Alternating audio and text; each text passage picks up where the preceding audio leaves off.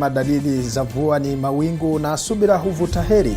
Ni siku ambayo Wakenya walikuwa wamesubiria kwa hamu na gamu ama hamu na hamumu. Bila shaka mie na mtangazaji wangu mwenza Biti Watare tuko hapa, na ambapo tutakuwa tunakufafanulia na kukupasha mengi zaidi ni kipi ambacho kinajiri katika kaunti tofauti. Mie ni mtangazaji wako Paul Kirobi. Karibu tena kwenye awamu nyingine ya lugha ya Kiswahili. Naam, bila shaka nami jina langu kama alivyotanguliza ni Beatrice Watare. Tumefika na tuko tayari, na ni mengi ambayo tuseme tumeweza kuandaa siku hii ya leo, maana wanahabari wetu wamekita kambi katika kaunti tofauti kuhakikisha kwamba tunajua ama kuelewa kwa uwazi na kwa undani zaidi ni kipi ambacho kinaendelea. Uchaguzi tumebakisha tuseme masaa chini ya 20 hivi tuweze kufanya uamuzi huo mkubwa, na bila shaka tunasema tumekuwa tukisubiri kwa hamu, gamu na mashamsham. Bila shaka vituo vya kupigia kura tayari kwa sasa vimeshafunguliwa, na ni shughuli au maandalizi ambayo inaendelea katika kaunti tofauti, na tutakuwa tunaungana na waandishi wetu wa habari ambao wamekita kambi katika kaunti tofauti kutujuza ni kipi ambacho kinaendelea na mchakato utakuwa namna gani, mchakato wa kuweza kupiga kura na mchakato wa kuweza kuhesabu kura mpaka siku ya kuhesabu kura, na shughuli yenyewe itang'oa nanga mwendo wa saa ngapi. Hivyo basi ni maswali tu ambayo tutakuwa tunauliza kwa wale waandishi wetu wa habari. Biti Watare. Na bila shaka labda utueleze siku hii ya leo, bila shaka tutakuwa na maongezi, tutakuwa na mazungumzo, midahalo. Hebu tupashe ni kipi ambacho tutakuwa tukiangazia siku hii ya leo?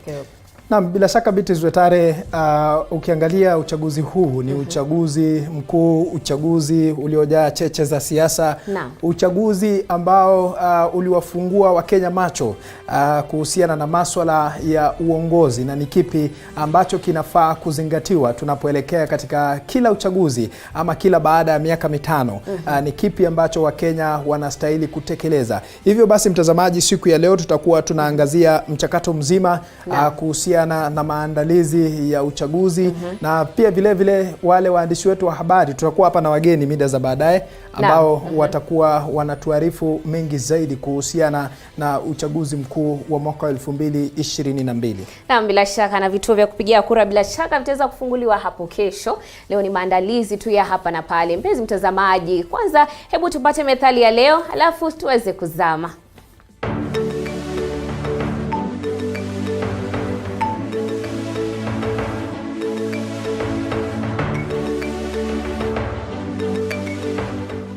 Methali ya leo: mficha uchi hazai. Mtu asielezea tabu yake waziwazi hawezi akafaliwa.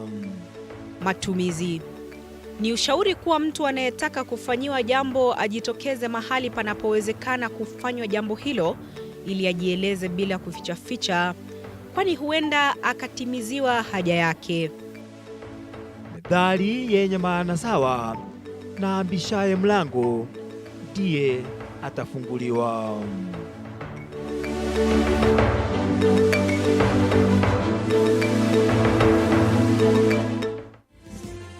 Mpenzi mtazamaji, karibu tena. Jina langu ni Beatrice Watare, na wacha sasa tuweze kuzamia ndani ya kaunti tofauti tuweze kujua je, maandalizi ya uchaguzi yanaendelea vipi. Na kwanza kabisa wacha tuvuke moja kwa moja hadi kwenye Bomas of Kenya. Tuko na mwanahabari wetu hapo Moige William, labda kama ananipata aweze kutueleza ni kipi ambacho kinaendelea. Kumbuka kaunti ambazo tumekita kambi siku hii leo ni kaunti nyingi, na kumbuka vile unaweza kusema nasi pale kwenye mtandao wa Twitter @TV47KE, vile pale kwenye Facebook @TV47KE, na usisahau pia tuna tovuti yetu maridadi kabisa www.tv47ke.com. Na bila shaka mwelekezi wangu ananieleza kwamba moja kwa moja tutaweza kuvuka hadi kwenye kaunti ya Nakuru tuweze kumpata Chichi Josephine, tujue ni kipi kinachoendelea tukisubiria labda maandalizi ya uchaguzi. Chichi Josephine, ikiwa unanipata, hebu chukua taswira na utueleze ni kipi kinachoendelea katika eneo hilo.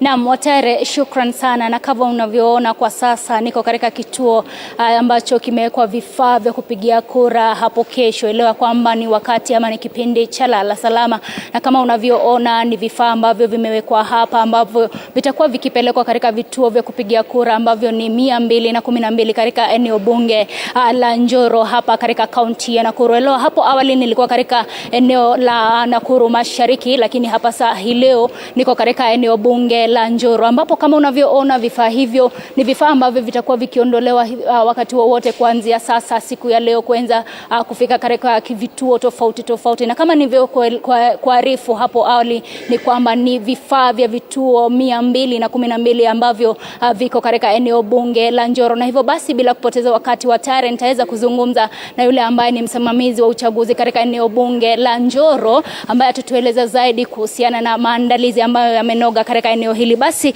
shukran sana msimamizi na kwa kuzungumza na TV47. Naona maandalizi yananoga. Tuambie vifaa hivi ni vya vituo vingapi na pia tueleze harakati za maandalizi viko vipi? Kwa majina naitwa Mbogo Njero, mimi ndio msimamizi wa kura eneo hili bunge la Njoro. Kama eneo bunge tuko na vituo 212 na tumejitayarisha ya kutosha na tuko tayari kwenda kwa vituo ndio tuweze kupiga kura siku ya kesho. Kwa indandi wale watu nitakuwa nafanya uchaguzi hii nao ni watu 2224. That is 2224. Wakijumuisha afisa wa usalama, the security officers, POs and DPOs and the clerks. Yes. Labda tueleze vifaa hivi vitakuwa vikiondoka hapa kuelekea katika vituo vya kupigia kura saa ngapi? Tunatarajia mwendo wa saa 8 au maafisa wangu wakimaliza kukula lunch, mtu atakula anamaliza lunch akiondoka kwenda kwa kituo. Na labda utueleze idadi ya wapiga kura katika eneo bunge la Njoro ni kama wangapi hivi? We have a total of 113 registered voters in Njoro constituency. 113. Yes. Na labda wakati ambapo maandalizi yanaendelea kuna vifaa vyovyote ambavyo haviko hapa kwa sasa? Kama eneo bunge la Njoro tuko na kila kitu inahitajika katika uchaguzi wa kesho na tuko tayari, ni kungoja tu kwenda kwa vituo saa 8. Naam. Shukran sana. Basi elewa kwamba Watare, huyo ni msimamizi wa uchaguzi katika eneo bunge la Njoro, na kama alivyosema kila kitu kiko hapa, vifaa vyote, vijisanduku, makaratasi yako katika eneo hili ambayo yatakuwa yakiondolewa kufika katika vituo vya kupigia kura ambavyo ni 212 katika eneo bunge la Njoro. Na hivyo basi kutoka hapa Watare nitakuwa nikizunguka katika maeneo bunge ya mengine katika kaunti ya Nakuru. Elewa kaunti ya Nakuru ina maeneo bunge 11 na basi ina wadi ambazo ni 55. Naelewa basi ni kaunti ambayo inawapiga kura 1.05 katika kaunti hii ya Nakuru. Na hivyo basi Watare, kama nilivyokuahidi, nitakuwa nikizunguka katika maeneo bunge tofauti na pia nitakuwa nikitembelea vituo tofauti vya kupigia kura kuona maandalizi yanaendelea vipi katika maeneo hayo, na nitakuwa nikizungumza na wale ambao ni wasimamizi wa uchaguzi katika maeneo bunge ambao ni 11 katika kaunti ya Nakuru. Hivyo basi kwa sasa Watare, nitakurudisha studioni kwa niaba ya mpiga picha wangu Eliud Karanja. Mimi ni Chichi Josephine, kwako Watare. Naam, shukran sana Chichi Josephine ambaye yuko katika kaunti ya Nakuru, na kama alivyosema atazidi kutalii maeneo bunge 11 na wadi 56, na bila shaka tumeweza kupata kwamba labda vifaa vya kupigia kura vitaweza kufunguliwa hapo ifikapo mwendo wa saa 8 kamili. Hivyo basi tutakuwa na Chichi Josephine ifikapo muda huo, bila shaka atazidi kutupatia ni kipi ambacho kinaendelea. Ila kwa sasa wacha tuvuke moja kwa moja hadi kwenye kaunti ya Kiambu ambako Mike Guongo amekita kambi tuweze kujua ni kipi kinachoendelea. Mike Guongo, natumai upo salama. Hebu tupashe kinachoendelea katika eneo hilo. Na asante sana Beatrice Watare, bila shaka na kupata katika njia mufti na shwari zaidi hapa katika kaunti ya Kiambu ambako tumekita kambi kuanzia siku hii ya leo asubuhi hadi matukio yatakapotangazwa rasmi ni yapi ambayo yatakuwa yashafanyika baada ya uchaguzi mkuu kufanyika hapo kesho. Kwa hiyo tuko hapa kuanzia leo kukufahamisha tu ni kwamba kaunti hii ya Kiambu ipo na jumla ya kaunti ndogo. Nazungumza kuhusu maeneo bunge 12 ambayo bila shaka yatakuwa yanashiriki uchaguzi mkuu wa hapo kesho. Kumbuka ya kwamba Beatrice Watare, zaidi ya wapiga kura milioni 1.2 wamejiandikisha kuweza kufanikisha shughuli hii muhimu. Na hapa tulipo kwa sasa ni katika eneo bunge la Limuru ambalo lina zaidi ya wapiga kura milioni 93,000. Unapoona nyumba yangu, hawa wote ni maagenti pamoja na wasimamizi wa upigaji kura wa zoezi ambalo litakuwa la kesho. Wamefika hapa, ni wengi kweli. Unavyoona wakitembea hivi, wanatembea waweze kuzungumziwa na yule ambaye ni msimamizi, ama kusema na yule ambaye ni msimamizi wa uchaguzi mkuu katika eneo bunge la Limuru. Kumbuka eneo bunge hili la Limuru, Beatrice Watare, magwiji wawili unapigania nafasi ya kuwa mbunge kwa sasa. Mbunge wa sasa Peter Mwadhi kwa chama cha Jubilee na mwenzake ambaye ni Kirago kwa chama cha Jubilee wanataka tu nafasi hii ili waweze kuona kana kwamba watakuwa wanashikilia ubunge ama kuongoza wakazi wa eneo hili. Kukufahamisha tu Beatrice Watare, kumbuka kwamba tuko hapa tu leo hii kwa sababu ya kufahamisha mtazamaji wetu ni yapi ambayo yatakuwa yanafanyika katika ngazi za eneo hili la Limuru. Kumbuka ya kwamba eneo hili lina baridi kweli kweli. Unavyoona watu wamejimua ya kweli kweli kuhakikisha kwamba wapo katika njia mufti, kuhakikisha kwamba wanajikita dhidi ya baridi. Hapa nina msimamizi wa uchaguzi katika eneo hili la Limuru ambaye ni Bwana Musyoki. Atufahamishe mipango iko namna gani. Bwana Musyoki, habari ya asubuhi. Leo hii mmejipangaje? Naona watu ni wengi kweli kweli, wasimamizi, makarani wamejaa hapa. Ni yapi ambayo mnatekeleza asubuhi ya leo kabla ya kesho? Asante sana ndugu mtangazaji. Kama vile umesikia, majina ni Joseph Musyoki. Mimi ndiye msimamizi wa uchaguzi katika eneo hili la Limuru. Mipango yote tumetayarisha, tunafanya final touches. Tumetrain presiding officers na tumetrain mpaka clerks. Siku ya leo tunafanya deployment na pia distribution of material.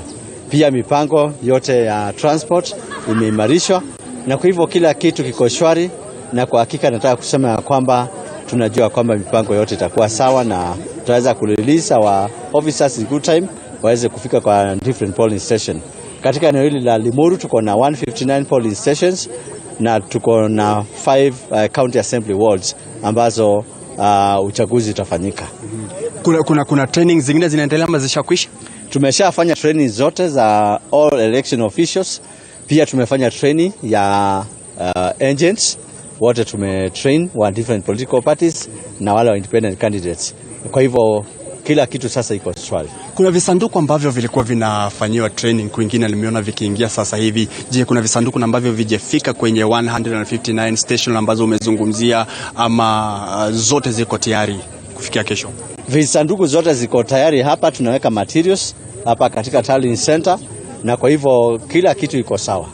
Tumepata hata KMs zimekuwa charged, ziko ready. Distribution ya all strategic na strategic material ndio inaendelea kumalizika.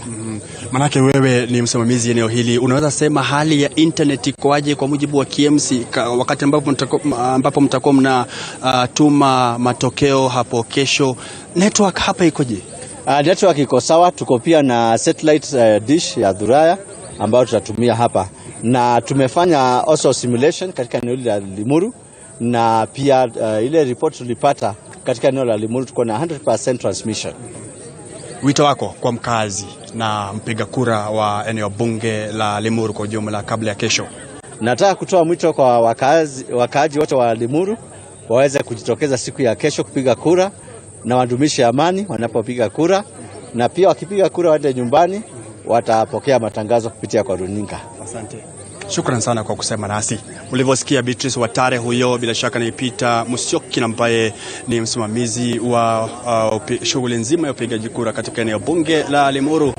Kumbuka wapiga kura 93,000 katika eneo bunge la Limuru watakuwa wanashiriki zoezi hili, na katika jumla ya zaidi ya jumla ya vituo 159 nitakuelekeza katika chumba kimoja hichi ambacho wamehifadhi vitu vyote ambavyo vitakuwa vinatumika hapo kesho kupiga kura, katika mustakabali wa kumfahamisha mtazamaji wetu tu na vile mkazi wa kaunti ya Kiambu na mkazi wa eneo bunge hususan hili la Limuru ambalo bila shaka litakuwa ni ngome ya Peter Mwadhi na ngome ya Bwana Kirago kusaka nafasi ya kuongoza ama kuingia bungeni ili kuweza kufanikisha shughuli za mkazi wa eneo bunge hili la Limuru. Kufahamisha tu mtazamaji wetu, hichi ni chumba ambacho kinahifadhiwa vitu vyote ambazo bila shaka vitakuwa vinatumika hapo kesho, ambacho kinajulikana kama dining hall.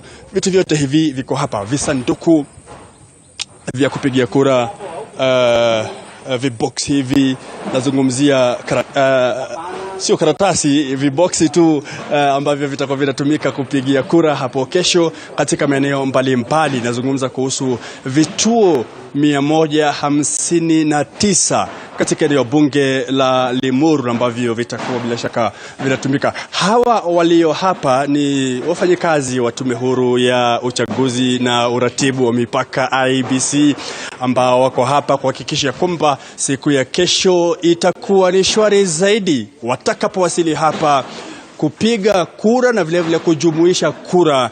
Kumbuka hichi ni kituo cha kujumuisha kura cha eneo bunge la Limuru. Beatrice Watare pamoja na mtazamaji wetu, hichi ni kituo ambacho kitakuwa kinatumika kujumuisha kura katika eneo bunge la Limuru. Kumbuka kaunti hii ya Kiambu, Beatrice Watare, itakuwa bila shaka kinyang'anyiro kikubwa sana ambacho Beatrice Watare, mgombea kwa wadhifa wa UDA wa Matangi, anamenyana kweli na mwenzake wa Jubilee. Nazungumzia kuhusu James Nyoro ambaye alichukua usukani baada ya mwenzake wa Itito kuweza kuondolewa katika mwaka 2020 kuhusiana na utepetevu wa uongozi katika hii kaunti ya Kiambu. Kumbuka vile yupo mwaniaji wa kiti cha gavana kwa chama cha kazi ambaye ni anajulikana kama Kuria, ambaye ni mbunge wa Gatondo Kusini. Kumbuka Beatrice Watare, kinyang'anyiro hichi cha ugavana katika kaunti ya Kiambu kinajia wakati na ambapo jumla ya wapiga kura 1.27 wamesajiliwa katika kaunti hii ya Kiambu ili kuweza kuhakikisha kwamba watakuwa na saka ni nani na ambaye atakuwa anachukua nafasi yake James Nyoro ambaye alichukua usukani baada ya gavana wa Itito kuweza kuondolewa. Ni gavana wa kwanza kabisa kuondolewa afisini baada ya maseneta 28 kuweza kupiga kura dhidi ya kumuondoa ofisini gavana wa Itito wakati huo. Kumbuka ya kwamba kaunti hii ya Kiambu vile ni kaunti ambayo inaangaziwa sana jinsi ambavyo itakuwa inafanikisha wajibu wake wakati wa kupiga kura hapo kesho, hususan ikiwa ndio ngome ya marais wa hapo awali. Nazungumza kuhusu Rais Kenyatta, nazungumza kuhusu Rais Mwai Kibaki, nazungumza kuhusu Rais Uhuru Muigai Kenyatta na ambaye kwa sasa anaondoka afisini akiwa amesalia takriban siku moja peke yake aweze kupatiana vile ambavyo ni vidude vya kazi ofisini. Kwa hiyo tuko hapa katika kaunti ya Kiambu kuanzia sasa kuhakikisha kwamba mtazamaji wetu anayapata 1, 2 na yote ambayo yatakuwa yanafanyika katika kaunti hii, eneo bunge la Limuru, eneo bunge la Lari, eneo bunge la Kabete, eneo bunge la Vika na vile maeneo mbalimbali ambayo yatakuwa yanashiriki uchaguzi huu kuanzia hapo kesho asubuhi vitakapofunguliwa vituo 159 katika eneo bunge hili la Limuru. Kwa hiyo sitakuwa na mengi kwa sasa, manake najua baadaye utanipa wakati mahususi niweze kumtaarifu mtazamaji wetu yatakayokuwa yanajiri eneo hili. Nitakuwa naregesha usukani kwako, alafu kisha baadaye tutakuwa tunaibuka na mengi zaidi. Mimi ni Mike Kagongo. Naam, shukran sana Mike Kagongo. Bila shaka tumeweza kupata taarifa murwa kabisa. Yupo katika kituo cha kujumuisha kura hapo kwenye kaunti ya Kiambu, eneo bunge la Limuru. Mpenzi mtazamaji, hivi Wacha tuvuke moja kwa moja hadi kwenye kaunti ya Kericho. Kumbuka ina wapigaji kura zaidi ya 300,000 na vile vile vituo vya kupigia kura ni 780 na bila shaka maeneo bunge ni 6. Hivyo basi tutaungana naye Martin Kosgei ili tuweze kujua ni kipi kinaendelea na bila shaka maandalizi yameweza kufikia wapi. Martin Kosgei, kwako. Naam, shukran sana. Kama wanavyosema, wanasema tupo site, na kwa sasa tumekita kambi pala ambapo kuhesabu kura ya kaunti ya Kericho itakuwa inafanyika katika shule ya upili ya Kericho T. Na hivyo basi tuko hapa kufuatilia tangia mwendo wa asubuhi kuhakikisha ni yapi yanaendelea. Kwa sasa kwamba tumeweza kutazama zile ballot papers tayari zishafika hapa ndani, na hivyo basi maandalizi ya kuanza kuzigawanya bado inaendelea. Kumbuka katika kaunti ya Kericho tuko na zile eneo bunge ya Bureti kiongoza na wapiga kura zaidi ya 93, ikifuatiwa na eneo bunge ya Ainamoi, kisha Kipkelion East, Kipkelion West, vile vile Soin Sigawet. Yote ni katika kaunti ya Kericho. Kumbuka pia hatujakuwa na joto la kisiasa hapa katika kaunti ya Kericho, kwani siasa mingi ama siasa ambayo iliweza kushuhudiwa kwa sana ni ile ambayo iliweza kukamilika mwezi wa 4. Kwa sasa kuna hali tulivu, na hapo baadaye pia tutakuwa tunafika pale mtaani ili uweze kuonyesha wale watazamaji wetu ni yapi sana inaendelea katika kaunti ya Kericho.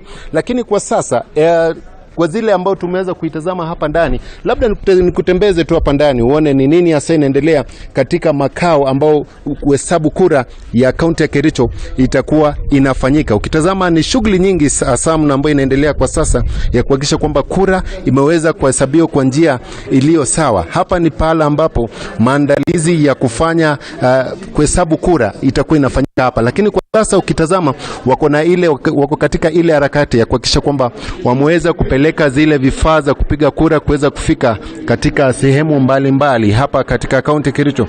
Na hapo baadaye, haya ni baadhi ya makaratasi ambao itakuwa inatumika kaunti ya Kericho. Pia hapa ndio zote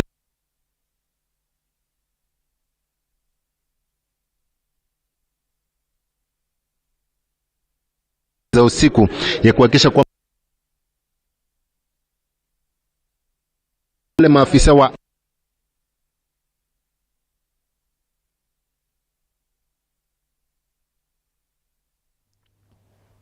na bila shaka mpenzi mtazamaji, huyo ni Martin Kosgei.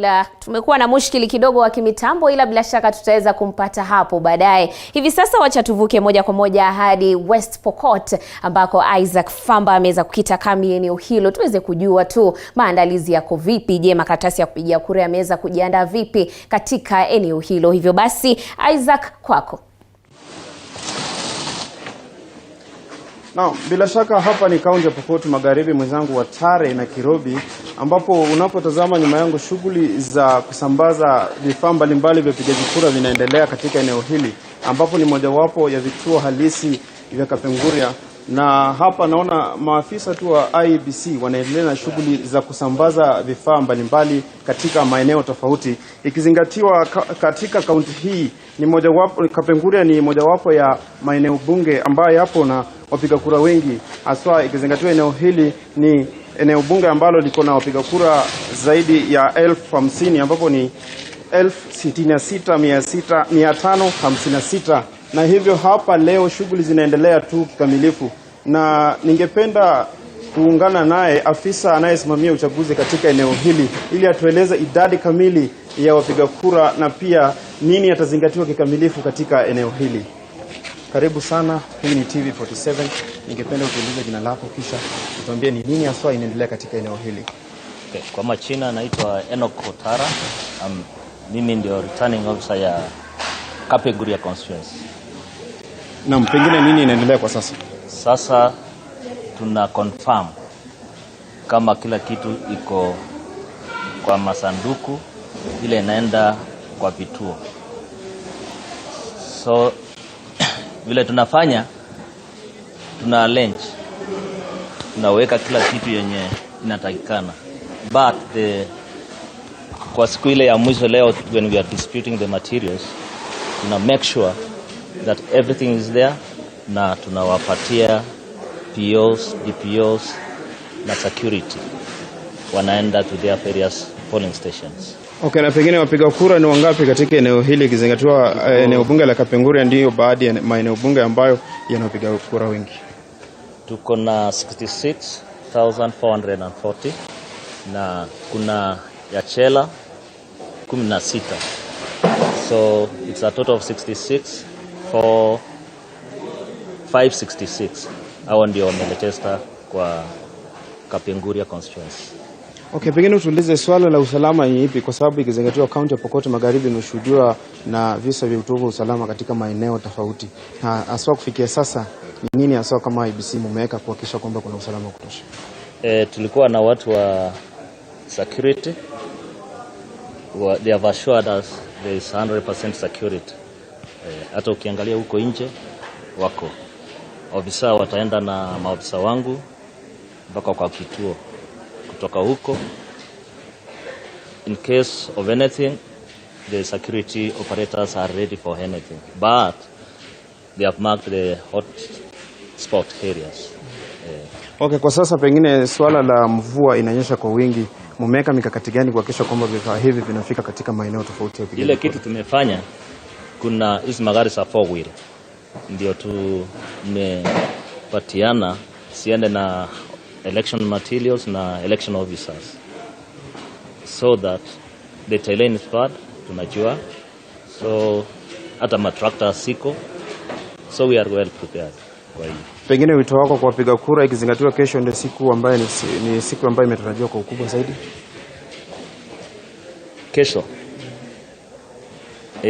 badam wapiga kura, ungependa kueleza nini wapiga kura haswa siku ya kesho? Wapiga kura sisi tunawaambia wakuje kwa kituo kuanzia saa 12, wakuje wa vote for their favorite candidate. Okay, asante sana kwa sababu ya muda tungeweza kukatizia hapo. Tungependa kueleza tu watazamaji wetu kwamba tutapiga kambi hadi kesho ili kuhakikisha kwamba shughuli hii inapoanza na kuendelea tutakuwa tunawajuza zaidi watazamaji wetu. Kutoka hapa kaunti ya Pokot Magharibi sina la ziada, kwako Watare. Naam, shukran sana. Bila shaka tungali tuko kwenye shughuli ya usambazaji wa vifaa vya kupigia kura katika kaunti tofauti, na hivi sasa wacha tuweze kuvuka moja kwa moja hadi kwenye kaunti ya Turkana ambako Kitio Mika amepiga kambi. Hivyo basi wacha tuweze kujua ni kipi kinachoendelea, maandalizi yameweza kufikia wapi. Kitio Mika, kwako.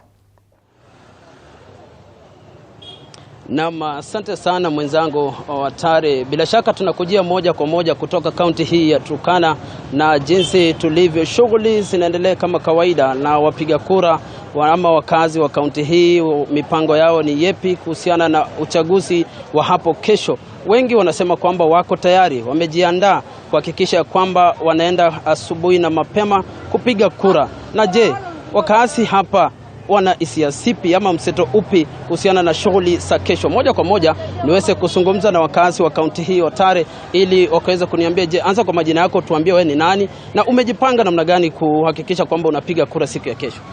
Kusema kweli, siku ambayo tulikuwa tumeisubiri hatimaye imeshafika, ni tarehe 9 kesho. Sisi kama wakazi wa Turkana tayari tumejipanga, tumeweka ID karibu, tumeweka kura yetu karibu, na pia tunasubiri masaa tu tuweze kwenda kupiga kura zetu. Naam. Wewe pengine kampeni zimeisha, na kiongozi yupi ambaye wewe unamtarajia kumchagua? Ni kiongozi atakayejali maslahi ya wakazi wa kaunti hii? Kusema kweli, kiongozi ambaye sisi tunatazamia kuchagua ni yule ako na maadili na watu wetu ama na uongozi. Ndio sisi tunajaribu kuhakikisha tumechagua kiongozi mzuri ambaye atakuja kufaidi nchi zetu, maeneo zetu na kaunti pia nzima. Naona pengine wewe ni kijana hapa, unatarajia kesho kuchagua, umejipanga kufanya uamuzi siku ya kesho? Yes, nimejipanga. Kwa majina naitwa Jackson Ekuom, ni mkazi hapa Turkana County. Nikiona tuko na amani, kitu ya kwanza tukienda kupiga kura lazima serikali ya county na national pia tuhakikishe tuko na amani. Na pia tumejipanga kwamba kesho asubuhi tunarauka tunaenda kupiga kura. Tumeweka kura zetu karibu na barakoa kwa sababu kuna kuna ugonjwa wa COVID-19. So tumejipanga, tunaamka kesho asubuhi na mapema. Pengine ni kiongozi yupi ambaye wewe ungependa kwenda kumchagua atakayejali maslahi ya wakazi wa kaunti hii, na kiongozi atakayechaguliwa ungependa aweze kushughulikia nini haswa? Ningependa kiongozi ambaye tutachagua sisi wote, kwa sababu wamesimama wanne ama watatu, wamesimama watatu. Yule ambaye atachaguliwa angalia, sio angazie maneno ya maji na maneno ya kilimo, angazie maneno hayo. Na pengine Otare, niweze kuzungumza na kijana wa mwisho kabisa hapa. Kwa majina yako, je, wewe umejipanga kumchagua kiongozi wako siku ya kesho na utaamuka mapema kwenda niko na furaha sana. Mimi naitwa Peter Riemann. Mimi kiongozi, kwanza naamka saa 10 ya usiku. Ile watu wako mbali, hata mimi nimejitolea kwa hali na mali, na wabeba na gari na yote natoa ile niko na wabeba na mapikipiki walale kwa station. Kwa maana tuko na haki ya kuchagua kiongozi. Tuko na hamu kabisa, unajua ndio itatugawa. Sisi kama hapa Turkana tuko na furaha sana. Kwa maana by saa 9 sisi tumemaliza hiyo shughuli. Kwa maana hatuna ukabila yoyote, hakuna vita iko. Hapa watu wameamua kupiga kura. Asante. Na Otare, nashukuru sana. Pengine kwa kifupi tu, kaunti hii ina wakazi ama ina wapiga kura 2,238,038. Vituo ambavyo vitakuwa vikipiga kura ama watakuwa wakienda kupiga kura ni vituo 785. Kituo kimoja kikiwa ni cha prison ama magereza pale. Kwa hivyo sina la ziada, nitakuwa nikitoka hapa kuelekea maeneo mengine ili kuweza kuleta taarifa kwa kina zaidi. Kwako Otare.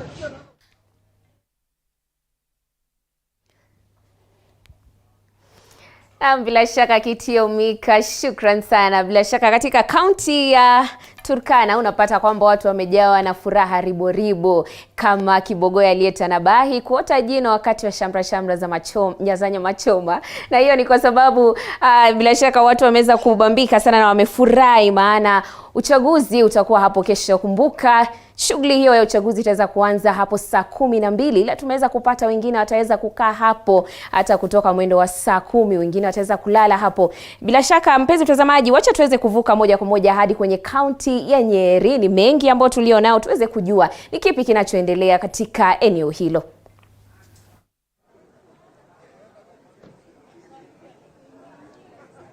Naam, shukran sana mwenzangu. Bila shaka Biti Swatare sasa hivi kutoka kaunti hii ya Nyeri, kaunti yenye kodi nambari 019, kaunti ambayo ina zaidi ya wapiga kura 481,081.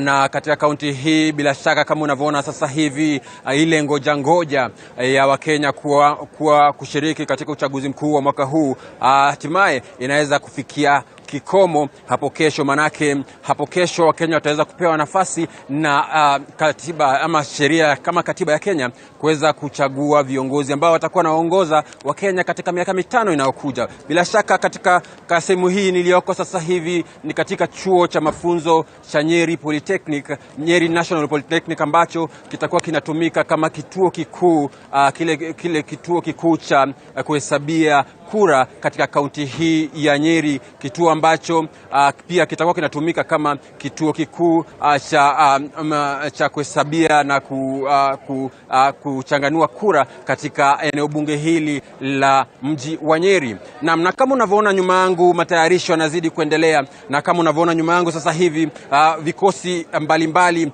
vikosi vya kuhakikisha kwamba usalama umeweza kulindwa wakati huu na wakati wa uchaguzi, na baadaye tayari vikosi vipo hapa kuweza tu kuhakikisha kwamba ile mikakati ya kiusalama inawekwa, ile mikakati ya kulinda usalama inatiliwa mkazo. Na bila shaka pia ukiangalia kando yao utaona kuna Wakenya ambao ni wasimamizi wa vituo mbalimbali vya kupigia kura katika eneo bunge hili la mji wa Nyeri. Na bila shaka tumeweza kuzungumza na wasimamizi wa shughuli hii wanawakilisha IEBC, na wameweza kutuhakikishia kwamba shughuli hii mikakati ipo, mikakati kabambe ili kuhakikisha kwamba shughuli ya hapo kesho itakuwa shughuli ambayo haina tashwishi yoyote. Na pia tumeweza kuelezewa mengi kuhusiana na ile mikakati iliyowekwa ili kuweza kuhakikisha kwamba tuna ile shughuli inaweza kuendelea kwa njia ambayo ni mufti kabisa. Na sasa hivi labda nikiweza tu kujiunga na msimamizi wa kituo ama msimamizi wa uchaguzi katika eneo bunge hili la mji wa Nyeri, Bwana Peter. Karibu sana, hii hapa ni TV47. Shukrani sana kwa kuweza kuzungumza na sisi sasa hivi kutoka pale ambapo unaposimamia. Hivi matayarisho yamefikia wapi na unatarajia kwamba kufikia kesho Mkenya atakuwa na nafasi gani katika shughuli hii? All the preparations are complete. We are issuing the election materials, and you can see from the compound the presiding officers, the deputy presiding officers and the security officers are here to collect the election materials. Yes. Na labda kuna wale washikadau kutoka idara mbalimbali wa usalama na washikadau mbalimbali, hivi najua kwamba mmeweza kupata nafasi ya kuweza kujumuika na kuweza kuzungumzia swala zima. Kwa mfano usalama, mipangilio ya usalama iko kama vipi? Matter securities haina shida. Tuko sawa. You can see the security officers are all over the compound and they have been trained. Yesterday we had a meeting with them the whole afternoon, and there is no issue that was reported about security. Yes. Na kuna hili swala la kwamba mitandao, kura zitakuwa zinasambazwa kupitia mtandao. Hivi kuna ile 4G, 3G na kuna zile sehemu bila shaka kuna ile usumbufu wa hii mitandao, utandawazi kwamba 2G ni kule inatumika 2G peke yake. Sijui kama kuna mikakati ambayo mmeweka kuhakikisha kwamba hilo halitakuwa shida hapo kesho. In Nyeri town constituency, all the polling centers are 4G. They are governed by 4G. And in the event that they fail, we have Dhuraya, the one that connects with the satellite at the Tallying Center. So about the transmission of the data, we are okay. Yes. Na kufikia sasa wale wapiga kura mnahakika kwamba ama mmehakikisha kwamba mmewapa mafunzo ya jinsi ya kupiga kura ama bado kuna kazi ya kufanya? For the last 30 days, our vote educators have been on the ground. And even today they are still on the ground. Kuhamasisha watu watoke and teaching them and educating them how to put a tick on that ballot paper. Yes. Na shukrani sana na kila laheri kwa kazi yako ya leo. Na bila shaka huyo amekuwa msimamizi wa uchaguzi katika eneo bunge hili la mji wa Nyeri, ambaye ameweza tu kutueleza mengi kuhusiana na mipangilio ambayo ipo kuhakikisha kwamba uchaguzi hapo kesho utakuwa uchaguzi wa uchaguzi ambao hutakuwa na tashwishi yoyote. Bila shaka kutoka kaunti hii ya Nyeri sina la ziada ila kuhakikisha kwamba kukuambia tu mtazamaji wa TV47 tupo kwenye mitaa, na baada ya hapa tunaenda kwenye mitaa kuweza kuangalia tu wakazi wapo tayari au vipi, na hayo yatakuwa na kujia katika habari zetu za hapo baadaye. Ila kutoka hapa nilipo, jina langu Olo Horace. Naam, shukran sana Olo Horace. Nimeweza kupenda labda taarifa hiyo ambayo umeweza kutupatia, maana kando na kuhakikisha kwamba karatasi za kupigia kura zimeweza kufika katika vituo mbalimbali vya kupigia kura, ni muhimu kujua kwamba usalama utaimarishwa, maana lolote laweza kutokea. Hivyo basi ni vyema ikiwa tunapata kwamba maafisa wa polisi wameweza kupiga kambi katika maeneo hayo, ikiwemo vituo vya kupigia kura, kuhakikisha kwamba usalama utaboreshwa na utakuwa sawa kabisa. Mpenzi mtazamaji, hivi sasa wacha tuweze kuvuka hadi katika kaunti ya Makueni ambapo Philip Ngumo ameweza kupiga kambi. Bila shaka tuweze kujua ni kipi kinachoendelea, maandalizi yameweza kufikia wapi. Philip, kwako.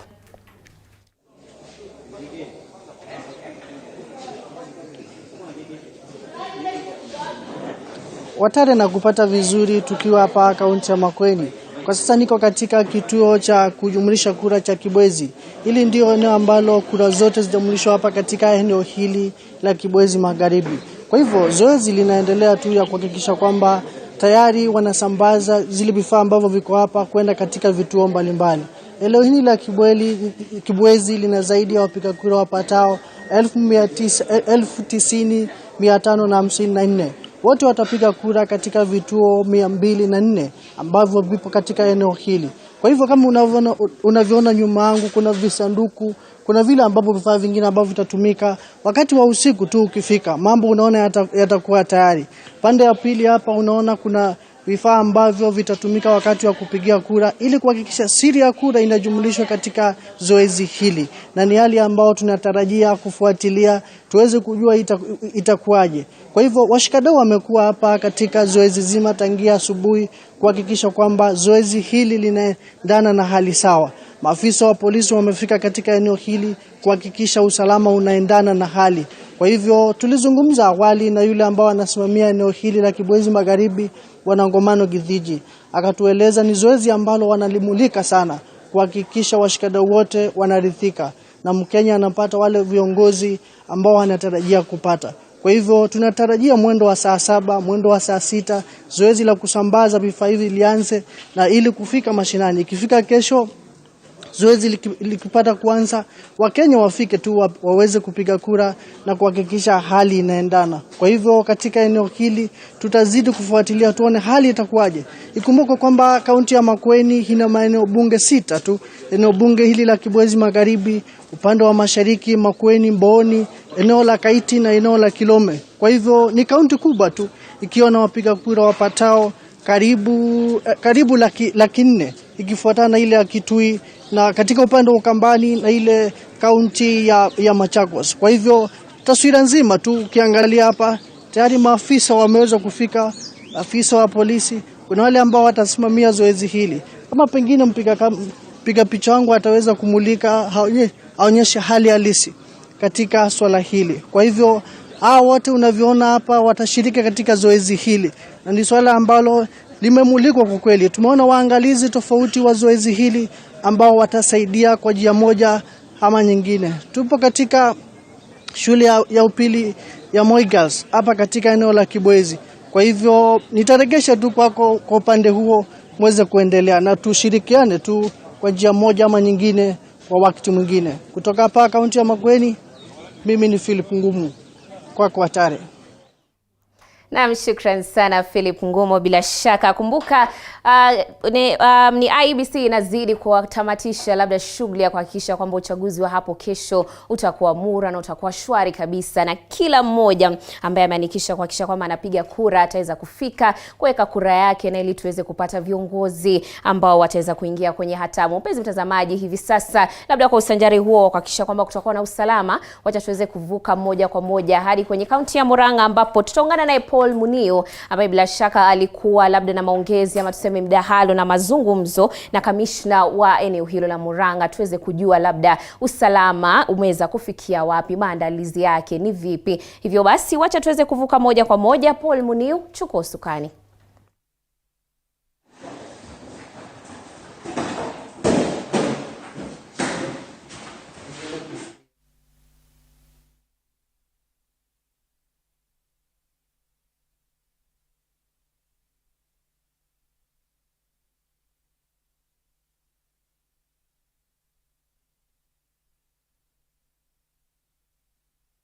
Na mpenzi mtazamaji, huyo ni Paul Munio, ila tuna mushkili kidogo ya kimitambo, tutaweza kupata taarifa hiyo hapo baadaye. Mpenzi mtazamaji, hivi sasa nitazama kidogo kwa mapumziko, ila nitarejea, hivyo basi usiende mbali.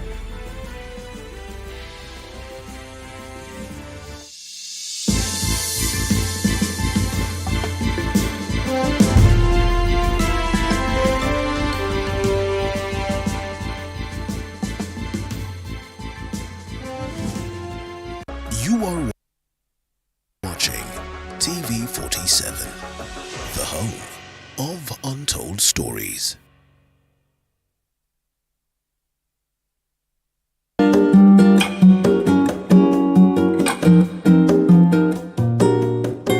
My name is Lydia, makeup artist, TV47.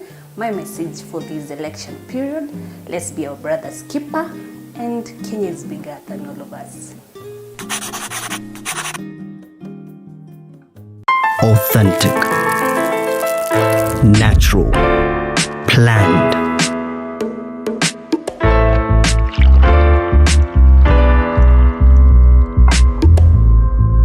Transforming.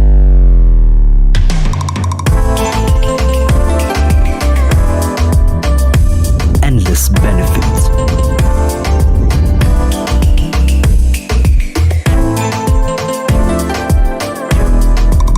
Slaty, purely Kenyan. Buy now on Jumia or Amazon.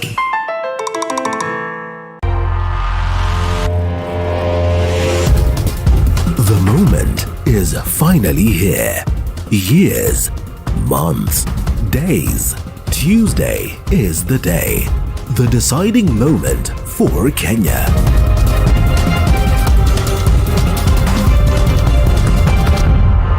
Join our team spread across the country for wall-to-wall coverage of Election 2022 on your channel of choice, TV47, the home of untold stories.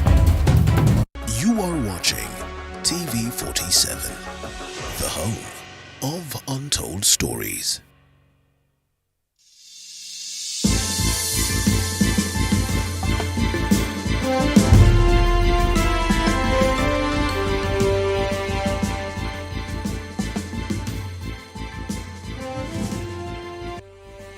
Karibu tena mpenzi mtazamaji, kumbuka unatazama Maamuzi mwaka 2022. Zimesalia labda masaa ya kuhesabu tu tuweze kufikia katika uchaguzi mkuu wa Agosti 9 hapo kesho, ambapo wapiga kura wataweza kukita labda kupiga kambi katika labda vituo mbalimbali vya kupigia kura ifikapo mwendo wa saa 12 asubuhi. Mpenzi mtazamaji, hivi sasa wacha tuweze kuvuka moja kwa moja hadi kwenye taarifa ya Paul Muniu akiwa kaunti ya Murang'a, ambapo aliweza kuzungumza na kamishna wa eneo hilo ili tuweze kujua labda maandalizi ya usalama tunapoelekea uchaguzini ni yapi.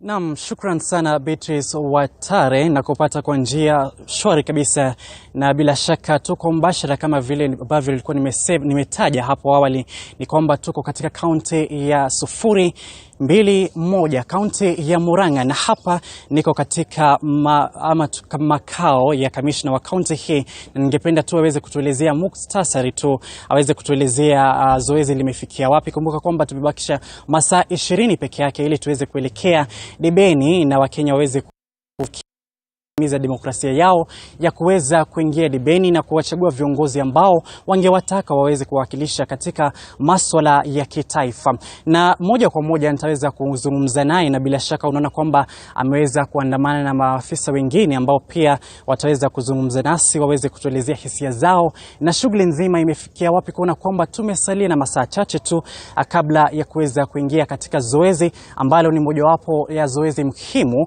katika demokrasia ya nchi yetu ya Kenya. Naam, shukran sana kwa kuweza kuzungumza nasi. Ningependa utuweze kutueleza muktasari tuweze kutueleza kufikia sasa kaunti ya Murang'a imejitayarisha vipi na vituo vya kupiga kura vimejitayarisha vipi? Nashukuru. Kwa jina naitwa Gumu Karuku ambaye ni County Commissioner wa Murang'a. Kaunti ya Murang'a tuko na wapiga kura zaidi ya 1620 na vituo vya kupigia kura zaidi ya 1100 na hivi. Tuko na ward 35 na sehemu za ubuge ni 7. So hivyo kesho tuko na kazi mingi sana, lakini tumekuwa na kikao na Deputy County Commissioners ambao ni wenye kiti wa kamati za usalama katika sub counties, na tumeweza kuweka mikakati sana vile materials za kupigia kura zitalindwa na askari. Kwa hivyo tumeweka askari wa kutosha, na pia vituo za kupigia kura kesho tumeweka askari wa kutosha, na pale tuko na upungufu kidogo tunaweza kupata vijana kutoka kwa huduma ya taifa yani NYS. Kwa hivyo nataka kutoa hakikisho kwa wakaji wa Murang'a kwamba yote itakuwa sawa. Je, nikuulize, zile vifaa vya kupiga kura zimeweza kuwasilishwa katika maeneo tofauti, na kama hazijawasilishwa, je, zitawasilishwa saa ngapi na kwa njia ipi? Vifaa zimefika kwa katika tallying centers zote katika constituencies, na kuanzia leo jioni itakuwa sasa ni wajibu wa IEBC na polisi kuhakikisha kwamba zimefika katika polling centers kwa wakati uliofaa. Yes. Na je, kesho mtahakikisha lipi kuona kwamba maafisa, umesema kwamba kuna maafisa wa kutosha katika vituo vya kupigia kura. Je, katika maswala mengine katika miji ya Murang'a mtahakikisha vipi kwamba usalama bado unazidi kuimarishwa bali si katika vituo peke yake? Tuseme tumefanya kitu ambapo tunaita mapping. Kuna centers ambapo tutaweka askari wengi zaidi, tuseme kama hapa Murang'a town, Keno, Maragwa, ambapo pale ni pale kuna watu wengi na pia kunaweza kuwa na msukumano kidogo. Kwa hivyo hiyo tuko tayari. Alafu pia tutakuwa na mobile unit.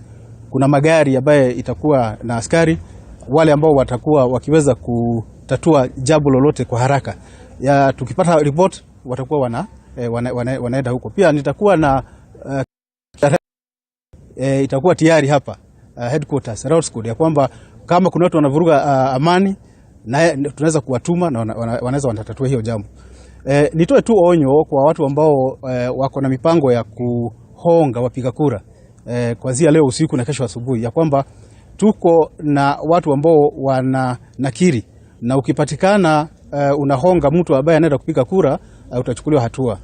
Pia nitoe onyo kwa wenye wananunua vitambulisho. Manake kuna wale akipata kwamba yule wanashindana na yeye akona anaungwa mkono sehemu fulani sana, atiende anunue vitambulisho huko ndio watu wasipige kura.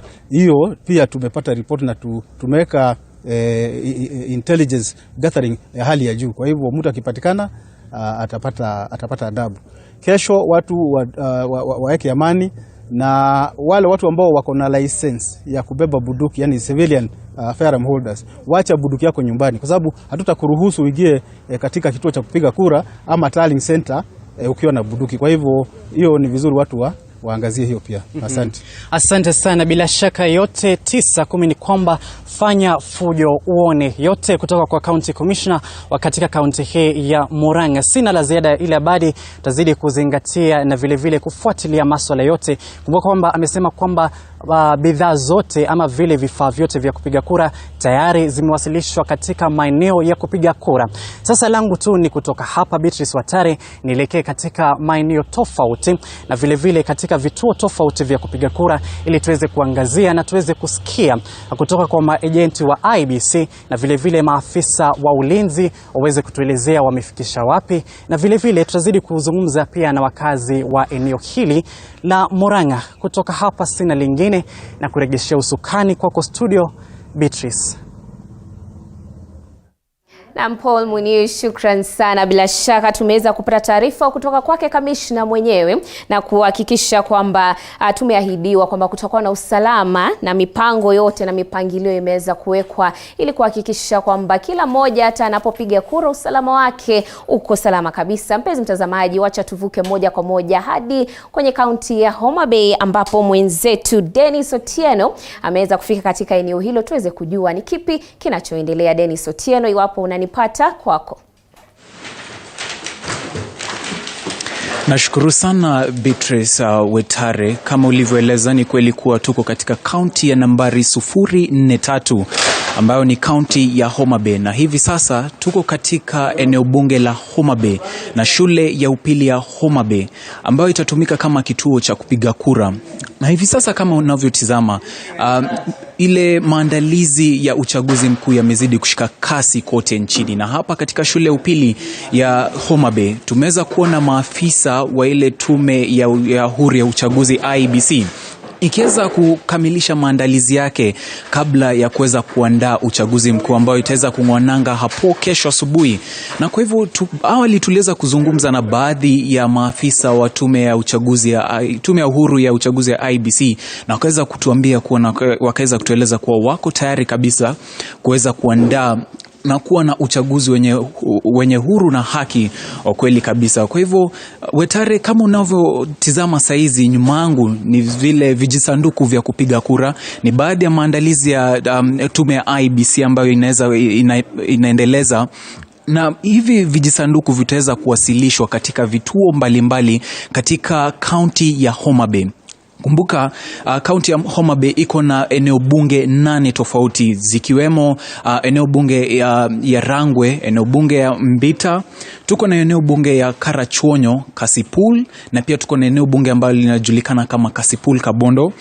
Tuko na Homa Bay Town ambapo tuko sasa hivi, na kuna eneo bunge la Ndhiwa na pia eneo bunge la Suba. Kwa hivyo hivi vijisanduku vya kupiga kura ambavyo unaviona, wale maafisa wa IEBC wanaviandaa ili kuweza kuviwasilisha katika vile eneo bunge tofauti katika kaunti hii ya Homa Bay. Wentare, hivi sasa maafisa hawa wanazidi kupanga vile vijisanduku vya kupiga kura. Kama unavyotizama saizi, pengine tutaweza kujadiliana na mmoja ambaye ako hapa karibu na sisi, tuweze kusikia kile ambacho wameweza kutayarisha na kama wako tayari kabisa kuweza kuandaa uchaguzi mkuu ifikapo kesho asubuhi.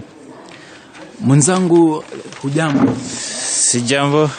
Nashukuru sana kwa kuweza kujiunga nasi ili kuweza kuzungumza kuhusiana na maandalizi ya IEBC kabla ya uchaguzi mkuu. Hebu tueleze tu ni kipi ambacho kinaendelea katika eneo hili? Kwa sasa hivi, allow me speak in English. Ni sawa. Well, I'm comfortable. What's going on? We have just broken the ballot paper pellets, and the various agents have signed their attendance and confirmed that they are intact. So they are being ferried to this will be our tallying center. So currently what we are doing, we are distributing the presidential ballot papers to the various polling stations. We have 125 polling stations in Homa Bay Town constituency. So we have just distributed the presidential ballot papers in Homa Bay West Ward, and currently we are doing Homa Bay Central Ward. Once we are done that, then we will then go sequentially, we will distribute the member of National Assembly ballot papers. So among other material, we started the process yesterday, and the process is continuing. We have our POs who have started arriving. We know that once we are done with the distributed ballot papers, then we'll start issuing material so that they can start going to their various polling stations. So far, that is where we are, and we believe that the flow is smooth. We haven't received any hitches since we started. Thank you. Tukiweza kutizama ni jambo ambalo si rahisi kweli kukamilisha, lakini waweza sema kwamba mmejiandaa vilivyo na kufikia mwisho wa siku mtakuwa mmeweza kukamilisha maandalizi yenu na mtaandaa uchaguzi ifikapo kesho asubuhi? Tuna imani kuwa uchaguzi itaendelea vizuri kulingana na vile tumefanya maandalizi yetu iko sawa sawa. We believe that by the time, but if ikapo hapo 5 p.m. all our presiding officers will have moved to their various polling stations. So in terms of preparedness, I believe that we are within the track. Hatuna itilafu yoyote. In case of any gap, our officers, our RO is on the ground and actually monitoring the process. Actually, is the one escorting the ballot papers from the store right here to ensure I'm the deputy returning officer. So I'm here in charge, ensuring that the ballot papers goes to the right box and all the ballot boxes receive the required ballot papers. Yeah. Sawa, tumeshukuru sana. Wetare, kama ulivyosikiza, maafisa wa tume ya uchaguzi ya IEBC wako tayari kabisa kuweza kuandaa uchaguzi mkuu ifikapo kesho asubuhi. Kumbuka kuwa kaunti ya Homa Bay iko na wapigaji kura, idadi ya wapigaji kura ambao ni 1551 na 71, 1551 na watu 71. Na kumbuka kuwa kaunti ya Homa Bay imeweza kuvutia upinzani mkali kutoka kwa wanachama wawili ambao hapo awali walikuwa wanachama wa chama cha ODM, lakini mmoja wao akaweza kujitenga na kujitoa katika chama cha ODM, anayejulikana kama Evans Kidero, ambaye alikuwa gavana wa kaunti ya Nairobi hapo zamani mwaka wa 2013 ambapo aliweza kubanduliwa na Mike Mbuvi.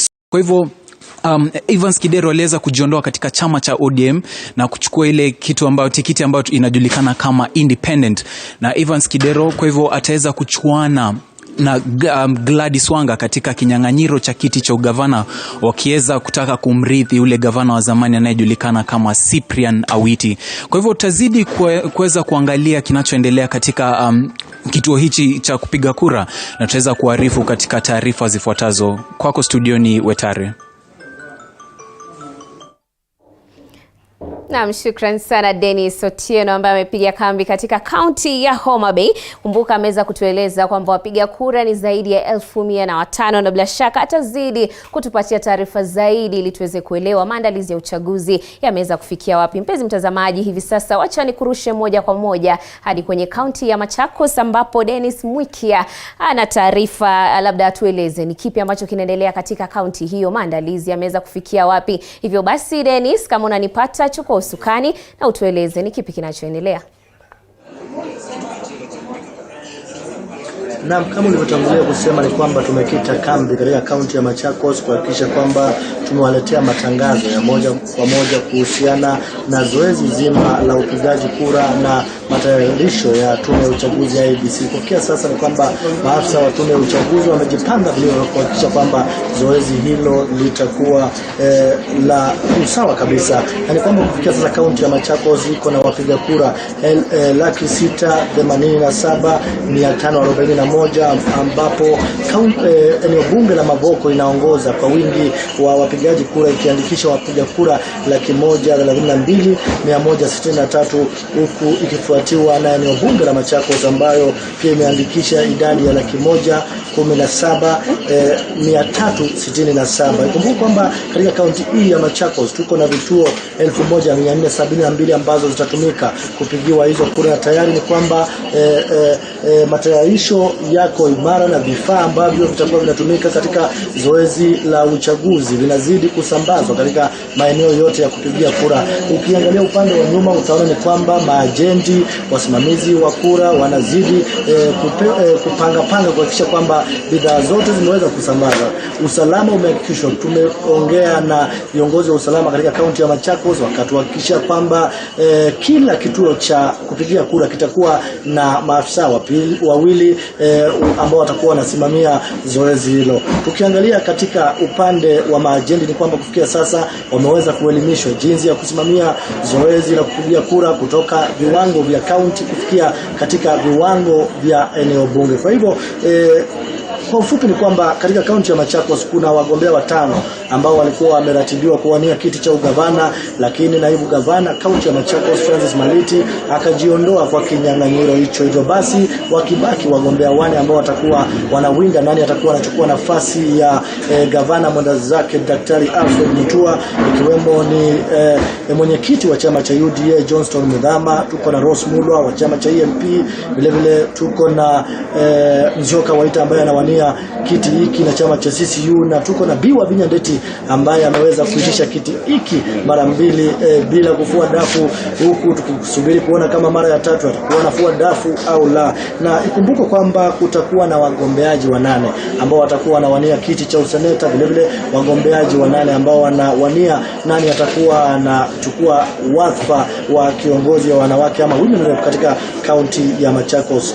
Tuko hapa katika kituo cha matangazo cha kura cha Machakos ambapo msimamizi mkuu Agnes Nankeyaya ameweza kutuarifu kwamba kufikia sasa wamejipanga vilivyo na mipango yote iko sawasawa kwa ajili ya zoezi la kupiga kura ambalo linatazamiwa kuanzia kesho mwendo wa saa 12 asubuhi. Tutakuwa jicho tuhakikishe kwamba tumejua mambo yatakuwa namna gani, kama wananchi watajitokeza kwa wingi kujihusisha na zoezi hili la kupiga kura ama mambo yatakuwa namna gani. Yao tuko sasa kutoka kaunti ya Machakos. Mimi ni Dennis Simon Pako studio.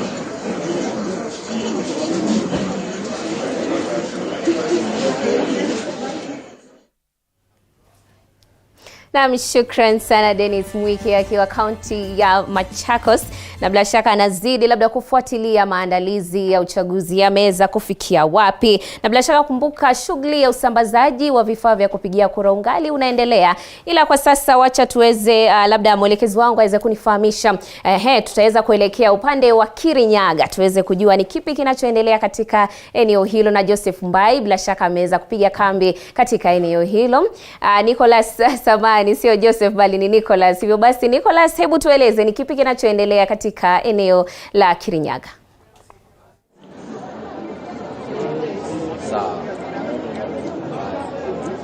Naam, shukran sana mwenzangu hapa katika kaunti ya Kirinyaga kwa sasa, na shughuli nzima inaendelea ya maandalizi ya uchaguzi 2022 kwa sasa.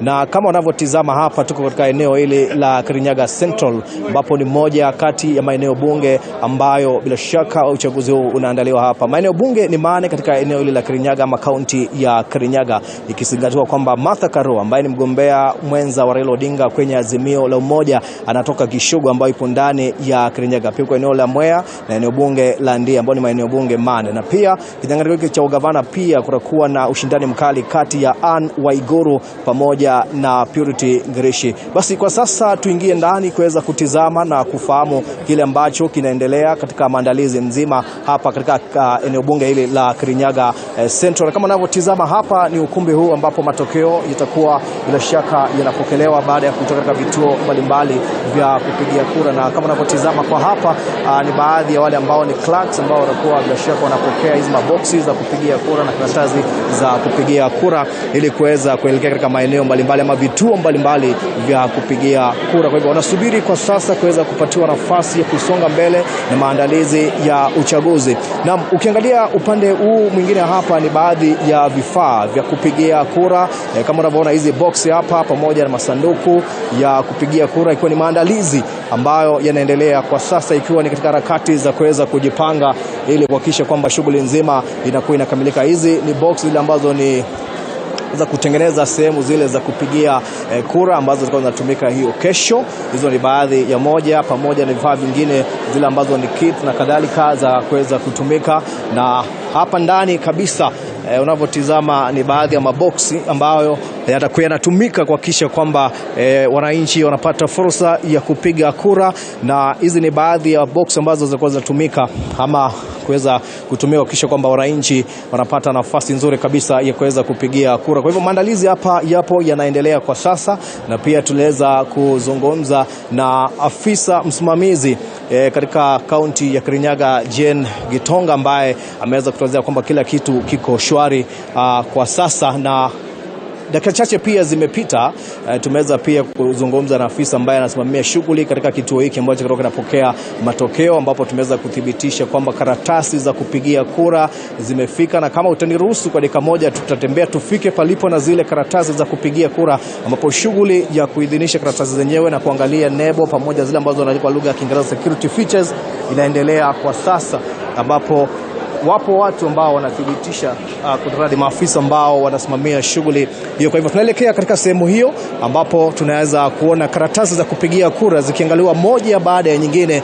wakikagua moja baada ya nyingine, ikiwa ni karatasi za kuanzia MCA, karatasi za MP, karatasi vile vile za mwakilishi wa wake, karatasi za wabunge na karatasi za magavana na pia za urais, ambapo bila shaka zipo katika maeneo hapa nyuma. Hiki ni baadhi ya chakula cha wafanya kazi ambao bila shaka watakuwa wanafanya kazi kuanzia leo mpaka kesho kutwa mtondo go mpaka pale matokeo yataweza bila shaka kutokea rasmi. Na kama unavyotizama hapa, hizi ni baadhi ya karatasi za kupigia kura kama nilivyokuelezea.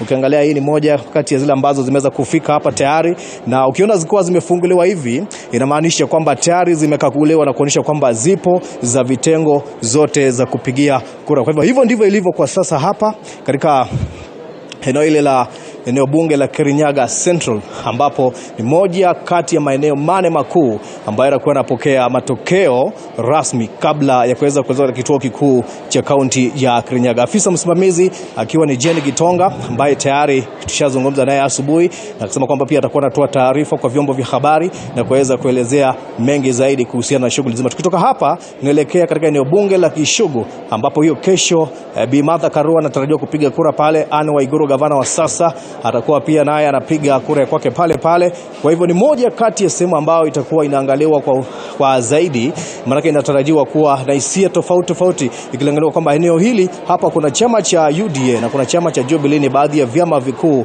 katika Mlima Kenya ambavyo kwa sasa vinaangaliwa zaidi. Kwa hivyo Martha Karua atakuwa pale, Ana Waiguru atakuwa pale, na pia gavana wa zamani ambaye ni Joseph Nditi pia atakuwa anapiga kura katika eneo la Kishugu. Kwa hivyo eneo bunge la Kishugu ni muhimu sana katika uchaguzi, hususan hapa Mlima Kenya katika eneo hili la Kirinyaga. Basi ni hayo kwa sasa kutoka hapa Kirinyaga. Utaniruhusu kuweza kuelekea maeneo ya Kishugu pia kuweza kuandalia taarifa zaidi kuhusiana na kile kinachoendelea katika maandalizi ya uchaguzi.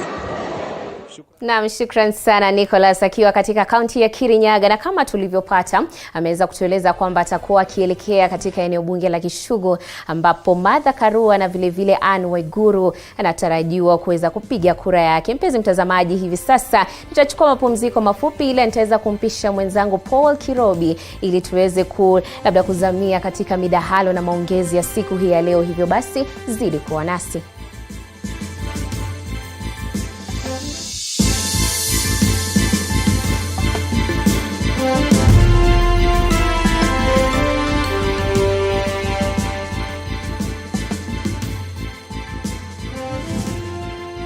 You are watching TV47, the home of untold stories.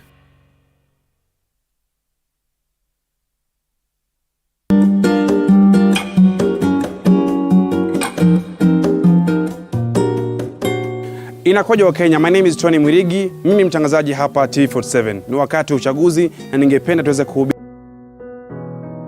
Kumbuka, Kenya is bigger than all of us. Asanteni. Want to know the meaning of a soft life? It's living with ease and accessing quality lifestyle while taking a swim. It's taking care of your body in a 5-star gym while you achieve your fitness goals. It's living in a serene and quiet neighborhood. It's about staying in a place with spacious driveways and ample parking. It's about living in a safe and secure environment. It's about convenient shopping. Soft life is living comfortable in affordable and yet an elegant space. It's everything stylish. Here's to introducing Great Rift Apartments, located at the heart of Nakuru City in Kisulisuli Estate, just a few minutes from the Central Business District. Great Rift Apartments, the hub of soft living.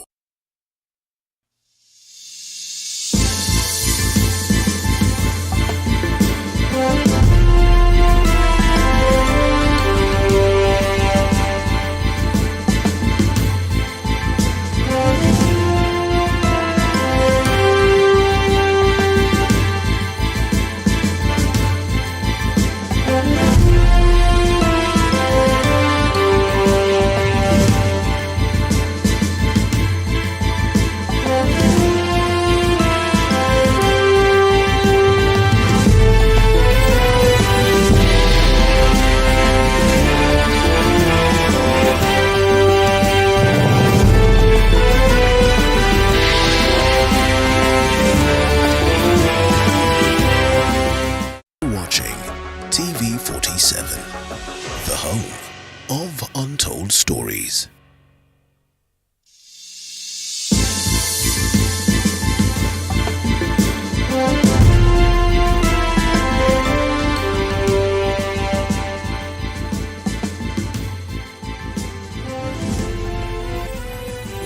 Bila shaka mtazamaji, kuanzia hapo mie nashika usukani ndani ya kipindi cha maamuzi mwaka wa 2022. Bila shaka kumbuka siku ya kesho ambapo Wakenya watakuwa wanatekeleza haki yao ya kikatiba kote humu nchini. Na kama mwenzangu Beatrice Wetare alivyoarifu, amekuwa akizungumza na waandishi wa habari ambao wamekita kambi katika vituo tofauti ambapo shughuli ama maandalizi ya kuweza kuhakikisha kwamba uchaguzi wa kesho unafanyika kwa njia huru na haki inaendelea katika maeneo tofauti. Na mimi utaniruhusu Sasa niweze kuwatambulisha tu wageni wangu ambao tayari wameshafika studioni, nikianza na upande wa mwisho Mwirigi Kamande ambaye ni wakili na vile vile mchanganuzi wa maswala ya siasa. Tunaye Muthiora Kariara ambaye ni mchanganuzi wa siasa na pia vile vile amekuwa katika kinyang'anyiro. Labda atatueleza hapo mida za baadaye kwa mapana na marefu zaidi. Ambaye ameketi karibu naye ni Meshack Odede ambaye pia vile vile ni mchanganuzi wa siasa na atatueleza chama ambacho labda kwa sasa anaunga mkono. Na ambaye ameketi karibu nami ni Dennis Nthumbi, mtaalam wa uongozi na amekuwa akishiriki katika mazungumzo ya maswala ya taifa. Karibuni sana wageni wangu kwenye studio. Asante. Tunashukuru. Asante.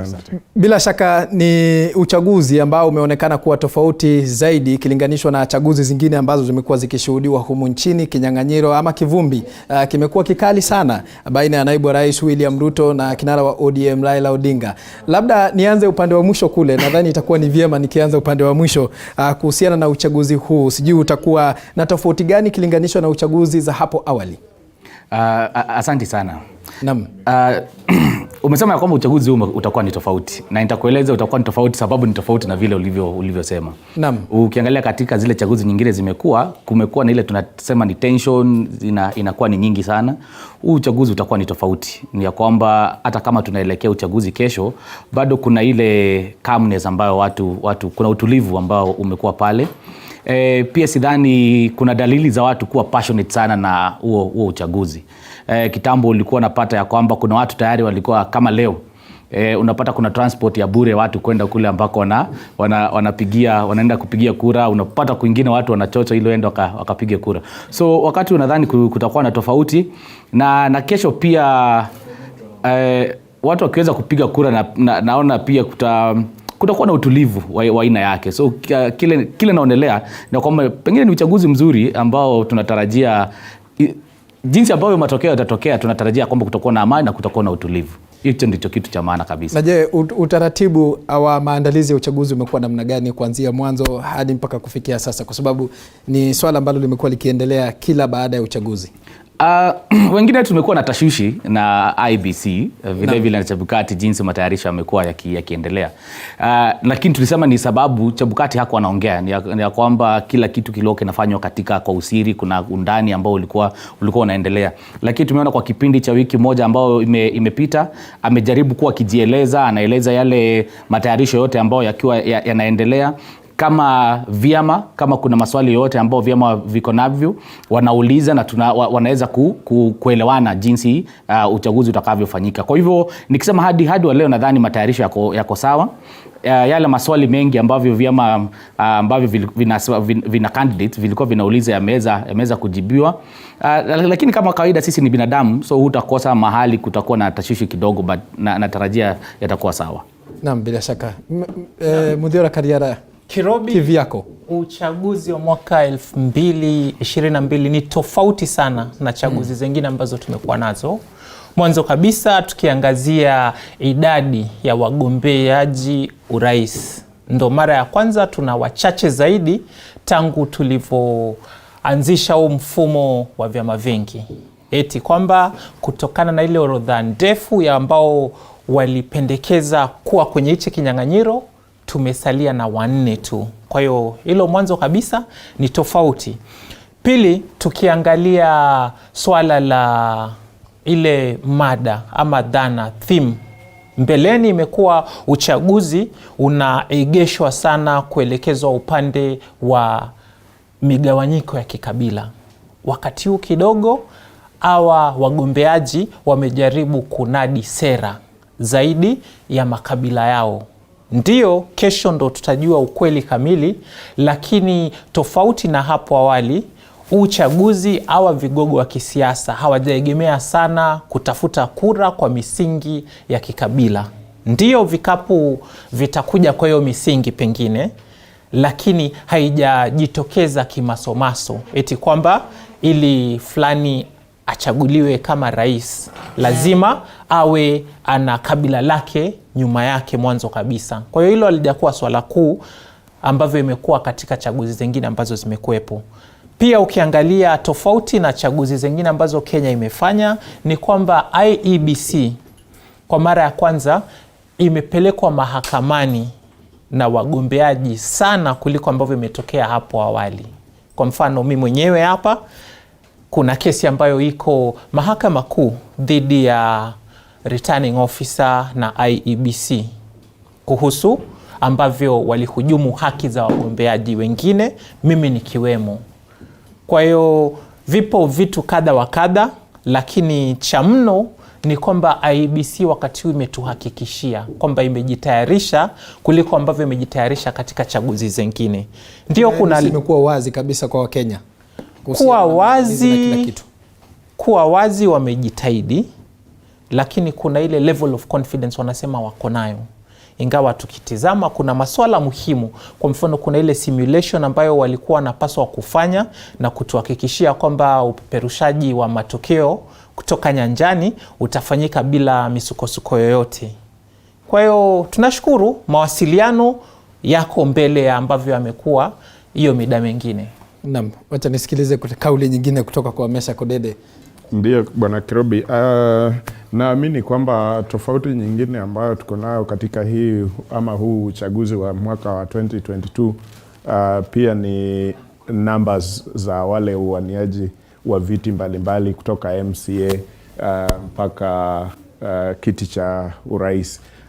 I think up to wiki jana ama wiki jana Chebukati mwenyekiti aliweza kutuambia kwamba wagombeaji viti zote zinafika 16,000 na zinginezo hapo kiasi. That is one. Alafu ya pili ni kwamba pia katika huu uchaguzi kulingana na yale ndugu yangu amesema, pia tumekuwa na observers wengi kushinda any other election tumekuwa nao hapo awali. Actually observers according to Chebukati Bwana Chairman wanazidi namba ya wagombeaji wa viti mbalimbali na hiyo inamaanisha kwamba dunia mzima wanaangalia uchaguzi wa Kenya kama kitu muhimu. Wale observers wengine wanatoka nje na kuna pia wale wanatoka ndani, but hiyo inatuambia kitu kimoja kwamba ndani na nje watu wanaangalia uchaguzi wa Kenya kama kitu ya muhimu zaidi. Na kumaanisha kwamba kuna hili swala ambalo limekuwa likitolewa na wanasiasa hata katika mkutano wa Nyayo ambayo nilihudhuria siku ya Jumamosi, kwamba baada ya uchaguzi unafaa kulinda kura. Sijui kama ni swala ambalo labda huenda likaleta utata katika uchaguzi wa kesho au la. Wacha nisikiliza kauli kutoka kwa Dennis Nthumbi. Asante sana. Naam. Na kitu cha kwanza ningependa ni kusalimia wananchi na watazamaji na kusema asante kwa kunialika. Cha muhimu sana ni kushukuru Mungu kwa mahali ambapo ametufikisha kama Kenya na Wakenya, kwa kutupatia amani na kwa vile tuko na imani kwake. Naam. Kwamba ameshikilia nchi yetu, tujaona vurugu, hata kama unajua kwamba siasa ilikuwa kali, nafikiria kuzidi siku zingine, lakini Mungu ametushikilia hata kama tumepitia mambo na majambo mengi. Tumetoka katika msimu wa pandemic, tuko katika muda wa njaa kubwa, kuwekelea ugali kwa meza ni shida, lakini Mungu ametupatia amani ya kwamba leo kama wananchi tunaweza kaa hapa tuongee, na kesho tena tutaenda tupige kura ili tuamue rais mgani ambaye atatuongoza kutoka zile shida ambazo tunaona, na pia rais mgani anaheshimu Mungu, kwamba ndio hiyo sauti ya Mungu iweze kusikika Kenya. Kitu cha muhimu ningependa kusema ni kwamba kuna mambo muhimu ambayo tumeyaona na ni mambo ambayo ya kidemokrasia.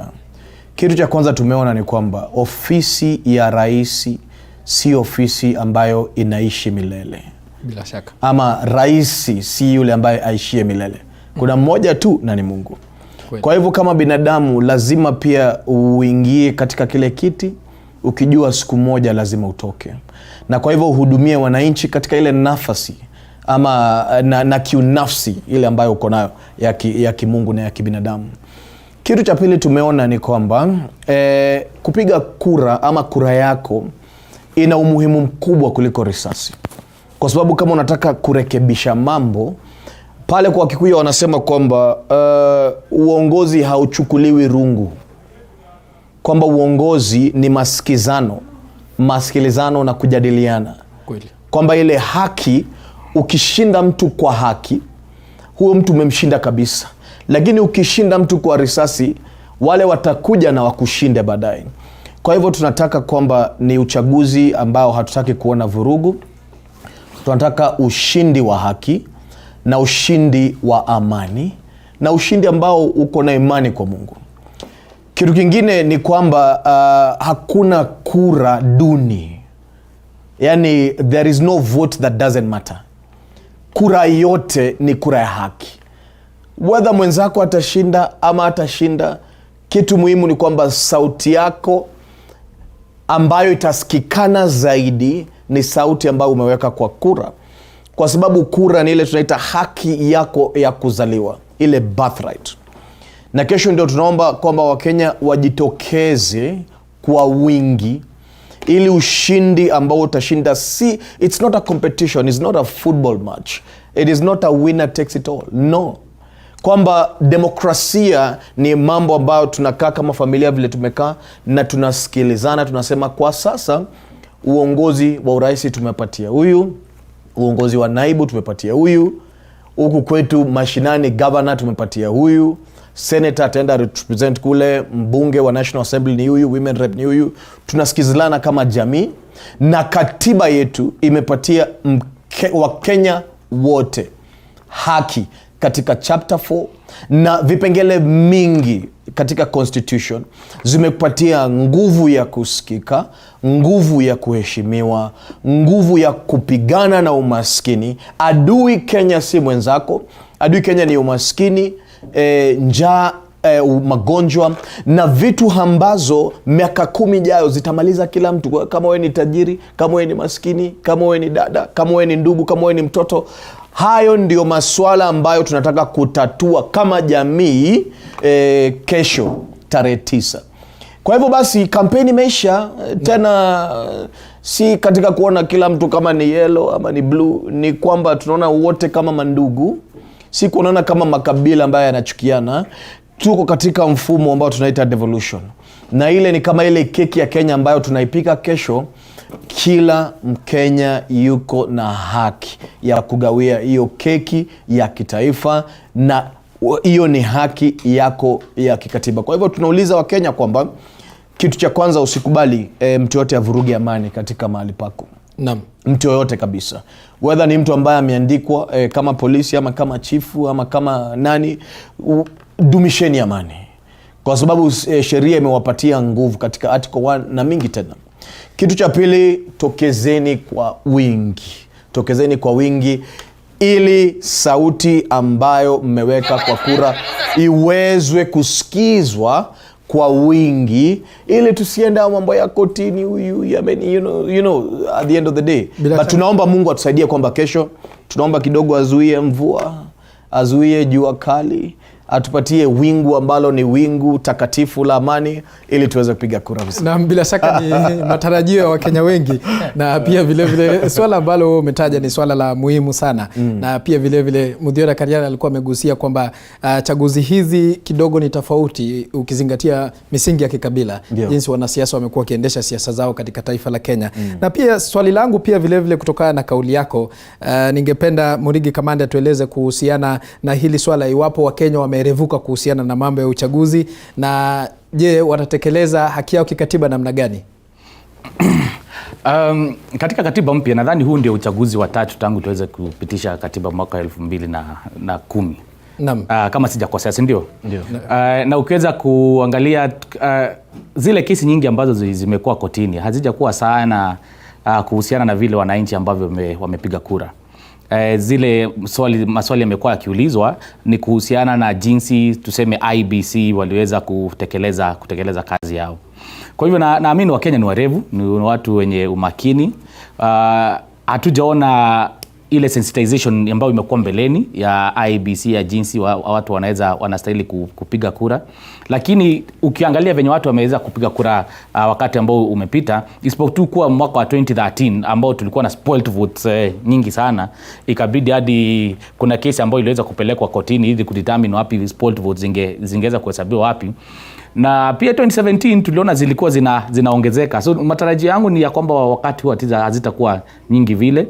Ni ya kwamba Wakenya wanaelewa jinsi ambavyo wanastahili kupiga kura. Either weke alama ya tick ama weke X, ama kama ni thumbprint weke kwa yule mtu mmoja ambaye unastahili kumpigia. Na kama wewe ni wale ambao tunasema hawajasoma ama ni illiterate, usiende kufanya makosa pale. Ni ya kwamba sheria inakuruhusu uweze kuwa assisted voter ama uweze kusaidiwa katika kufanya nini, katika kupiga kura. Kile unachohitaji tu ni presiding officer ambaye atakuwa pale aweze kuidentify pamoja na wale maagent wengine. Kazi yake tu ni kukueleza si kukupigia kura, ni kukuonyesha jinsi ya kukuelezea jinsi ambayo unastahili kupiga kura. Kwa hivyo najua hiyo intelligence iko ya watu na wataweza kupiga kura jinsi inavyostahili. Na tusiharibu hii kura. Kama unataka kwenda kuharibu kura, kaa nyumbani usiende kuipiga, badala ya kupea watu kazi kuhesabu kura ambazo zimeweza kufanya nini, kuharibika. Lakini pia nitaweza kuelezea kuna jambo ambalo linakuwa ni la spoiled votes pia, ya kwamba kama mpiga kura ukienda pale uone umefanya makosa, ni ya kwamba unayo haki ya kuweza kumuelezea yule presiding officer ambaye ako pale ya kwamba nimefanya hii makosa. Na sheria inakuruhusu kuna allowance ya kura nyingine moja, kuweza kupewa kura nyingine moja ili uweze kufanya nini, kuweza kurekebisha makosa yale. Ndio. Acha nisikilize kutoka kwa Muthiora Kariara. Sijui kama unakubaliana na kauli yake Mwirigi Kamande kuhusiana na maswala ya uongozi na iwapo Wakenya wameerevuka. Wakenya wakati huu wameerevuka kweli. Nafikiri kiwango cha elimu kinaenda kikikwea, na ipo siku tutakuwa tumefikia pale ambapo tulinuia demokrasia yetu ifikie. Manake ukitembea mtaani, wananchi sahi washajiweka kwenye ile akili kwamba kesho ni uchaguzi na Kenya itasalia kuwepo.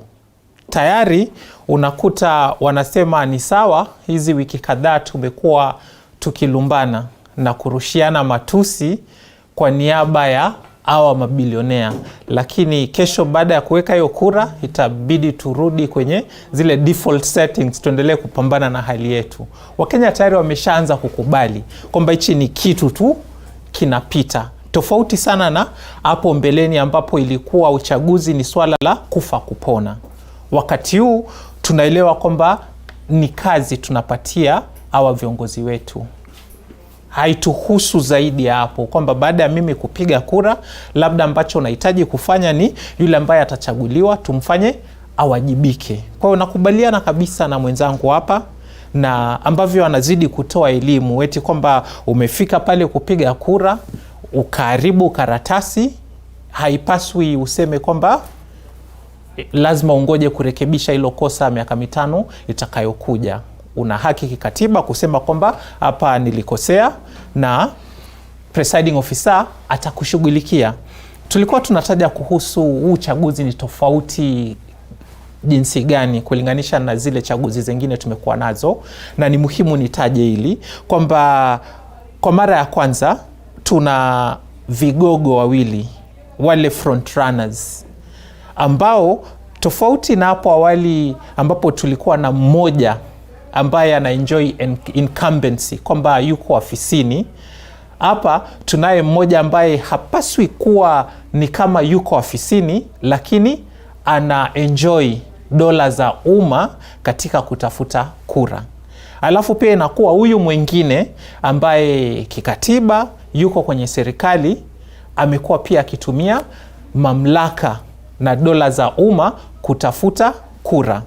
Kwa hiyo mimi mtazamo wangu ni kwamba tofauti na chaguzi zingine ambazo tulikuwa na mrengo mmoja ambao unatumia dola za umma visivyo kinyume na sheria, wakati huu tunao wote wanakiuka hiyo sheria. Na sio pale juu tu, ukishuka hata kwenye magavana. Kwa mfano twende gatuzi la Kisii, kuna yule gavana ambaye anaondoka, ambaye kuna yule angependa mrithi. Unaona anamsukumia uzito kutumia dola za umma. Na nadhani hilo ni swala ambalo limekuwa likitokea kila baada ya uchaguzi, kwa sababu kuna wale ambao wako ofisini na kuna wale ambao ndio wanajitosa katika uwanja wa uchaguzi. Na mimi nitarejea na swala ambalo Dennis Nthumbi alikuwa ametaja hapo awali kuhusiana na siasa za sera ama siasa za uchumi na kuboresha taifa, iwapo tumefika hapo ama bado. Lakini kwa sasa niruhusu tuvuke katika jiji la Nairobi ambapo mwanahabari wetu Andin Kilemi amekita kambi. Nadine Kilemi, kama unanipata kwa njia iliyo safi zaidi, hebu tuelezee hali iko namna gani katika jiji la Nairobi. Asubuhi nilipokuwa katika mji huo, kuna baadhi ya maduka ambayo yalikuwa yamefungwa. Sijui kama shughuli bado ingali inaendelea na idadi ya watu imeongezeka katika jiji la Nairobi ama bado.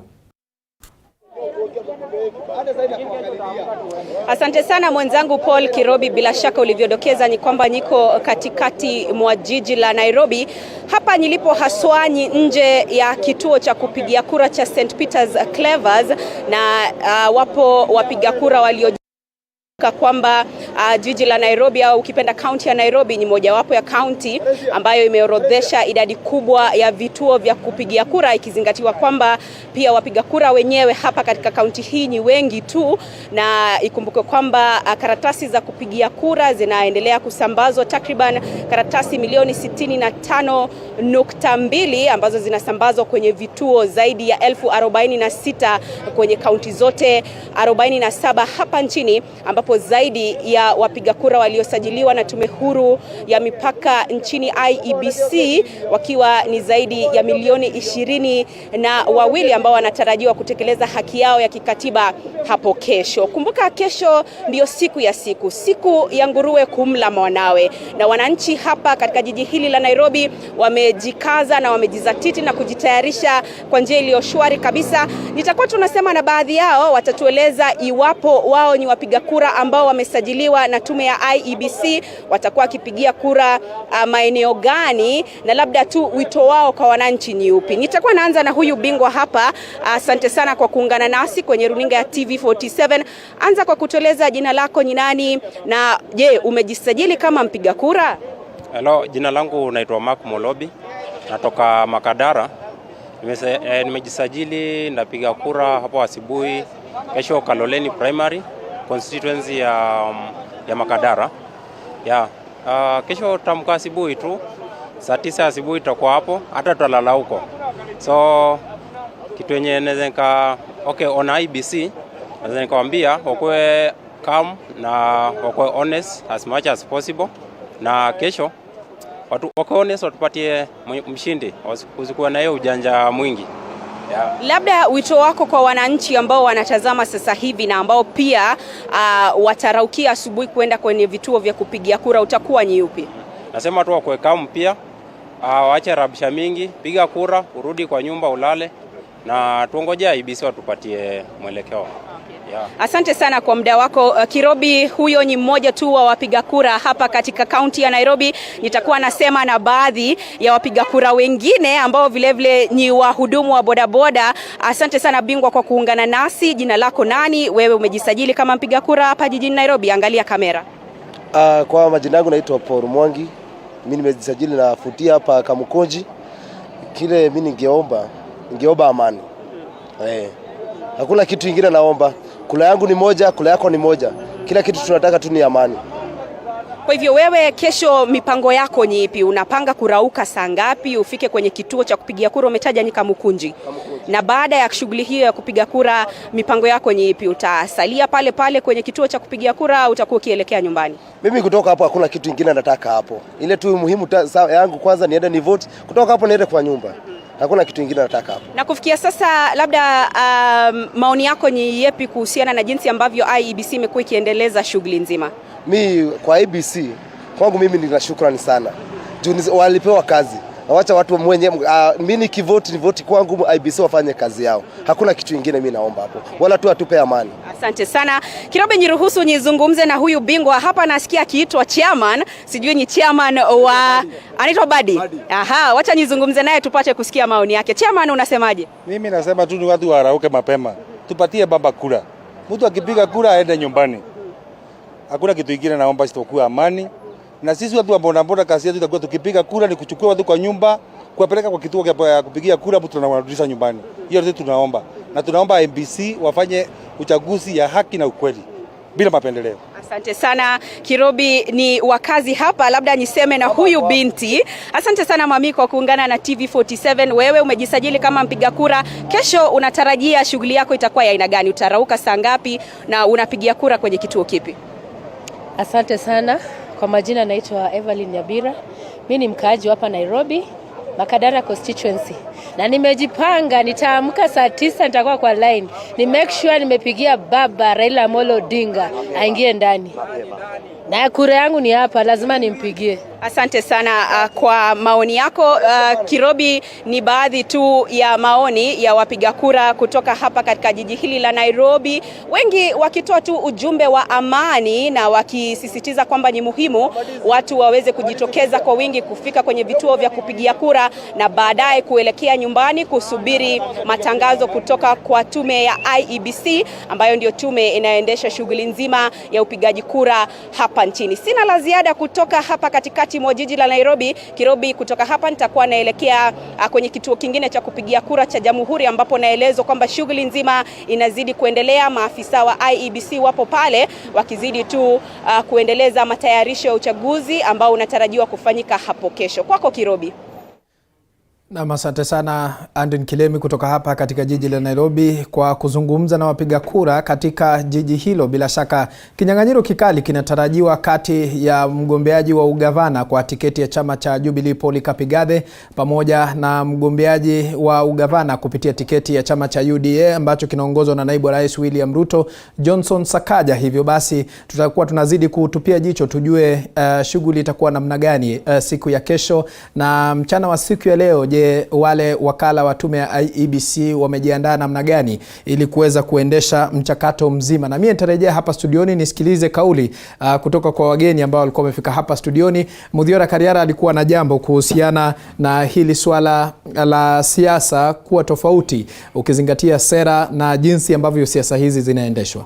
Naam, ukiangalia kwa mfano au wananchi ambavyo wako ni watu ambao ukitizama wako kwenye shughuli zao. Sio wale unaweza ukasema ni kama idlers. Lakini wanasema kuwa kesho watarauka mapema. Umesikia wakitaja kwamba ikifika saa 9 atakuwa yuko kwenye foleni tayari. Kumbuka tulipewa kesho ni sikukuu, hamna kazi. Lakini wananchi tayari hata bila ya kusukumwa wanasema watajihusisha na mchakato ili matokeo yawe bayana mapema, Kenya isonge mbele. Kwa hiyo uchaguzi ni tofauti sana na zile chaguzi zingine tumekuwa nazo, kwa kuwa kidogo Mkenya anazidi kuelewa jukumu lake kama mwananchi. Ni mwanzo mwema na nina imani kwamba sio sasa tu. Hii safari ambayo tunakaa ni kama tunainuka, itaendelea na ipo siku tutafika. Mwanasiasa hata hitaji kumhonga mwananchi ili ampe kura yake. Tutakuwa tume-embrace democracy kwa ufafanuzi wa hilo tamko. Vile ambavyo tuliweka kwenye katiba kwamba Kenya litakuwa ni taifa lenye uongozi wa Kenya kutokana na watu, unaohudumia watu, itakuja kuwa siku moja. Wacha tutadhibitisha kile ambacho umezungumza hapa.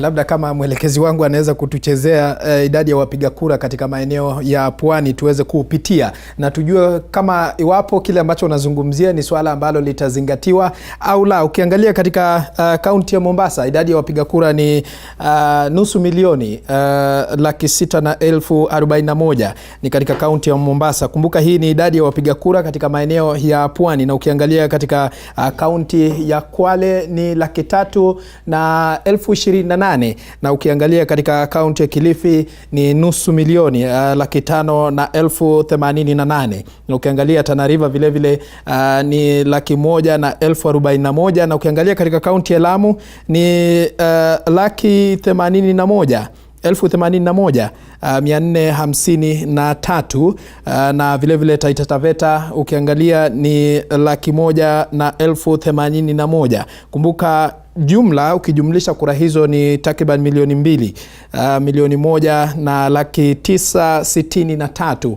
Kumbuka hizi ni idadi ya wapiga kura kutoka maeneo ya Pwani. Na tukiachana katika maeneo ya Pwani pia vile vile tukiangazia katika idadi ya wapiga kura magharibi mwa Kenya, kaunti ya Kakamega ni kaunti ambayo viongozi kadha wa kadha ikiwemo naibu wa rais William Ruto na kinara wa ODM Raila Odinga wamekuwa wakipiga kambi katika maeneo hayo.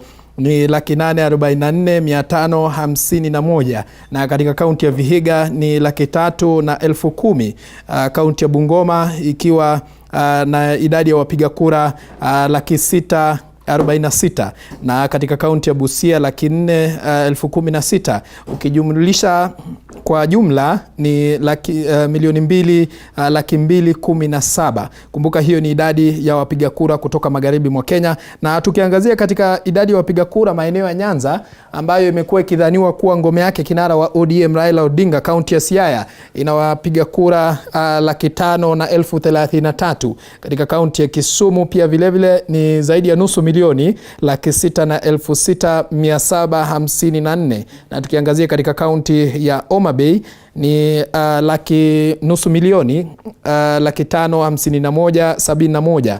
Na katika kaunti ya Migori ni 469,019.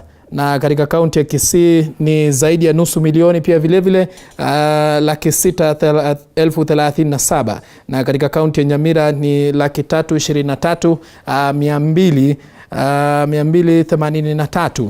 Ukijumlisha ni zaidi ya kura milioni 3. Kumbuka hii ni idadi ya wapiga kura kutoka maeneo ya Nyanza, na ukiangalia katika eneo la Nyanza ina kaunti 1, 2, 3, 4, 5, 6, 7. Katika kaunti 7 ina zaidi ya idadi ya milioni 3 ambayo imekuwa ni ngome ya kinara wa ODM Raila Odinga kwa muda. Na ningependa kudhibitisha kile ambacho Muthiora Kariara alikuwa amezungumzia hapo awali, ndiposa nikaweza kusoma zile idadi ya wapiga kura. Ukiangazia katika maeneo ya Pwani jumla ni zaidi ya milioni 1 na 963,000. Meshack Odede, ukiangalia eneo la Pwani imekuwa ni eneo ambalo imekuwa ikidhaniwa kuwa ngome yake kinara wa ODM Raila Odinga, na hapa Muthiora Kariara ametaja kwamba siasa za mwaka huu ni siasa ambazo kidogo imeweza kuchukua mkondo mwingine, ukiangazia iwapo viongozi wamekuwa kitekeleza yale ambao wamekuwa kisema ama hawajatekeleza. Sijui kama unakubaliana na kile ambacho Muthiora Kariara ametaja hapo awali. Kirobi, naweza sema kwamba si kwamba imedhaniwa, imekuwa ngome za Raila Odinga. Labda mambo yamebadilika kwa sasa, huwezi kujua labda sababu mambo yanaweza badilika, but hapo awali imekuwa ngome za Raila Odinga. Kama kutakuwa na mabadiliko, pengine kuna signs tungeweza kuona kwamba hapa kimebadilika kiwango fulani. Kwa nini tunasema kwamba for example eneo la Mlima Kenya imekuwa kwa katika hii uchaguzi imekuwa ngome ya Bwana William Ruto? Kwa sababu pengine kuna sign moja au mbili tunaona ikiwa inaendelea pale, na pengine kulingana na wagombeaji wa viti tunaona kila mwanasiasa pengine amejaribu kugombea kiti chake katika chama cha William Ruto. Hiyo itakuonyesha kwamba pengine wamesoma ground, wakaona kwamba wengi wa wapiga kura wako upande huo, so wanajaribu kuegemea upande ule ambao iko na wapiga kura. The same tungeona kwamba kama kuna wengi zaidi ambao wamewacha kuwania viti zao katika chama au mrengo ambayo iko na Raila kama kiongozi wao, tungesema kwamba huo ngome sasa hivi si wa Raila Odinga, kwa sababu tumeona watu wengi ambao wanagombea viti wamekimbia wakigombea upande ule mwingine. Lakini kwa sasa sidhani kama hiyo ndio yale yanaendelea pale Pwani. Mambo ni tofauti Pwani. Naona bado ni ngome ya Bwana Raila Odinga. Na pia Muthiora Kariara ametaja swala la sera na kila wakati ukiangalia wanasiasa wanapokwenda sehemu za Pwani wanaongelea maswala ya bandari na pia vile swala la shamba ambalo limekuwa ni tata na imekuwa ikichukuliwa kama ni ngome yake kinara wa ODM Raila Odinga maeneo ya Pwani. Kwa sababu ni swala ambalo limetekelezwa ama ni sera tu zimekuwa zikisemwa na wanasiasa. Haijatekelezwa kikamili, lakini kuna attempt ambayo serikali hii imejaribu kujaribu kutekeleza, ingawaje haijafika kiwango cha ambacho wapwani wenyewe wangeridhika nayo kabisa. Kwa hivyo hiyo ndio sababu bado imekuwa swala katika hili uchaguzi. Kila mgombea viti wa urais wakifika pale wanawatajia mambo ya bandari na wanataja mambo ya mashamba, kwa sababu wanajua wananchi wangetaka kujua zaidi kwamba ukichukua uongozi utafanya nini kuhusu mambo ya mashamba na bandari ambayo ilikuwa inaleta uchumi bora katika eneo hile. Kwa sasa hivi kila mmoja wao amejaribu kuongea kwa upande wake. Umesikia naibu wa rais akisema, akiambia wananchi wa pwani kwamba yeye hakuwa wakati bandari ilikuwa inatolewa hapo, hata hakuwa, lakini wengine wetu tunajua alikuwa, kwa sababu nakumbuka vizuri wakati Joho akipiga kelele na anaambia bwana Joho kwamba wewe ni academic dwarf, ndio sababu hauelewi kinachoendelea hapa, uelewi ni nini tunajaribu kufanya, wakati walikuwa nataka kuchukua bandari kuleta huku. Kwa sasa hivi anasema yeye hakuwa, na mambo hayo yalitendeka Raila Odinga na Joho wakiwa na Uhuru Kenyatta. Kwa hivyo nadhani bado hayajatekelezwa vizuri kwa jinsi ambavyo wananchi wa Coast wangetaka mambo ya bandari ifanyike na mambo ya mashamba. Naam. Wacha nisikilize kauli kutoka kwa Dennis. Asante. Nafikiria tukiongea maswala ya ngome, nitaongea kwa usanifu mzuri na statistics.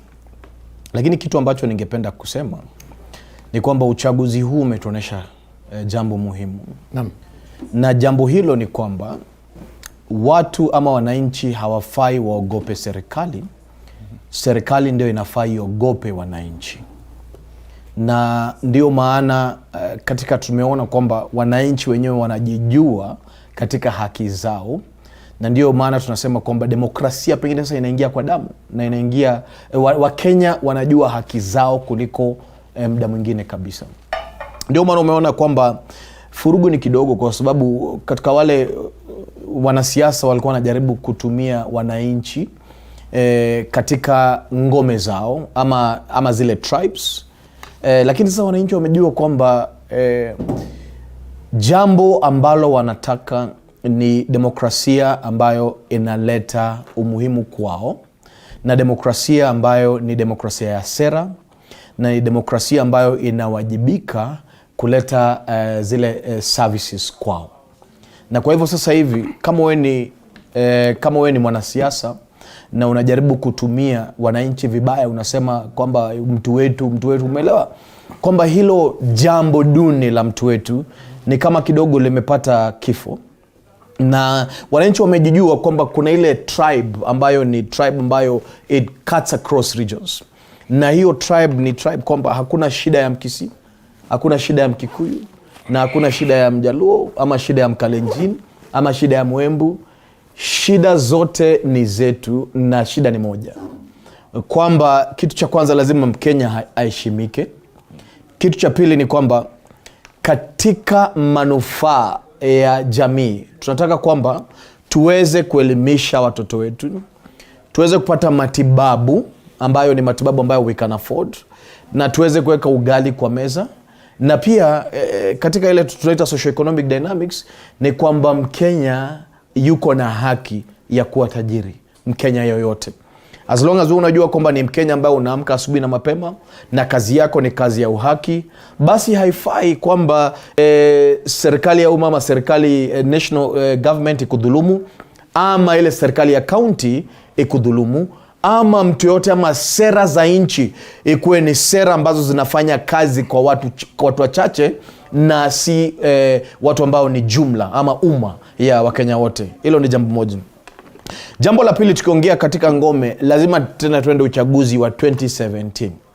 Na katika uchaguzi wa 2017 tutaangalia ile formation ya NASA, na tutaangalia Jubilee, na tuangalie katika zile formation ya NASA ambayo ilikuwa coalitions kadha wa kadha, nani wametoka, nani wameingia. Na katika sasa hii formation mpya tunaona ya Kenya Kwanza, tujiulize ya kwamba nani ambayo yuko ndani katika information ya Kenya Kwanza, kwa sababu tuko katika ile coalition government.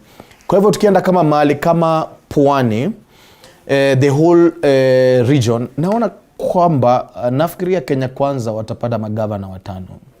Na hiyo si siasa, tunasema katika ile hesabu, kwa sababu ukiangalia Kilifi, 90% ya wale ambao wamechaguliwa waliingia Kenya Kwanza. Kwa hiyo hakutakuwa na nusu kugawana kura. sidhani kama kutakuwa na nusu, kwa sababu naangalia ngome zile ambazo zilikuwa NASA na naangalia katika zile ngome ambazo wamegawana sasa hivi.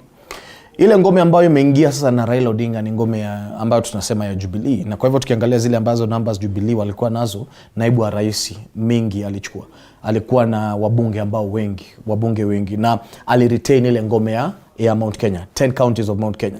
Katika hizo 10 counties of Mount Kenya, perhaps unaweza sema Governor Mureithi na wengine wawili pengine pekee ndio hawako na naibu wa rais, lakini 8 counties within the Mount Kenya regions, most of them, almost 100% of all elected leaders wako katika Kenya Kwanza.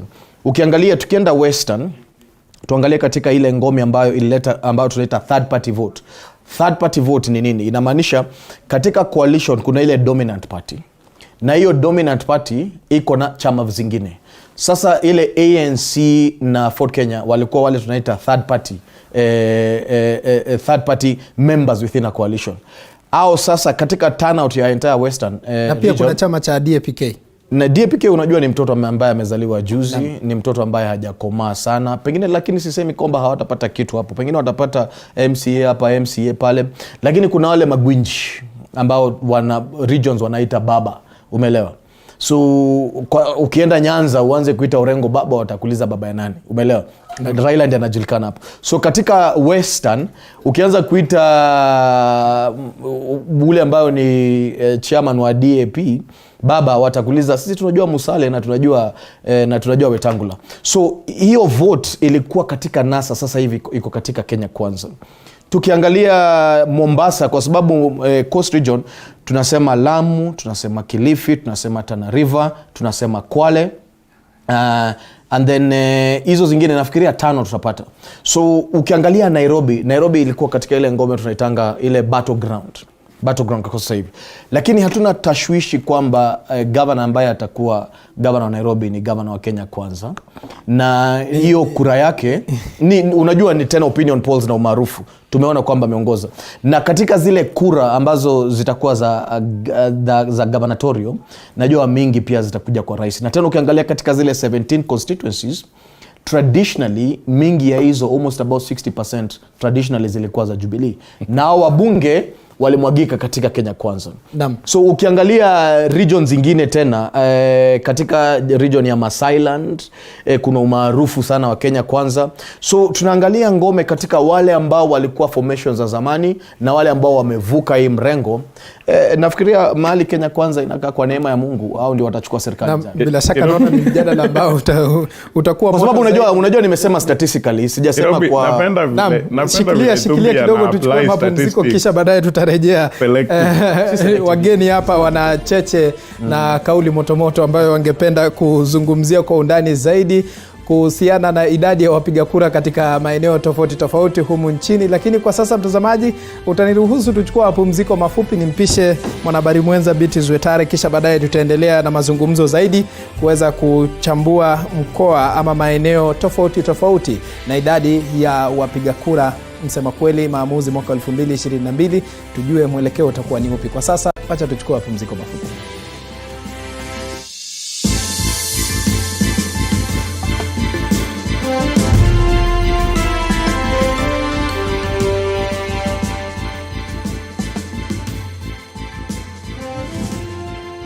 You are watching TV47, the home of untold stories.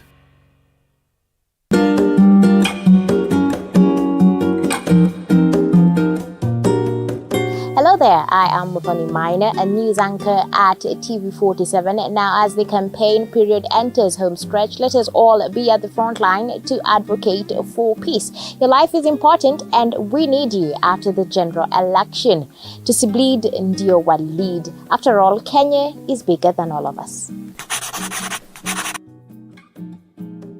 The new Kasarani Sports View Hotel is a state-of-the-art hotel located along Isipa Road off the modern Thika Superhighway. Enjoy well-equipped comfortable halls and boardrooms accommodating up to 1,000 people. We have elegant, spacious and well-appointed rooms with several types to choose from to meet your needs.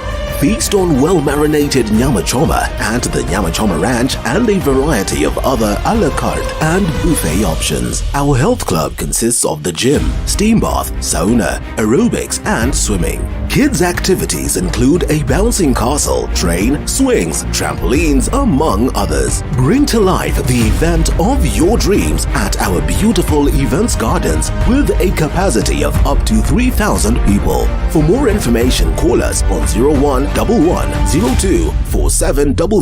The new Kasarani Sportsview Hotel. Country tranquility in the city. Tricent School of Medical Health Science and Technology is a premier training institute for market-driven courses. With state-of-the-art facilities, competent and dedicated members of staff, and linkages with the medical industry, you are assured of a bright future when you study with us. Enroll today in our campuses at Juja, Nairobi West, Kisumu, and Homa Bay. Usiyakubalie maumivu ya misuli kukatiza ratiba yako. Kaluma Pain Balm ni dawa ya kusugua iliyotengenezwa kutoka kwa miche maalum ili kutuliza maumivu ya misuli. Kaluma Pain Balm. Maumivu yakizidi, pata ushauri wa daktari.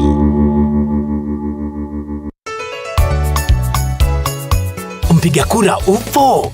IEBC imeweka mikakati kurahisisha utaratibu wa kupiga kura. Uingiapo kituoni, utahitajika kuwasilisha kitambulisho au pasipoti yako kwa karani wa IEBC. Maelezo yako yatathibitishwa kwenye mtambo wa KIMS. Baada ya kutambulishwa, utapewa karatasi 6 za kura zenye rangi tofauti za nyadhifa mbalimbali. Elekea kwenye sehemu iliyotengwa kupigia kura kwa siri na uweke alama moja tu kwa kila karatasi kumchagua kiongozi umtakaye. Kisha tumbukiza kila kura kwenye sanduku lenye kifuniko cha rangi sawa na kura yako. Mwishowe utapakwa wino kwenye kidole na uondoke kituoni. IEBC, your vote, your future. Authentic, natural, planned. You have to take measurements of the user. After doing my assessment, I get to know the parent, I get to know the Transforming. Disability comes at different stages. Endless benefits.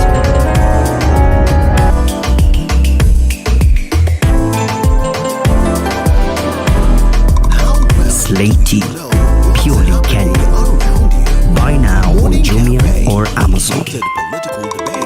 Baraza la Siasa. TV47, the home of untold stories.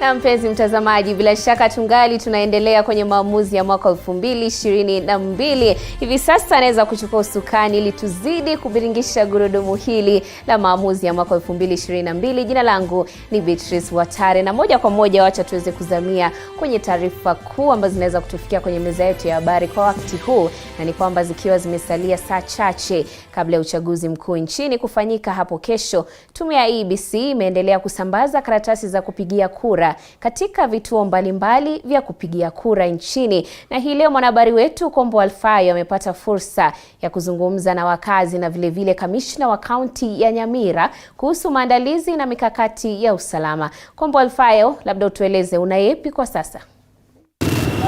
Naam, asante sana na kupata vyema kabisa kutoka gatuzi hili la Nyamira, ambapo leo tunaenda kuangazia matayarisho ya IEBC ama tume ya IEBC imejitayarishaje ili kufanya uchaguzi huu tarehe 9 Agosti, ambapo ni siku ya Jumanne hapo kesho.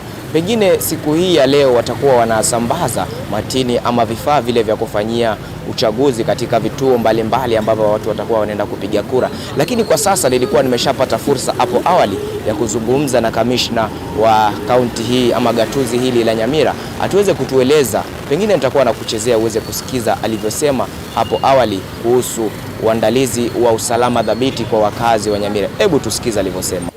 My name is Leslie Mweko, the County Commissioner Nyamira. I am here with my County Security and Intelligence Committee. We've just finished a meeting on preparedness of Tuesday's election, and we have also had one officer from IEBC the county election coordinator or manager, and we are just assessing how prepared are we. And this might be our final meeting, probably if there will not be any crisis. And we have talked a lot. I am here to tell you that, and to tell our citizens from Nyamira especially, that we are well prepared. They should not have any cause of worry. We have arranged ourselves. As you know, election is not IBC alone. It's a multi-agency. Just like any other arrangement in the government nowadays, everything is multi-agency. So that's why we have all the departments working together to deliver credible elections. So we have arranged that all our 643 polling stations will have enough officers, both from IBC and from the Ministry of Interior. And we don't anticipate anything bad. No. Nobody will remain in the polling station.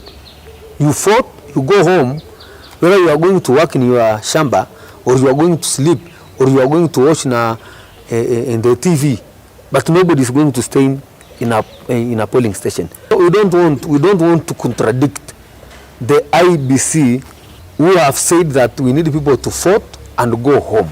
We have agents. That's why we have agents. So why are voters going to be stranded around polling stations to do what? Tell me what will be their work.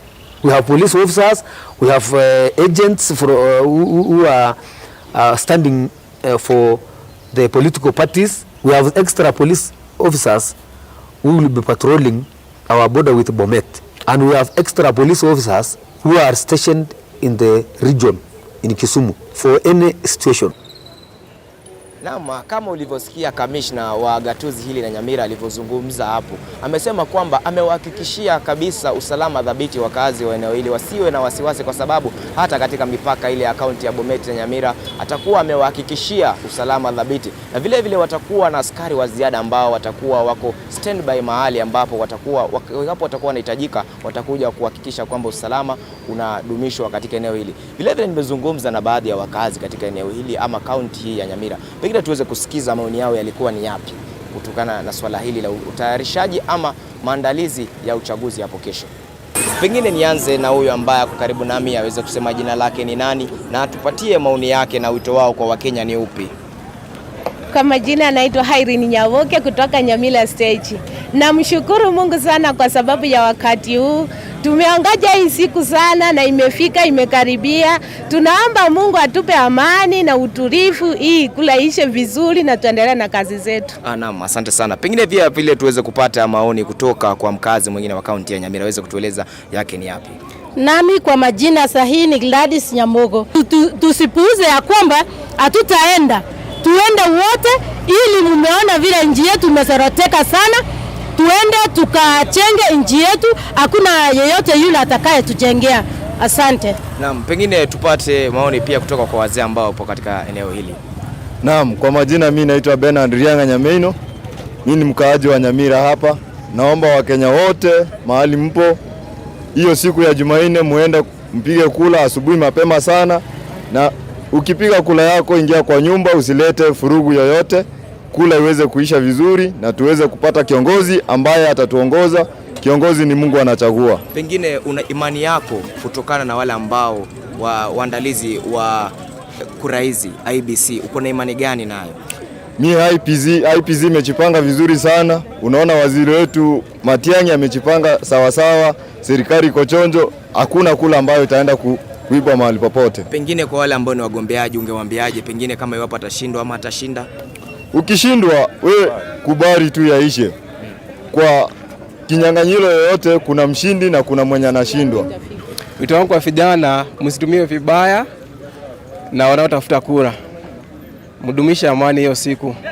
Naam, asante sana. Kama ulivyosikia wito wa wakazi kutoka kaunti ya Nyamira, wao wanazidi kuomba amani, amani, amani. Na wanasema wapo na imani na tume ya IBC kwamba wamejitayarisha vyema kabisa na wanasubiri siku hiyo ya tarehe 9 ili waweze kujitokeza kwa wingi ili waweze kupiga kura yao na waweze kurudi nyumbani ili waweze kungojea matokeo. Vile vile ulivyosikia ni kwamba wanaomba wale ambao ni wagombeaji wakiweza kushinda ama ukiweza kushindwa uweze kukubali matokeo hayo.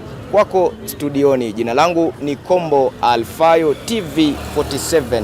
Kwako studioni. Naam, shukran sana Kombo Alfayo, bila shaka yuko katika kaunti ya Nyamira, na ujumbe ambao tumeweza kupata ni kwamba wakazi katika eneo hilo wako tayari, wako ange kuhakikisha kwamba wanapiga kura ifikapo kesho kutoka mwendo wa saa 12. Na bila shaka tumeweza kupata kwamba kamishna wa kaunti hiyo ameweza pia kutoa wito kwa wakazi kujitokeza kwa wingi ili kupiga kura, na bila shaka pia ameweza kusema kwamba usalama utadumishwa. Mpenzi mtazamaji, wacha tuvuke moja kwa moja hadi kwenye kaunti ya Kisumu tujue kinachoendelea. Tuko katika kaunti hii ya Kisumu ambapo shughuli tu ni mingi hapa kaunti hii ya Kisumu. Tunazungumzia swala zima la matayarisho ya uchaguzi. Hapa katika kaunti ya Kisumu tuko katika kituo cha mabasi. Kwa hivyo hapa shughuli ni mingi. Kama mpiga picha wangu wanaweza onyesha tu jinsi vile wasafiri wanasafiri kutoka sehemu mbalimbali. Wengine wamesafiri kufika katika jiji hili la kaunti ya Kisumu ili kwamba waweze kupiga kura ama waweze kushiriki katika zoezi lile la kupiga kura. Kwa hivyo nitaweza kuzungumza na baadhi tu ya wakazi hapa kaunti ya Kisumu. Pengine watuambie tu hisia zao ni gani kuhusiana na uchaguzi ambao utakuwa unaendelea pale kesho. Karibu sana ndugu yangu, na utaanza kwa jina na utuambie wewe unajihisi vipi katika uchaguzi wa kesho? Na wewe je, ni mpiga kura? Yes, mimi nimepiga kura ya Kisumu Central. Nimeona kama watu wako sawa, wamesanunua firimbi pia bei yake iko juu sana leo. Leo firimbi ni 30 bob. Kila mtu ananunua mafirimbi. Kwanza saa 10 wameanza kupiga mafirimbi. Wanataka kutoka kuenda kupiga kura. Lakini salama nimeona kama iko Kisumu, Kenya mzima nimeona kama mwaka hii hakuna vita. Mwaka hii hakuna vita kabisa. Pengine umeridhika na maandalizi ya uchaguzi ambayo yamefanywa na IBC? Kuna shida, hata hiyo ya manual pia ni sawa, digital pia ni sawa. Vile serikali ameamua ni sawa. Na furaha Kisumu Kisumu kuna furaha sana, na tunafurahia sana kwa uchaguzi ya kesho, na tunajua leo kwanza kitu saa 12 tutashinda pale kwa police station, tukikaa tukingojea matokeo ni nini. Hakuna kulala, na tuko na furaha na tuko na peace in Kisumu. Nasema ni asante kwa kila mtu. Asante sana. Haya, wewe kama mkazi wa Kisumu, hisia zako ni zipi hasa uchaguzi wa kesho? Hisia zangu ni hivi, kitu ya kwanza sisi tumeka sisi wote kama wana stage tunaona uniform. Tutaenda kuchagua mwenye unataka. Hakuna vurugu, si unaona shughuli zinaendelea. Angalia pande ile, shughuli zinaendelea. Sisi tutapiga kura yetu kwa amani, tunachagua mwenye tunataka. Hivyo tusiwezi taja hapa. Kwa faida tu ya mtazamaji ni kwamba kaunti hii ya Kisumu ina zaidi ya wapigaji kura takriban 6,754 ambao wanapatikana katika maeneo bunge 7, ambapo hapo sehemu ambayo tulipo sasa hivi ni sehemu ama ni eneo bunge la Kisumu ya kati ama Kisumu Central kwa lugha ya Kimombo, ambao eneo bunge hili lina ushindani mkubwa sana kwa sababu chama cha ODM kinataka kutawala katika eneo hili, lakini yule mbunge ambaye anakalia kiti hichi ambaye ni Fred Ouda anawania kiti hichi kwa tiketi ama kwa independent ama tiketi huru. Kwa hivyo ni baadhi tu ya hisia ama maneno ambao wakazi wanasema kwamba uchaguzi huu utakuwa amani. Na hapo jana ni kwamba tuweza kuongea na msimamizi wa uchaguzi kaunti ya Kisumu Bwana Solomon Mdanya, ambaye ametuhakikishia kwamba stakabadhi zile za kupiga kura tayari zimefika katika maeneo yale ya kuhesabu kura ama tallying centers. Kwa hivyo tunazuru katika maeneo haya ili tuweze kutathmini, je, ni kweli zile materials zimefika kule katika maeneo hayo ama tu ni maneno yake tu ya yule msimamizi wa uchaguzi hapa kaunti ya Kisumu. Asina la ziada, tutakuwa tunajuza watazamaji wetu katika habari zetu ambazo zinaweza kuchupika katika kaunti ya Kisumu. Kwako studio.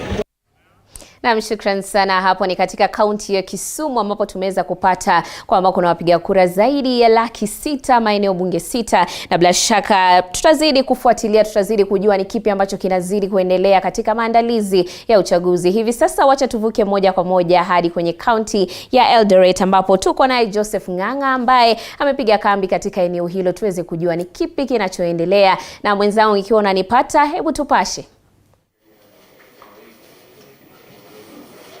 Na Beatrice, kama unavyoona ni county ya Uasin Gishu, si county ya Eldoret. Na hivi leo kama mpiga picha wangu anavyokuona kwamba wafanyikazi wa IEBC wanaendelea kuyakagua vifaa vya uchaguzi ili wapeleke katika vituo vingine vya kupiga kura. Na kama unavyojua ni kwamba county hii iko na idadi ya wagavana wanaowania kiti ni 3, seneta ni 2, kiti cha women rep ni 2, na kiti cha eneo bunge ni wengi, na labda sitaweza kuongea na wote, na labda niweze kuongea na msimamizi wa kituo hiki. Madam, pole. Hafla hii tueleze kwa majina ni nini hasa kinachoendelea? Saa hizi tunajaribu confirm the ballot papers zenye tuliletewa for the 6 elective positions, tujue the quantity that is required iko sawa ama hapana, ndio waende field. Hiyo ndio tunafanya saa hii. Sasa tunajaribu kuhesabu, kukakua, tujue ni polling station ni sawa, the quantity required ni sawa, alafu tutawa release. Labda vituo vya kupiga kura ni ngapi katika eneo bunge hili la sasa? Tuko na 135, alafu na prison moja inaitwa Ngeria Farm Prison. Sasa kwa zote total ni 136.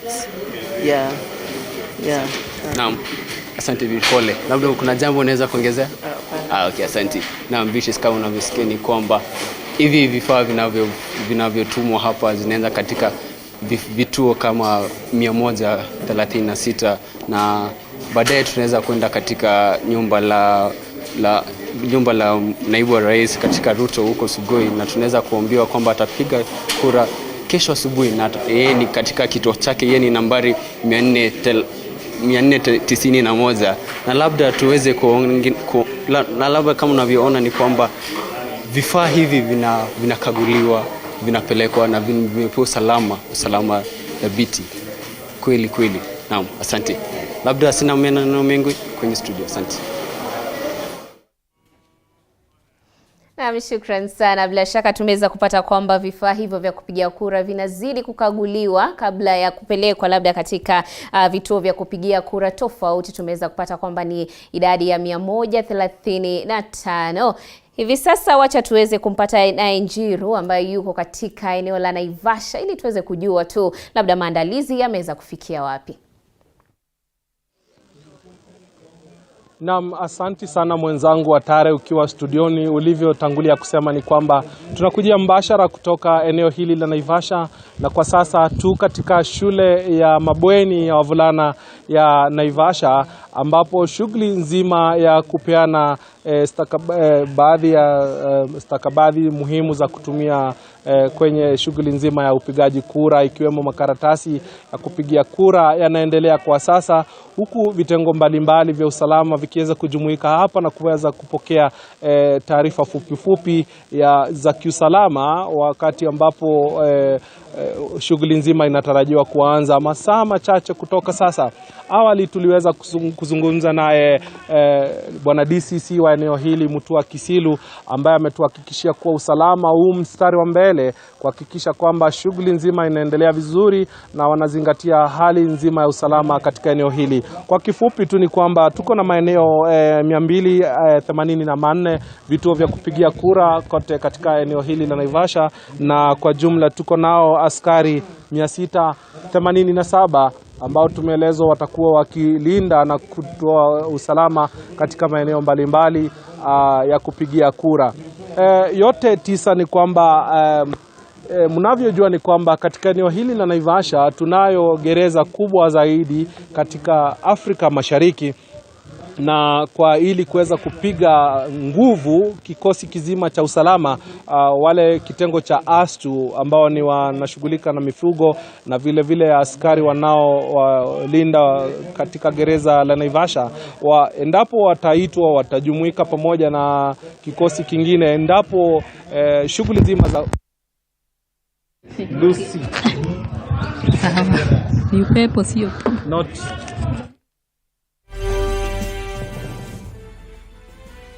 Samani kwa hilo mushkili kidogo wa kimitambo, ila wacha tuweze kupata taarifa. Mwaniaji wa urais wa Vihiga Maure wa Gano Party anatoa hotuba kwa wanahabari, hivyo basi wacha tuweze kupata taarifa hiyo kwa kina zaidi. Kenyans want to see IEBC doing its work. We don't want them to bow to pressure from deep state or any other kind of state. We were concerned about that. Because we said to him that when he has occasion to meet the IG, if he does before the end of the day, and other security agencies, they should ensure that IEDs of Kenyans are not being bought. That has been happening. That the number of persons that are getting into the election rooms, into bombers, should be people who are vetted.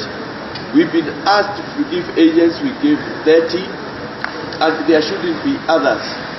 The security also, they shouldn't leave one policeman just to man a station or a place. They should back him up or her, because in the past, there has been occasions where if it's one or two, the security is scanty, the people have overpowered them sometimes. Groups and gangs belonging to other groups. We finally say for our campaign, we are calling for peace, which we want to continue calling upon Kenyans to exercise peace. We've done our campaigns. We have explained our agenda. We let him know that our campaign was running on an anti-corruption agenda. And this is not just for Kenya, it's for the whole of Africa. No country can develop with the level of corruption we've had in Kenya. And that continues. We also said our development money has been the second level at which we've been campaigning, that has been stashed abroad. Projects that were overquoted and that money went into people's pockets and remained abroad or was stashed there, that it should be brought back. The reception was good, we thank him, and he said they will come with a report, and of course that our views will be considered, and when they have occasion to take those issues up with the powers that are, for the time being, that he will do that.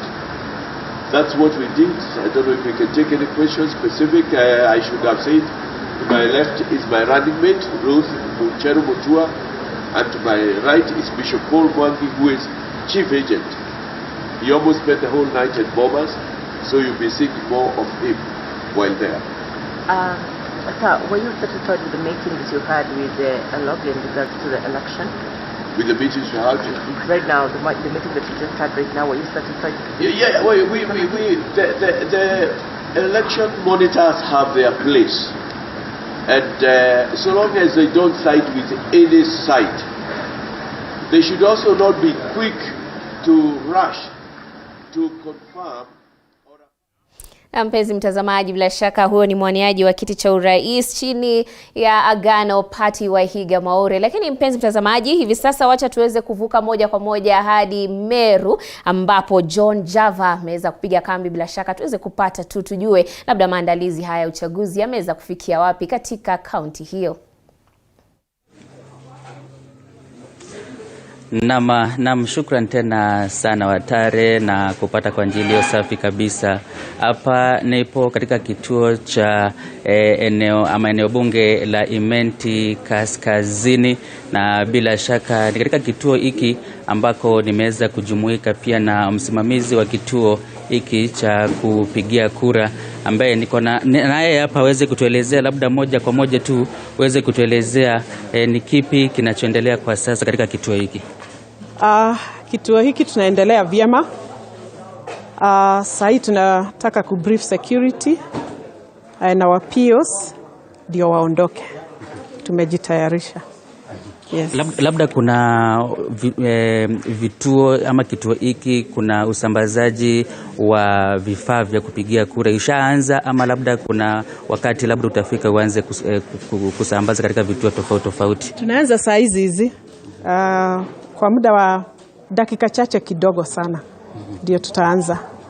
Tumekuwa na kazi ya kuangalia ballot papers zetu venye ziko ndio tusiwe na upungufu na ziko. Tuko na kila kitu. Labda eneo hili la Imenti Kaskazini lina idadi ya vituo ngapi na idadi pia ya wapiga kura ni kama wangapi? Tuko na vituo 187, mbili zake ni prison yenye wanapigia presidential voting, lakini hizo zingine zote huku nje ni 185. Tukiwa na wapiga kura 96,000 and a few hundreds, 241. Yes. Labda kando na hili swala la usambazaji wa vifaa vya kupigia kura, ni shughuli gani ambayo itakuwa inaendelea hapa kuanzia hapo kesho? Kuanzia hapa kesho tutakuwa tukimonitor venye upigaji wa kura unaendelea, kama wako na changamoto yoyote, na tukiwatarajia jioni wafike na results zote hapa. Labda kura za wabunge na pia wale ma MCAs zitakuwa zinahesabiwa maeneo gani labda? Hapa tuko constituency tallying center. Kwa hivyo hapa ndio tutahesabu na kudeclare a member of National Assembly na member of County Assembly. Lakini wote senator, governor, woman rep wote watashuka hapa, na ni sisi tutapeleka hizo zingine kwa county returning officer. Yes. Labda kuna changamoto labda unaweza kuwa umepambana nayo ikafanya labda zoezi kuwa kidogo labda halijakamilika? Venye nitasema wakati huu tumejitayarisha vizuri sana, tumekuwa na muda mzuri wa kutrain, materials zikafika mapema. Kwa hivyo naweza sema changamoto zimekuwa kidogo sana. Pengine zile tu za kusema kumekuwa baridi sana, lakini hiyo haijatusimamisha kwa shughuli zetu zozote zile. So naweza sema hata kits zetu tumecharge, hata materials zote tumepanga. So naweza sema matayarisho iko sawa sawa. Naam, shukran tena sana kwa kuzungumza na TV47. Kikubwa ni kwamba Watare ni kwamba shughuli inazidi kunoga katika kituo hiki cha eneo bunge la Imenti Kaskazini, na bila shaka tutakuwa tunafuatilia zaidi kuweza kujua ni kipi labda kinachojiri, na kuweza pia kutembelea vituo vingine kuweza kuangalia namna hali ilivyo kwa sasa. Lakini tuliweza kuzungumza pia na kamishna wa kaunti ya Meru ambaye aliweza kutuelezea kwamba pia swala la usalama limepewa maanani zaidi, na usalama utakuwa unadumishwa katika maeneo ambayo kumekuwa na tashwishi hapa na pale, kwa sababu kumekuwa tu na mavamizi ama uvamizi wa mara kwa mara katika eneo la Tigania na Egembe. Kwa hivyo ameweza kusema ya kwamba atakuwa anaweka usalama ama usalama utakuwa umewekwa ipasavyo kuhakikisha ya kwamba maeneo kama yale yatakuwa yanadumisha usalama na doria itakuwa inawekwa vya kutosha. Kwa sasa rejesha kwako uweze kuendelea na kile ambacho kinachoendelea kwa sasa katika studio zetu. Naam, shukran sana. Bila shaka ni katika kaunti ya Meru, eneo bunge la Imenti Kaskazini. Tumeweza kupata ujumbe kwamba labda shughuli ya kuhakikisha kwamba wanasambaza karatasi za kupigia kura na vifaa vya kupigia kura vile vile katika labda maeneo bunge tofauti, na vile vile katika labda maeneo ambayo bila shaka yatakuwa akipigiwa kura. Ni shughuli ambayo inazidi kuendelea, ni shughuli ambayo imeweza kuanza katika eneo bunge la Imenti Kaskazini. Mpenzi mtazamaji, hivi sasa wacha tuweze kuvuka moja kwa moja hadi katika kaunti ya Murang'a, ambapo Paul Muniu yuko ange na tayari kutupatia taarifa zaidi tuweze kujua ni kipi kinachoendelea. Paul Muniu, chuko usukani. Na mtazamaji, tuko katika eneo bunge la Kiharo, shule ya upili ya Maragi, na vile vile hapa ndipo kilele cha maandalizi haya ya kuweza kupokezana vifaa hivi vya uchaguzi kwa maafisa mbalimbali watakaokuwa wakizipeleka katika maeneo tofauti ya kupiga kura katika eneo bunge hili la Kiharo. Na ningependa nikuweze kuelezea jinsi ambavyo mambo yanavyopita, na kama mpiga picha wangu Joan yanaweza kuonyesha jinsi tu wapiga kura wanaendelea ama jinsi tu maafisa hawa wanazidi kupokea. Tungeweza alafu kisha tuingie humu ndani na tuweza kuzungumza na afisa mmoja. Naam. Eneo la Kiharu ni mojawapo ya eneo ambalo ama eneo bunge ambalo lina wapiga kura wengi. Eneo hilo likifikia watu laki moja na 19,389. Bila shaka ni eneo bunge ambalo lina ama wapiga kura zaidi katika kaunti hii ya Murang'a. Na kama unavyoona ni kwamba shughuli zote zinaendelea vizuri. Hizi ndizo vifaa ambazo zitakuwa zikipelekwa katika maeneo tofauti na vile vile katika maeneo tofauti ambayo wapiga kura watakuwa wakielekea hapo kesho kuweza kupiga kura wakitumia hivi vifaa. Kama unavyoona kuna vyakula, kuna vile vile kuna zile bidhaa ambazo watakuwa wakizitumia kuweka mwanga, na katika vile vile kuna vijisanduku, na ninaona ni kwamba kila eneo litakuwa na visanduku 6 ambalo litakuwa likiweza kurepresent katika zile viti ambazo wapiga kura hao watakuwa wakiweza kuweka kura zao. Kuna kiti cha urais ambayo ni president, na vile vile kiti cha useneta, kiti cha gavana, kiti cha wawakilishi wa kina mama, na vile vile viti vya wale ambao ni wanawakilisha maeneo bunge na vile vile ambao ni MPs. Na kama unavyoona matayarisho yako sabamba, na pale nje wa maafisa bado wanazidi kupokea matayarisho na vile vile kupokea miongozo tofauti ya jinsi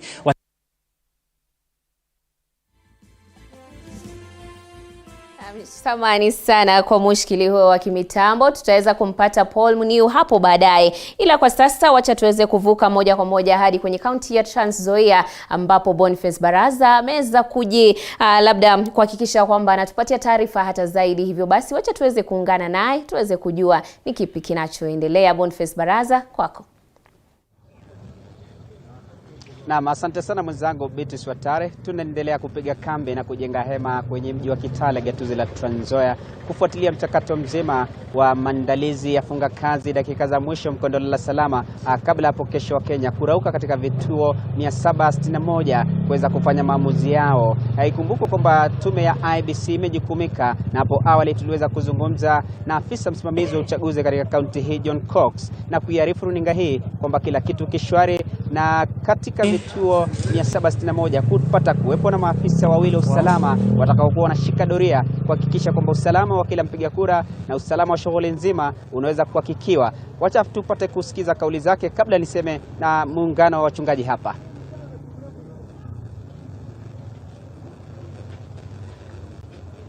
Kama kaunti ya Trans Nzoia tumejipanga vilivyo katika uchaguzi huu. Tumefanya mikakati yale yote ambayo tunahitajika kufanya. Kufikia hii leo nafikiri maeneo yote ya bunge 5 wameshapata material zao ambazo wanahitaji kwa minajili ya siku ya kesho. Kwa hivyo kila constituency imepata materials na wamejitayarisha ili kuweza kuwa dispatch wale presiding officers leo jioni ili waweze kuelekea kwa vituo vyao tayari kwa mambo ya. Naweza kusema kwa sehemu hiyo tuko tayari.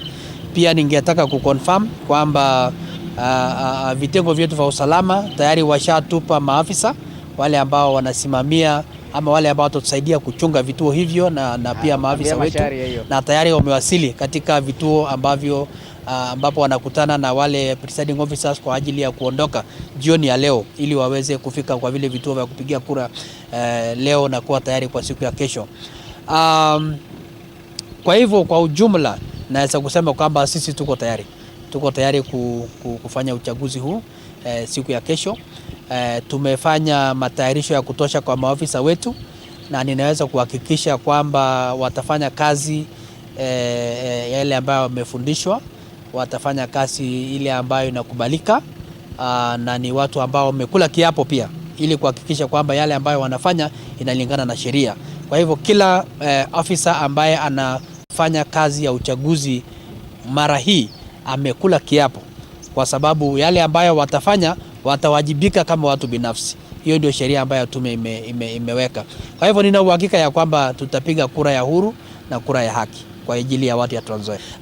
Trans Nzoia tuko na vituo 761 na hiyo ndio vituo ambavyo vitatumika siku ya kesho, na kila kituo kitakuwa na maafisa wawili wa usalama ambao watachunga kituo hicho, na kila kituo pia kitakuwa na wasimamizi wa mambo ya uchaguzi, wale ambao ni wale ambao watakuwa na ofisini wawili, presiding officer na deputy presiding officer, na pia kutakuwa na clerks wa 6.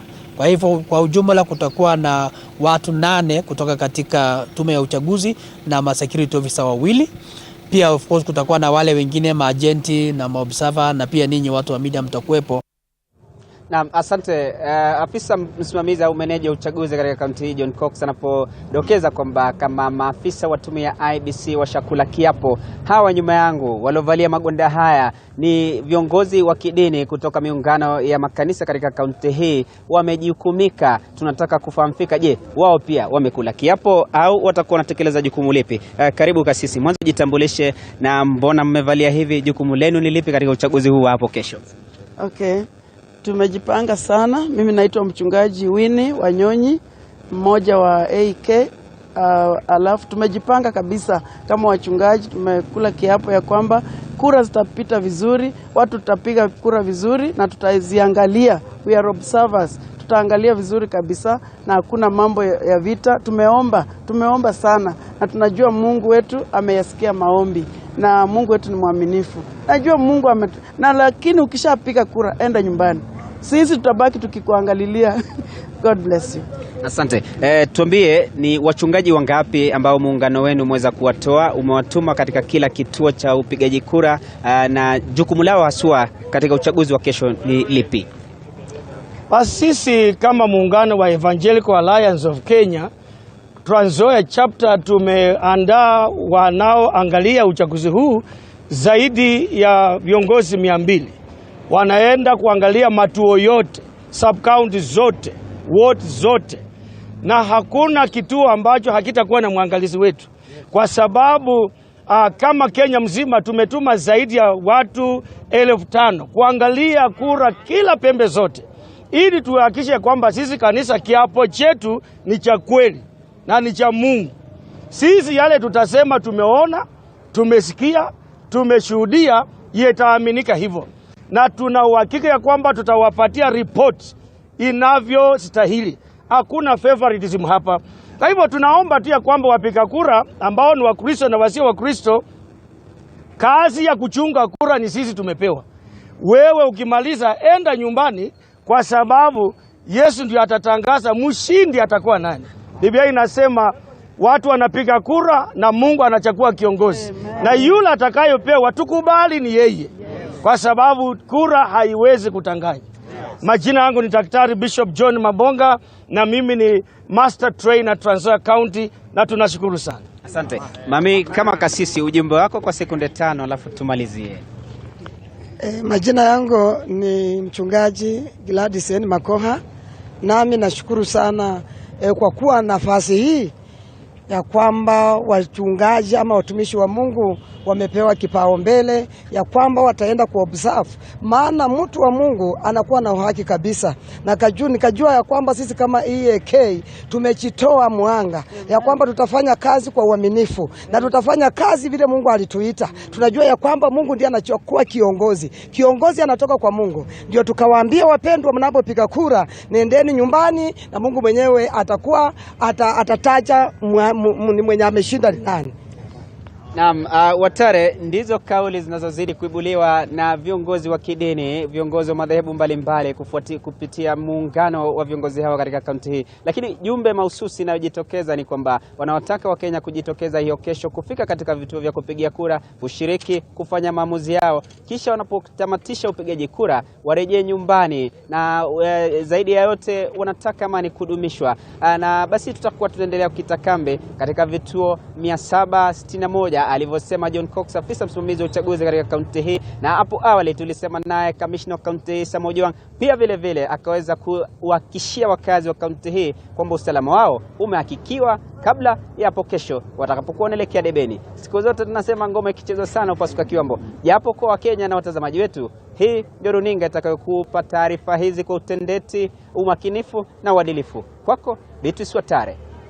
Naam, shukran sana Boniface Baraza. Bila shaka tumeweza kupata taarifa kwamba maafisa labda wa kuhakikisha kwamba kutakuwa na usalama, vitengo vya usalama vimeweza kusambaza maafisa tofauti, na tumepata vile vile kwamba kila kituo cha kupigia kura kitakuwa na maafisa wawili. Na bila shaka tumeweza kupata pia semi za viongozi wa kidini wakisema kwamba wito wao ni unapopiga kura nenda nyumbani, wao watashikilia doria upande huu mwingine. Mpenzi mtazamaji, hivi sasa wacha tuweze kusonga mbele, na ni kwamba kamishna wa kaunti ya Meru Fred Ndunga ametoa hakikisho kwa usalama wa kutosha umewekwa katika maeneo ya kupigia kura ili kuhakikisha uchaguzi wa amani na utulivu. Amesema katika kila kituo cha kupigia kura maafisa wawili watakuwa wanashika doria, huku maafisa 10 wakiweka usalama katika vituo vya kuhesabia kura. Maeneo ya Tigania na Igembe yanatarajiwa kuongezewa maafisa wa usalama, kwani kumekuwa na visa vya mara kwa mara vya mashambulizi. Kaunti ya Meru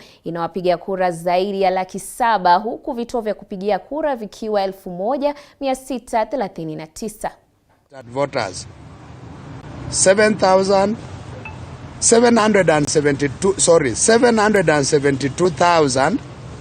772,139. Number of constituencies 9. Number of political wards 45. Total registration or polling centers 1,043. Total polling stations, you know each polling center can have a number of polling stations, yeah? Total polling stations 1,639. Tallying centers 10, 9 for the constituencies and 1 for the county. So our deployment, security deployment at each of the 1,639 polling stations, we have placed there 2 police officers. At the tallying centers, each tallying center for the constituency itakuwa na not less than 10 police officers. The county tallying center itakuwa na not less than 20 police officers. We also have response teams. Mutaziona umuhimu tu.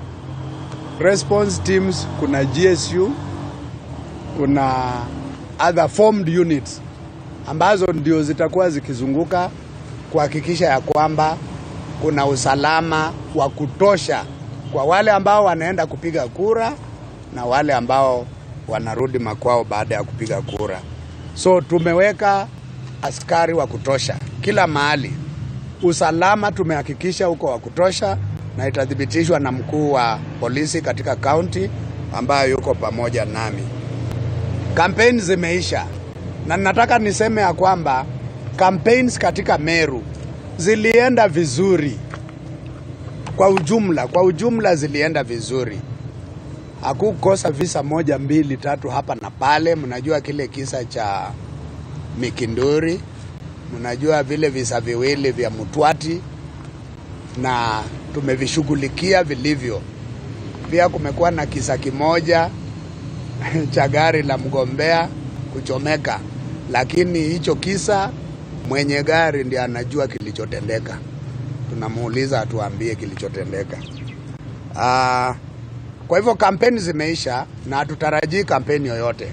Na tunatoa mwito kwa wanasiasa wote, wagombezi wote, wasifanye kampeni. Hatutaki magari ambayo yako na magari, posters na vitu kama hivyo kutembezwa. Hata kama wanatembeza tu kama wamenyamaza, hakuna. Hiyo hakuna. Kampeni imeisha na imeisha. Tunangojea kupiga kura kesho. Nataka nitoe mwito kwa wananchi wote wa Meru, ukipiga kura nenda nyumbani. Kuna watu wanasema ati upige kura. Bila shaka kamishna wa kaunti hiyo ya Meru ameweza kuhakikishia wakazi kwamba usalama utaweza kudumishwa na kutekelezwa ipasavyo. Pia vile vile ametoa wito kwamba unapopiga kura elekea nyumbani ili taifa lizidi kufanya shughuli yake. Mpenzi mtazamaji, wacha hivi sasa tuweze kuvuka moja kwa moja hadi katika eneo la Elgeyo Marakwet ambapo wakazi kutoka kaunti hiyo wamehakikishiwa usalama wa kutosha wakati huu wa uchaguzi, jambo ambalo litawawezesha kupiga kura kwa njia ya amani. Akizungumza na wanahabari katika makao makuu ya polisi kaunti ya Elgeyo Marakwet, mkuu wa polisi Francis Nguli amewahakikishia wakazi wa kaunti hiyo kuwa polisi wametumwa katika maeneo mbalimbali ili kuzuia vurugu zozote zitakazotokea, huku nambari za dharura zikiwa zimesambazwa kwa wakazi wa kaunti hiyo ili kuwasiliana na maafisa wa usalama iwapo watapata habari za utovu wa usalama. Wakazi pia wameonywa dhidi ya kukongamana nje ya vituo vya upigaji kura baada ya kupiga kura. Elgeyo Marakwet pia tumejipanga tuone kwamba hii uchaguzi utakuwa wa amani. Usalama tutadumisha vilivyo. Ni mzuri wananchi wajue pia tuko na zile nambari ambazo ni za dharura, zile ambao unaweza tumia wakati huko unasikia jambo iko pale mahali huko. Kwa hivyo nambari yetu hapa kwetu Elgeyo Marakwet ni 0742812034. Upige kura yako umalize. Tunaomba uweze kutoka pale na uende ongojee nyumbani matokeo ya kura ambazo zitakuwa zimejumulishwa wakati wa hesabu. Kwa hivyo hatuhitaji mtu yoyote kwa ile kituo cha kupigia kura. Bila shaka na labda kwa usanjari huo wa kaunti hiyo ya Elgeyo Marakwet ambapo usalama wa uchaguzi unazidi labda kuangaziwa na kuongelelewa na makamishna kuhakikisha kwamba watu wanakumbuka kwamba usalama utaweza kudumishwa. Ila kwa sasa hebu acha tuweze kujua labda ni kipi ambacho kinaendelea haswa upande wa maandalizi ya uchaguzi hapo kesho kaunti hiyo ya Elgeyo Marakwet.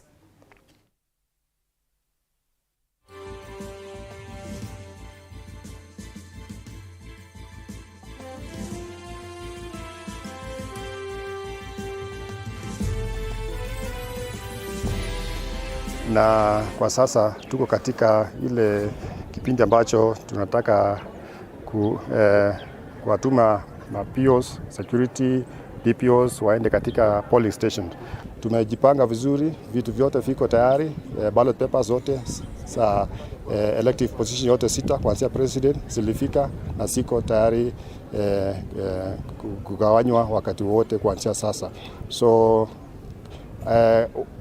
prisons tutakuwa na wapiga kura 20 na watapigia kura tu rais kwa sababu sheria inasema wanapigia tu rais kulingana na katiba ya Kenya.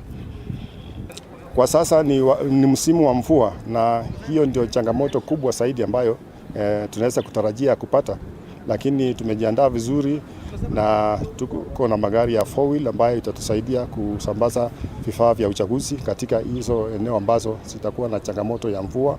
Pia tumeweza kuona kwamba mabarabara zetu ambazo siko sawa, tumeweka magari ambazo siko sawa, alafu tuko na pia na standby vehicle ambayo inaweza kuwa inawasaidia kwa furuta ikiwa watakuwa wamekwama katika matope.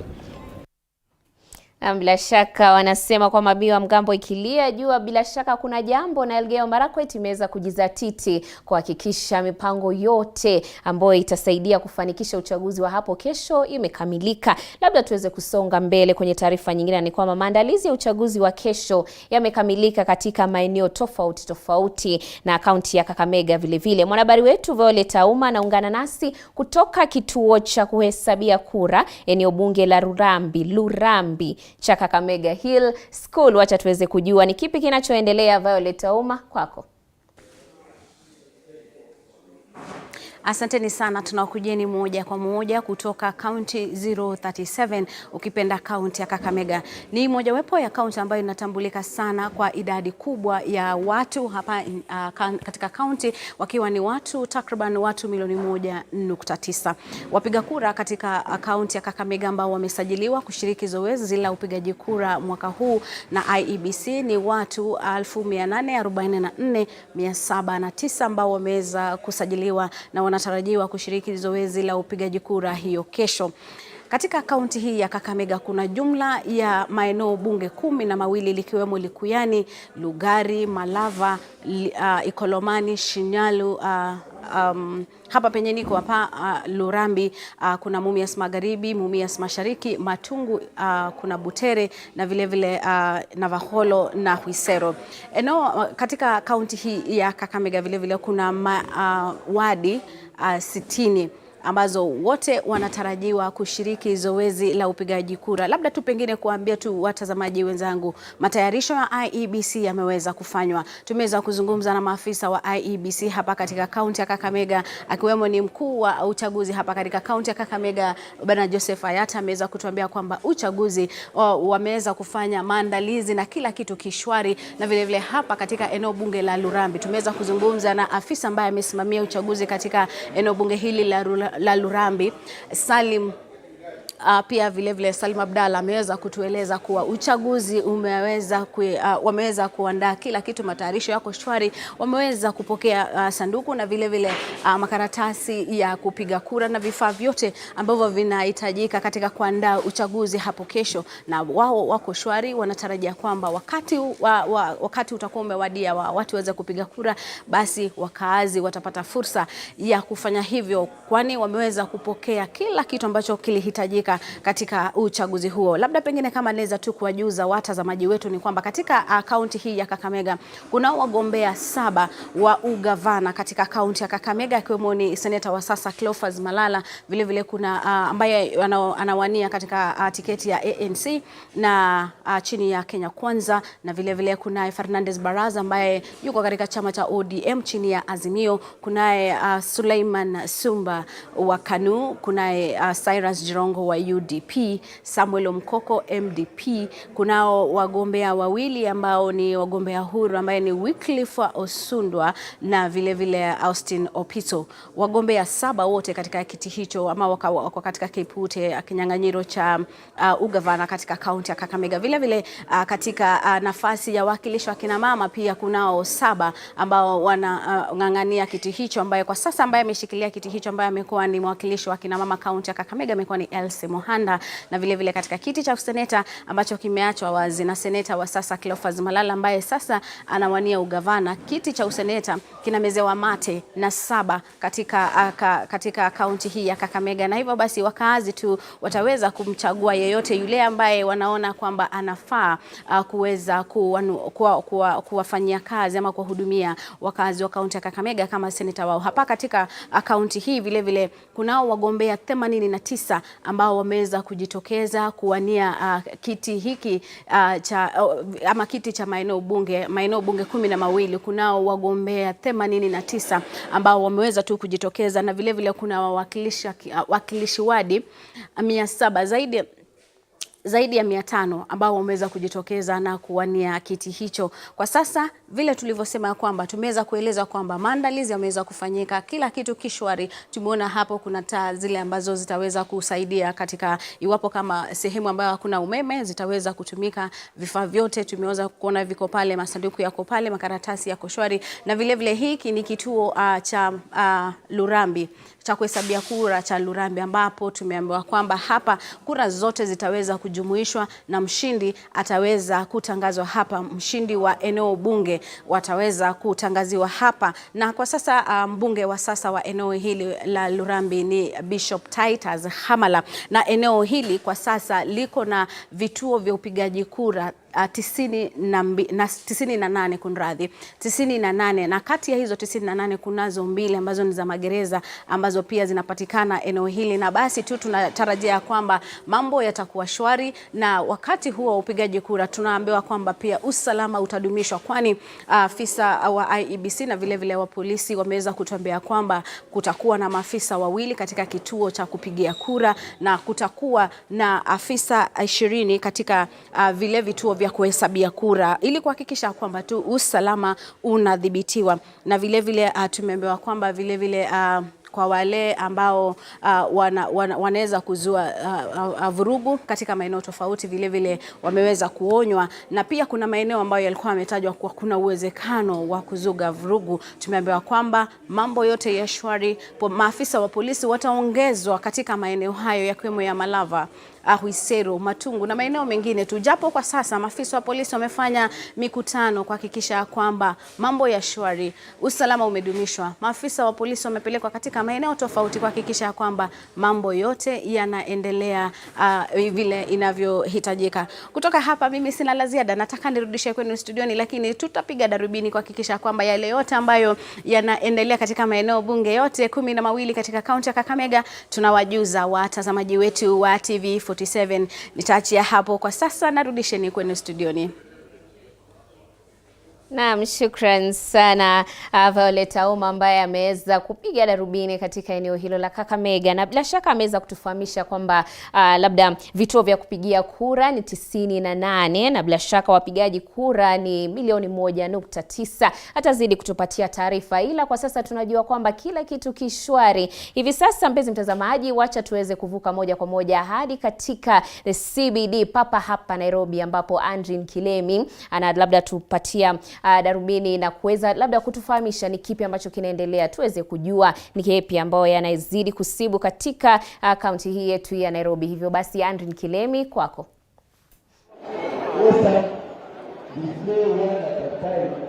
Asante sana mwenzangu Beatrice Watare, moja kwa moja kutoka katika studio zetu za hapo jijini Nairobi. Hapa nilipo ni katika kituo cha kupigia kura cha Jamhuri. Ni kituo ambacho kinapatikana katika eneo bunge la Starehe. Kumbuka Starehe ni mojawapo ya maeneo bunge yanayopatikana hapa katika jiji la Nairobi. Jiji la Nairobi ni mojawapo ya kaunti ambayo imeweza kuorodhesha idadi kubwa ya vituo vya kupigia kura, ikizingatiwa kwamba vituo vilivyo hapa ni takriban vituo zaidi tu ya 1000. Hali kadhalika katika eneo bunge hili ambapo nilipo sasa hivi ni katika kituo cha kupigia kura cha Jamhuri. Unavyoona nyuma yangu ni kwamba shughuli nzima ya usambazaji wa vifaa vya kupigia kura, hali kadhalika karatasi za kupigia kura zinazidi kuendelea. Kwa umbali unamsikia yule msimamizi wa shughuli nzima ya upigaji kura akizidi kuwazungumzia makarani ambao wamefika hapa kupokea vifaa hivyo, ikizingatiwa kwamba kesho ndiyo siku ambayo wapiga kura watakuwa basi wakipiga kura kutoka maeneo tofauti. Iwapo mpiga picha wangu labda ataweza kutuonyesha ni kwamba taa na vile zile sola zimeweza kufikishwa hapa ili makarani waweze kupokea vifaa hivi vya kupigia kura. Upande wa mwisho kabisa yapo karatasi kunradhi za kupigia kura.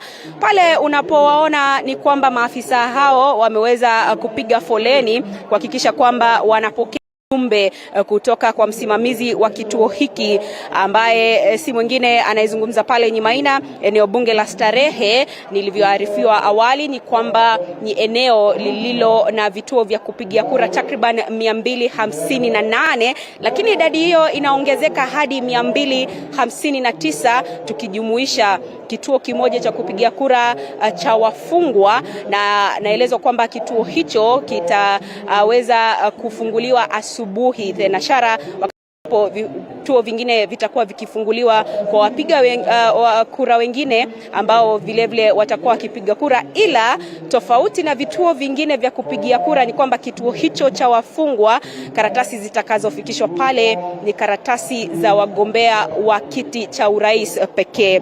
Nikukumbushe kwamba eneo bunge hili la Starehe lina wadi 6, wadi ya Ngara hapa tulipo katika shule ya upili ya Jamhuri. Hali kadhalika kuna wadi ya Nairobi mjini, ambayo kwa Kiingereza tunasema ni CBD, Central Business District.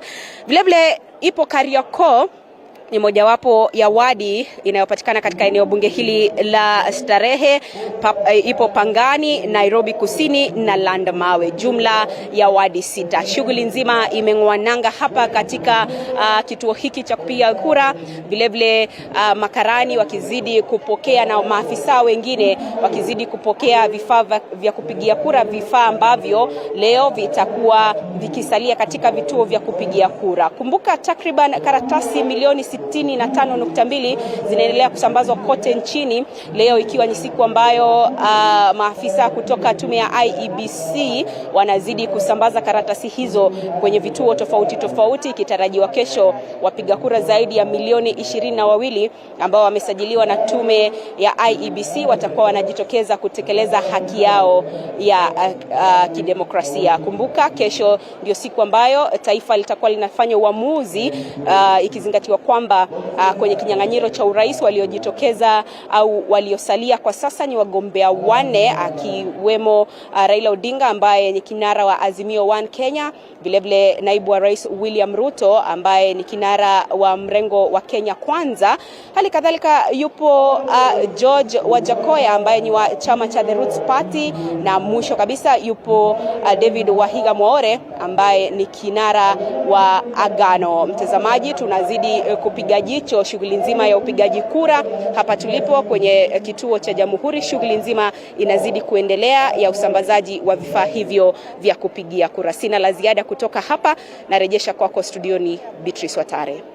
Naam, shukran sana Andrin Kilemi ambaye amekita kambi katika eneo hilo la Jamhuri ambapo ni kituo cha kupigia kura. Kumbuka kaunti ya Nairobi ni kaunti ambayo inaangaziwa zaidi, maana ina zaidi ya labda vituo vya kupigia kura zaidi ya 3,000. Hivyo basi ni mengi ambayo yatatoka katika kaunti hii yetu ya Nairobi, na bila shaka hapa ndani ya TV47 tutazidi kukuhabarisha. Hivi sasa wacha tusonge mbele, na ni kwamba mbunge wa Kimilili Didmas Barasa ambaye ni mshirika wa muungano wa Kenya Kwanza amekashifu maafisa wa IEBC kaunti ya Bungoma kabla ya uchaguzi wa Jumanne, akisema wanapanga na maafisa wa kaunti hiyo kuvuruga uaminifu wa uchaguzi. Akihutubia wanahabari nyumbani kwake kijijini Nasianda, Barasa ameitaka tume ya uchaguzi na mipaka IEBC ikiongozwa na Wafula Chebukati kujiepusha na vurugu za uchaguzi ambazo huenda zikazua machafuko nchini. Wapatiwe pesa alafu waende wapige kura. Mimi niko na habari kwamba karibu hivi majuzi yule bwana Wandili amekutana na village administrators, na yule ambaye alikuwa anaongoza ile kikao ya kuwapatia pesa ili watumie kuwahonga wapiga kura siku ya kesho ni huyo sub county admin ambaye anaitwa William Kitui. Bwana William Kitui, tunajua mahali unaishi. Wewe ni mkaaji wa Kimilili. Wachana na mambo ya siasa. Wananchi wako tayari. Kama kuna msimamizi yeyote wa wadi who will illegally enslave people in his or her house, alafu ati ndio baadaye kesho asubuhi wapeleke wapige kura, don't try it in Kimilili constituency. Kwa hivyo naambia wafuasi wetu kwamba wakishapiga kura wahesabu mita 100 alafu wakae hapo wangojee matokeo. The law doesn't allow people to be within the polling station area or within the polling center area, an area of about 100 meters. Tukisonga mbele kwenye usanjari huo ni kwamba kamanda wa polisi Kirinyaga Mashariki Edward Dirago amesema kuwa vituo vya kupigia kura katika maeneo 181 vitakuwa na maafisa wa polisi kutoka eneo bunge la Gishugu, na hii ni kuhakikisha kuwa shughuli zote za upigaji kura zinatekelezwa bila hitilafu zozote zinazoweza kushuhudiwa. Akizungumza katika hafla hiyo, ameahidi kuwa kutakuwa na uchaguzi wa haki na huru na kuhakikishia wananchi usalama watakayo labda pokea, na bila shaka wanapokuwa wanatekeleza jukumu lao la kuwapigia kura viongozi wao. We are here at the tallying center, that is Kianyaga Boys, which is the tallying center for Gichugu constituency. Yes, we are already prepared. We have the personnel. We have 181 polling stations where we have deployed 2 officers each. We have officers from the Kenya Police Service. We have CIPU, that is Critical Infrastructure Protection Unit. We have the CID officers, that is the DCI. And also we have assistance from the Kenya Prison and Kenya Forest Guard. So we are already prepared. Within the tallying center, we have deployed allowed 20 officers at the tallying center. The polling stations, they have two police officers each. And we have mobile, and we also have a riot team which is standby, which will be going through the sub-county. Sasa sababu hata wakati ya before the polling, wakati ya campaign period, we have not experienced any cases of indiscipline or in case of riot or any case of anything. We are very much okay. The security was all right. We moved on well, and we really look forward to deliver a peaceful one within the constituency. Kwingineko, msimamizi wa kura wa eneo bunge la Kajiado Kaskazini Bernard Muse ametoa taarifa kwa vyombo vya habari akieleza kuwa shughuli yote iko shwari. Katika shughuli ya usambazaji karatasi za wapiga kura, Bernard Muse amewahakikishia wakazi wa Kajiado kuwa shughuli za uchaguzi zitafanywa kwa usalama na utaratibu mwafaka kwenye vituo vyote 210. Muse amewahimiza Wakenya wajitokeze kwa wingi ili kupiga kura. Tumekuja kuvunja seals za zile vijisanduku za makaratasi ya kupigia kura, na tumealika washikadau. Tuko na candidates hapa wa chama kadhaa, pia wale independent. Pia tumealika mashirika ambayo sio ya kiserikali. Ukiangalia pale pia tuko na bishop ambaye kwanza ametuongoza kwa maombi, na tuko na imani kwamba uchaguzi utakuwa haki. Tuko na officials ambao tumerecruit na tukatrain kweli. Kwa hivyo muda usio mrefu mtaona hapa akikuja. Watachukua makaratasi na by the end of the day ama ifikapo jioni watakuwa wamefika kwa vituo ambavyo walikuwa wameenda kukangua jana na wakapata ziko shwari. Kutoka hapa ataenda maafisa wa serikali maafisa wa usalama, na usalama utakuwa umedhibitiwa. Na vitu tumefungua hapa pia mmeona usalama huko imara. Already all the votes are secured and every vote will count. Pia ukiwa pale ndani kama umepiga kura, uruhusiwi kuipiga picha na simu ama kifaa chochote. Kura bado inabaki secret. Ukipiga kura ile umepiga, whether empty ama imekuwa marked picha, hiyo ni hatua, utachukuliwa hatua kisheria. Matarajio yetu ni wananchi wajitokeze kwa wingi kupiga kura. Kila washikandao washirikiane, tukuwe na uchaguzi wa haki, tukuwe na amani hapa Kenya. Kenya ni yetu sote, na kuna mtu anataka machafuko. Kama ni wale candidates ama wanasiasa, pia tukuwe calm, tukuwe na mambo mingi, tusikue na incitement. Tujue Kenya ni yetu, after uchaguzi bado tuko hapa. Bila shaka tukisonga mbele ni kwamba katika juhudi za kuhakikisha waliosajiliwa wanajitokeza kupiga kura hapo kesho, viongozi wa kiusalama kaunti ya Machakos wameagiza kufungwa kwa baa zote katika eneo hilo siku ya kupiga kura. Na ni katika eneo hilo ni kuhakikisha kwamba labda wakazi wanajitokeza. Na akizungumza na wanahabari baada ya kufanya mkutano wa kiusalama, naibu kamishna wa kaunti ya Athi River Charles Wambogo alisema hii itahakikisha hakuna atakayefungiwa nje siku ya kupiga kura. Baa zote katika eneo hilo zitafungwa kuanzia saa 12 asubuhi Jumanne hadi Jumatano tarehe 10. Wambogo akifichua kuwa maafisa wa usalama watatekeleza sheria hii kikamilifu. Akiandamana na kamishna msaidizi wa kaunti ya Mavoko Abdi Mohamed, Wambogo alifichua kuwa wana maafisa wa kutosha ambao watatumwa katika vituo vyote vya kupigia kura ili kuimarisha usalama. Aliwataka wapiga kura waliojiandikisha kupiga kura kujitokeza kutekeleza wajibu wao wa kikatiba na baadaye kuelekea nyumbani na kungoja matokeo. So we want to urge our bar operators within our jurisdiction because days of selling and taking beer will always be there. We have 365 days for doing that, engaging in selling and drinking of alcohol. but we only have 1 day in 5 years to exercise our fundamental voting right. So we have agreed that on Tuesday, all bars in Athi River will close at 6 a.m. and 6 a.m. on Monday, and we have agreed with all our stakeholders. They have said they will support us in that regard. So the whole of Tuesday there will be no opening of bars because in any case people will be voting the whole day. So we have agreed on that. So we want to urge our people to continue preaching peace.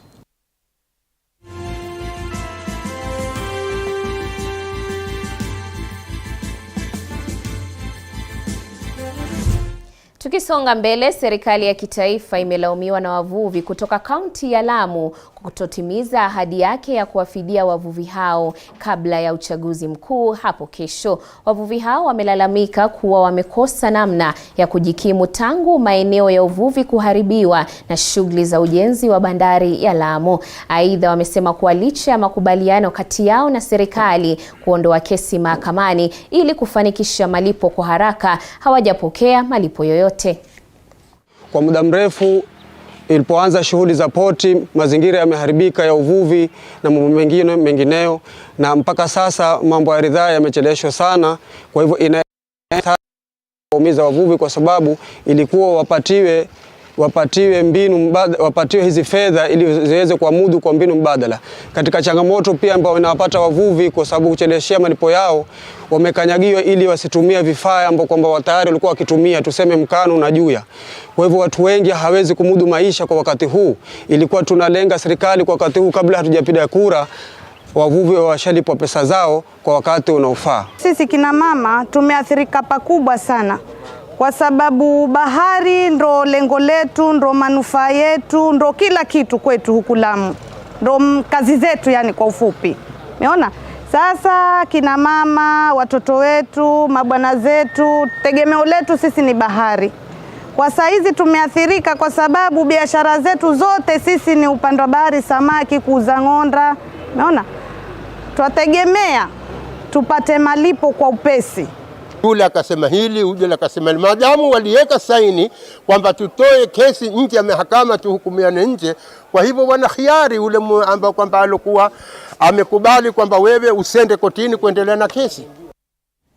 Tukisonga mbele, wakazi wa Kitui ambao ardhi yao ilitumika kwa ujenzi wa barabara ya kutoka Kibwezi kuelekea Kitui wanalalamikia viongozi wao wa kaunti kwa kushindwa kushirikiana na serikali kuu ili kuwafidia baada ya ujenzi wa barabara hiyo kukamilika miaka 5 iliyopita. Wakiongozwa na mwenyekiti wao Joseph Kimanzi, wamewataka wakazi wa Kitui kuwapigia kura viongozi wengine wapya watakaowakilishwa vilivyo bungeni na kupigania fidia yao. Wakazi hao wamepuzilia madai yanayoenezwa na wanasiasa kuwa walilipwa pesa na serikali kuu. National Land Commission, which breaks down the 281 million which was paid the way it was paid, and since this money was given last year around June, July, August, there is no a single cent which has been added to this kitty. And if anything, I was at Kenya and the director who was on the ground, Mr. Macau, he told me they are no single cent for this road and they are writing to Treasury to ask for money. So it is bad to try to use our suffering to... Na mpenzi mtazamaji, bila shaka ni awamu nyingine tumeweza kutamatisha upande wa maamuzi mwaka 2022, ila kwa sasa nitaweza kumpisha mwenzangu Paul Kirobi baada ya mapumziko mafupi ili aweze kuendeleza midahalo na mazungumzo ya siku hii ya leo. Hivyo basi zidi kuwa nasi.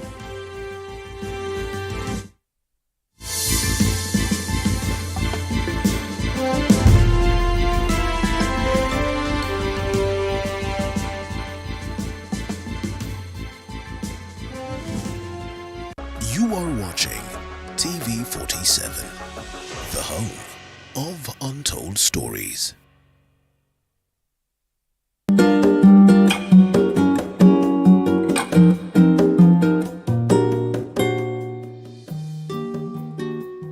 Hi guys, my name is Judy Nganga, a producer at TV47. I would like to encourage each one of us to vote peacefully and wisely. And remember, Kenya is bigger than all of us. Je, maumivu ya kichwa na kukosesha amani? Kaluma Strong hutuliza maumivu ya kichwa, maumivu ya mwili na hata huondoa joto jingi mwilini. Kaluma Strong ina aspirin kama kiungo. Maumivu ya Despite being visually impaired, he is a jack of all trades. It is our quest to find answers on how to take care of children with special needs and those with disability. You do not need to see musical notes to understand music, but rather to have your soul feel the vibe.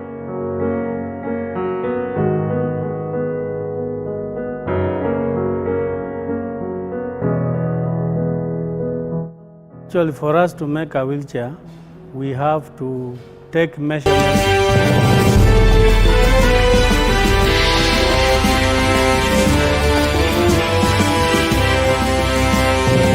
Want to know the meaning of a soft life? It's living with ease and accessing quality lifestyle while taking a swim. It's taking care of your body in a 5-star gym while you achieve your fitness goals. It's living in a serene and quiet neighborhood. It's about staying in a place with spacious driveways and ample parking. It's about living in a safe and secure environment. It's about convenient shopping. Soft life is living comfortable in affordable and yet an elegant space. It's everything stylish. Here's to introducing Great Rift Apartments, located at the heart of Nakuru City in Kisulisuli Estate, just a few minutes from the Central Business District. Great Rift Apartments, the hub of soft living. Sona moja imetengenezwa kwa njia spesheli ili kupambana na maumivu kwa haraka. Sona moja ina aspirin kama kiungo. Sona moja, kitulizo kamili. Maumivu yakizidi, pata ushauri wa daktari.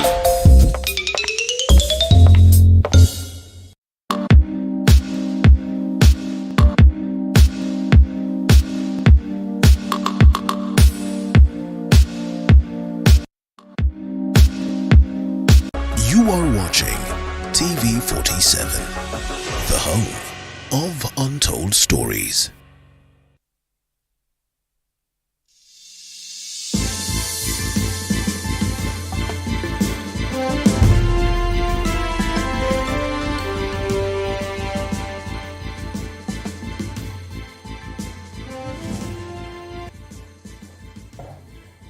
Na msafi kabisa mtazamaji, karibu tena kwenye awamu nyingine ya kipindi cha maamuzi mwaka 2022.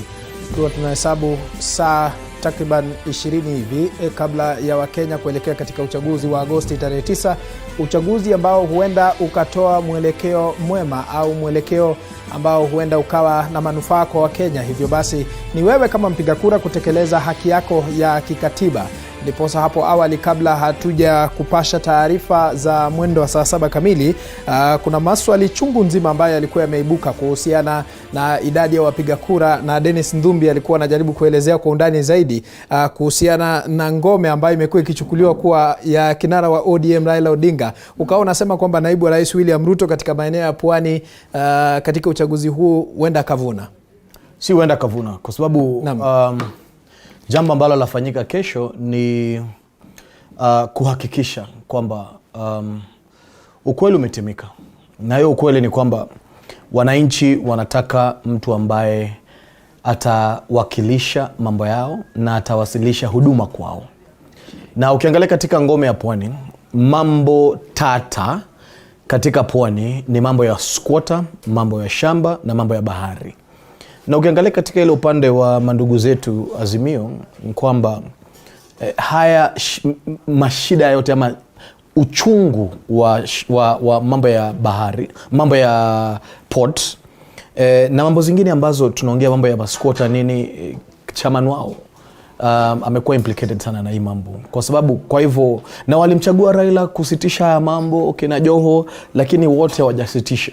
Kwa hivyo kuna maswala ambayo ni maswala tatanishi katika eneo la pwani, na NASA kwa muda mrefu NASA imekuwa ikiongoza pande ya pwani karibu miaka perhaps tathmini kama 15, na hao maswala hayajatatuliwa. Kwa hivyo nafikiria wamesema wacha tuangalie huyu ndugu Ruto tuone kama yeye ndiye atatatua, na kwa sababu mahali ambapo yuko sasa hivi inaonekana kama pwani yote imemwagika pande yake. Kwa hivyo tunaomba tu Mungu kwamba atapatia Wakenya haki. Leo tutaki kupiga siasa sana, ni vile kwa sababu hiyo swala limetatuliwa, lakini kitu muhimu ambacho ningependa kusema ni kwamba sasa hivi kuna maswali ambayo yanaibuka, maswali ya ballot papers ambazo zinaonekana kama ukiangalia kama kumekuwa na jambo chuka, au ballot papers ziko wapo si za hiyo mahali. Kuna ballot papers Central Province zinaonekana kama zimemwagwa ama zinaletwa katika hiyo eneo ambazo si za IBC, na tunashukuru wananchi kwa kuwa wamemakinika, na wananchi wenyewe ndio watalinda kura, kwa sababu hii ni kura yao ambayo itawatoa katika umaskini, itawatoa katika njaa, itawatoa katika ugonjwa, na make sure kwamba itahakikisha kwamba Kenya ni nchi ambayo inatathmini watu wote, ni nchi ya watu wa usawa, na ni nchi ya usawa, na ni nchi ambayo kile kiti ama ofisi ya rais ni ofisi imeheshimika. Kwa hivyo vile tunaona kesho, nafikiri itakuwa siku njema. Niko na furaha ndani ya roho yangu kwamba kwa muda mrefu Kenya jua litatua tena. Na usisahau kwamba naibu wa rais William Ruto na kinara wa ODM Raila Odinga wamewahi kushirikiana, na kulikuwa na madai kwamba naibu wa rais ndiposa akamuunga mkono Raila Odinga. Inasemekana kwamba labda huenda alilipwa, lakini tutarejea kwa hayo mida za baadaye. Meshack Odede, ulikuwa na jambo la kuzungumzia kuhusiana na iwapo kinara wa ODM Raila Odinga ataweza kushikilia maeneo haya kama jinsi ambavyo imekuwa ikishuhudiwa katika uchaguzi ambazo zimepita. Ndiyo Kirobi, naamini kinara wetu Azimio Bwana Raila Odinga bado ameshikilia ngome zake. Siwezi sema kwamba kuna baadhi ya ngome zake ambayo yamekuwa hapo awali yamechukuliwa na naibu wa rais Daktari William. Kwa hiyo kura takriban milioni 2 za maeneo ya pwani bado ingali ni yake. Tukiangalia opinion polls zinasema hivyo kwamba ngome zake bado zimebaki intact. Huenda ikawa akapata 20% au pale Mount Kenya, ambayo traditionally angekuwa sasa ngome za William Samoei. Kwa hiyo itabadilika. Kwa hivyo baba atashinda akiongezea 20% ambayo atatoa kwa kina Nthumbi hapa Mount Kenya, aongeze na yale ngome zake za awali za hapo kitambo. Kumbuka katika election 2 zimepita, IBC wamekuwa wakisema amekosa tu 6%. Yamekuwa 44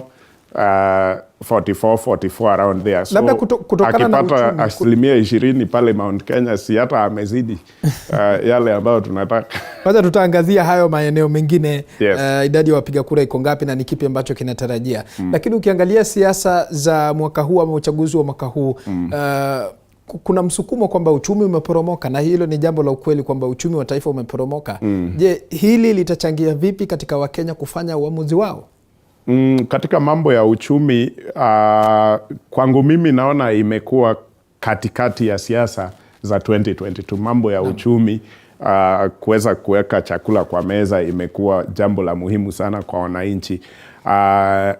Na uamuzi ambao watafanya, upande zote, mirengo zote wameongea vizuri kuhusu vile jinsi ambavyo wataitekeleza hili jambo, ili Mkenya yeyote asilale njaa katika serikali ijayo. Sasa uamuzi utafanyika kwa ambaye anapeana ahadi ni nani. Hapo ndio sasa uamuzi itakuwa kesho. Si kwamba gani mzuri, kwa sababu wote inaonekana wako na jambo mzuri wanaambia Wakenya. Kenya Kwanza wanasema jinsi ambavyo katika serikali yao Wakenya watakuwa na pesa mfukoni na hawatalala njaa, kutakuwa na chakula.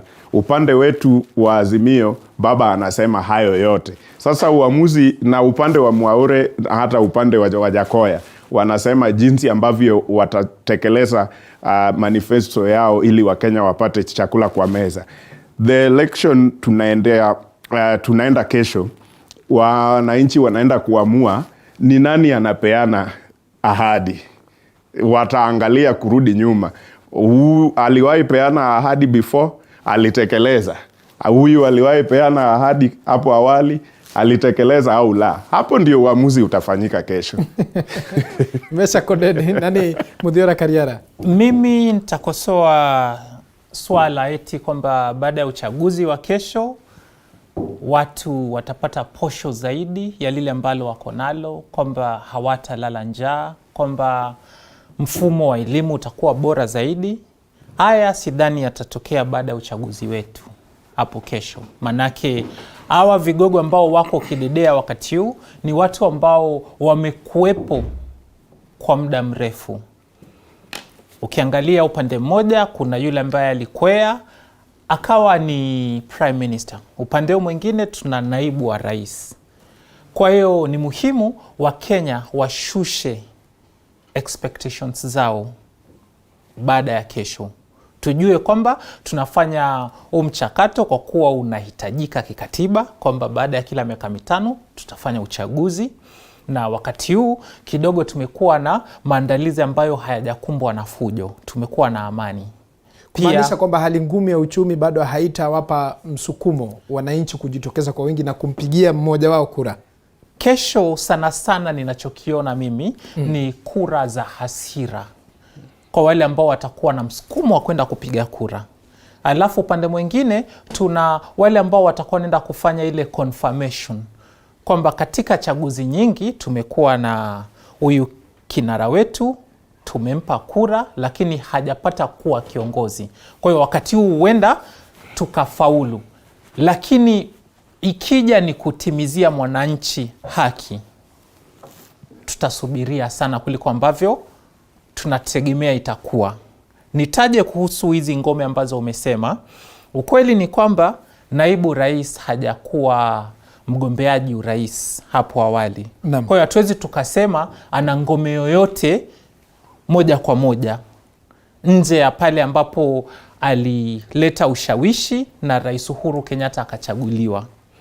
Ukiangalia ukweli ni kwamba ukienda Pwani wakati tulifanya zile chaguzi ndogo, naibu wa rais na chama chake waliweka wagombeaji, nao wagombeaji wakawa bwaga wale wana ODM na wengine ambao Pwani imekuwa ni ngome yao.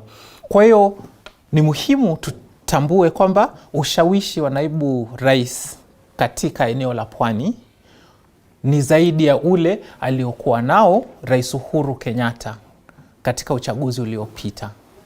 Lakini kusema kwamba eneo la Pwani litakuwa ni battleground eti kwamba wanang'ang'ania, hilo sidhani ni kweli. Ndio tutapiga kura kulingana na maswala na uchumi huko kwenye shina la uchaguzi tunaoelekea kufanya kesho. Lakini wengi, kwa hiyo swala la kugawana nusu nusu haitakuwepo katika maeneo ya Pwani. Eneo la Pwani hilo halitakuwepo. Kuna ambaye atapata chini ya 30%. Hizo ni takwimu ambazo mimi nimefuatilia na nikaona. Manake kuna tofauti kubwa sana kati ya uchaguzi wa urais na uchaguzi katika nyadhifa zengine. Angalia kwamba hapa tuna kinara ambaye amegombea tangu mwaka 1997. Akaja mwaka 2002 akasema Kibaki tosha. Wale ambao wanamuunga mkono wakaelekea upande wa kumuunga mkono Kibaki. Mwaka 2007 wakasimama na yeye. 2013 wakawa bado wana yeye. 2017 hawakumwacha. Katika kila election cycle amekuwa habwagi wafuasi, bali amekuwa anaongezea ile idadi ambayo amekuwa nayo. Ndio kuna hawa ambao wamejiunga na mrengo mpya, manake nitaita chama cha UDA mrengo mpya, Kenya Kwanza mrengo mpya, na pia hata candidate wao ni mgeni katika kinyang'anyiro cha urais. Kwa hiyo hili ni jaribio lao la kwanza.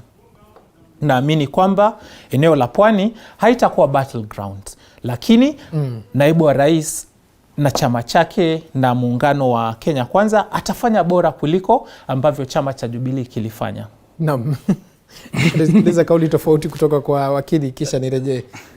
Wakili, sijui kama unakubaliana na kauli yake Muthiora Kariara kwamba uchaguzi huu utakuwa tofauti katika maeneo ya Pwani.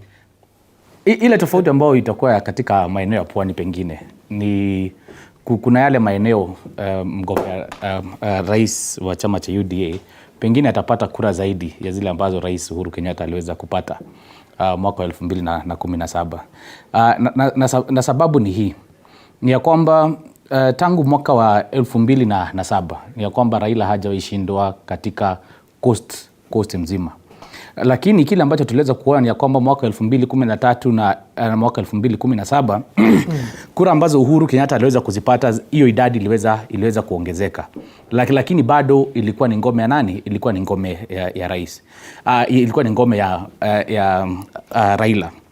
Na ukifanya pia, unajua ni vizuri tukiweza kufanya hizi hisabati ama hisabu, ni ya kwamba tunastahili kuwa na kitu kimoja. Ni ya kwamba sababu tumesema ya kwamba watu hatapiga kura kwa misingi ya kikabila, hilo ni jambo tu, ama misingi ya vyama, hilo ni jambo tu tunajiambia hapa. Kwa hiyo watu watarejea masuala ya vyama. Ukweli ni ya kwamba yale maeneo ambayo tunasema ni ngome za watu fulani ni sababu ni ngome zao za kikabila kwa njia moja au nyingine. Naam. Katika maeneo yale population yake ina favor pande zingine. Na mahali kama Mombasa kwa mfano, Mombasa tunajua ni kuwa kunapigwa kura tuseme vikundi vitatu. Kuna wale ambao tunasema ni wa bara na kuna wale ambao ni wa pwani. Na katika bara tunaelewa wao huegemea mrengo upi, ni sababu ni wa kutoka maeneo yapi. Na ndio maana ngome ya Raila bado, wale ambao walimpigia kura mahali kama Mombasa bado wako pale. Wale ambao waliweza kumpigia Raila wakuwa na Kalonzo bado wanashikilia huo mrengo, sababu ya kuna ile ngome yao ya kikabila ambao iko pale. Kule ambako kutakuwa na pengine tofauti kidogo ni counties 2, counties 3. Tuseme county ya Kwale na Kilifi. Hata Kwale na Kilifi. Ondoa Kilifi pale. Ondoa hesabu. Nthumbi asikudanganye kuhusu hesabu ya Kilifi. Kilifi ni ngome ya Raila. Na ni kihistoria, si sababu tu ya viongozi wawili watatu ambao wameweza kuhama wakaweza kuingia katika mrengo wa nini? Mrengo wa UDA. Tunaongea kuhusu mahali kama Tana River. Naam. Kuna uwezekano naibu wa rais atapata kura nyingi mahali kama eneo la Tana River. Itaweza kura 100,000 hapo na 81,000. Tuseme atapata kura nzuri kutoka pale. Mahali kama Kwale atapata wabunge na tuseme pia wabunge wa makaunti, lakini kura ya ugavana na urais atabwagwa na Raila. Na ni sababu ya dynamics ya mahali pale. Kwa hivyo itakuwa vigumu mrengo wa Kenya Kwanza unaongozwa na naibu wa rais kupata magavana wote 6. Itakuwa ni vigumu. Wakipata wengi watapata magavana wawili. Wabunge watapata kadhaa. Wale magavana nimekueleza mahali kama Tana River wanaweza kuwa na hiyo advantage, sababu ya pia clans venye ziliweza kujipanga katika candidates ambao waliweza kutoa mahali pale. Lakini mahali kama Kilifi itakuwa ni ngumu. Kwale ukiweza kuangalia jinsi ambavyo wengi hata wale walikuwa mrengo wa Kenya Kwanza walikuwa najaribu kujihusisha na vyama ambavyo viko katika mrengo wa Azimio ili waweze kuchaguliwa. Tunaona hakukuwa na competition yote katika Kenya Kwanza. Ticket ilipewa deputy governor ambaye ni tunamhitaji huyu mama ambaye aliweza kupewa hiyo tiketi, na ni sababu ni governor mwenyewe alikuwa anafanya nini? Alikuwa anamshikilia. Lakini ukiangalia katika Azimio wako na candidates watatu wa governor ambao ni strong candidates. Yeah? Na ilikuwa ni maana ni sababu walikuwa najua ikifika mahali kura ya urais itaenda upande ule mwingine. Lakini ikifika ni madiwani ambao wale tunaita ni assembly reps lazima watapata kadhaa. Ikifika ni MPs watapata. Senate hata wao wenyewe ukiuliza Nthumbi saa hii nani Senate candidate wa mahali kama Kwale hata kueleza ni nani. Maana hizo ni ngome ambazo zinajulikana zitaenda kwa ule mrengo mwingine. Mombasa pia, Mombasa itakuwa ngumu. Walijaribu na Sonko, mtu ambaye angeweza kuharibu hesabu za ODM mahali pale ilikuwa ni Sonko. Saa hii hayuko. Kwa nini? Hayuko kwa ile hesabu. Kwa hivyo inatarajiwa ya kwamba in addition kwa zile kura ambazo zimekuwa za ODM, Wiper Democratic Movement ama wale ambao tunajua ni wa Wiper wataweza kumpigia nani? Watampigia candidate wa Azimio. Dennis alikuwa na jambo hapa. Nimesikiza, lakini kitu ambacho nimefafanua ama nimekuja kujua ni kwamba nafikiria wenzangu katika darasa la hesabu wao kufanya vizuri sana. Na kwa hivyo ningependa kuwarekebisha na facts. Katika bunge la 12 ndio tutaona nani alifanya nini na nani alikuwa na wajumbe wengi. Raila kura yake alianza kupoteza mwaka wa 13, kwa sababu tukiona katika zile results za 2017 tuliona kwamba Uhuru alikuwa katika ile first election alikuwa amemshinda na zaidi ya 10%. Hiyo ndio ilikuwa tofauti. Na wakati ambapo tulirudia ule mtihani, tuliona kwamba wale ambao walikuwa wa Raila na hawakupiga kura walienda kwa 30%. Kwa sababu zile votes zake zilikuja mpaka about 30%. Wale ambao hawakupiga kura ya pili. Na ni kama watu wengi pia walipigia Uhuru vile hawakuwa wamempigia mbeleni. Now, tukiangalia wabunge, twende kwa bunge. Kwa bunge, Jubilee ilikuwa na wabunge 171 as 171 out of 341 seats. ODM ilikuwa na wabunge 76. Umeona hapo hesabu? Inamaanisha kama Raila basi ana ngome, wabunge wako wapi? Kwa sababu ngome ni wabunge. Jubilee ilikuwa na Senate seats 34 na ODM ilikuwa nazo 20. Na tukienda pia kwa magavana, Jubilee ilikuwa na magavana wengi kuliko ODM. Kwa hivyo tunaona katika kinyang'anyiro cha 2017 Jubilee ilikuwa na ile tunaita super majority katika bunge. Inamaanisha kwamba Raila zile ngome ambazo tulikuwa tunasema ni zake, na hizo sijui kwa nini tunasema ngome zake wapi?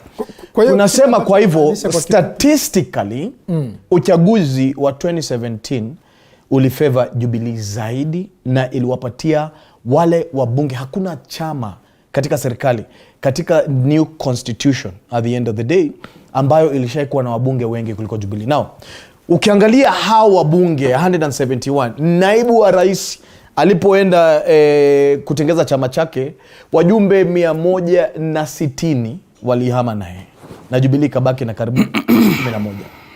Hao wabunge ndio wameng'ang'ana wakaleta ngome ambazo naibu wa rais hakuwa nazo. Umeelewa? Tukiangalia Central 100%. Other than governor wawili na nimemtaja huyo, Kememia na Murithi. Umeelewa? Hao wawili, hao wengine wote. Tukiangalia katika ile gender parity, Kenya Kwanza ama UDA itakuwa na governor wanawake 10. Sijui kama Gladys Wanga ataingia, sidhani kama ataingia at the end of the day. Umeelewa? Ukiangalia Pwani, ukiangalia Tana River wale wenyeji na wabunge wako katika Kenya Kwanza. Ukiangalia Kilifi wako katika Kenya Kwanza, walihama katika ODM. You know, Governor Amason Kingi alikuja na wengi. Ukiangalia Mombasa basi ndio tulikuwa tunasema kama ni battleground kidogo. Now, ukiangalia Mombasa, kura wale ambao wako na kura kubwa zaidi ni Mijikenda, lakini Mijikenda they don't vote as a block. Kuna zile amorphous groups katika Mijikenda. Kura ya pili kubwa zaidi ni the Kamba Nation ama Wakamba.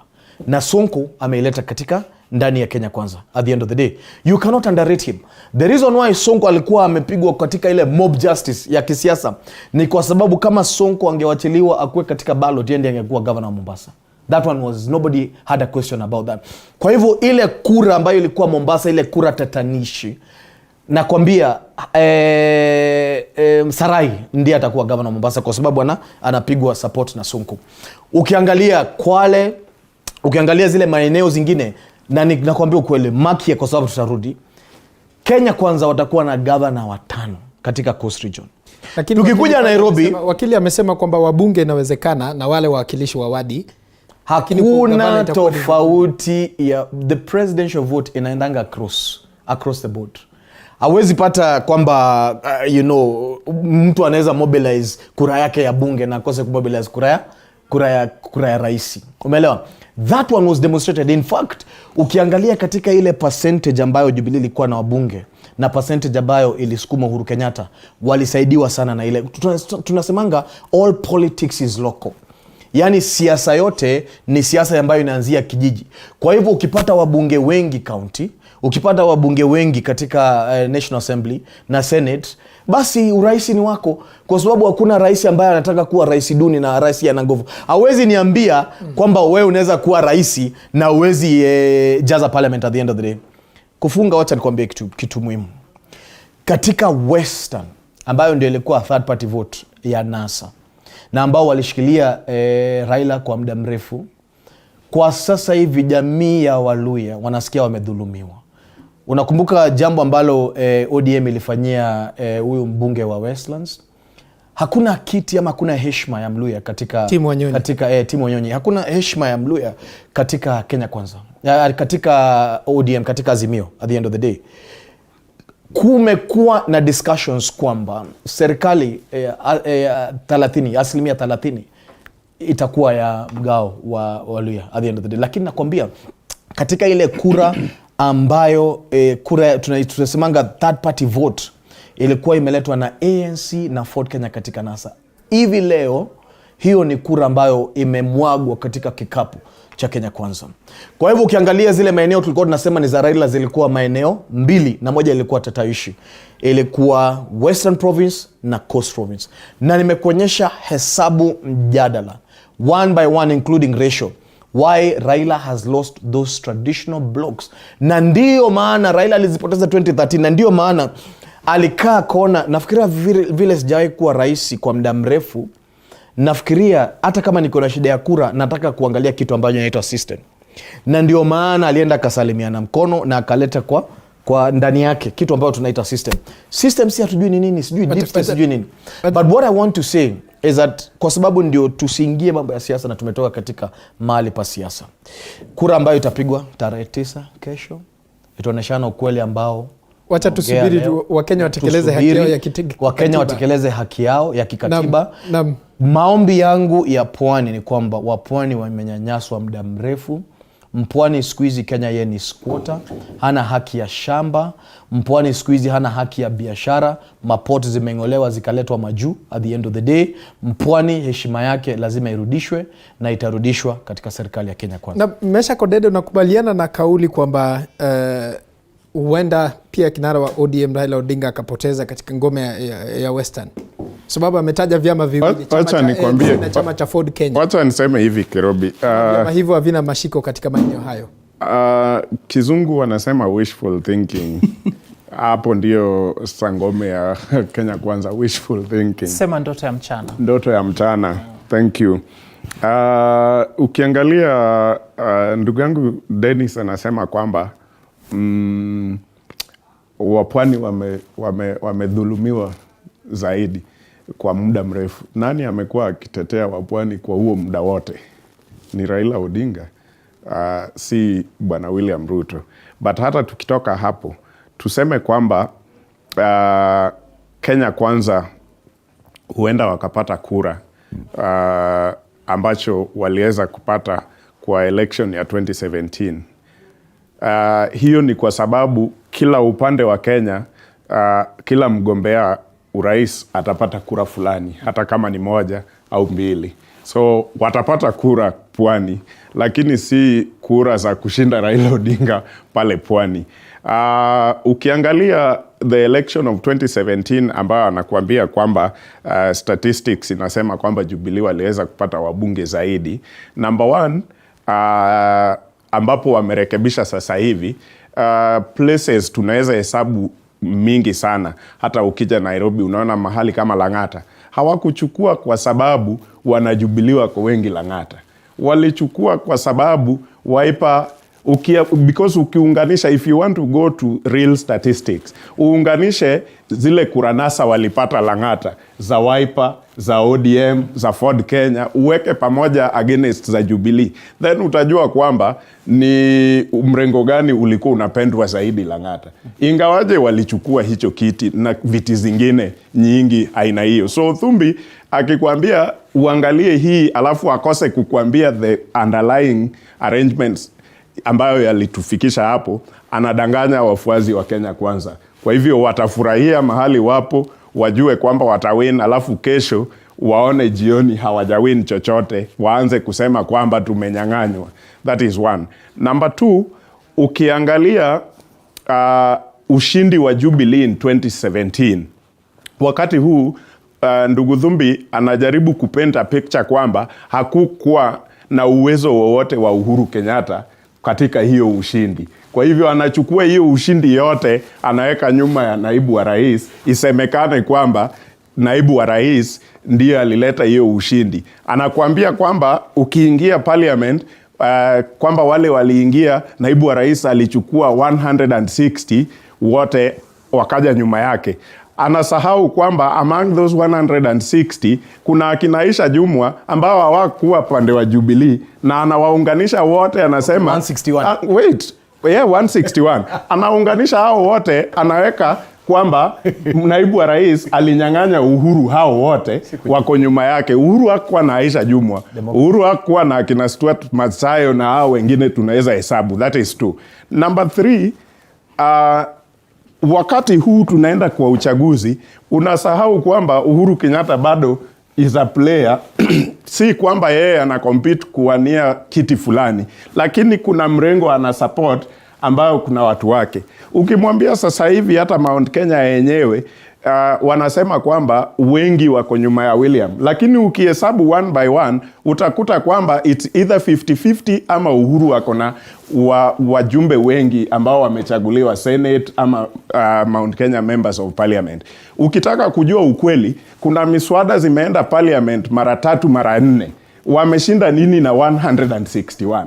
Where are they wakati watu wako parliament na numbers don't lie? Wakati inatakikana tumeona hata kwenye runinga wakipiga kura one by one, jina linaitwa na mtu anasema ndio au la. Mumekuwa wapi na 161 ambapo hawakushinda hata mswada mmoja? So wafuasi wao wakikaa pale nje na wanataka kusikiza hizi, watakuwa wamedanganywa sana. Sikilia hapo kidogo, nitarejea na hilo, lakini kwa sasa naarifiwa kwamba mwanahabari wetu Kimotho Karano na mazungumzo na Moses Kuria ambaye ni mbunge wa Gatundu Kusini. Kimotho Karano, kwako ushukani. Naam, asanti sana.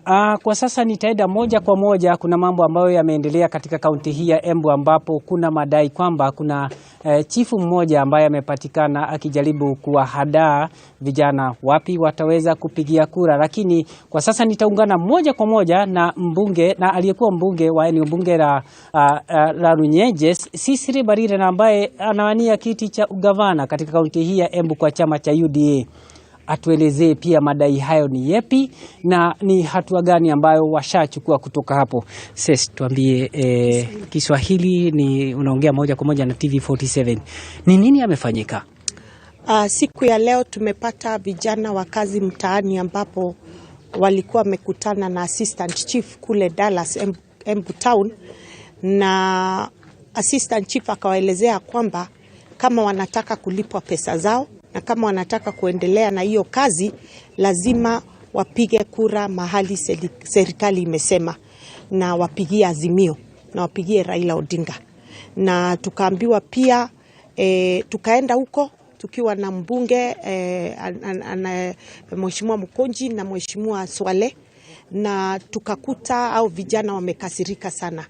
Tukaenda moja kwa moja mpaka kwa assistant chief. Taarifa ambayo tunapokea kwa sasa kutoka katika kaunti ya Embu ambaye anazungumza ni Sisi Mbarire na pamoja na mbunge wa Gatundu Kusini Moses Kuria ambao watakuwa wanaarifu waandishi wa habari kuhusiana na ile itilafu ambayo imetokea katika kituo hicho.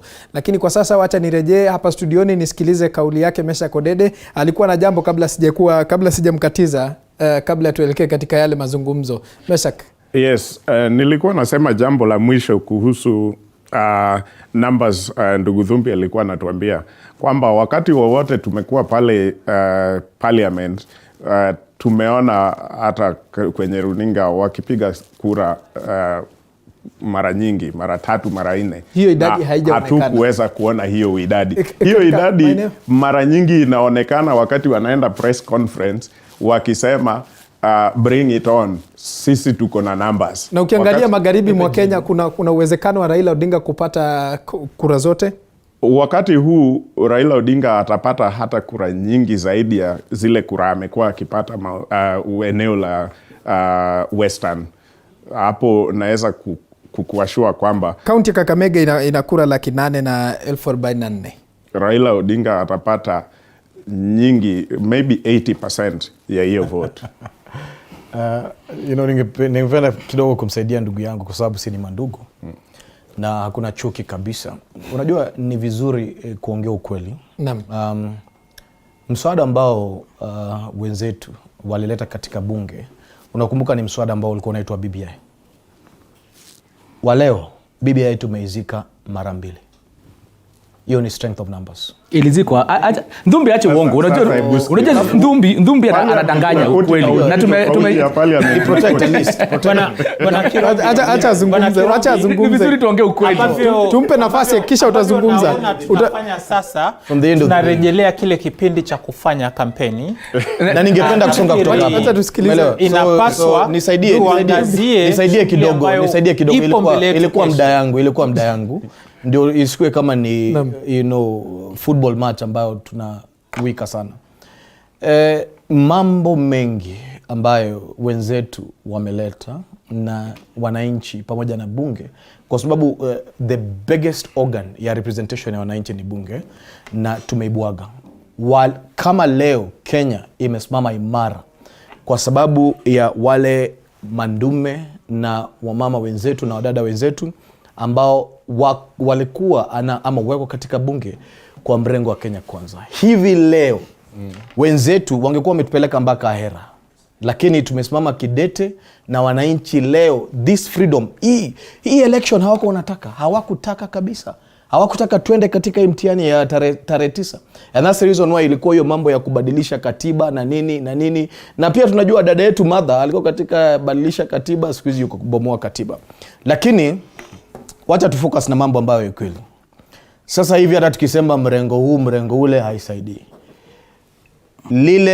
Ule mtihani ambao unakuja kesho utadhabiti kwa haki kwamba wananchi wameamua kwamba haki yao na Kenya mpya iko katika Kenya Kwanza. Na tutarudi hapa na mandugu zetu na tuongee. Sasa hivi hii kushautiana haitasaidia. Na mimi najua kwamba tarehe 10, tarehe 11, tarehe 12, tarehe 13, tarehe 14 mandugu zetu already washaenda kotini, wameenda kotini ati kusimamisha swearing in ya William Ruto. Umeelewa? Wasiwasi imewaingia. Kutumia machifu na nini mambo mingi, lakini hakuna jambo ambalo litasimamisha haki ya Mkenya katika ballot. Wacha tusikilize kauli yake. Naam. Mimi nitasema hivi. Ulikuwa umetaja hapo awali Muthiora Kariara, watu hao wote wawili viongozi hao wamekuepo katika serikali. Na wamekuwa na fursa ya kubadili maisha ya Mkenya wa kawaida na wamefeli. Na kwa kuwa tunataja mirengo hapa, niruhusu nikupe takwimu kwamba tuna serikali ambayo rais ametangazwa kukiuka katiba. Kwa mfano wakati aliwateua wale CAS, hilo swala likaja likafikia mahali ambapo akaambiwa hapa alikiuka sheria. Kuna swala la BBI ambalo limetajwa na ikawa kwamba hapo tena rais alikiuka katiba. Naweza nikataja maswala kadha wa kadha. Kama kweli hizi takwimu tunaambiwa ambazo Dennis anataja zingekuwa za kweli, na iwe Kenya Kwanza wanataka taifa la Kenya lisonge mbele, wangetumia hizo takwimu bungeni kumwimpeach huyu rais ambaye amekiuka katiba. Lakini kwa kuwa hawakuwa na hiyo idadi, na naamini kama kweli nia yao ni kuinua maisha ya mwananchi wa kawaida, hii idadi yao kubwa ambayo wamekuwa wanasema wako nayo wangeitumia kudhibiti mfumuko wa bei. Iwe kwamba wakati bajeti ililetwa, hata si ya kitambo, ya huu mwaka tu, vile vipengele ambavyo vimesababisha kodi kwenda juu wangepinga. Kwa hiyo tusitaje kuhusu idadi ambayo ni hewa. Hii hewa itadhibitika kesho wakati wa Kenya wataenda kupiga kura. Hatukatai kwamba naibu rais ana ushawishi. Ushawishi anao, lakini kwenye siasa na hasa kwenye kinyang'anyiro cha uchaguzi kama hiki ni tofauti sana na darasani. Number 2, it's only in class where number 2 is a good position. Kwenye siasa kesho atakaibuka namba 2 atakuwa ni sawa na ambaye ameshika mkia. Ukiangalia hizi kura za eneo la magharibi mwa Kenya, kutakuwa na tofauti yoyote? Tofauti itakuwepo kubwa. Manake na nikielekea pwani, magharibi mwa Kenya, kuna maswala ambayo hatujaangazia vema, kwamba tumesema swala kuu pwani ni swala la mashamba, swala la bandari. Ukiangalia kwa nini nasema kinara wa upande wa Azimio kidogo hajapoteza ngome yake, ni kwa kuwa wakati pwani ama shughuli zile muhimu za pwani zimehamishwa kutoka bandarini zikaletwa bara, aliyekuwa yuko kwenye serikali wakati huo ni naibu wa rais. Ukiangalia ahadi ambayo Azimio imetoa kwa wapwani ni kwamba hili tatizo la mashamba hapa pwani nitaliweka kwenye himaya ya kipenzi chenu Hassan Joho. Na tupende tusipende, ukweli ni kwamba Joho amekuwa ni kipenzi cha watu wa pwani. Kwa hiyo akiwa yeye ndo amewekwa kudhibiti ili swala zima la wizara ya ardhi, ina maana kwamba watashawishika kuwa tatizo lao mwishowe limepata dawa. Kwa hiyo kusema kwamba amenyang'anywa ile ngome, tutakuwa tunakosea. Twende kwenye eneo la magharibi. Kwa hiyo kusuluhisha matatizo ya wakazi wa pwani ni kuwapa nafasi kuongoza katika sekta tofauti tofauti. Ni kuweka kiongozi anaelewa yale maswala na ambaye amedhihirisha kwamba anasikiza wanachokisema wananchi. Manake amekuwa na support ya wananchi katika hizi terms mbili ambazo amekuwa gavana. Nadhani Mishi Mboko yule mbunge kwa sasa ni naibu mwenyekiti mojawapo ya kamati ya bunge. Hapo maswali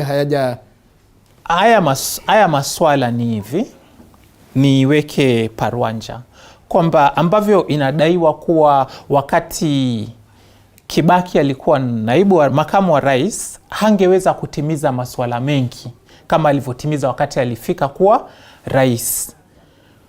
Mishi Mboko anaweza kawa yuko kwenye ile kamati, lakini influence yake ipunguke, manake shughuli zinafanyika chini ya wizara ambayo inaongozwa na mtu tofauti.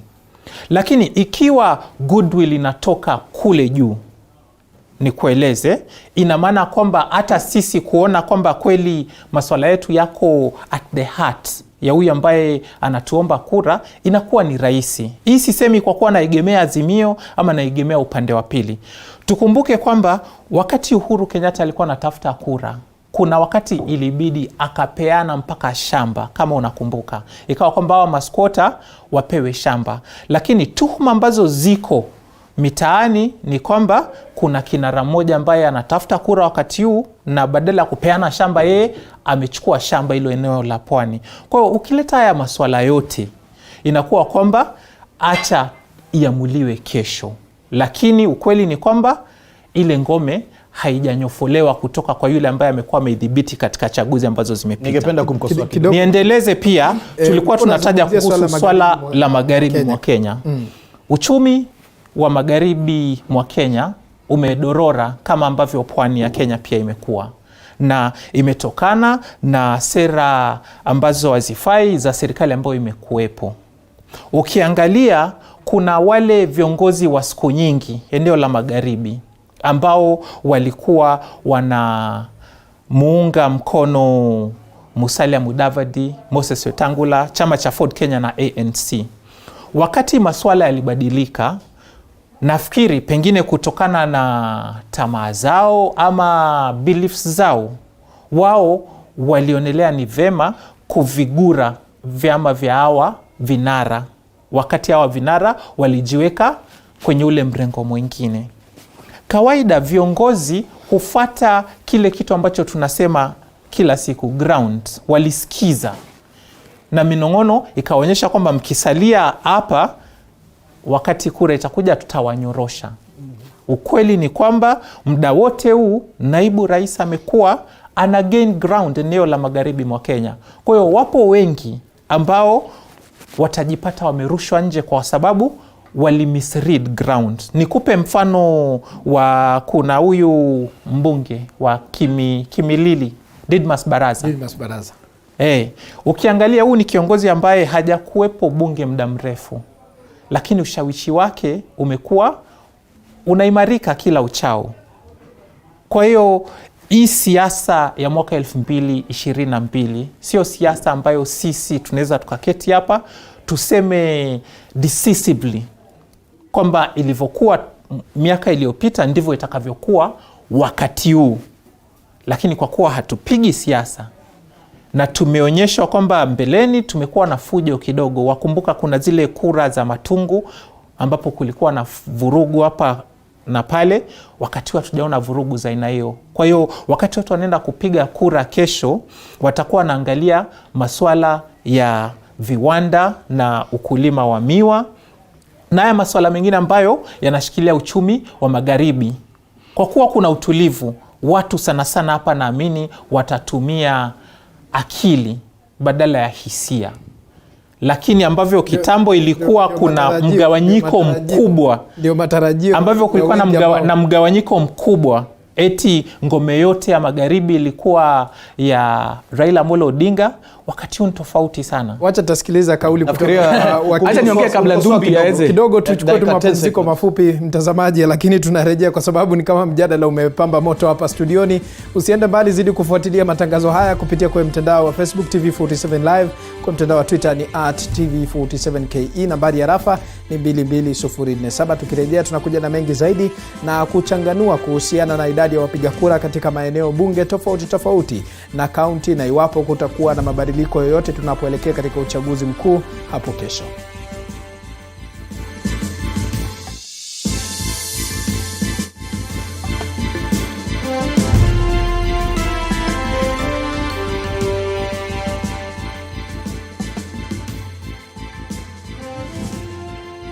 You are watching TV47, the home of untold stories.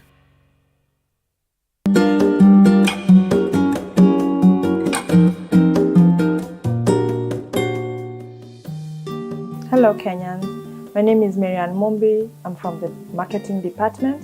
I'd like to urge all Kenyans to vote peacefully because Kenya is bigger than all of us. Thank you.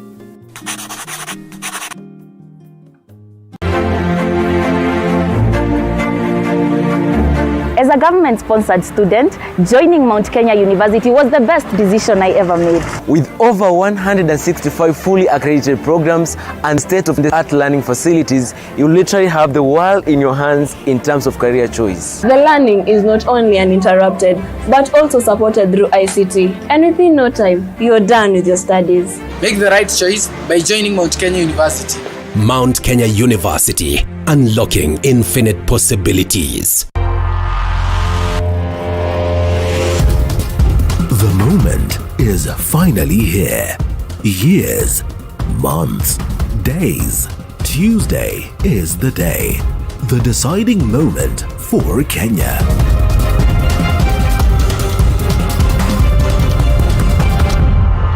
Join our team spread across the country for wall-to-wall coverage of Election 2022 on your channel of choice, TV47, the home of untold stories. You are watching TV47, the home of untold stories.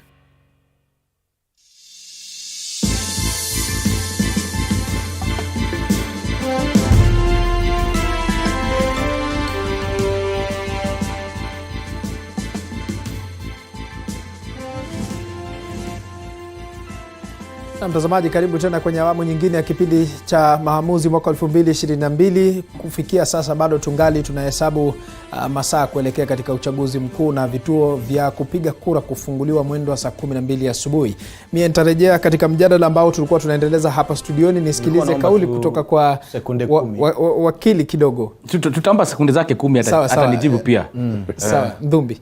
Nilikuwa nataka kukumbusha ndugu yangu kwamba wapwani hawana imani na Joho kwa sababu unajua hii parwanja ama sakata ya bandari ambazo bandari zimekuwa privatized. Yeye yuko transfer za bandari kutoka pwani kuelekea sehemu zingine, Joho yuko.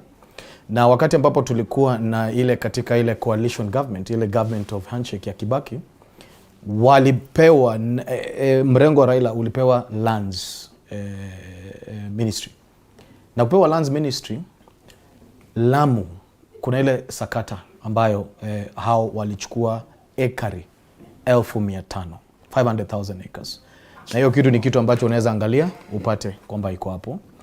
Na hiyo ilikuwa 70% of the arable land in Lamu. Na ndio maana at least ukiangalia namba za Lamu sana sana zinegemea upande ambao hausupport Raila sana sana. So ukisema mambo ya ardhi, Raila ameangalia upande wa ardhi. Alipewa ministry ambayo walitisha sana ni ministry ya ardhi. Na wakapatiwa minister kadhaa, kulikuwa na Orengo na kulikuwa na Ngilu. At least Orengo sasa si noise maker sana, lakini Ngilu ukimwangalia yuko pale juu anapiga. Lakini ukiangalia katika zile scandals zilikuwa siku zake ziliumiza pwani sana. Kwa hivyo kama hawakusuluhisha mambo ya ardhi na mambo ya squatter ya pwani wakati ambapo walikuwa na ile coalition government, sidhani kama kuna siku ambao watasuluhisha. Nafikiria sasa hivi ndio sehemu ya pwani ama ile sekta ya pwani ama region ya pwani iko na opportunity kubwa sana kuresolve mambo ya bandari, na hawezi patia bandari mtu ambaye anachukua bandari. Joho anachukua bandari, kwa nini umpatie bandari tena? Katika hiyo scandal Kenya Kwanza, Mtaalam na wengine ndio walisema, kisha treasury ka respond. Walikuwa wameficha ni zile contracts za chini ya meza. Umeelewa? Haiko kweli. Siku hizi Kenya bandari zimekuwa privatized, ni za watu binafsi. Na hiyo imeumiza watu wa pwani. Kwa hivyo nasema hauwezi sema utapatia ardhi mtu ambaye amekudhulumu at the end of the day. Hiyo ndio jambo nilikuwa nataka kusisitiza kidogo. Wakili, unajua kitu ambacho Nthumbi anafanya ni ya kwamba Nthumbi anaendeleza propaganda ambayo imekuwa ikienezwa. Nimesema kweli na UDA. Nataka niruhusu na hili swala ambalo Muthiora Kariara alikuwa ametaja kwamba ndiposa uweze kutatua matatizo ambayo wakazi wanapitia ni kumteua mmoja wa kiongozi kutoka pale kushughulikia. Acha nieleze mambo. Nilikuwa katika dhana ya propaganda ambayo Nthumbi anatumia. Na ni propaganda ambayo imekuwa ni ya UDA. Kwanza, jambo la kwanza alisema ya kwamba wabunge wa Kenya Kwanza ndio waliweza kuangusha BBI. Hiyo ni propaganda na ni uongo. Nikueleze takimu ya kwamba mswada wa BBI uliweza kupitia katika makaunti ya inaitwaje, mabunge ya kaunti, isipokuwa tu mabunge mawili ya kaunti ambayo yako katika bonde la Ufa iliweza kupita katika hizi kaunti nyingine zote, isipokuwa tu kaunti mbili ambayo ilikuwa ni Baringo na kuna kaunti nyingine moja ambayo na sahau. Huo mswada ulipoweza kupelekwa katika National Assembly uliweza kupita. Ukapelekwa Seneti ukaweza kupita. Hizo namba zilikuwa wapi ambazo Nthumbi anatuambia ya kwamba Kenya Kwanza ndio waliweza kusimamisha? Haziko, ni uongo. Tunajua BBI iliweza kusimamishwa na mahakama. Kwanza ikapitishwa na mahakama ya juu ambayo ni High Court, ikaenda Court of Appeal, ikashikilia huo uamuzi. Ilipoenda Supreme Court, Supreme Court ndio iliweza kuamsha BBI, hata kama ilikuwa ikasemekana ya kwamba ule mfumo uliweza kufuatwa, si ule ulistahili kufanya nini, uliweza kufuatwa, si ya kwamba wao wenyewe ndio walifanya nini BBI iweze kufa. Hiyo ni propaganda moja ambayo nilikuwa nataka kusema Nthumbi ndio anaendeleza. Propaganda ya pili ni kuhusiana na maswala ya pwani. Juzi tunajua kati ya mtu ambaye hakuwa na shamba hata ekari moja kwa coast, ameweza kuwa naibu wa rais, kidogo hivyo amechukua karibu shamba yote ya Basil Criticals. Tunajua si Raila Odinga alinunua, I think tunaelezwa alinunua. Nataka tu kueleza hata Basil Criticals mwenyewe alisema. Unajua ndio tunasema ya kwamba ni kusuluhisha mambo yale, si ndio? Na tunajua hili shamba la Basil Criticals ni shamba moja ambalo limekuwa likipiganiwa sababu ya masquota. Mtu amekuwa serikalini, hajasuluhisha jambo hata moja. Amekuwa kwa serikali tangu mwaka wa 2013, hajasuluhisha jambo hata moja la masquota. Wabunge wa pwani walipokuwa wakiteta ya kwamba bandari inatolewa kutoka pwani inaletwa Naivasha, yeye ndiye alikuwa wa kwanza kuwajibu. Anaeleza Joho ya kwamba Joho hajasoma, kwa hivyo hajui yale manufaa ambayo bandari kiweza kuletwa Naivasha itaweza kuleta.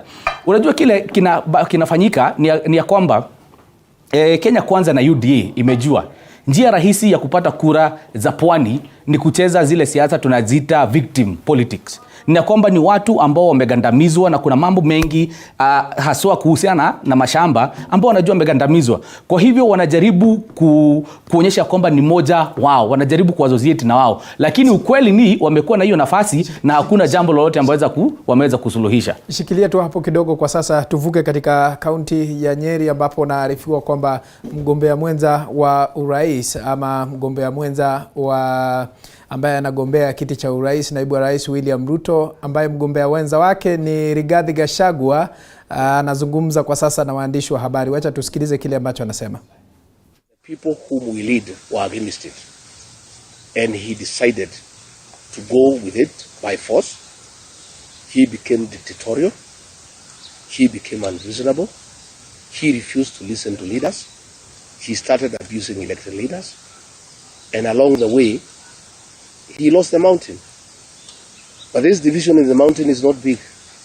He is on one side with a few people, and the rest of us are on the other side. How the unity of the mountain has been undermined is because he has decided not to consult anybody, not to listen to anybody, and rule in a dictatorial manner. As we speak today, the entire mountain, more than 95%, is behind William Ruto. President Uhuru Kenyatta and a few people are with Raila Odinga.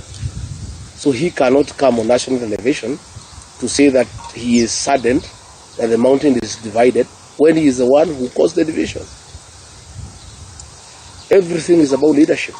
He was the leader of the mountain.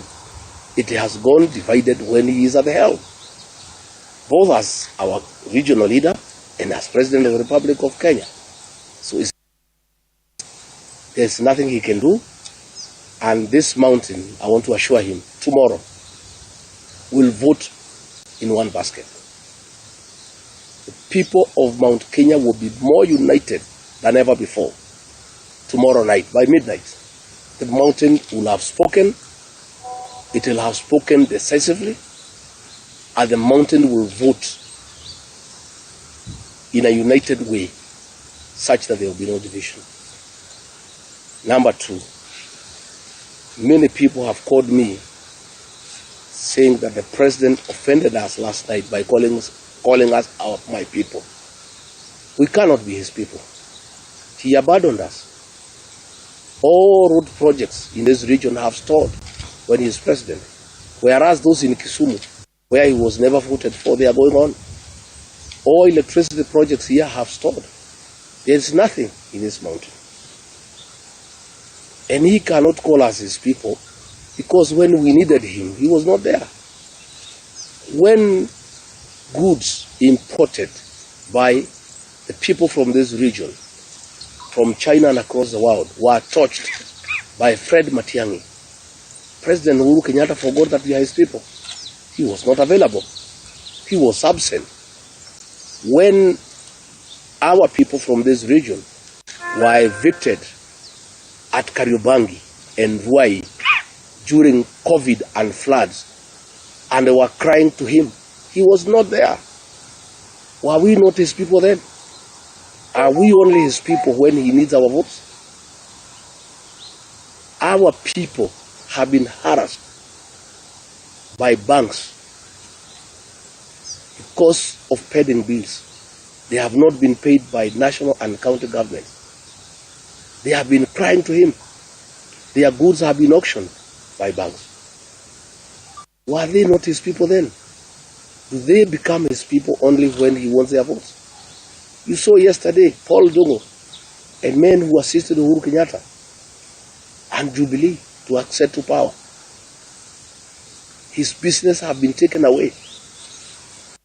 Is Paul Dongo not his person?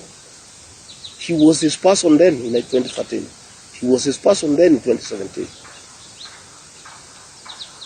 I want to communicate to the outgoing president. Please, don't call us your people.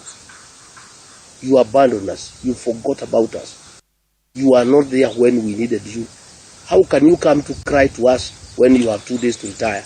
Why didn't you talk to us 5 years ago when you could have helped us? There's nothing now you can do.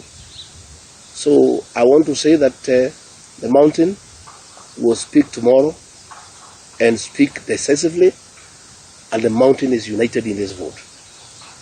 And thereafter, the unity of the mountain will be cemented under my leadership. I'll be very, very, very accommodative.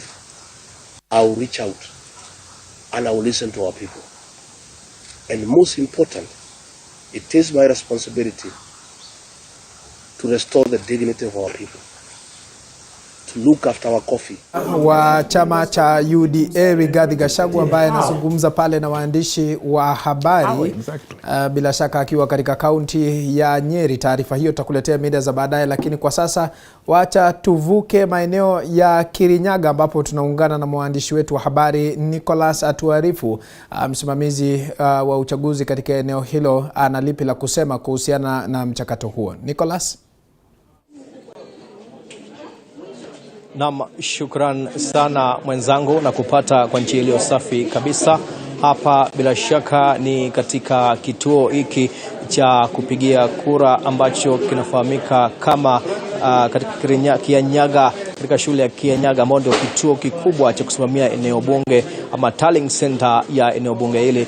Na ni kwamba hapa ni ndani ya Kishugu, eneo bunge la Kishugu, ambapo Martha Karua, Anne Waiguru watakuwa wanapiga kura katika eneo bunge hili. Na kama ilivyoanza asubuhi, ni bado shughuli za kuendelea, maandalizi zinaendelea kwa sasa, na ukitazama nyuma yangu utaona vifaa bado vya kupigia kura, vingine vinaendelea kuwasili, vingine kutoka kwa maandalizi ya kupigia kura kuanzia kesho asubuhi. Na kwa jumla tu kwa haraka ni kwamba hapa kuna jumla ya vituo 181 vya kupigia kura na wapiga kura 92,495. Awali nimezungumza na afisa msimamizi wa usalama OCPD Edward Nderago ambaye ni Sub County Police Commander, na akanihakikishia kwamba usalama uko shwari kwa wapiga kura na kila kituo kinapokea maafisa wa polisi wawili. Hivyo kwa jumla maafisa wa polisi 362 wameweza kuingia katika sehemu hii ya Gishugu ambapo wanatoka mgombea mwenza wa Raila Odinga Martha Karua.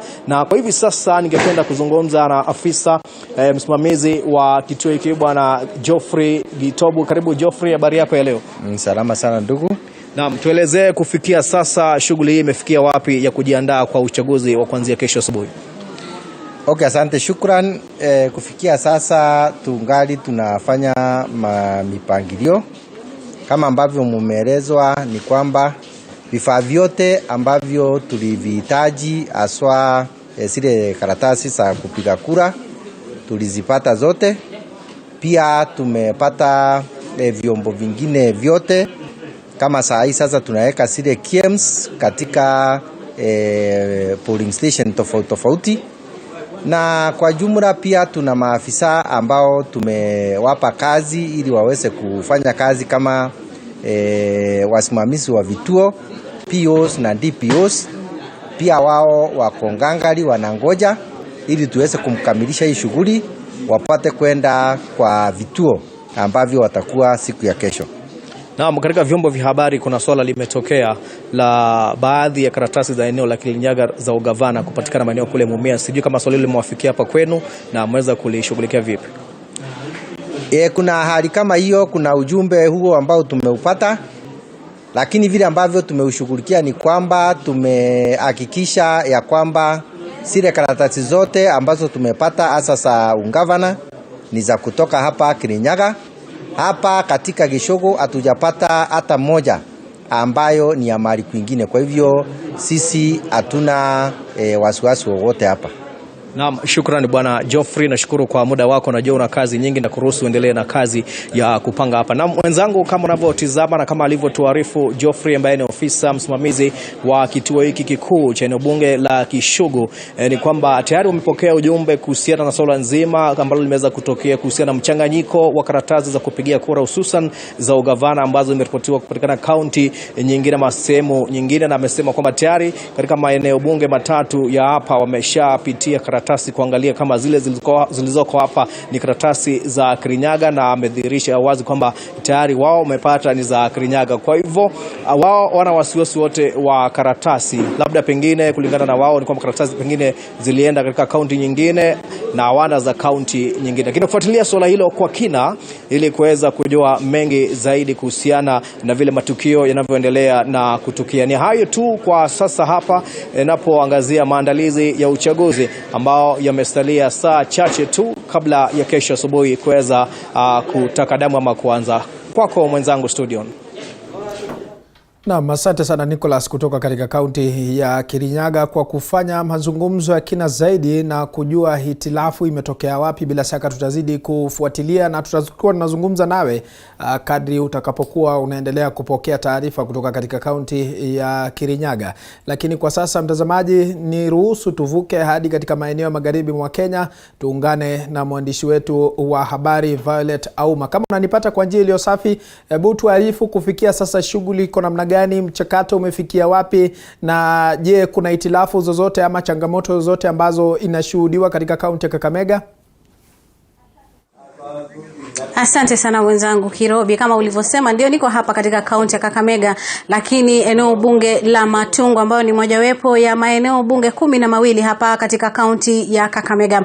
Awali niliweza kuwa katika maeneo ya Lurambi na vile vile Mumias Mashariki, Mumias Magharibi, na sasa hivi eneo la Matungu vile vile, lakini mushkili upo maeneo mengine. Tumeambiwa kwamba kuna tatizo ya mtandao na pia vifaa vingine vilikuwa havijafika kwa walikuwa wanatarajia zitaingia wakati wowote. Na hapa katika eneo bunge la Matungu vile vile kuna mushkil ambapo zale makaratasi na vile vile sanduku za kupigia kura za ugavana zimeweza kuchanganywa, na zile zilizofika hapa ni za eneo bunge ama la kaunti ya Kirinyaga. Na sasa hivi na si eneo bunge la Matungu peke yake, tumeweza kuona katika eneo bunge la Mumias Magharibi na maeneo mengine. Kwa sasa habari ambazo tunapata ni kwamba yale makaratasi na ya ambayo yalikuwa ni ya kaunti ya Kakamega hayajafika ya upande wa ugavana, na yale ambayo yameweza kufika ni ile ya kaunti ya Kirinyaga, na ni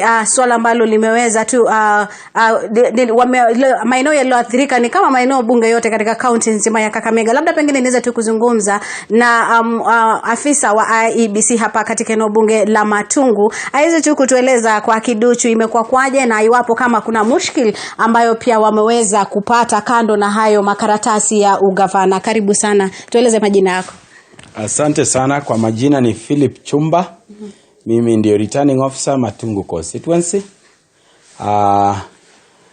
Nataka niseme ya kwamba tumeweza kureceive ama kupokea hizo sanduku za ballot papers. Tulizipata delivery mara 2 na tuliweza kupata katika elective positions zote 6 kutoka president, governor, senator, women rep, MCA and MNA. Tuliweza kupata ballot papers katika masanduku zile tunaita pallets. Leo asubuhi tumeweza kufungua hizo pallets na tumegundua ya kwamba pallets 3 ambazo ziko na boxes za ballot papers za position ya governor tumeweza kuzifungua na tukagundua ya kwamba ile nembo ama lebo iliyoko juu ya hiyo pallet ama sanduku imeandikwa vizuri Kakamega County Matungu constituency. Ukiingia ndani, ukifungua box moja, ukifungua the whole pallet, uchukue box moja kama hii, imeandikwa vizuri juu Kakamega County Matungu constituency. Ukiingia kwenye ballot paper booklet kama hii mzima, juu lebo imeandikwa vizuri Governor Kakamega County Matungu constituency, na kuna zile serial numbers ya hizi ballot papers. Ukifungua ndani uangalie ballot paper yenyewe, zile contents ambazo ziko ndani ya hiyo ballot paper, unaiangalia ya kwamba iko na picha na candidates ambao hawatoki Matungu constituency. Hapo juu ya ballot paper imeandikwa vizuri Kakamega Matungu hadi ward na polling station, lakini picha za candidates ni zile za Kirinyaga County. Hapo ndipo tumepata ya kwamba kuna itilafu ya packaging. So hiyo ndio ripoti tumeweza kupeana, na tunatumai ya kwamba tume itaweza kutupatia direction on what we shall do with these ballot papers, vile itaweza kushughulikiwa hadi tupate ballot papers ya Kakamega County Matungu constituency. Na labda pengine iwapo kama umeweza information yenyewe, kama ushazungumza na county returning officer, na yeye mwenyewe amesema kuwa ni tatizo ambalo lime affect watu wa Matungu peke yao, ama ni swala ambalo lime affect county nzima? Tumeweza kupata communication ya kwamba hizi ballot papers hazijakuwa zime affect Matungu constituency peke yake. Nimeweza kuongea na county returning officer Bwana Joseph Ayata, amenijulisha kwamba zile constituency zote za Kakamega ziko na shida moja inayofanana, ya kwamba tumeletewa ballot papers ya Kirinyaga County. Kwa entire county tumeletewa ballot papers za Kirinyaga, na nataka niseme ya kwamba tunangojea communication kutoka hiyo ofisi ya county, tujue jinsi tunaweza kushughulikia hilo tatizo, ili tuweze kupata hizi ballot papers zetu kwa wakati unaofaa, ndivyo tuweze dispatch ama kupeana zifike kwa polling station, ili tuweze kufungua kituo cha kupiga kura kwa wakati ufaao. So kwa sasa hivi ina maana kuwa vifaa vyote, makaratasi, zile masanduku bado hazijaenda katika polling stations kwa sababu ya hilo tatizo ambalo limetokea? Naweza sema ya kwamba kufikia sasa tunaweza kusema ya kwamba tuko tayari kupeana all the other materials, strategic and non-strategic materials. Tumezipanga, tumeweka za every polling station ziko tayari. Ile jambo tunangojea ni ya kwamba wasiweze ama presiding officers wetu na officials wote ambao wanaenda kwa polling station wasiweze kutoka bila kubeba zile ballot papers zote ambazo wanazihitaji. Kwa hivyo tunangoja communication ya kuweza kupata hizi ballot papers ambazo tumekosa, ili tuweze kupeana kama zimejaa, ili waweze kuanza kazi. Okay. Katika maeneo mengine ambayo tumeweza kupita tu wanasema kwamba swala la mtandao, internet imekuwa tatizo. Sijui kama huko Matungu kuna maeneo ambayo labda pengine yana mushkili upande wa internet. Tumeweza kujaribu kabla ya kuanza kazi ya polling ama kupiga kura, tumeweza kufanya testing ya teknoloji yetu kutumia ile internet ya service provider ambaye anatupatia service ya internet, na tumeweza kuobserve ya kwamba hata ingawa inaweza kuwa haiko kwa ile nguvu tunatarajia, inaweza kufanya kazi ya kushughulikia upigaji kura na kuweza kutupatia results jinsi tunavyohitaji. Na labda pengine hili tatizo la ballot papers halitatatuliwa kwa muda, unaona ya kwamba labda pengine wakazi wataendelea na uchaguzi hiyo kesho, ama itabidi wasubiri mpaka yale makaratasi yaweze kufika? Vile tuliweza kufungua hizi ballot papers mapema, nataka niseme ya kwamba bado tuko na muda wa kutosha wa kushughulikia hiyo shida, na tuweze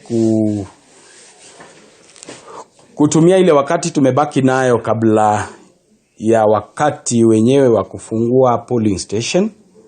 Tunatumai kwamba tume itaweza kutushughulikia ili tuweze tupate hizo ballot papers kwa wakati ufao. Okay. Kwa sasa hatuna tashwishwi, tunaweza kusema tumejipanga na tutaweza kupata hiyo solution kwa wakati ufao. Okay. Asante sana. Huyo amekuwa ni afisa msimamizi wa IEBC hapa eneo bunge la Matungu, Bwana Chumba, akituelezea tu kwa kiduchu yale yalojiri, na vile alivyosema ni tatizo ambalo halijaathiri eneo bunge la Matungu peke yake, bali ni tatizo ambalo limeathiri maeneo bunge 12 katika kaunti ya Kakamega. Kwa sasa tunasubiri kuona iwapo kama IEBC wataweza kufuatilia kuhakikisha kwamba wakazi wanapata fursa ya kuweza kupiga kura katika maeneo bunge yote kaunti ya Kakamega, hususan katika nafasi ya ugavana ambayo imeathirika pakubwa. Kuwajuza tu watazamaji wetu wa TV47 ni kwamba kwa sasa kunao wagombea 7 ambao wameweza kusimama hiki kiti cha ugavana, lakini tunapoona kwamba labda pengine kulikuwa na tatizo upande wa kupiga chapa, maana ukiangalia wadi maeneo bunge yote yametajwa kuwa ni Matungu, lakini zile picha ambazo zimewekwa pale katika yale makaratasi ni zile picha ambazo ni za wagombea wa ugavana katika kaunti ya Kirinyaga.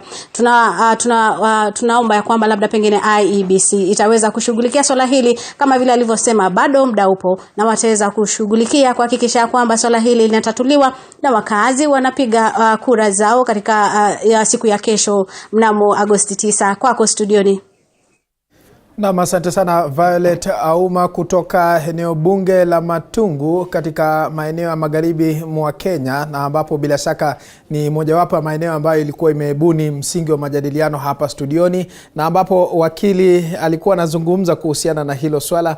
Na Wakili Mwirigi, kuhusiana na kile ambacho labda kimetokea pale, wale makamishna wa IEBC, wasimamizi wa uchaguzi, wanasema kwamba hili ni swala ambalo linaweza likarejelewa. Sijui kwa muonekano wako unahisi kwamba ni tatizo ambayo amesema imeathiri kaunti mzima ya Kakamega, na ni kaunti ambayo inawapiga kura 800,000, zaidi ya nusu milioni. Unahisi kwamba itaathiri vipi matokeo ya uchaguzi? Sidhani itaathiri matokeo. Kile ambacho kitaathiriwa pengine ni matayarisho ambayo yanaendelea saa hizi. Maana ukiona kile ambacho kinastahili kufanyika saa hii ni kwamba kila returning officer na kila tunahitaji PO wote wana presiding officer wanagawiwa sasa karatasi zao na material zao ili waweze kupeleka katika polling station zao. So ukipata ya kwamba kuna zile karatasi za Kirinyaga ambazo ziko Kakamega, ina maana ya kuwa matayarisho yatasimama pia. Hakuna matayarisho yoyote ambayo inaendelea wapi? Inaendelea Kirinyaga pia, sio tu Kakamega, maana karatasi za Kirinyaga ziko wapi? Ziko Kakamega. But nadhani ni logistical issue ambayo iko pale, but ni vizuri imeweza kuwa identified mapema. Itakuwa rahisi sana ndege kutoka Kakamega yote ikiweza kujulikana ipelekwe wapi, iweze kupelekwa Kirinyaga. But ni jambo ambalo litasuluhishwa na sababu polling au presiding officers wanastahili kuwa katika polling stations by tuseme saa 6 ya usiku, ni jambo ambalo nadhani litaweza kusuluhishwa. Sidhani ni jambo ambalo litafanya uchaguzi usifanyike kesho. Ukiangalia maeneo ya magharibi mwa Kenya ni eneo ambalo lina zaidi ya wapiga kura milioni 2. Kama Vihiga ni 300,000, Bungoma 600,000, zaidi ya milioni 1. Na eneo hili hapo awali tulikuwa tumejadili, tukaona kuna vyama viwili, chama cha Ford Kenya na chama cha MC ambacho kinaongozwa na Musalia Mudavadi kimeingia katika mrengo wa Kenya Kwanza. Ndipo tukauliza, je, ni eneo ambalo limekuwa likionekana kama ngome yake kinara wa ODM Raila Odinga, wakati huo huenda akapata kura hizo ama ikawa ni tatizo kidogo? Nitakupa mfano. Katika mwaka wa 2017 huo ni wakati wa kwanza ambao chama cha Jubilee kiliweza kupata MPs wa bunge katika eneo la Western, ya kwamba ulikuwa unapata kura za urais zimeenda kwa Raila Odinga, lakini hapa katikati kuna mbunge ambaye mmoja wawili ambao waliweza kuchaguliwa. Tuseme kulikuwa na wivu wakati yule ambao ilikuwa ni ya Raila na imekuwa pale wakati wote. Lakini pia tusisahau ya kwamba kulikuwa na uchaguzi ambao ulifanyika mwaka wa 2013. Katika mwaka wa 2013 kulikuwa na viongozi watatu ambao waliweza kusimama urais. Ya kwamba kulikuwa na Raila Odinga, kulikuwa na Uhuru Kenyatta na kulikuwa na Musalia Mudavadi. Maeneo ambao tunaelezwa inaweza kuwa ni ngome ya Musalia Mudavadi, hayakumpigia kura akiwa rais, akisimama kama rais. Sembusa wakati yule hayuko pale na anafanya nini? Anamsupport mtu mwingine. So kila ambacho tutaweza kujiuliza ni hiki. Ni ANC iko na nguvu ya aina gani tuseme katika wale bunge ambao wamechaguliwa. Nilipewa changamoto moja nikaulizwa, isipokuwa tu Malala ambaye anasimama governor, niweze kutaja governor mwingine ambaye anasimama kwa chama cha ANC katika eneo la Western. Singeweza kutaja mwingine isipokuwa tu Malala ambaye nilikuwa najua. Na tunajua ya kwamba pia wao wenyewe wamekuwa wakikamp mahali pale ili waweze kupiga campaign zao. But overall kuna zile kura nyingi ambazo Kenya Kwanza idadi ya Kenya Kwanza itaongezeka.